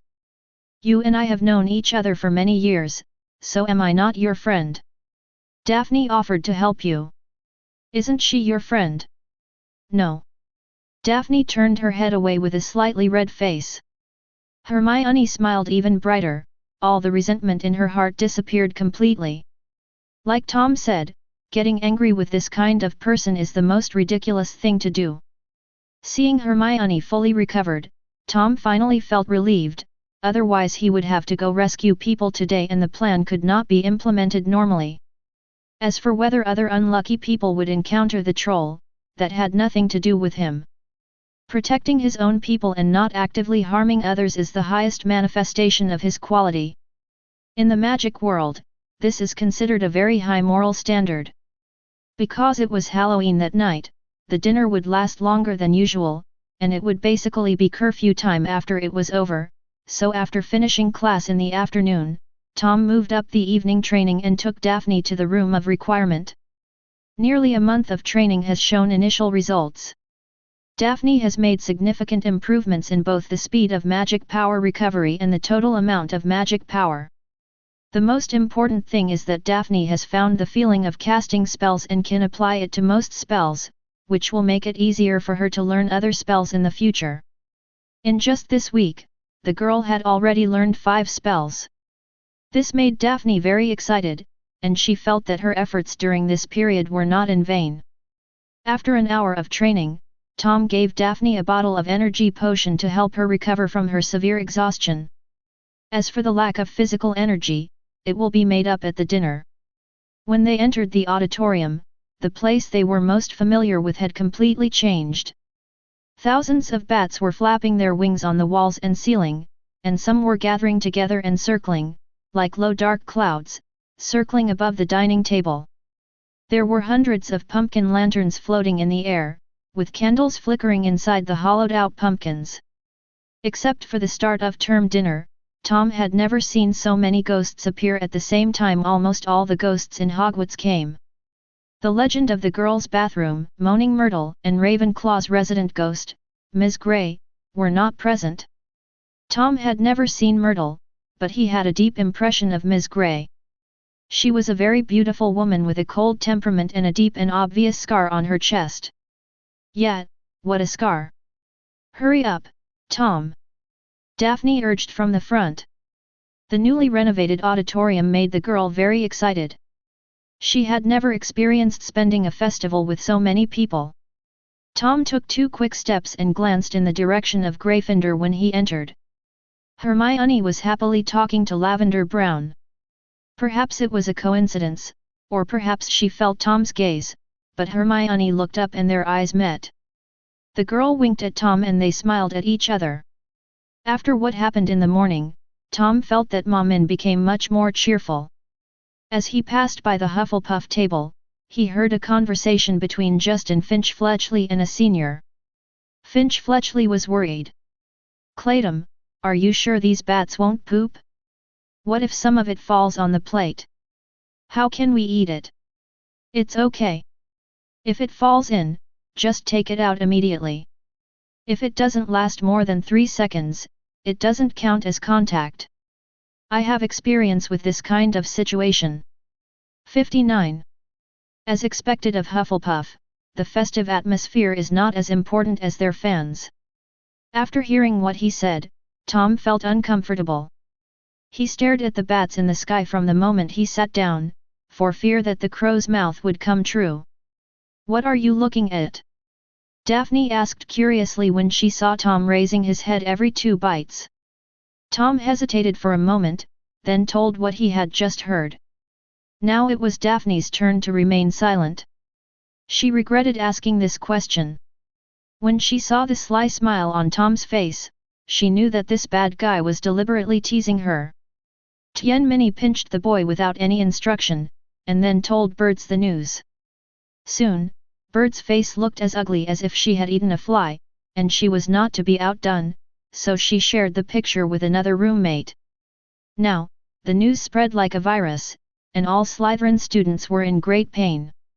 They didn't know whether to eat or not. No one was sure whether any unidentified objects had fallen when they were not paying attention, and for a moment they even had the urge to use magic to drive away the swarm of bats. Go to Gryffindor, a hole. The culprit, Tom, was well fed and ready for the upcoming farce.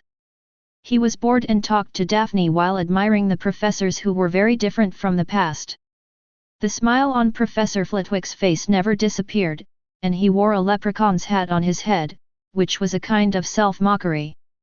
Professor Sprout's wizard robe was covered with patterns of evil pumpkins and little bat demons, which was obviously specially prepared for the festival.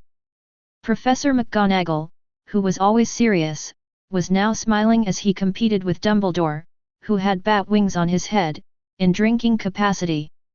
Halloween originated from the Celtic civilization 2,000 years ago, and was absorbed by the Christian world in the 8th century AD.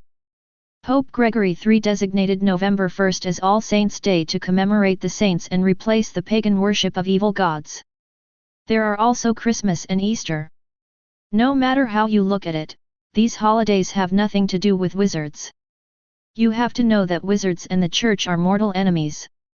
In those days, countless wizards were persecuted, hung on the cross, and burned to death. How can we still commemorate Jesus' birthday and resurrection? All we can say is that Muggle wizards and half-blood wizards have silently influenced wizards, so that they don't think there is anything wrong with celebrating the festival this way. But in this cheerful atmosphere, there is one person who doesn't fit in. Snape's expression was calm, even a little sad, as he ate the steak on the plate numbly, bite after bite.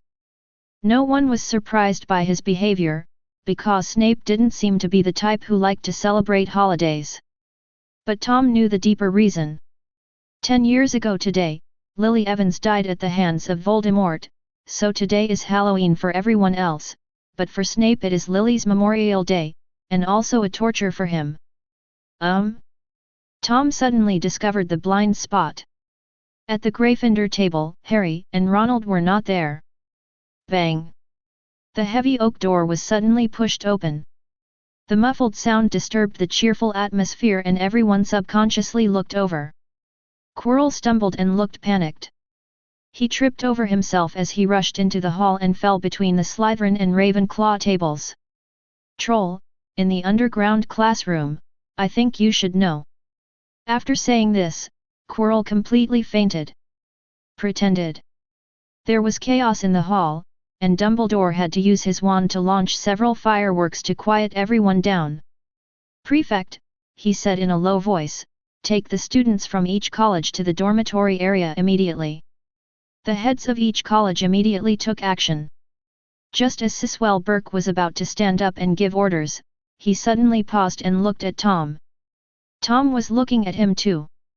Cold sweat oozed from Bock's forehead, and he quickly sat back down and acted mute. Tom hasn't been taking care of anything lately, so much so that he even forgot that he has a boss. Fortunately, he didn't speak too quickly, otherwise he would have been held accountable later. The others also understood something and looked at Tom. The first graders lined up to follow me, then the second and third graders, and the seniors lined up behind me. Tom said this with his head held high and his chest puffed out, leading the way without even noticing Quirrell lying on the ground, and stepped over his head. Damn Tom Riddle!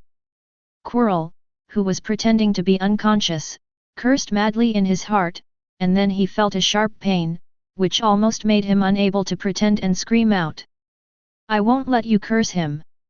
No, you are not allowed to curse Tom Riddle's name, damned brat, I will kill you after I'm resurrected. Voldemort cursed Tom madly in Quirrell's mind. Not only did he call the same name as the great Voldemort, but he didn't dare to touch his face. He was also cursing Quirrell.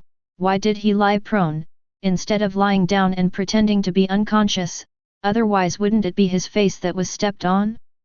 Quirrell was so upset that he wanted to cry but had no tears. Wasn't he lying down because he was afraid of falling backwards and hitting his master? How could it be his mistake now? Not daring to complain to Voldemort, he could only transfer his anger to Tom. However, he did not dare to scold him by name, so he could only refer to him as the brat. What made Quirrell and Voldemort even more crazy was yet to come. As soon as Tom left, the main group immediately followed after lining up, with Binion at the front. She followed the same route as Tom took, and so Voldemort suffered a critical hit again, and then a second time, and a third time. Almost all the young wizards in Slytherin provided assists. If it were other colleges, there would definitely not be many students who dared to step on the professor. But Slytherin? No one cares about Quirrell. They despise this piece of trash. Maybe he didn't notice it, but what if he did it on purpose? After being attacked nearly 100 times in a row, Voldemort's heart has become numb. Among those who stepped on him, many were descendants of his former subordinates. He had originally planned to reward Quirrell, the great hero, after his resurrection, but now it seems that is no longer necessary. People who know his dark history should not live in this world. No one cared about Quirrell's experience. While the students were evacuating, Dumbledore arranged for the professors to search for the troll on each floor.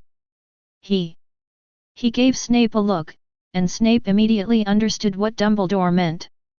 He nodded slightly and headed straight to the corridor on the 4th floor without disturbing anyone.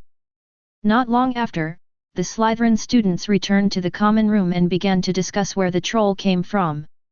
While discussing this, many people also took the opportunity to mock Dumbledore and Quirrell. Hogwarts is known as the safest place in the wizarding world, but a troll appears there. What about Quirrell? Although the giant monster is very strong, with super high magic resistance and strong physical strength, you are the professor of defense against the dark arts, and your job is to deal with dark creatures, but he. Not only did he fail to deal with the giant monster, he fainted when he came back to report the news. Absolutely the worst professor at Hogwarts, bar none. I guess there won't be anyone worse than him in the future. Tom looked at the little wizard who had set a flag and planned to interview him next year, then pretended to walk towards the dormitory. When he entered the stairs and saw that there was no one there, he put on a layer of illusion spell. Just then the last of the 7th graders returned to the common room, and Tom walked out through the open stone door. The corridor was empty at this time, and Tom was not afraid of being discovered by the noise he made while walking.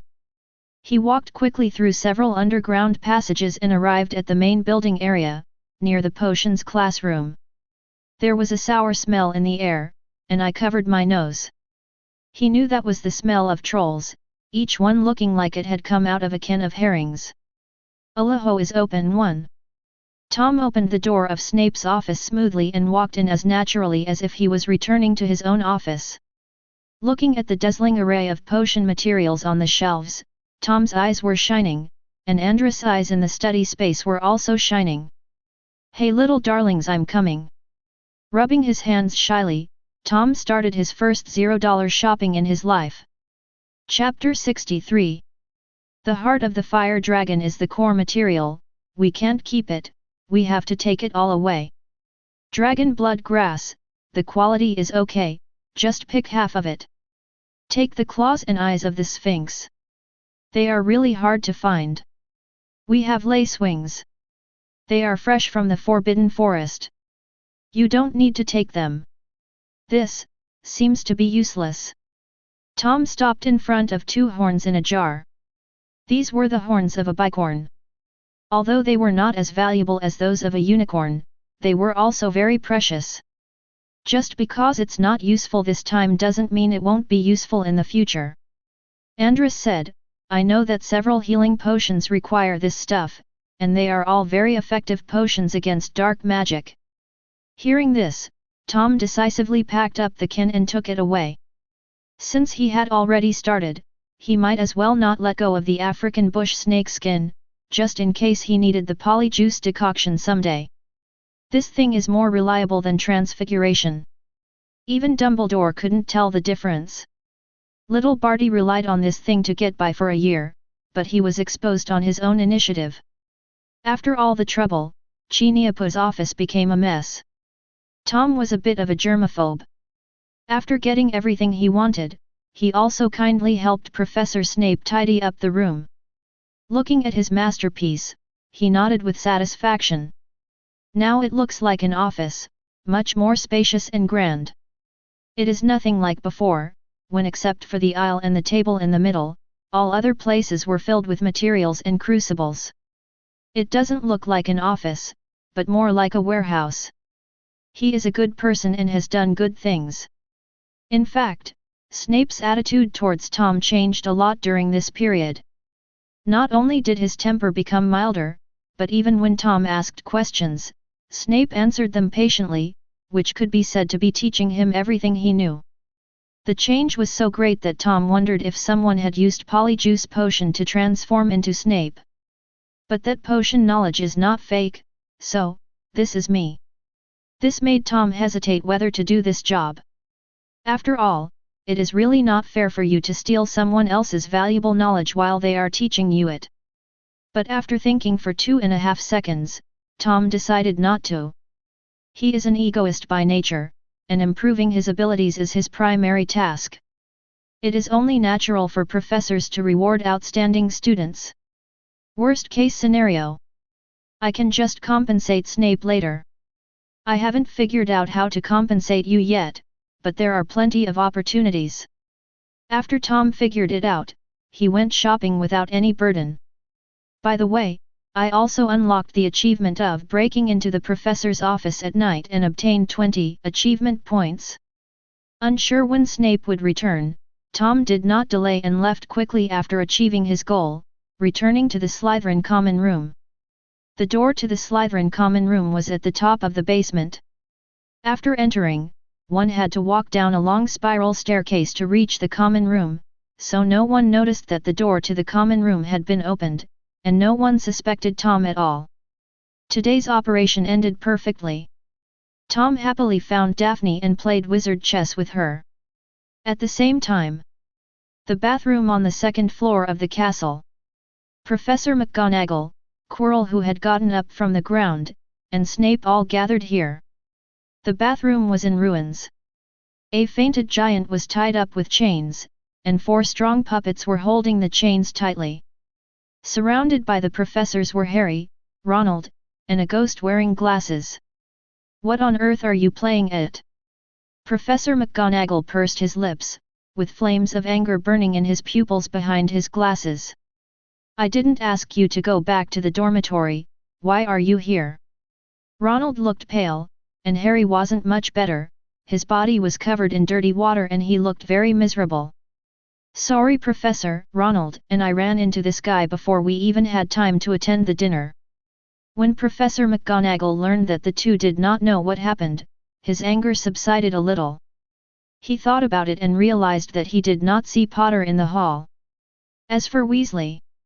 Sorry, there are too many Weasleys, and she really can't pay attention to 1 or 2 less.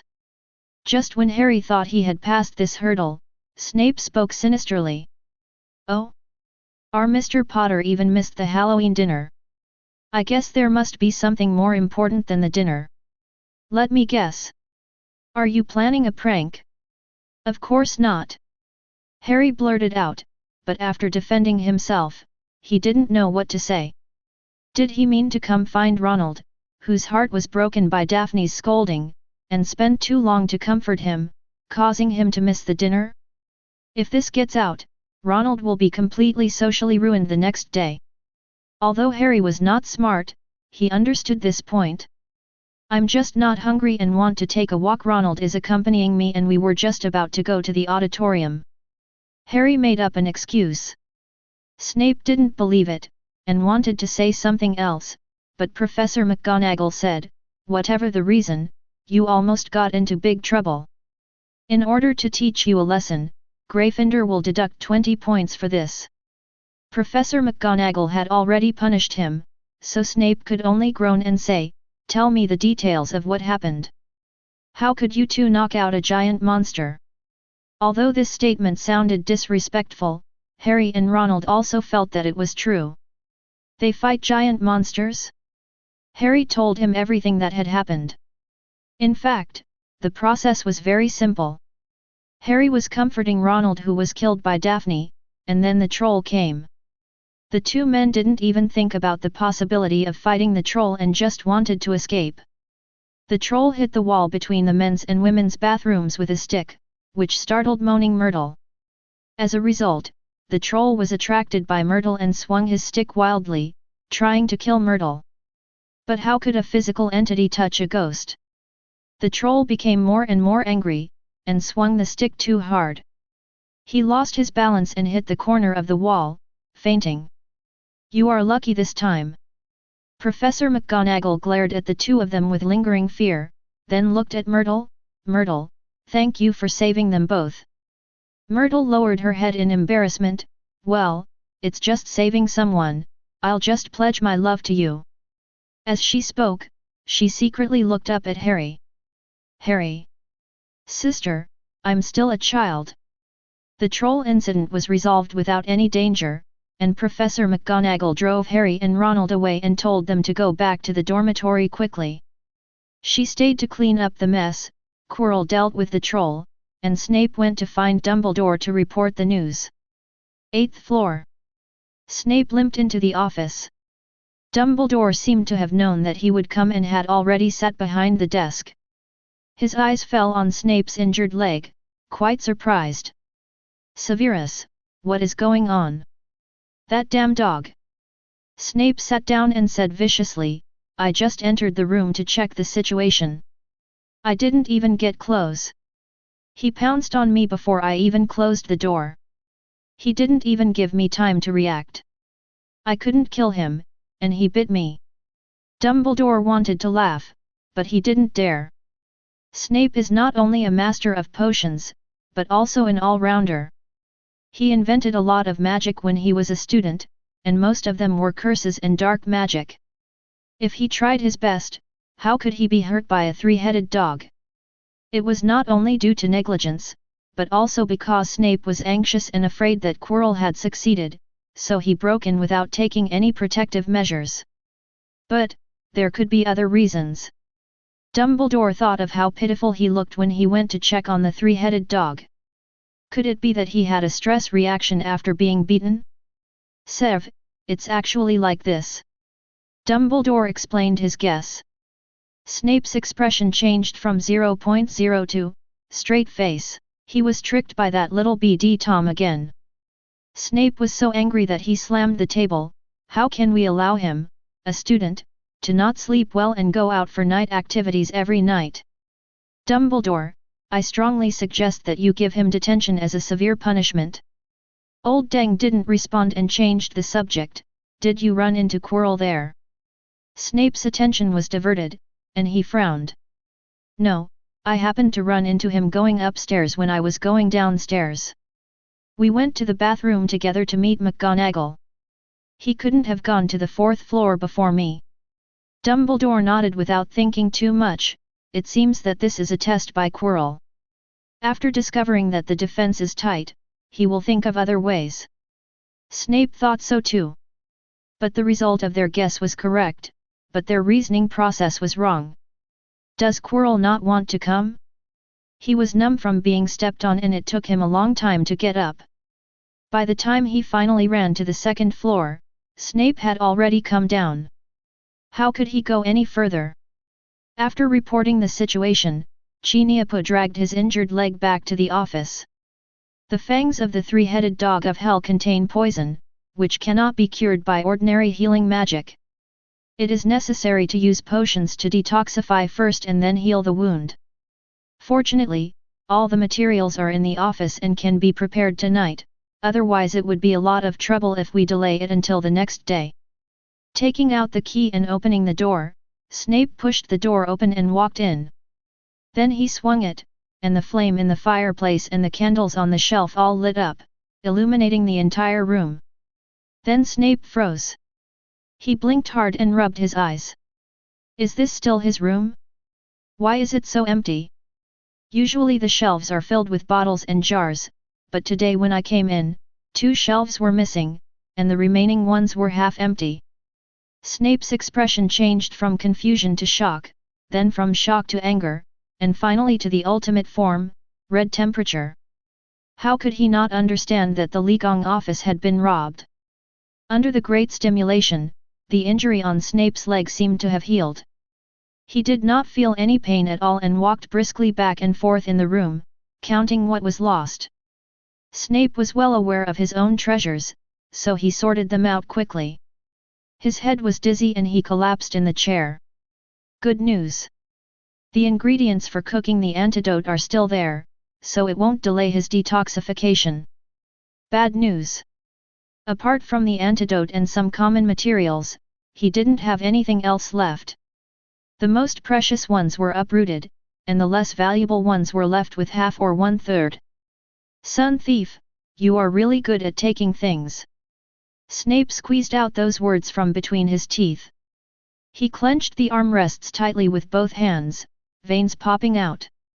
Quirrell, don't let me find your chicken feet, or I will make you pay back with interest. The others didn't even suspect anything, so Snape naturally put the blame on Quirrell.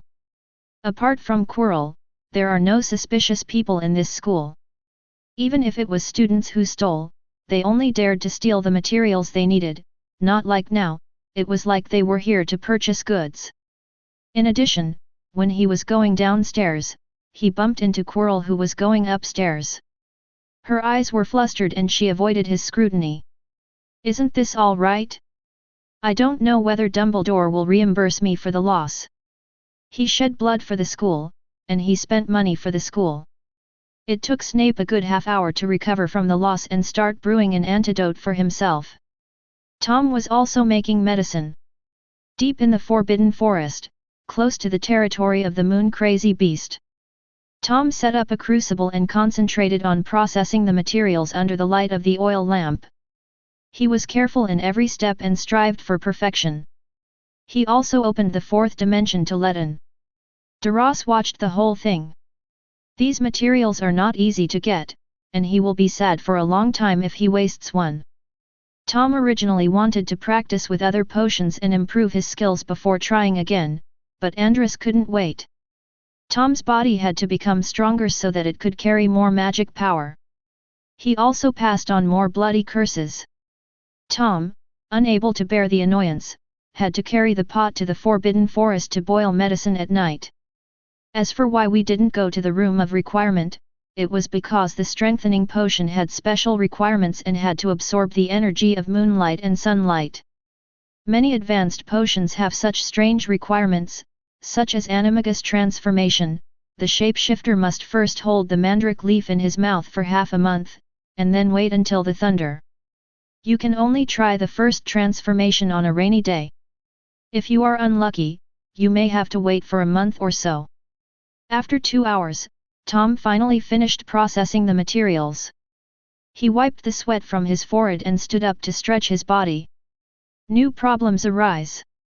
The strengthening potion needs to be boiled for 3 days and 3 nights. If it is left here, it is not safe even with the protection of trap magic. It is better to keep an eye on it. Andrus was also in trouble. He forgot that Tom had to go to school tomorrow. Tom thought for a long time, and finally came up with a solution.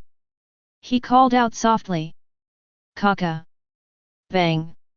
There was an explosion, and a house elf appeared in front of Tom and bowed deeply. Master Riddle. Chapter 64. Tom gave the important task of guarding the potion to Kaka.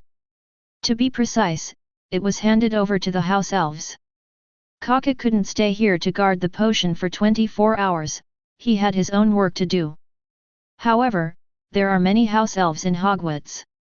With Kaka's call, 5 or 6 elves appeared at once and discussed and allocated their time. For the elves in Hogwarts, the students here are actually their masters, so they will not refuse Tom's orders. Unless it is Dumbledore or another professor's order that overrides Tom's instructions. Tom was not worried about his secret being revealed. Dumbledore was not a god, so how could he ask so accurately? If he did that, it meant that he had been exposed. After getting the guarantee, Tom began to brew the potion under Andrus's guidance. After completing the first stage, he left, leaving Kaka as the guard. The next day, the impact of the giant monster has not only not disappeared, but is also spreading. Because one of the parties involved came out to tell his story. When Tom arrived at the auditorium, many people were crowded together at the Gryffindor table. Ronald was surrounded in the middle, and he was talking eloquently about his experience last night. Tom only then realized that the plot had been changed, but not completely. Hermione returned to the common room safely without encountering any danger, but Harry and Ronald still had an indissoluble bond with the troll. Ronald's strengths were revealed at this time. He was basically on the brink of death last night, but today he not only returned to normal, but could also be brought up as a topic of conversation. Not everyone has this kind of psychological quality. Perhaps because he had too few experiences of being in the spotlight, Ronald put a lot of artistic processing on the story, making the process sound particularly thrilling. Even the Slytherins who were 2 tables away could hear the exclamations of the lions in Ronald's voice. Snort! Monet Selwyn sneered disdainfully. Weasley was so excited that people who didn't know him would think he had defeated the troll. He was chased all over the place and was rescued by the professor. What professor? Isn't she a female ghost? Zabinai listened more carefully and retorted, it's just that the troll 000 has no brains and wants to beat the ghost. If they were a little smarter, they would be a meat paste. The small snakes around laughed in unison. They just couldn't stand Gryffindor's ostentatious nature, and they started to make sarcastic remarks. Avery, the 6th grade male prefect, shared some good news. I just checked the score column. Gryffindor has been deducted another 20 points. It will soon reach the bottom. This made the Slytherins even happier. It's still a little too little. Shabani said regretfully. But Tom took a sip of lemon tea and expressed a different opinion. I think the points deducted are somewhat wishful. There was silence for a moment, and everyone looked at Tom. If someone else had said this, they would have been criticized a long time ago, but if it was Tom, that's unacceptable, I have to explain it clearly. Tom put down his cup, looked around and explained, this is clearly a management problem of the school. There are 4 deans, 6 or 7 professors, and Filch who keeps an eye on students who violate the rules every day. So many people were able to put the troll into the castle. Could it be that the troll's IQ is higher than the professor's, or was this thing originally brought in by the professor? Potter and Weasley were just unlucky. If you are going to lose points for this, what will you think when you encounter this kind of situation in the future? If even the castle is not safe, then we might as well just stay in the lounge after class and don't come out. Otherwise, it will not only be dangerous, but we will also be held accountable by the professor. After Tom finished speaking, everyone was silent. It seems, that's indeed the case. Why is it that Potter and Weasley are punished for the school's poor management? Although everyone dislikes each other, they all have a common identity, students, so they can naturally empathize with each other. So they stopped mocking Harry and Ronald openly, and the atmosphere became silent for a while. While Tom was speaking, Professor McGonagall came in from the hallway and heard his views clearly. It was unclear whether his expression was one of embarrassment or shame, but at the same time, he also admired Tom. After hearing what Tom said, she realized that the problem was not with Potter and Weasley, but with the professors themselves. This made Professor McGonagall feel ashamed for not being able to protect her students. She glared fiercely at the empty guest seat in the middle of the main guest seats, and the dissatisfaction in her eyes almost overflowed. In addition to the troll, there are more dangerous things in the castle. Apart from anything else, the 3-headed dog can easily tear the troll into pieces, and it is now quietly waiting in the corridor on the 4th floor. But who can guarantee that it will always be so quiet? All of this was decided by Dumbledore. She did not agree with this dangerous decision at the time, but he was the headmaster, and she was just a small dean and vice dean. How could she have the upper hand over him? At the same time, Professor McGonagall's affection for Tom reached a new level. The other Slytherin students were all sneering at Gryffindor, but only Tom went beyond the boundaries of the house and spoke up for the students of her house, which was better than even her, the head of the house. If there was a good reason, Professor McGonagall would have wanted to give Tom some extra house points as a reward. Good boy, what a good boy. After taking a last gratified look at Tom, who was chatting and laughing with Daphne, Professor McGonagall turned around and left resolutely, his back looking particularly resolute and desolate. She is going to have a fight with the old man on the 8th floor today. If the school's safety problem is not solved, no one will have a good life. At the guest of honor table, Snape also wanted to have a fight with Quirrell. Seeing Quirrell coming to breakfast as if nothing had happened and even smiling and greeting him, Snape did not think it was a greeting, but a provocation.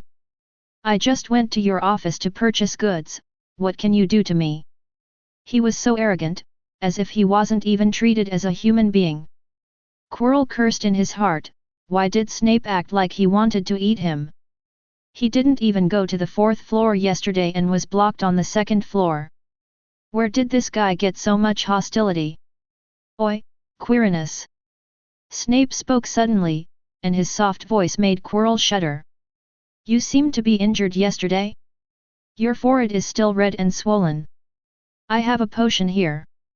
Do you want to use it? No, no.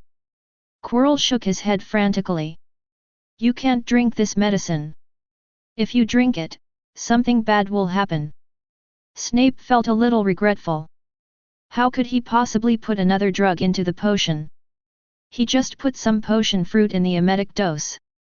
But Quirrell refused to accept it, and he couldn't force it down his throat, so he had to leave with regret. There was still some time before breakfast and class started, so Professor McGonagall rushed to the 8th floor and read out the password to enter the principal's office. Dumbledore was also drunk. He was the type who went to bed late and got up late, but since this semester, everyone liked to come to see him in the morning. From Snape to McGonagall, who's next?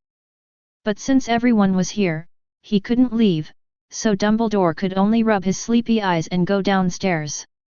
Minerva, is there something urgent going on so early in the morning?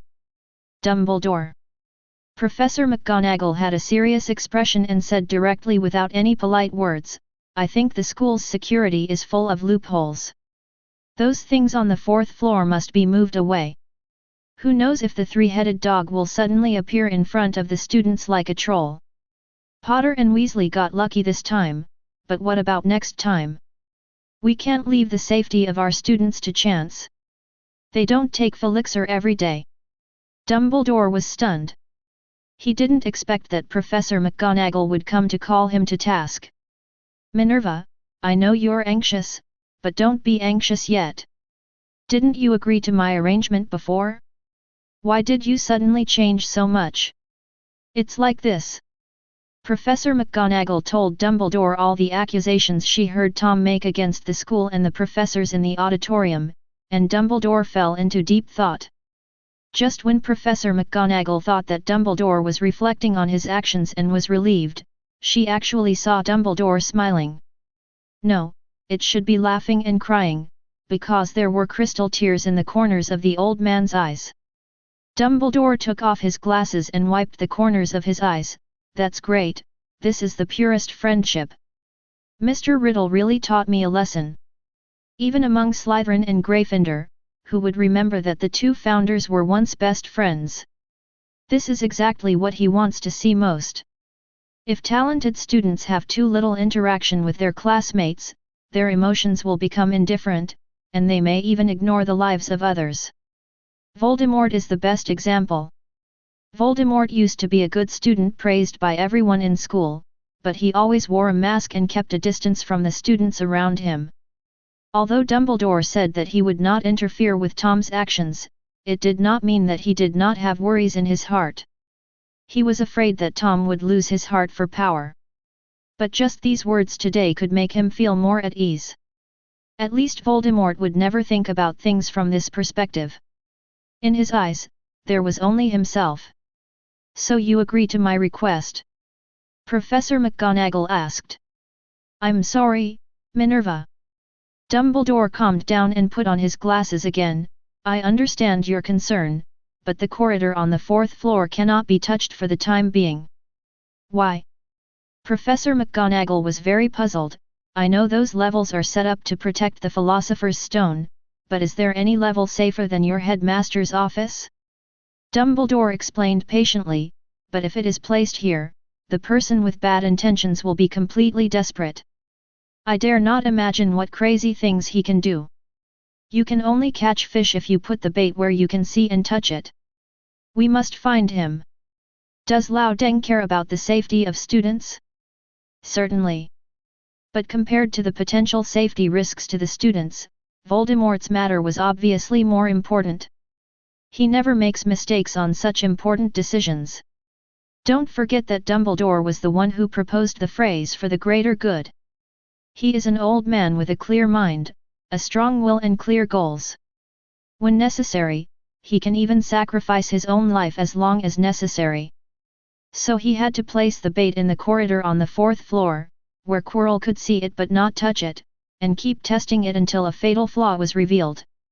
Seeing that Professor McGonagall wanted to say something, Dumbledore stopped her with his eyes and said firmly, I swear in the name of Dumbledore that I will not let students suffer irreversible injuries or even lose their lives in the corridor on the 4th floor. Please believe me, Minerva. McGonagall looked at Dumbledore for a long time, then finally sighed, stood up and said goodbye. If anyone else swore this, it would have little deterrent effect, but if it was Dumbledore, it would be completely different. Professor McGonagall could only believe it. In the defense against the dark arts class of the grade, Quirrell stopped pretending and just let the students read by themselves while he sat on a chair and closed his eyes to rest. The Gryffindor and Slytherin students didn't bother to pay attention to him and started their daily self-study. If he hadn't had a top personal trainer with him, Tom would have found a way to kick Quirrell out of the school and replace him with a reliable professor. Even if Snape is the substitute teacher, he is countless times better than Quirrell. If all else fails, invite Barty Crouch Jr. from Azkaban. No, he should be at Crouch's house now. They are both Death Eaters, but what they teach is the real stuff. Even if Moody comes, I guess Barty Jr. won't be as responsible. When the bell rang, the students immediately packed up and went out. They didn't even bother to say goodbye, Professor, to Quirrell. They didn't even pay attention to him. Quirrell was not angry either, this was exactly the effect he wanted. Who the hell was willing to teach? The important thing was to get the Philosopher's Stone as soon as possible. In the past, Tom would pester Quirrell after class and wouldn't let him leave, pretending to ask a few questions to get some marks, but he had something to do today, so he let Quirrell go. He asked Daphne to go back to the lounge with her friends, and he went upstairs. Tom had finished reading the book he borrowed from Dumbledore last week, so he went to return the book and borrow a new one at the same time. During this period, Tom has borrowed more than 10 books from Dumbledore. It must be said that all the books that Dumbledore likes are valuable, even some basic books have unique insights, not to mention those that are circulated in a small circle and belong to the experiences of high-end wizards, are rare treasures. Tom has been very well behaved during this period, and none of the books he borrowed had anything to do with the dark arts. But it's not magic that's strong, it's people. Anyone can learn the killing curse, and it is even recorded in the restricted section, but why do people still turn pale when it comes to the you-know-who? The fact that Dumbledore was able to suppress Voldemort with the help of transfiguration and white magic speaks volumes. White magic requires study and hard practice, while the Dark Lord's magic is simple and crude, but there is no difference between the two. Soon, Tom arrived at the door of the principal's office, and the gargoyles came to life and grinned. Password. Tom looked at him in confusion. Chapter 65. This is not the first or second time that Tom has come to the principal's office to return books. In the first few times, we had to say commands, but after we became familiar with the gargoyle, it would automatically jump away when it saw him, saving trouble for everyone. Why do you suddenly need a password today? Although Louis XVI was somewhat confused, Tom still gave the password, Sizzle Honey Candy. Wrong.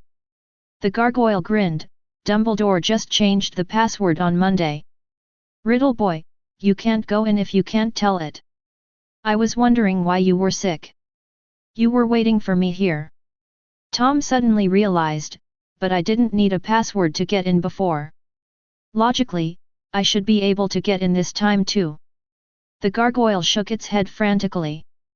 The past was the past, and the present is the present. Yesterday I heard that a giant monster broke into the school. I have to protect the principal. From now on, anyone entering will need a password. Even Dumbledore? Tom asked. Well, even the principal is no exception. Gargoyle Stone once vowed. Tom nodded. Remember what you said, or I will write about your failure to keep your word in Hogwarts, a history, so that all future wizards will know that the guards guarding the headmaster's office are not trustworthy. What a vicious boy, worthy of being a Slytherin. If the gargoyle had that function, he would be sweating profusely. If it were really remembered, his 1,000-year-old reputation would be ruined. I don't want to talk to you now. I want to guess the password. Tom talked the gargoyle back. Dumbledore's password is easy to guess. Just report all the desserts in Honeyduke's Candy Store 010 and you will definitely guess the correct one. Chocolate frog. BB every flavor beans. Lemon sherbet. Cream mint. Jelly slugs. The gargoyle statue moved reluctantly. If the password was correct, he had to let the person go.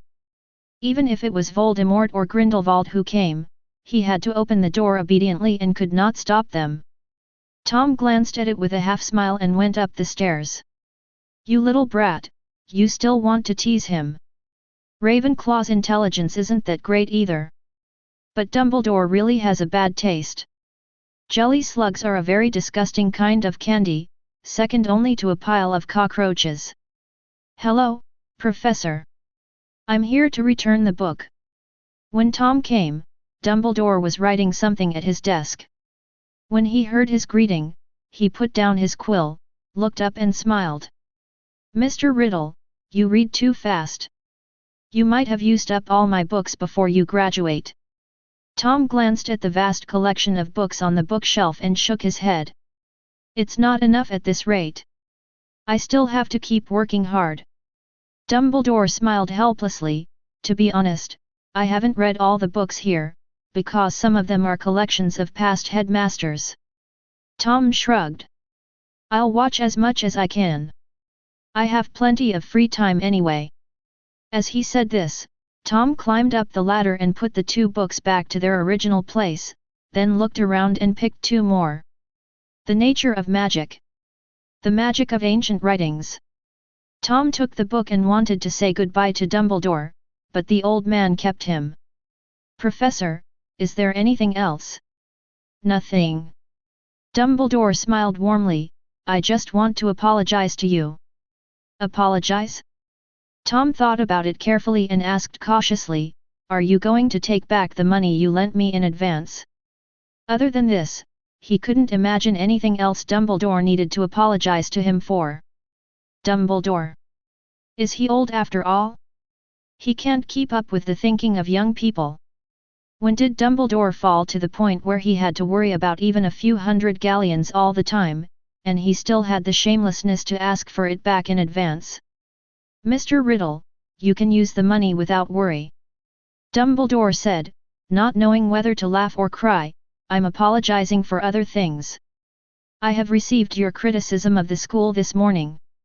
I can guarantee the safety of the students in the school. Tom's brain worked quickly and he soon figured out what was going on.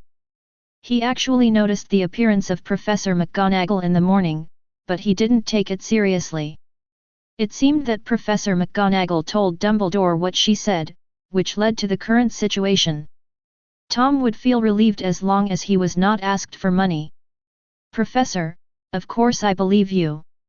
The appearance of the giant monster is just an accident. In the years that Dumbledore was the headmaster of Hogwarts, although there were many incidents, only Cedric died, and he died after being teleported away. So there is nothing wrong with him making this promise, and it doesn't count as setting a flag.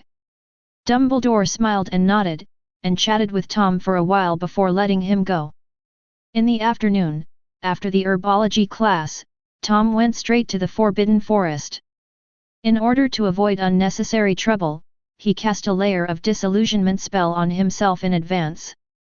But even so, when passing by Hagrid's cabin, the hound Yaya at the door was still barking at the air. Woof woof woof. Woof woof woof. The roar suddenly turned into a whimper because Tom looked over. Dogs are quite sensitive to danger, especially hounds. Just now, Yaya felt that if he continued to scream, he would probably end up in a dog meat hot pot. 014806017 Phila 1132303330. Yaya, what are you yelling about? Hagrid, who was working in the vegetable garden, heard the barking of a hound and hurried over to check what was going on, but there was no one in front of him, only Yaya holding his dog's head. Tom has entered the Forbidden Forest. The shortcomings of the disillusionment spell are quite obvious. Although it can use light to hide traces, it cannot cover up the smell. If you want to hide yourself better, you still have to use magic with corresponding functions. However, Tom has never seen any magic that can hide the smell. The magic world has always had an arrogant prejudice against magical creatures and does not bother to study any spells targeting them. Even with a freak like Newt, this kind of thinking is difficult to change. You should try to develop magic yourself, Andrus suddenly bubbled. Oh, me. Tom was stunned and stopped walking. He never thought about creating his own magic. It's not that he has no ambition, but he feels that creating his own magic is not something he can access at this stage, or, it's unnecessary. It won't be too late to study it after he has gone further on the path of magic. Understanding Tom's idea, Andrus in the space laughed and shook his head, answering Tom's doubts. Creating your own magic, or modifying existing magic to be more suitable for you is also a part of practice. Don't be too, what's the word, sell yourself short, Tom, you're really great. Not to mention compared to your peers, even compared to adult wizards you are an excellent wizard, so you are qualified to go further. In the process of creating and modifying magic, you will have new thoughts and better understand the nature of magic. I see. Tom nodded and wrote down the matter of his own creation. Andrus nodded in satisfaction.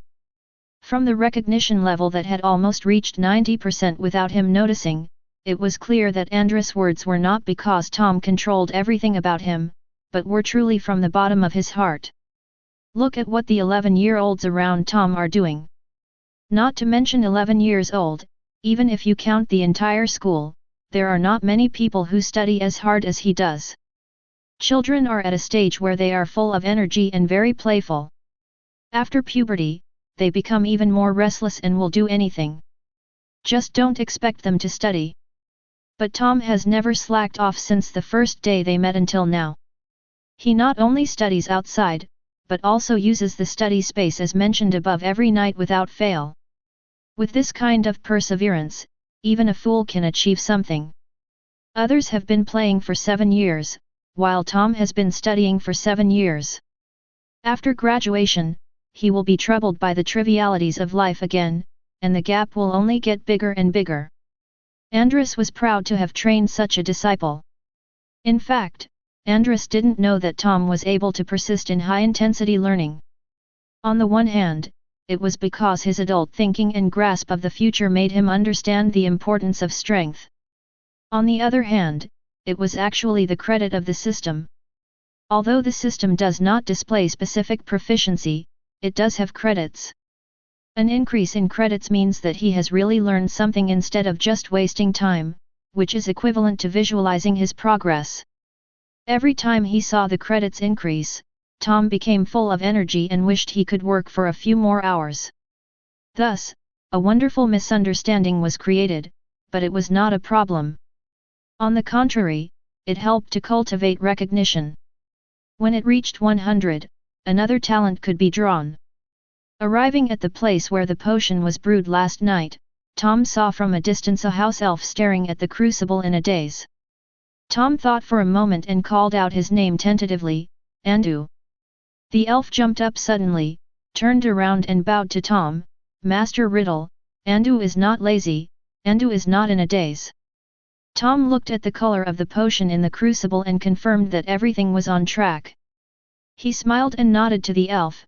Well, I know, the potion is in very good condition, thank you for your hard work. It's not hard, Master Riddle is so kind. Just a polite word of comfort could make the house elves so terrified. Tom didn't know what they had been through to have slavery engraved in their genes. However, he did not think about changing the current situation of the house elves. After all, he was the beneficiary and was not the kind of person who would betray his class. Tom squatted down, injected magic power with his wand and stirred the potion. The potion, which was originally just bubbling slightly, suddenly boiled, and then he added a new round of materials. Under the sunlight, the potion now appears an alluring purple-red color. When it is added to the heart of the fire dragon at the last moment of the 3 days, it will completely turn blood red. That's what Andras said, anyway. After observing for a while, he told Anne to watch carefully and left. In the next 2 days, the Forbidden Forest almost became Tom's second rest room. He would come to take a look when he got up in the morning, during his lunch break, and in the evening after his night tour. He actually didn't know how effective the potion recommended by Andras was, but during this brewing process, he gained a lot of experience in potions, but also had more doubts. In the past, he would have definitely gone to Snape to answer his questions, but he wasn't in the mood to do so recently. The headmaster of Snake House seemed to have entered menopause. His temper became more gloomy and irritable, and it affected not only Harry and the first-year Gryffindors, but almost everyone except the Slytherin students fell into his hunting range. Not only the students, but even the professors were confused, not knowing who had angered Snape again. Only Tom and Dumbledore knew why. Dumbledore. It was because Snape came to him to claim reimbursement for what he knew without approval. As for Tom, he did it all by himself, how could he not know? But according to Tom's observation, Snape did not doubt anyone else at all, and just stared at Quirrell. As a result, Quirrell didn't even dare to come to the auditorium recently except for classes, for fear of running into Snape. Finally, it's Saturday. The first Quidditch match of the year is about to begin. There is a saying in the Muggle world that sports are war in peacetime. At Hogwarts, Quidditch is actually more like a war between the 4 houses. It is their most direct form of confrontation. A few days before the match 3.3, the atmosphere in the castle had become tense. In both houses, each Quidditch player was surrounded by several classmates or senior students. They are not allowed to act alone to avoid being ambushed, and before eating anything, someone has to taste it for them to ensure the safety of the food. The level of security shocked Tom. There were always 3 tall 5th-year boys around Harry, and his thin figure was completely invisible. Slytherin seeker Terence Higgs was no less capable, with 5th-year male prefect Flint serving as his bodyguard. Is it necessary to be so exaggerated? Tom couldn't help but complain. That's for sure, Tom. The team's chaser, Adrian Puez, turned around and looked at Tom seriously. 2 years ago, I just became a regular player of the team, but Gryffindor gave me a strong laxative. I feel like I'm going to have an AL prolapse. Can a Gryffindor be so sinister? Tom opened his mouth in surprise. Although he didn't like reckless lions, he really didn't think this was something a Gryffindor would do. Most of them are honest. It's rare to see someone like Peter Pettigrew. They are the worst kind. Pusey gnashed his teeth in hatred. The one who gave them the laxative is the batter of their team now, the twins. UBD Weasley, it was Marcus who broke Wood's nose. Why did you drug me? Tom. Okay, case solved. Sure enough, it was Slytherin who made the first move, which fits his stereotype. Chapter 66 At 9 o'clock in the morning, the auditorium was almost full of people. The weather outside was clear and cold, but it could not dampen the enthusiasm of the little wizards for Quidditch. Everyone was looking forward to a wonderful game. The aroma of grilled sausages filled the auditorium, making people salivate. Today is a feast of sausages, including white sausage made from veal, Thuringian sausages with sauerkraut, and Italian sausages mixed with mozzarella cheese. Tom's favorite is the Thuringia sausage with sauerkraut. The greasy smell is relieved by the sauerkraut. The combination of the two is a perfect match, giving him some oriental cooking feeling. Seeing that Tom liked eating sauerkraut and sausage so much, Digwani next to him secretly wrote it down. Next time you write to your mother, you can tell her to let the house elf learn the dishes that Tom likes to eat so that you can invite him to visit during the holidays. Tom was eating happily, but over at the Gryffindor table, Harry's head was buzzing and he had no appetite at all. Ever since that charms class, Hermione and Ronald have become complete strangers. The two of them don't care about each other at all, but it doesn't affect the relationship between Harry and Hermione at all. In Hermione's eyes, Ronald was hopeless, as he spent all day either playing or playing, while Harry was hopeless, as he at least would ask her questions and accept them with an open mind. In order to help Harry better integrate into the team and to help the Gryffindor team win, Hermione found 10 copies of Quidditch in the Magical World from the library and lent them to Harry. Since reading this book, Harry has a deeper understanding of the sport of Quidditch.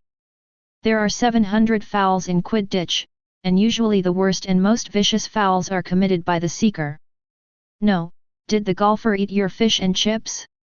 Is there any need to be so specific about it? What made Harry even more distracted was that he seemed to have discovered a great secret. Snape's limp was probably related to the corridor on the 4th floor. What is hidden there? Is it Dumbledore's treasure? Harry, you have to eat some breakfast. I don't want to eat anything. Have some toast, Hermione advised, and Seamus, who was standing beside her, handed over a piece of bread evenly spread with peanut butter and sausages with ketchup. The longest Quidditch match lasts 3 months, and the longest game at Hogwarts lasts several days. If you don't eat something, you might starve to death on the field. Harry picked up the bread and started to eat it. At 10:30, all the teachers and students in the school seemed to have arrived at the Quidditch field. Tom followed Daphne to the highest point of the audience seats, where the view was the best and they could see the entire game clearly. Directly across from them was the Gryffindor audience. Neville and Seamus were holding up a bed sheet with the words "Potter will win" written on it. The paint on the sheet was flashing different colors, and other props for cheering were also held up. Slytherin was not to be outdone, with banners and magic patterns flying everywhere. For a moment, the stadium became a place for the two academies to battle. Daphne was indifferent to Quidditch, and only regarded it as a pastime when she was bored, not an avid fan. However, the little witches still have a strong sense of collective honor. She prepared a huge banner and asked Tom to help send it into the sky using magic. The banner was 20 meters long and 4 meters wide, with a long green snake surrounding it and the words "Slytherin Champion" written in the middle. Tom thought about it and decided to join in the fun. He took out his wand and shot a beam of light at the banner. Suddenly, the embroidered snake twisted as if it came alive. The huge snake head even broke through the restrictions of the banner and became a three-dimensional existence, hissing in the direction of Gryffindor. Gryffindor had not responded yet, and it was obvious that no one could do this. For a moment, Slytherin's morale soared. At exactly 11 o'clock, players from both teams walked out of the player tunnel on time. Amid the uproar, Madame Hooch blew her silver whistle, and 15 broomsticks, including hers, took off into the air. The quaffle was immediately snatched up by Gryffindor's Angeline Johnson, a very good chaser and very attractive girl. Jordan. Professor McGonagall was becoming popular right after the game started. "I'm sorry, Professor." The narrator is Lee Jordan, a third-year Gryffindor student. As good brothers of the Weasley twins, their commentary stance is naturally biased. Johnson ran all the way and passed the ball, Spinnet caught it very steadily. She is a talent discovered by Captain Wood and just became an official player this year. Oops, Flint used a very rude move to get the quaffle. Is he going to score? Ha ha ha, no. There was a thrilling attack and defense transition right at the start of the game, which made the audience very excited. To put it simply, Quidditch is a game with 3 balls, the quaffle is used to score points, the bludger is used to hit people, and the golden snitch is used to end the game. Seekers have little to do with the game other than avoiding bludgers. Harry and Slytherin seeker Terence Higgs flew much higher than the other team members, circling in the sky like 2 eagles, squinting their eyes to look for the trace of the golden snitch. Harry's performance surprised the Gryffindor students who had never seen him train. His flying proficiency was no less than Higgs's, and even more flexible. Lee Jordan naturally would not miss this opportunity to praise, Potter is so flexible, it's hard to imagine that he has only been using the flying broom for 2 months. Look, his fake move shook off Higgs, it was really amazing. This is not only due to the strength of the players themselves, but also to the broom. Compared with the 7 stars sweeping, the braking and steering of the Light Wheel 2000 are undoubtedly on a higher level. This St. Jordan. The topic gradually went off track, and Professor McGonagall had to remind him again to bring his commentary back to the game. Puff. Tom, who was listening to the commentary as if it were rap, suddenly laughed out loud. Daphne, who was watching the game intently, heard it and looked back blankly. Tom, what are you laughing at? Is this game funny? Seeing Daphne's confused look, Tom found it even funnier and started to explain, do you know what a car is? Daphne nodded. Although she had never made it or opened it, it was good to be made. Tom continued, there is a group of people in the Muggle world who can remember every bit of car data, from horsepower to acceleration, from engines to tires, all kinds of parameters are clear in their minds. 1. But the only problem is... Tom spread his hands and smiled even more maliciously, they can't afford it. I think Lee Keaton is quite like that kind of person. I admire their ability to talk so well even though they can't afford it. Daphne understood and fell on the boy's shoulder, giggling. Her laughter soon spread. Tom did not lower his voice, and the students around him all heard it. It spread at an alarming speed, and the entire Slytherin stand became a sea of joy. The commentary desk and the teacher's stand were just to their east, and G. Jordan looked over there in confusion. Slytherin is only 10 points ahead, there's no need to smile so happily, right? At this time, a student with a malicious heart shouted with a megaphone spell, we admire you for being able to speak so clearly even though you can't afford a nimbus. Now the professors had strange expressions on their faces, wanting to laugh but feeling it was inappropriate. Lee Keaton blushed, but fortunately he was Nico and others couldn't see it. However, he was much more honest in the following commentary, but his bias was still very obvious. Johnson has the quaffle back, and she's flying at full speed. Throw it. Bleach guessed wrong, great feint, Gryffindor scores. The cheers of the Gryffindors echoed in the cold air. Professor McGonagall clenched his fists tightly under the table, and shouted yes in his heart after Angelina Johnson scored a goal. Who could have imagined that Professor McGonagall, who was always serious and known for her strictness and fairness, was also an avid Quidditch fan? If she had not suffered serious injuries when she was young, she might have led the team to win the Quidditch Cup. Suddenly, there was a cry of surprise from the stands. The golden snitch appeared, flashing past Adrian Pugh's ear. Harry saw it first and immediately began to dive. Higgs also saw it and moved just as fast. But Harry's flying skills and speed were superior to his, and the gap between them gradually widened. At this moment, Marcus Flint rushed over and violently knocked Harry away, and the golden snitch disappeared. Gryffindor missed this good opportunity to end the game. Foul! Ms. Hooch angrily rebuked Flint and awarded Gryffindor a free throw, which caused a burst of curses from the Gryffindor stands. But Flint didn't care, and even smiled provocatively at the Gryffindor stands. Now even more people are scolding him. This is such a despicable and obvious act of cheating. Lee Jordan gritted his teeth in hatred. Jordan! Professor McGonagall, I meant the foul. This is my last warning. Do it if you can. If you can't, go dig some watermelons. Okay. Lee Jordan calmed down. Gryffindor is temporarily behind by 40 points, it doesn't matter. Potter jokes that the Golden Snitch's sense of smell is sharper than Tigs's. Suddenly, people in the stands noticed something unusual. Harry's broomstick kept tumbling, and he could only barely hold on to keep from falling off. After a while, it stopped trembling violently again.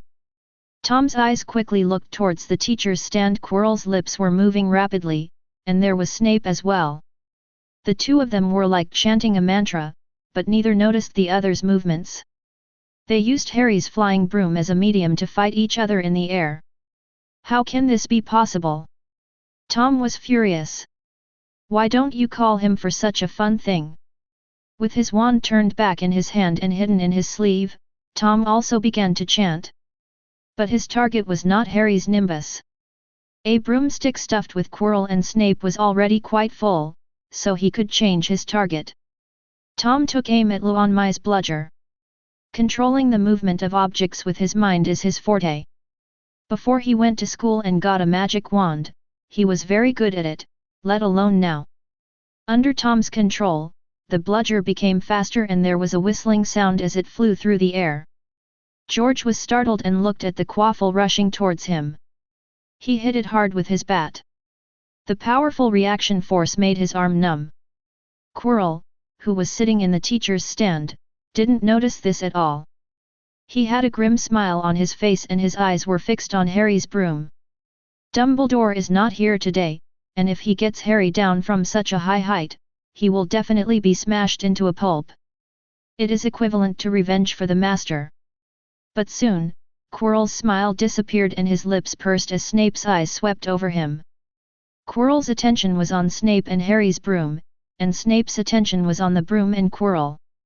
The two of them completely ignored the others. There are other balls. After being drawn among several batsmen, the bludger drew a strange arc. Tom's eyes lit up, and he silently increased his strength and began his final sprint. The bludger almost flew out of the field, but was pulled back by a strange force and rushed straight towards Quirrell's forehead. When Quirrell heard the whistling sound behind him becoming increasingly sharper, he realized something was wrong, but it was too late to turn back. Bang! The heavy bludger hit Quirrell hard on the back of his head. The strong impact made him fly up, over the seats in the lower row, and then fell on the stairs and tumbled, rolling down from the highest point until it hit the guardrail and stopped. If there were no guardrails, he would probably have fallen directly to the ground from the stands, which was dozens of meters high. Professor Quirrell! Professor Flitwick was frightened by this sudden change and hurried over to check on Quirrell's condition. The teachers' stands were in chaos. I'll go see what's going on, Tom and Daphne said, pushing through the crowd and rushing towards the professor's stand. At this time, Professor McGonagall and Professor Flitwick surrounded Quirrell, who had already fainted. Professor Sanitas of the astronomy class rushed back to the castle to invite Mrs. Cheng Frey. Tom came over, and McGonagall looked at Quirrell worriedly, not caring about why a little wizard appeared in the teacher's stand. The dull thumping sound just now was enough to make one's teeth ache, which was enough to prove that Professor Quirrell had a good start. Professor! Tom observed for a moment and suggested, take off the scarf on Professor Quirrell's head. If the wound is damaged and infected again, it will be troublesome. That makes sense. Professor Flitwick and Professor McGonagall nodded. No.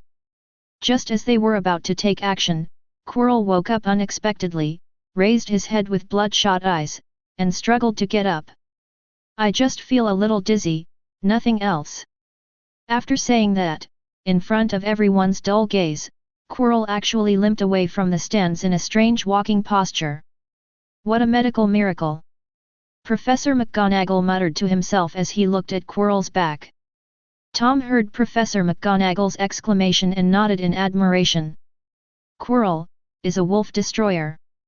Chapter 67. Without Quirrell's interference, Harry's broom finally returned to normal. He dived, and Higgs thought Harry was out of control, so he didn't pay attention to his actions and concentrated on finding the golden snitch. Harry was seen covering his mouth with his hands, pretending to vomit, and then, puking out a golden snitch. The game ended in such an incredible way. Gryffindor won with a score of 170 to 60. Slytherin was as sad as if they had lost their parents, but Gryffindor was as excited as if it was New Year's Day. No one could have imagined that Harry's bee was so good that he could even catch the golden snitch with his mouth. Flint complained that the other party was violating the rules, but Mrs. Howe ignored him. The rules don't specify what method must be used to catch the golden snitch. The crowd gradually dispersed, and on the way back to the castle, everyone not only discussed the game, but Quirrell's experience also became the focus. Many people saw him being hit by a high-speed bludger, and it was a headshot. If it happened to an ordinary person, he would have probably fallen down directly, and if not dead, he would have lost half his life.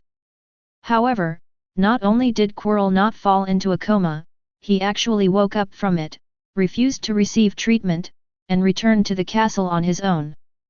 Quirrell unexpectedly received a lot of praise from people, at least in terms of endurance of pain and strength. They would like to call him the strongest.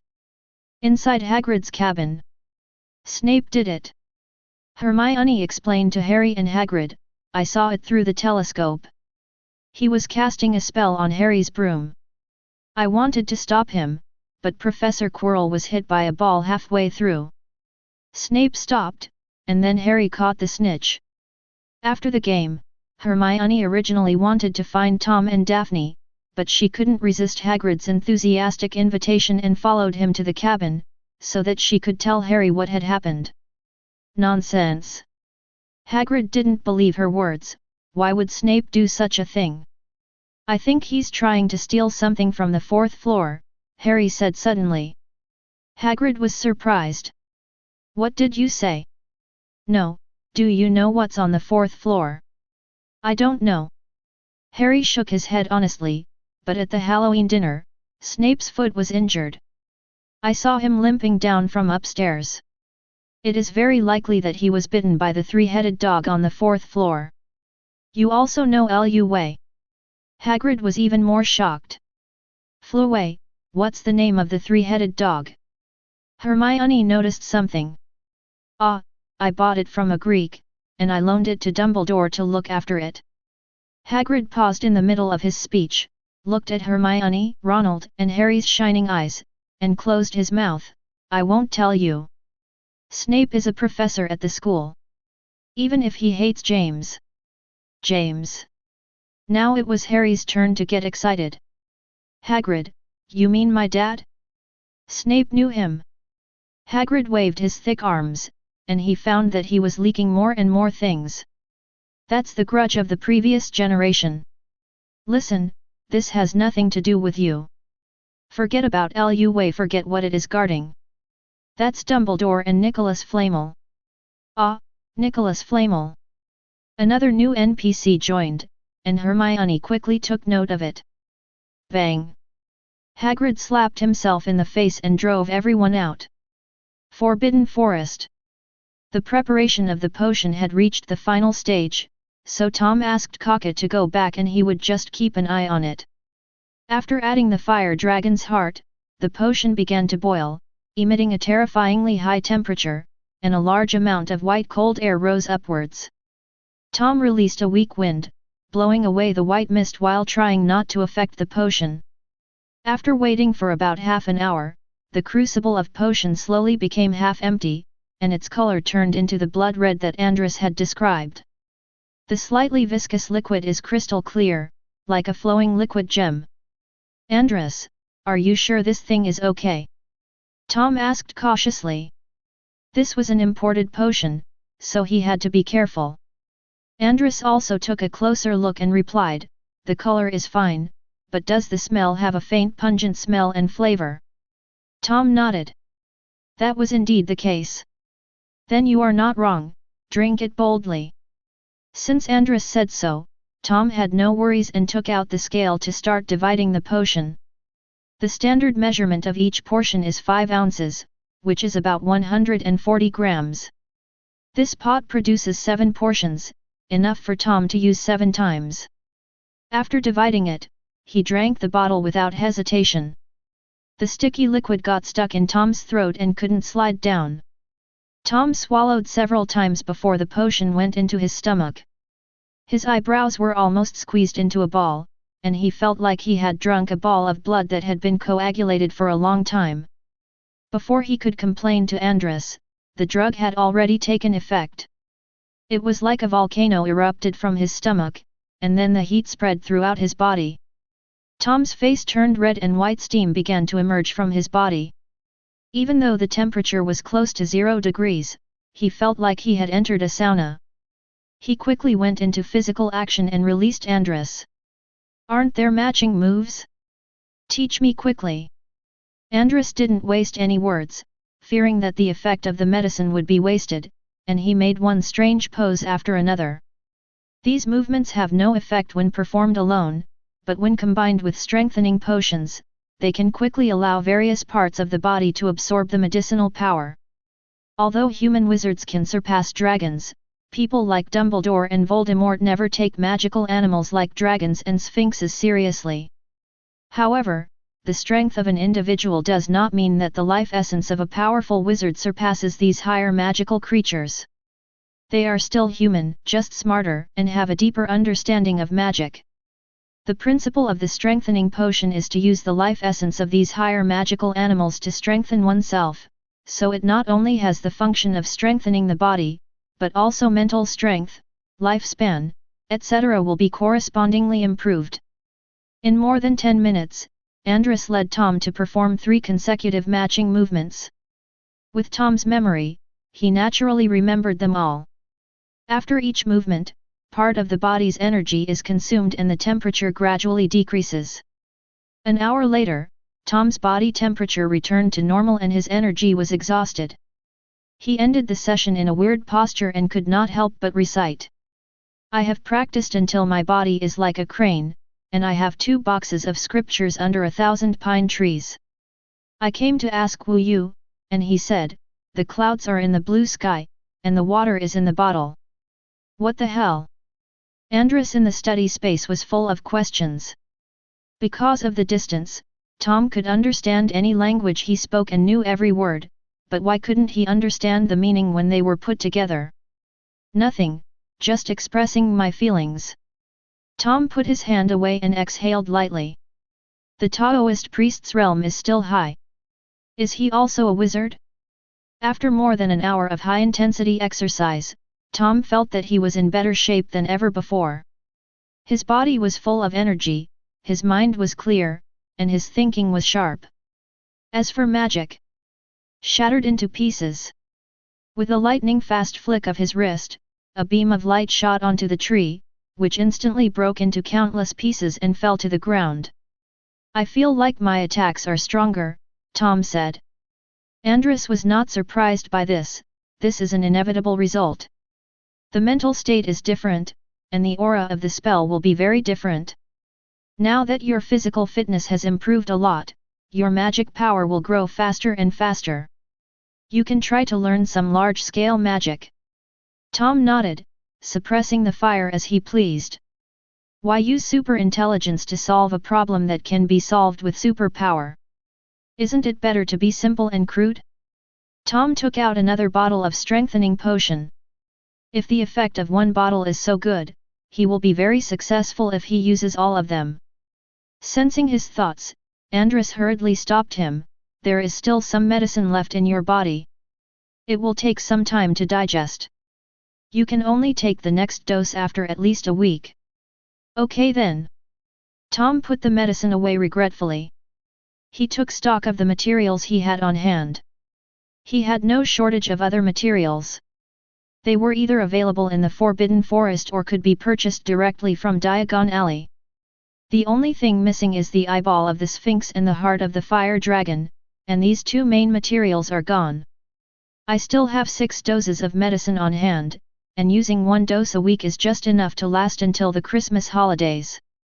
According to Andrus, the effect will disappear after using about 20 to 30 bottles, so there is still a big gap. When Tom was short of materials, the first person he thought of was his dean. But I soon gave up the idea. It's not that he can't do it, but he had already taken all the stocks of these two kinds last time. There might be some hidden away, but is Snape a fool? If the shelves are out of stock, they will be automatically replenished and wait for him to get them, right? It's better to go to Diagon Alley and Nocturne Alley to look for supplies during Christmas. After putting away the cauldron and scales on the ground, Tom left the Forbidden Forest with brisk steps. Although his physical condition was better than ever, he felt very hungry and wanted to chase the cow to eat. After eating about 1.5 times the amount of food as before at noon, Tom rushed to the room of requirement without stopping. Originally, I would start training with Hermione and Daphne every Saturday in the morning, but because of the Quidditch match, it was changed to the afternoon. When he came in, the 2 little witches were talking about something. Hermione looked excited, and Daphne was similar, but even more angry. Impossible, absolutely impossible. But this is what we saw, he is a big suspect. What suspicion? Tom came over. Tom, you've come just in time. When Daphne saw Tom coming in, she ran over and said angrily, Hermione actually said that Professor Snape secretly used magic to affect Potter's broom. I really saw it. Hermione also quickly explained to Tom, Snape kept staring at Harry's broom, muttering something, but when Professor Quirrell was hit, he stopped, and Harry regained control of the broom and caught the golden snitch. I see. Tom nodded thoughtfully. Just when Hermione thought Tom believed her, she heard Tom say, according to what you said, I actually saw Professor Quirrell do the same thing. After he was hit by the bludger, Harry became normal. So he is also a suspect, right? Quirrell. Hermione was surprised, and even Daphne opened her mouth wide. Quirrell, does he have the ability? If he really did it, then why did Quirrell attack Harry? Hermione asked. Tom shrugged, I don't know about that, and I don't care why. Okay, don't waste time and continue to practice the armor spell. This spell is very important, more important than who is the murderer. Seeing that Daphne had taken out her wand, Hermione put away the messy thoughts in her mind and devoted herself to training. After class, they returned to the Gryffindor common room and Hermione told Harry what Tom had said. Harry immediately shook his head after hearing this. How could it be Professor Quirrell? Although Professor Quirrell is incompetent. But he has no grudge against me and has no reason to harm me. After that, Harry comforted Hermione, I understand Tom's thoughts. After all, no one would think that their dean is a bad person. Rather than who wants to harm me, I'm more worried about the thing on the 4th floor. By the way, Hermione, do you know who Nicholas Flamel is? Harry's curiosity reached its peak. What kind of treasure could Dumbledore keep so carefully? Hermione also frowned. There was no mention of Nicholas Flamel in any of the books she had read. Nicholas Flamel? I know. The next day in the atrium, Tom heard Hermione's question and answered straightforwardly, he is a milestone figure in the field of alchemy. He also developed the first dragon blood with Dumbledore. 13 uses, the greatest achievement is to refine the Philosopher's Stone, which can be used to make elixirs and gold. This year he is over 660 years old. Elixir of Life. Hermione and Daphne were both shocked. Actually, this statement is not quite accurate. Tom added, immortality is indeed achieved, but the function of immortality is a little lacking. In more than 600 years, Nicholas Flamel and his wife have long been old and unrecognizable. It's possible that they would break their bones. Oh! Daphne immediately lost interest. No matter how old a woman is, her first concern is her appearance. If she could live forever and stay at her most beautiful, Daphne would definitely be tempted. But now she feels that it would be better for her to die if she continues to live as an old lady. It is simply torture. Seeing Daphne's behavior, Hermione reminded her, the ability to create gold is also very powerful. With the Philosopher's Stone, you will never be short of money. Daphne was not interested. Gold, that thing is not that precious. I have several gold mines at home, so I will not be short of gold. Deuterium. Tom felt that his stomach had suffered another heavy blow. He could no longer bear spicy food and could only eat soft rice. Suddenly, Daphne thought of something and stood up suddenly, scaring Hermione. Daphne ignored her and just grabbed Tom's shoulders and asked anxiously, "Since it can make people live forever, can the Philosopher's Stone cure diseases?" Chapter 68. Can the Philosopher's Stone heal diseases? The answer is yes, otherwise Voldemort would not risk his life and come to Hogwarts to steal the treasure in such a weak state. But just as there is no medicine that can cure all diseases in the world, the Philosopher's Stone is not as magical as the legend says. Tom had never seen Daphne like this before. She was anxious and eager, but also afraid that the answer she got would disappoint her, and she was afraid to face it. Rarely, Tom became cautious in his words and held the girl's hand in front of Hermione. "Daphne, the essence of alchemy is equal exchange. The Philosopher's Stone is a large concentration of magic power. It can make people immortal, which means it can convert magic power into vitality. Some diseases can be cured by replenishing vitality, but some diseases cannot be cured. Instead, vitality will become nutrients for pathogens and aggravate the condition." Tom spoke softly, looking at Daphne, who was gradually calming down. "I guess you are asking this question on behalf of your sister, right?" "Yeah."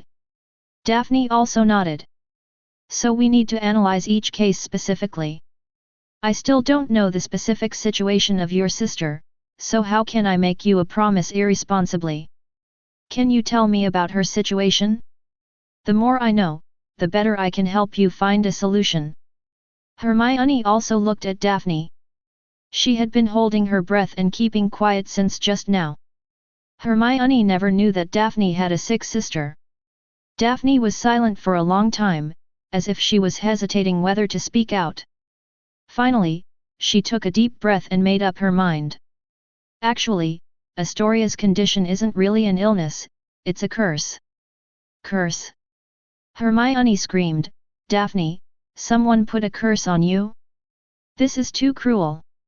Daphne is 11 years old this year, and her sister is at most 10 years old. Is there really someone so vicious as to murder a 10-year-old girl? Voldemort? Yes, I am still 9 years younger for things like this. I won't let go of even a 1-year-old child. Facing Hermione's shock, Daphne shook her head. This curse is not directed at Daphne, but at the Greengrass family. More than 20,033 of my ancestors have died from this curse. I have an aunt who died before I was born, and she was also cursed. Astoria has been sickly since she was a child. No matter how much nutrition she takes, she is still so thin that a gust of wind can blow her down. I don't know the specific circumstances. My mother must know, but she didn't tell me." Daphne finished speaking in one breath and sighed heavily. Tom and Hermione were also silent, not knowing how to start. Words of comfort were of no use.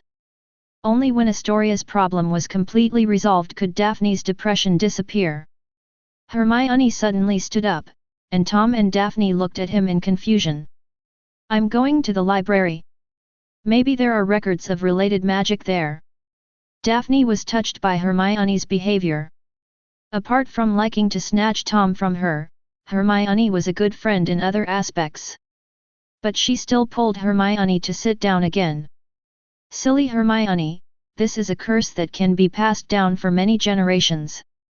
It is definitely the most powerful dark magic. Even if the school has relevant records, they must be in the restricted area." How could you find it in the ordinary area? When Hermione thought about it, she realized that this was indeed the case, and the momentum she had just built up immediately dissipated. Sorry Daphne. You don't have to apologize. I will find a way to heal Astoria. Astoria is quite pitiful, but there shouldn't be any problems recently. Tom spoke at this time, attracting the attention of the two. Our main task now is to study.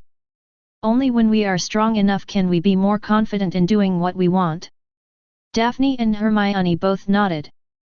Seeing how motivated they were, Tom added another class today. After the two finished their training, Tom stayed alone in the room of requirement to think. Originally he had no intention of getting involved in the matter of the Philosopher's Stone. After all, Dumbledore was basically watching the whole process. If he wanted to snatch the treasure just after entering the first year, there would be a lot of trouble in the future. But Daphne's guess made Tom waver in his thoughts. What if the Philosopher's Stone can help Astoria? He has been cultivating their relationship since the beginning of the school year, so it is impossible for him to be indifferent to Daphne's affairs. She is his future girlfriend, and Astoria is his future sister-in-law. Half of the sister-in-law's butt belongs to his brother-in-law, so round it off. The whole butt belongs to my brother-in-law. Could he not help solve the problem? Entering the study space, Tom told Andrus everything. After listening to this, Andrus frowned deeply. What a vicious curse! I know something about curses, but for one curse to last this long. I'm sorry, Tom. I can't guarantee anything without seeing the person in person, but it's likely that I can't do anything about it. As for the Philosopher's Stone you mentioned, you can give it a try, or just go find Nicholas Flamel directly. Damn it, I've never heard of an alchemist who has lived for more than 600 years. Mentioning Nicholas Flamel, Andrus was also amazed. In his time, alchemy had not yet become a system. Only those with low talent for magic would study such inferior tricks. But the fact that he was able to create the Philosopher's Stone was enough to prove that Nicholas Flamel was fundamentally different from the fraudulent alchemists he knew. That makes sense. Tom's eyes lit up, and he suddenly realized that he was being too stubborn. The person who created the Philosopher's Stone is not dead yet, so why are you fighting for it? In an instant, Tom's goal changed from stealing the Philosopher's Stone to finding a way to contact Nicholas Flamel. In the new week, the weather became colder and it rained continuously outside the castle. This made Tom glad that he had finished the strengthening potion a few days ago, otherwise he would have to put the potion away and wait until the sun came out again to continue boiling it. The increasingly humid dormitory made Tom irritable. His clothes, bed, and curtains all became wet. Amidst his emotional fluctuations, Tom actually created a magic trick of his own. To the astonishment of Shabani and the other two, the moisture in the air, on the quilt, and in the clothes actually condensed together, and the mildew spots in the dark corners were also sucked over. Water vapor and mildew aggregated into a green water ball the size of a head, and the air in the room began to circulate, no longer as stuffy as before, an obvious sign of a decrease in water vapor concentration. Is that it? Tom was also a little bit unbelievable. He had just been thinking in his mind that it would be great if he could squeeze out all the excess water, but it turned out to be so easy to succeed. What do you think? After Andrus learned about this, he said with a smile, do you think creating your own magic is a complicated thing? You have an idea to accomplish something, and your magic supports you to do it, plus a sudden flash of inspiration, and the 10 Mahadharma was created. Tom understood. This is not a math problem. It requires rigorous logic and detailed process. Even if you miss a word, you will lose points. Magic is the most unreasonable existence and an absolutely idealistic force. In some cases, it can be regarded as the power of my thinking. So when his emotions reached their peak, naturally, a very practical life spell was created. Tom threw the water ball into the bathroom, and came back to look for the feeling just now. Soon he succeeded again, but this time it was the other way around, and the room became humid again. The incantations of the two spells are dehumidify and eliminate mildew and reduce dryness and increase steam, which correspond to the dehumidification spell and the humidification spell. Two simple household charms made Tom happy for the whole day, and seeing him happy made Daphne happy too. The two of them laughed foolishly during the entire Transfiguration class, which made Professor McGonagall think they were under some kind of spell and asked them about it out of concern. Tom, I don't know. I'm just in a good mood today and feel like laughing. Daphne, I don't know, but when I see Tom smile, I want to smile too. Hermione clapped her hand to her forehead. These two idiots are hopeless. In the afternoon, when Tom was taking Daphne for a walk on the grass in front of the castle, they suddenly saw Snape walking out of the Forbidden Forest. Tom rolled his eyes and brought Daphne to block him. Good afternoon, Professor. Snape took 2 steps back cautiously and looked at the sky. Judging from his knowledge of astronomy, the sun still rises from the east today. But why did Tom take the initiative to greet him? Although the relationship between the two has eased a lot, Tom really has no respect for him at all. It feels like they are communicating with each other like colleagues. Song would flatter him a little when asking questions. But that only involves professional fields and has nothing to do with personal character. Something must be wrong when things are out of the ordinary, so Snape became extremely alert. But Tom seemed not to notice the alert look on his face. When Snape stepped back, he took 2 steps closer with a smile and suddenly became mysterious and said, "Professor, you should have noticed that Harry's broom was tampered with during the match on Saturday." Snape's expression changed slightly. "What did you say? I don't understand." Tom ignored him and continued, "I heard. Harry thought you were the one who wanted to hurt him. Someone saw you staring at the Nimbus 2000 and muttering something. If Professor Quirrell's injury hadn't affected you, Harry would have been smashed into a pulp." Snape almost vomited blood. He worked so hard to resist Quirrell's curse, but how come he was regarded as the murderer in the end? It's unfair. Nonsense. Snape growled. Snape felt even more guilty than a squib accused of killing Dumbledore with the killing curse. An idiot who doesn't even know who his enemy is just making random guesses. Who said that? Tell me and I'll deduct his points. Snape was really anxious, and he wanted to throw Harry into the detention room for 10 days or half a month right now. I don't know which Weasley in the same grade said that. Tom blinked and said innocently, "If it is a misunderstanding, then Professor, go and explain it to Harry quickly, otherwise it will be you who will suffer the loss of reputation." I explained to him. Snape was so angry that he laughed. "No, it's not a misunderstanding now. Potter is right. I really want to kill him and Weasley." "Okay, very good, very good." After saying that, Snape strode past the 2 men and walked towards the castle aggressively. Daphne was completely confused by Tom's actions. "Tom, do you think Potter's performance in potions class is not bad enough? Don't you have a good relationship with him? Don't worry." Tom waved his hand. "Even if Professor Snape is mad to death, he won't do anything to Harry. At most he will torture him. My main target is Ronald. I haven't settled the score with him for saying Hermione has no friends last time." "I see." Daphne suddenly realized. Arrive. On Tuesday, Snape saw his chance for revenge. When he stepped into the Defense Against the Dark Arts classroom, the Gryffindor students seemed to be strangled by the neck and could not make a sound. Professor Quirrell injured his brain during the game, but it doesn't matter to him. The winged demons would sigh when they saw his brain. Snape said a cold joke, but their knowledge reserves at this level do not support their understanding of such profound concepts. Only Hermione's face turned red. The winged demon is a 5x dangerous magical creature that feeds on human brains. Doesn't Snape mean that Quirrell has no brains? The important thing is that he suffered severe bruises and multiple fractures when he fell down the stairs, and he refused to accept treatment from Madame Pomfrey, so, you have been here for the past 2 weeks. I will be teaching your defense against the dark arts class. Harry looked grim. One doesn't know how to cherish until one loses something. He would rather Quirrell come back and let them recite the text and do reading comprehension than see Snape again. Potter.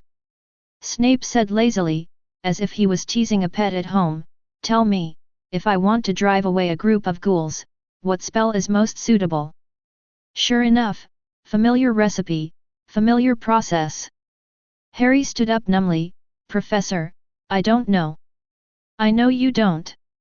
The Slytherin students burst into laughter, and Malfoy's neck turned red with laughter. When the laughter gradually died down, Snape looked at Harry with amusement, I just want you to understand that it's not just in. You need to work hard to catch up with others in potions, and the same goes for defense against the dark arts. Such simple knowledge, even Weasley next to you can answer it with his eyes closed, and you actually said you don't know. Ronald gritted his teeth, wishing he could have a fight with Snape. But he didn't dare. Turn to page 59 and memorize the spell of the banishing spell. Don't wave your baseball bat around foolishly to drive away the ghouls. You are wizards, not savages. Harry subconsciously thought of the twins hitting the bludger. So, let me ask you a question, how many people does Snape want to scold? Chapter 69. It turned out that Harry's nightmare had just begun. The taunting before class was just the beginning. After introducing the characteristics and weaknesses of ghouls and asking the students to memorize the spell of the exorcism curse, Snape went out and brought in the teaching aids he had prepared, 2 ghouls. Although the name sounds scary, the ghouls' threat level is not high, only level 2x, and it sits at the same table with Bowtruckle and Pu Wrong. This creature is short in stature, has slimy black-green skin, exposed fangs, and sparse hair on its head.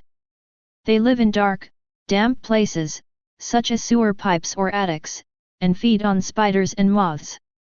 Wizarding families did not kill all the ghouls, and even kept them for fun, treating the ghouls' cries as songs. Creatures of this level can be easily dealt with by using physical or magical means. Potter, come up and demonstrate it to everyone. Snape invited Harry to come up. Harry wasn't nervous at all, he felt he could handle this little thing. However, Harry forgot that Snape's main job was potions professor and a master of potions. He found these 2 zombies overnight and fed them some strength-building potions. Now they are full of energy and have nowhere to vent. After Snape lifted the petrification spell, the 2 ghouls rushed towards Harry with red eyes and kicked him in circles, directly kicking Harry stupidly. Is this still the little thing described in the book?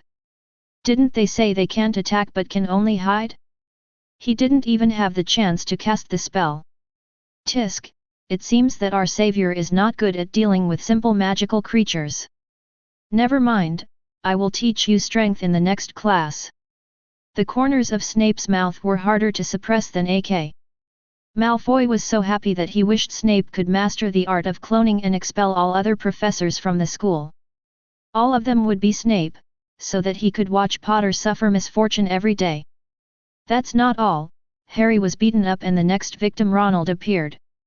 Even though Harry is stronger than Ronald in the later period, Ronald is still stronger now. After all, he was born in a pure-blood family and was influenced by his family, so he should know a few spells. Especially when dealing with zombies, there were zombies living in the attic of his house, and when Ronald was bullied by his other brothers, he would take it out on the zombies. Ronald used the banishing spell right away. Good news, the spell worked. Bad news, it's not very powerful. One of the ghouls rolled backwards twice and stood up as if nothing had happened. Ronald cast the spell again, but this time it missed the target. He became panicked when he saw the 2 grinning ghouls approaching him, and his wand was snatched away, causing him to repeat Harry's mistake. The class was filled with laughter again, even many Gryffindor students laughed, because Ronald looked too miserable, with messy hair and his coat pulled off, and the whole class could see his red underwear. The girls were disgusted and laughed at him. Harry actually wanted to laugh, but Ronald was his good friend, so he forced himself to keep a straight face and not laugh. Snape felt a lot better about himself and took back one of the ghouls, leaving only one for the students to practice with. At the end of the get out of class, everyone got a chance, except Tom. Snape disliked Tom for not using enough force. What if he broke his teaching aids? What would he use for the next class? Don't think that only first graders can use magical creatures as simple as ghouls. According to Quirrell's progress, this thing is applicable to all students below 3rd grade, including 3rd grade. After tying Harry and Ronald, Snape was deducted 5 points and left in high spirits.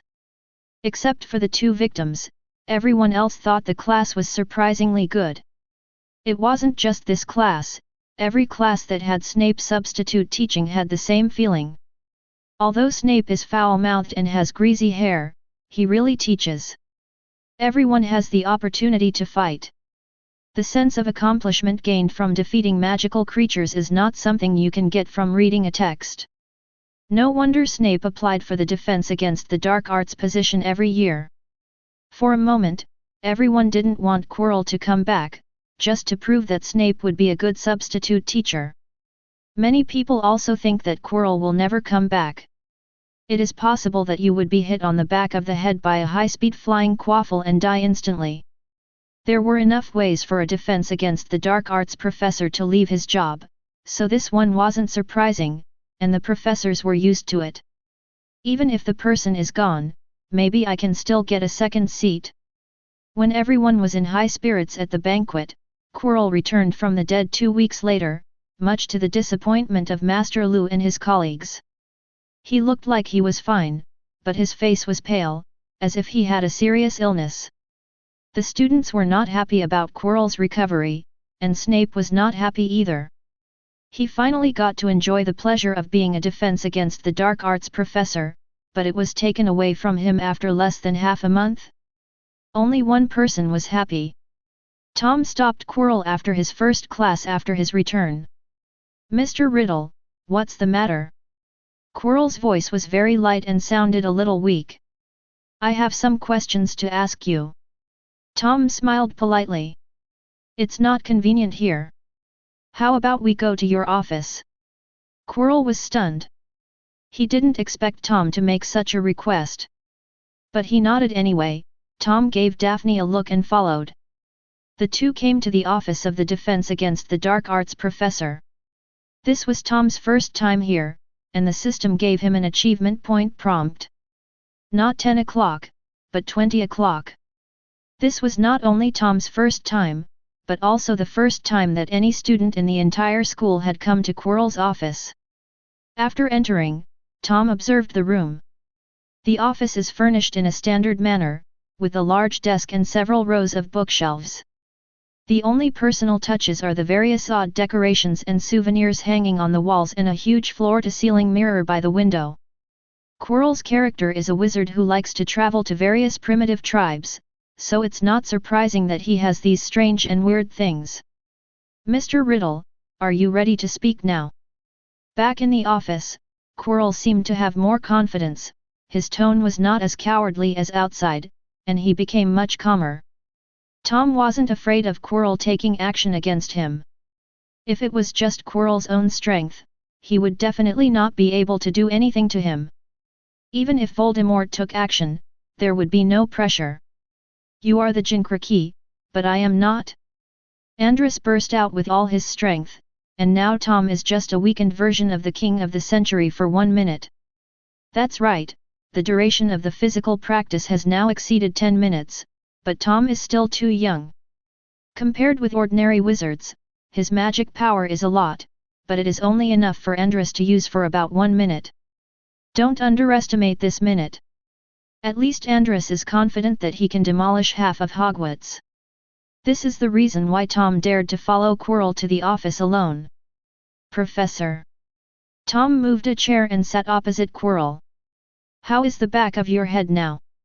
Quirrell had murderous intent in his heart, but a touching expression appeared on his face. "Thank you very much for your concern, Mr. Riddle. I am fine now, just some minor injuries." "Then I'm relieved." Tom was also very happy. I sincerely hope you can continue to work until the end of this school year. Quirrell was stunned.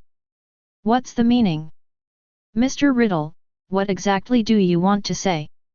Quirrell asked again when there was no response. It's like this. Tom said shyly, I saw you casting a spell on Harry's broomstick during the match that day. You wanted to make him fall to his death, right? Quirrell's expression remained unchanged, but a murderous look flashed across his eyes. Why don't I understand what you're saying? Quirrell smiled and said, although my abilities are mediocre, I am still your professor. How could I possibly lay hands on my students? But now that you've reminded me, I remember. His expression suddenly became a little panicked. Professor Snape kept muttering something, but I couldn't hear it clearly because we were too far away. Could it be? I heard that he has always looked down on Mr. Potter. It's okay, Professor. Tom smiled even more happily. Someone is already suspecting Professor Snape. I am responsible for suspecting you. Other people's affairs have nothing to do with me. What the FK and what, do the doubters have to have a clear division of labor? However, Tom's next words almost made Quirrell lose control of his murderous intent, and he wanted to kill him right there. During the Halloween dinner, I smelled a foul odor from you. Well, it wasn't your usual odor, it was very similar to the smell of a troll. Professor, you didn't release that giant monster, did you?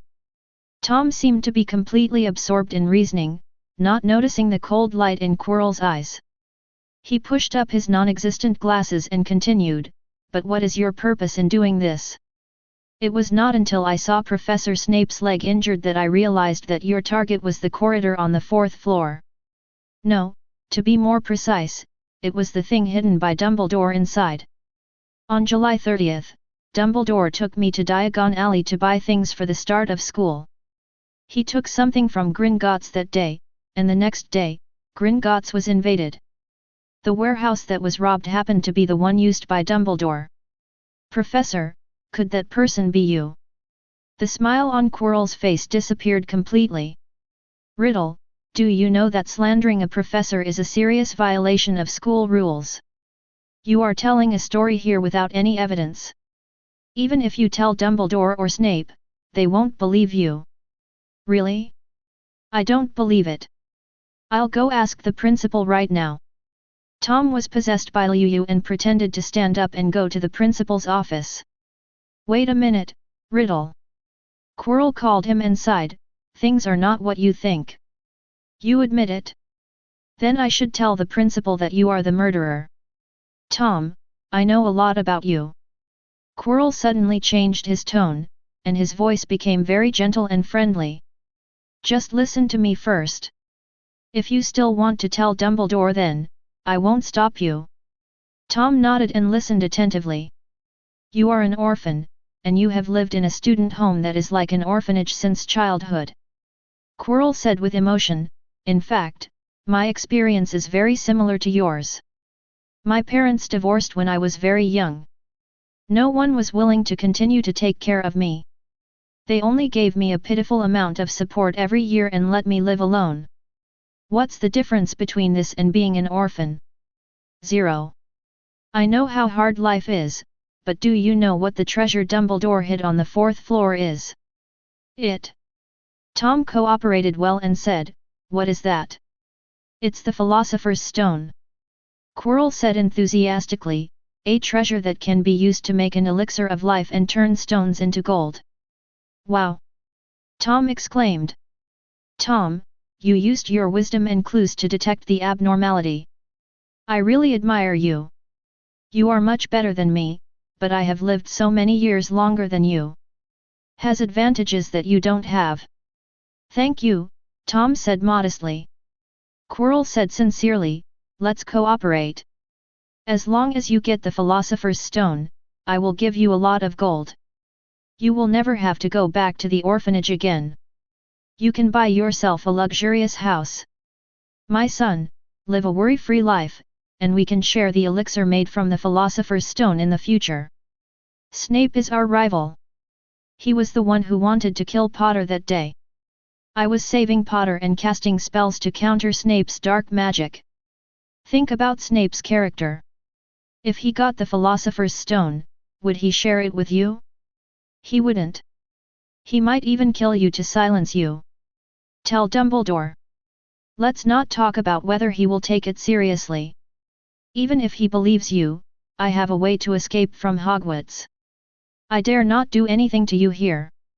I will definitely take revenge on you after I get out. But can you hide in Hogwarts forever?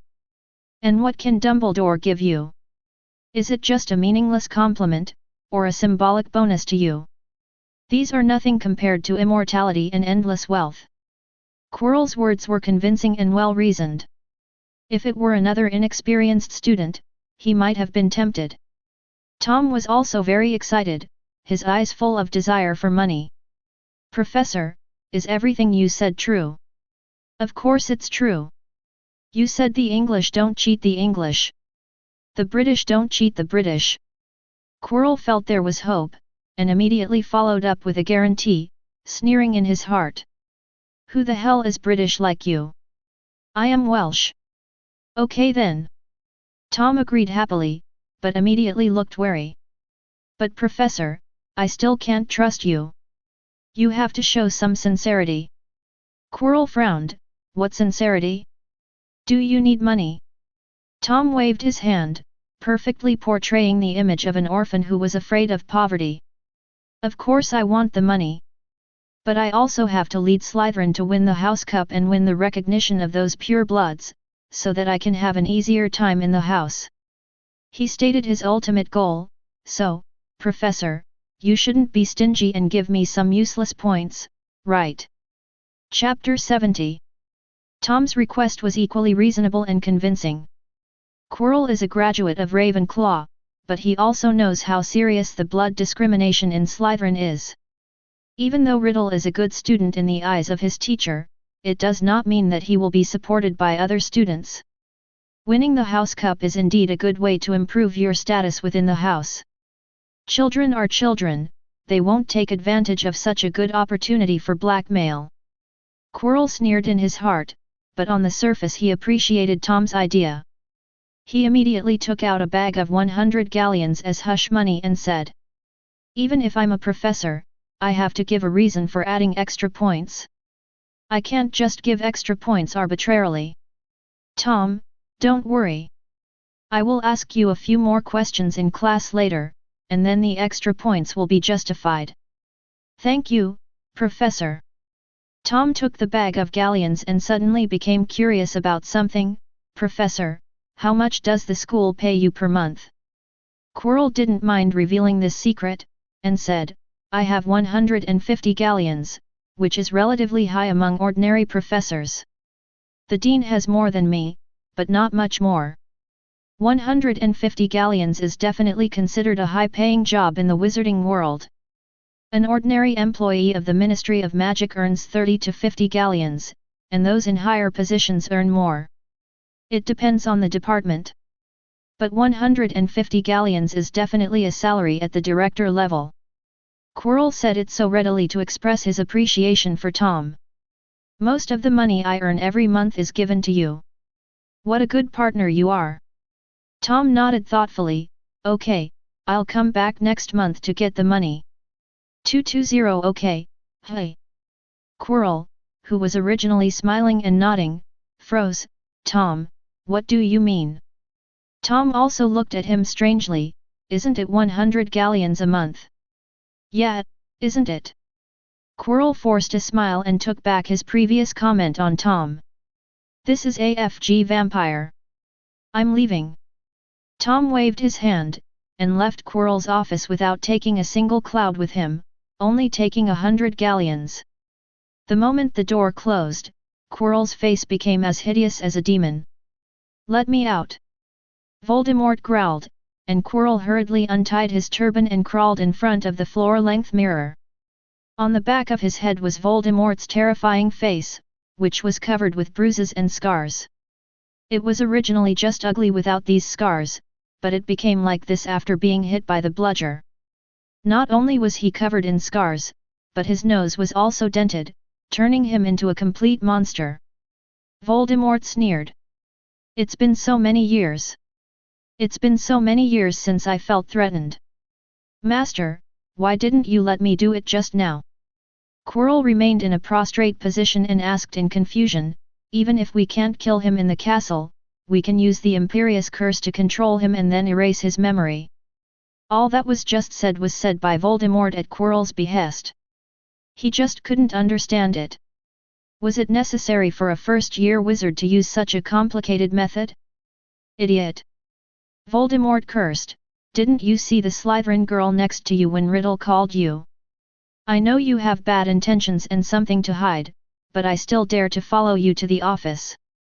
Do you really think Riddle is a fool who can't make any preparations? Besides, even if you use the Imperious Curse to control him, with your limited level of dark magic, you will have to cast spells every now and then to maintain the effect. Dumbledore is already keeping an eye on you. Riddle, who has frequent contact with you, will definitely reveal clues. Why can't you use your brain before doing anything? Voldemort gave Quirrell a lesson out of frustration. In the past, such idiots were not worthy of being his subordinates, but only his younger brothers, like the two idiots following Malfoy. But now he is weak and can only use words to deceive this fool. Even if he is smarter, he may not be able to control him. But, there was actually another reason why Voldemort didn't think of letting Quirrell use magic to control Tom. That's Tom's name. Although Tom's name made him hate it, he changed his name. But Tom Riddle is Tom Riddle. He is a unique person just by this name. Who is Quirrell to be able to control Tom? Keep Riddle stable first, don't worry about your little money. Voldemort said absent-mindedly, after I am resurrected, you will be rewarded 1,000-fold, and I will personally deal with Riddle. You only have two things to do now. First, find out what methods those professors have arranged in the corridor on the 4th floor. Second, gather the materials I need. I am too weak to even help you. Voldemort was weaker than ever before. When Quirrell was hit, 80% of the damage was blocked by him. His already limited strength was consumed by another second. Recently, I feel unconscious for 2 days out of 3 days, and barely survive the remaining day. Quirrell agreed meekly. Even if Voldemort was weak, he could not think of resisting because his life and death were completely controlled by him. But he still took this opportunity to complain, Master, Snape stared at me like a mad dog and had inexplicable hostility towards me, as if I had robbed his house. He was a Death Eater back then, but now he works so hard for Dumbledore. When a person dies, the light goes out. Voldemort snorted. It's not just Snape.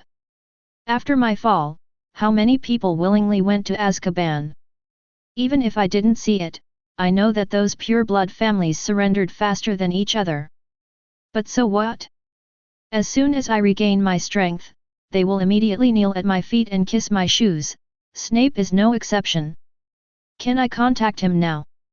Quirrell asked cautiously, if he knew that you are alive, and that I am planning to get the Philosopher's Stone for you, he might become our helper. Who told you to act on your own? Ah! Quirrell held his head and screamed. His brain felt like it was being pierced by thousands of silver needles at the same time, causing him to have a splitting headache. Just do whatever I tell you to do. Don't try to find shortcuts with your stupid brain. Can't I think of things that you can think of? Do you think Snape will choose Dumbledore or me, who is so weak that I am not even a human being? Without me, you are a useless person who can accomplish nothing. But Snape is a master of potions. He can be successful no matter who he follows. How can he be the same as me, a useless person? Quirrell cried bitterly and begged for a long time before he was forgiven by Voldemort. On the other side, Tom returned to the dormitory in a happy mood with a windfall of 100 galleons. Is there anything to eat? The waffles in the morning were too hard for my liking, and I'm not full. The roommates who were playing crackling cards immediately threw away the cards and started rummaging through the drawers. Soon Tom's desk was filled with snacks. The three of them stared at each other, forming a stable triangle. The dispute over persimmons has always been like this: the more you eat, the less you eat. Then how can I win Tom's appreciation? Don't think they are timid here. Outside, relying on Tom's reputation, there is no first-year student who is not afraid of them, well, except for Greengrass. Even senior students don't dare to order them around, which is a good thing. In a few years, when they become seniors, the benefits will be even greater. So the three Shabinis were basically holding a dog-licking contest to see who could lick Tom more comfortably. While eating potato chips, Tom came to the crucible in the corner, looked at the quality of the potion being boiled inside, and nodded with satisfaction. Yes, Blaze, this pot of energy potion is basically successful. Zabanai smiled excitedly. Tom had taught him how to brew the energy potion a month ago, and after failing 4 or 5 times, he finally succeeded now. But even so, he should be proud of it, because this is an advanced potion that even 5th and 6th grade students may not be able to master. Nott and Rozier looked at each other and saw the helplessness in each other's eyes. Other things can be compared, but this one really can't be compared. Sabini is both talented and likes potions, so he is willing to spend time and money on it. The other two have neither interest nor ability. There is no way they can compete with Sabini in this regard. Make a few more pots tomorrow. Practice makes perfect. If you can make it several times in a row without failure, it will prove that you have mastered this potion. Tom patted Zabanai's shoulder to show encouragement. This thing is a daily consumable. Daphne and Hermione both need it, so it can be said that he has trained a free labor force. No, not only is it free for Sabini, but these materials are all purchased by others. Tom is eating and taking at the same time. Although the silly boy is easy to fool, but for the sake of sustainable development, Mew decided to give him some benefits. Tom returned to his desk, opened his school bag and took out his notebook. He then tore off a page from it and made a copy, then used the repairing spell to repair the notebook. Zabanai, this is my understanding of the coma spell. It can increase the casting speed and flying speed of the spell. Sabini took it as if it were a treasure, and Rozier and Nott's eyes turned red. This kind of thing is a secret in their family. Why is there such a huge difference in the effects of using the same spell? There are many influencing factors. In addition to the basic properties of the spell itself, the skills of the spell are also crucial. A powerful wizard will fine-tune the spell to make it more suitable for himself.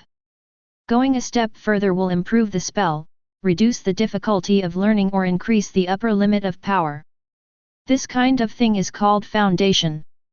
Any family that does not possess a few special secret techniques or evil curses would be embarrassed to call itself a family.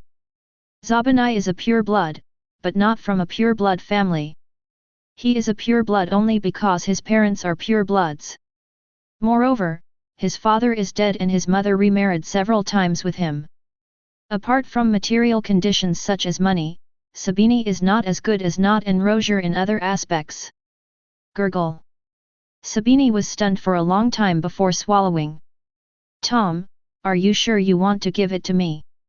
The stunning spell was a very basic spell, but if used properly it could also gain the upper hand in battle, and he didn't even dare to accept this big reward. If I don't give it to you, I'll just tease you. Otherwise, why would I copy it? Tom waved his hand. But don't make excuses to refuse me when I need you to make medicine for me in the future. Zabanai swore hastily, absolutely not. As long as my skills are good enough, I will help you make the potion you need in the future, Tom, and I will pay for the materials. Tom, is there anything you need me to do? Nott asked expectantly.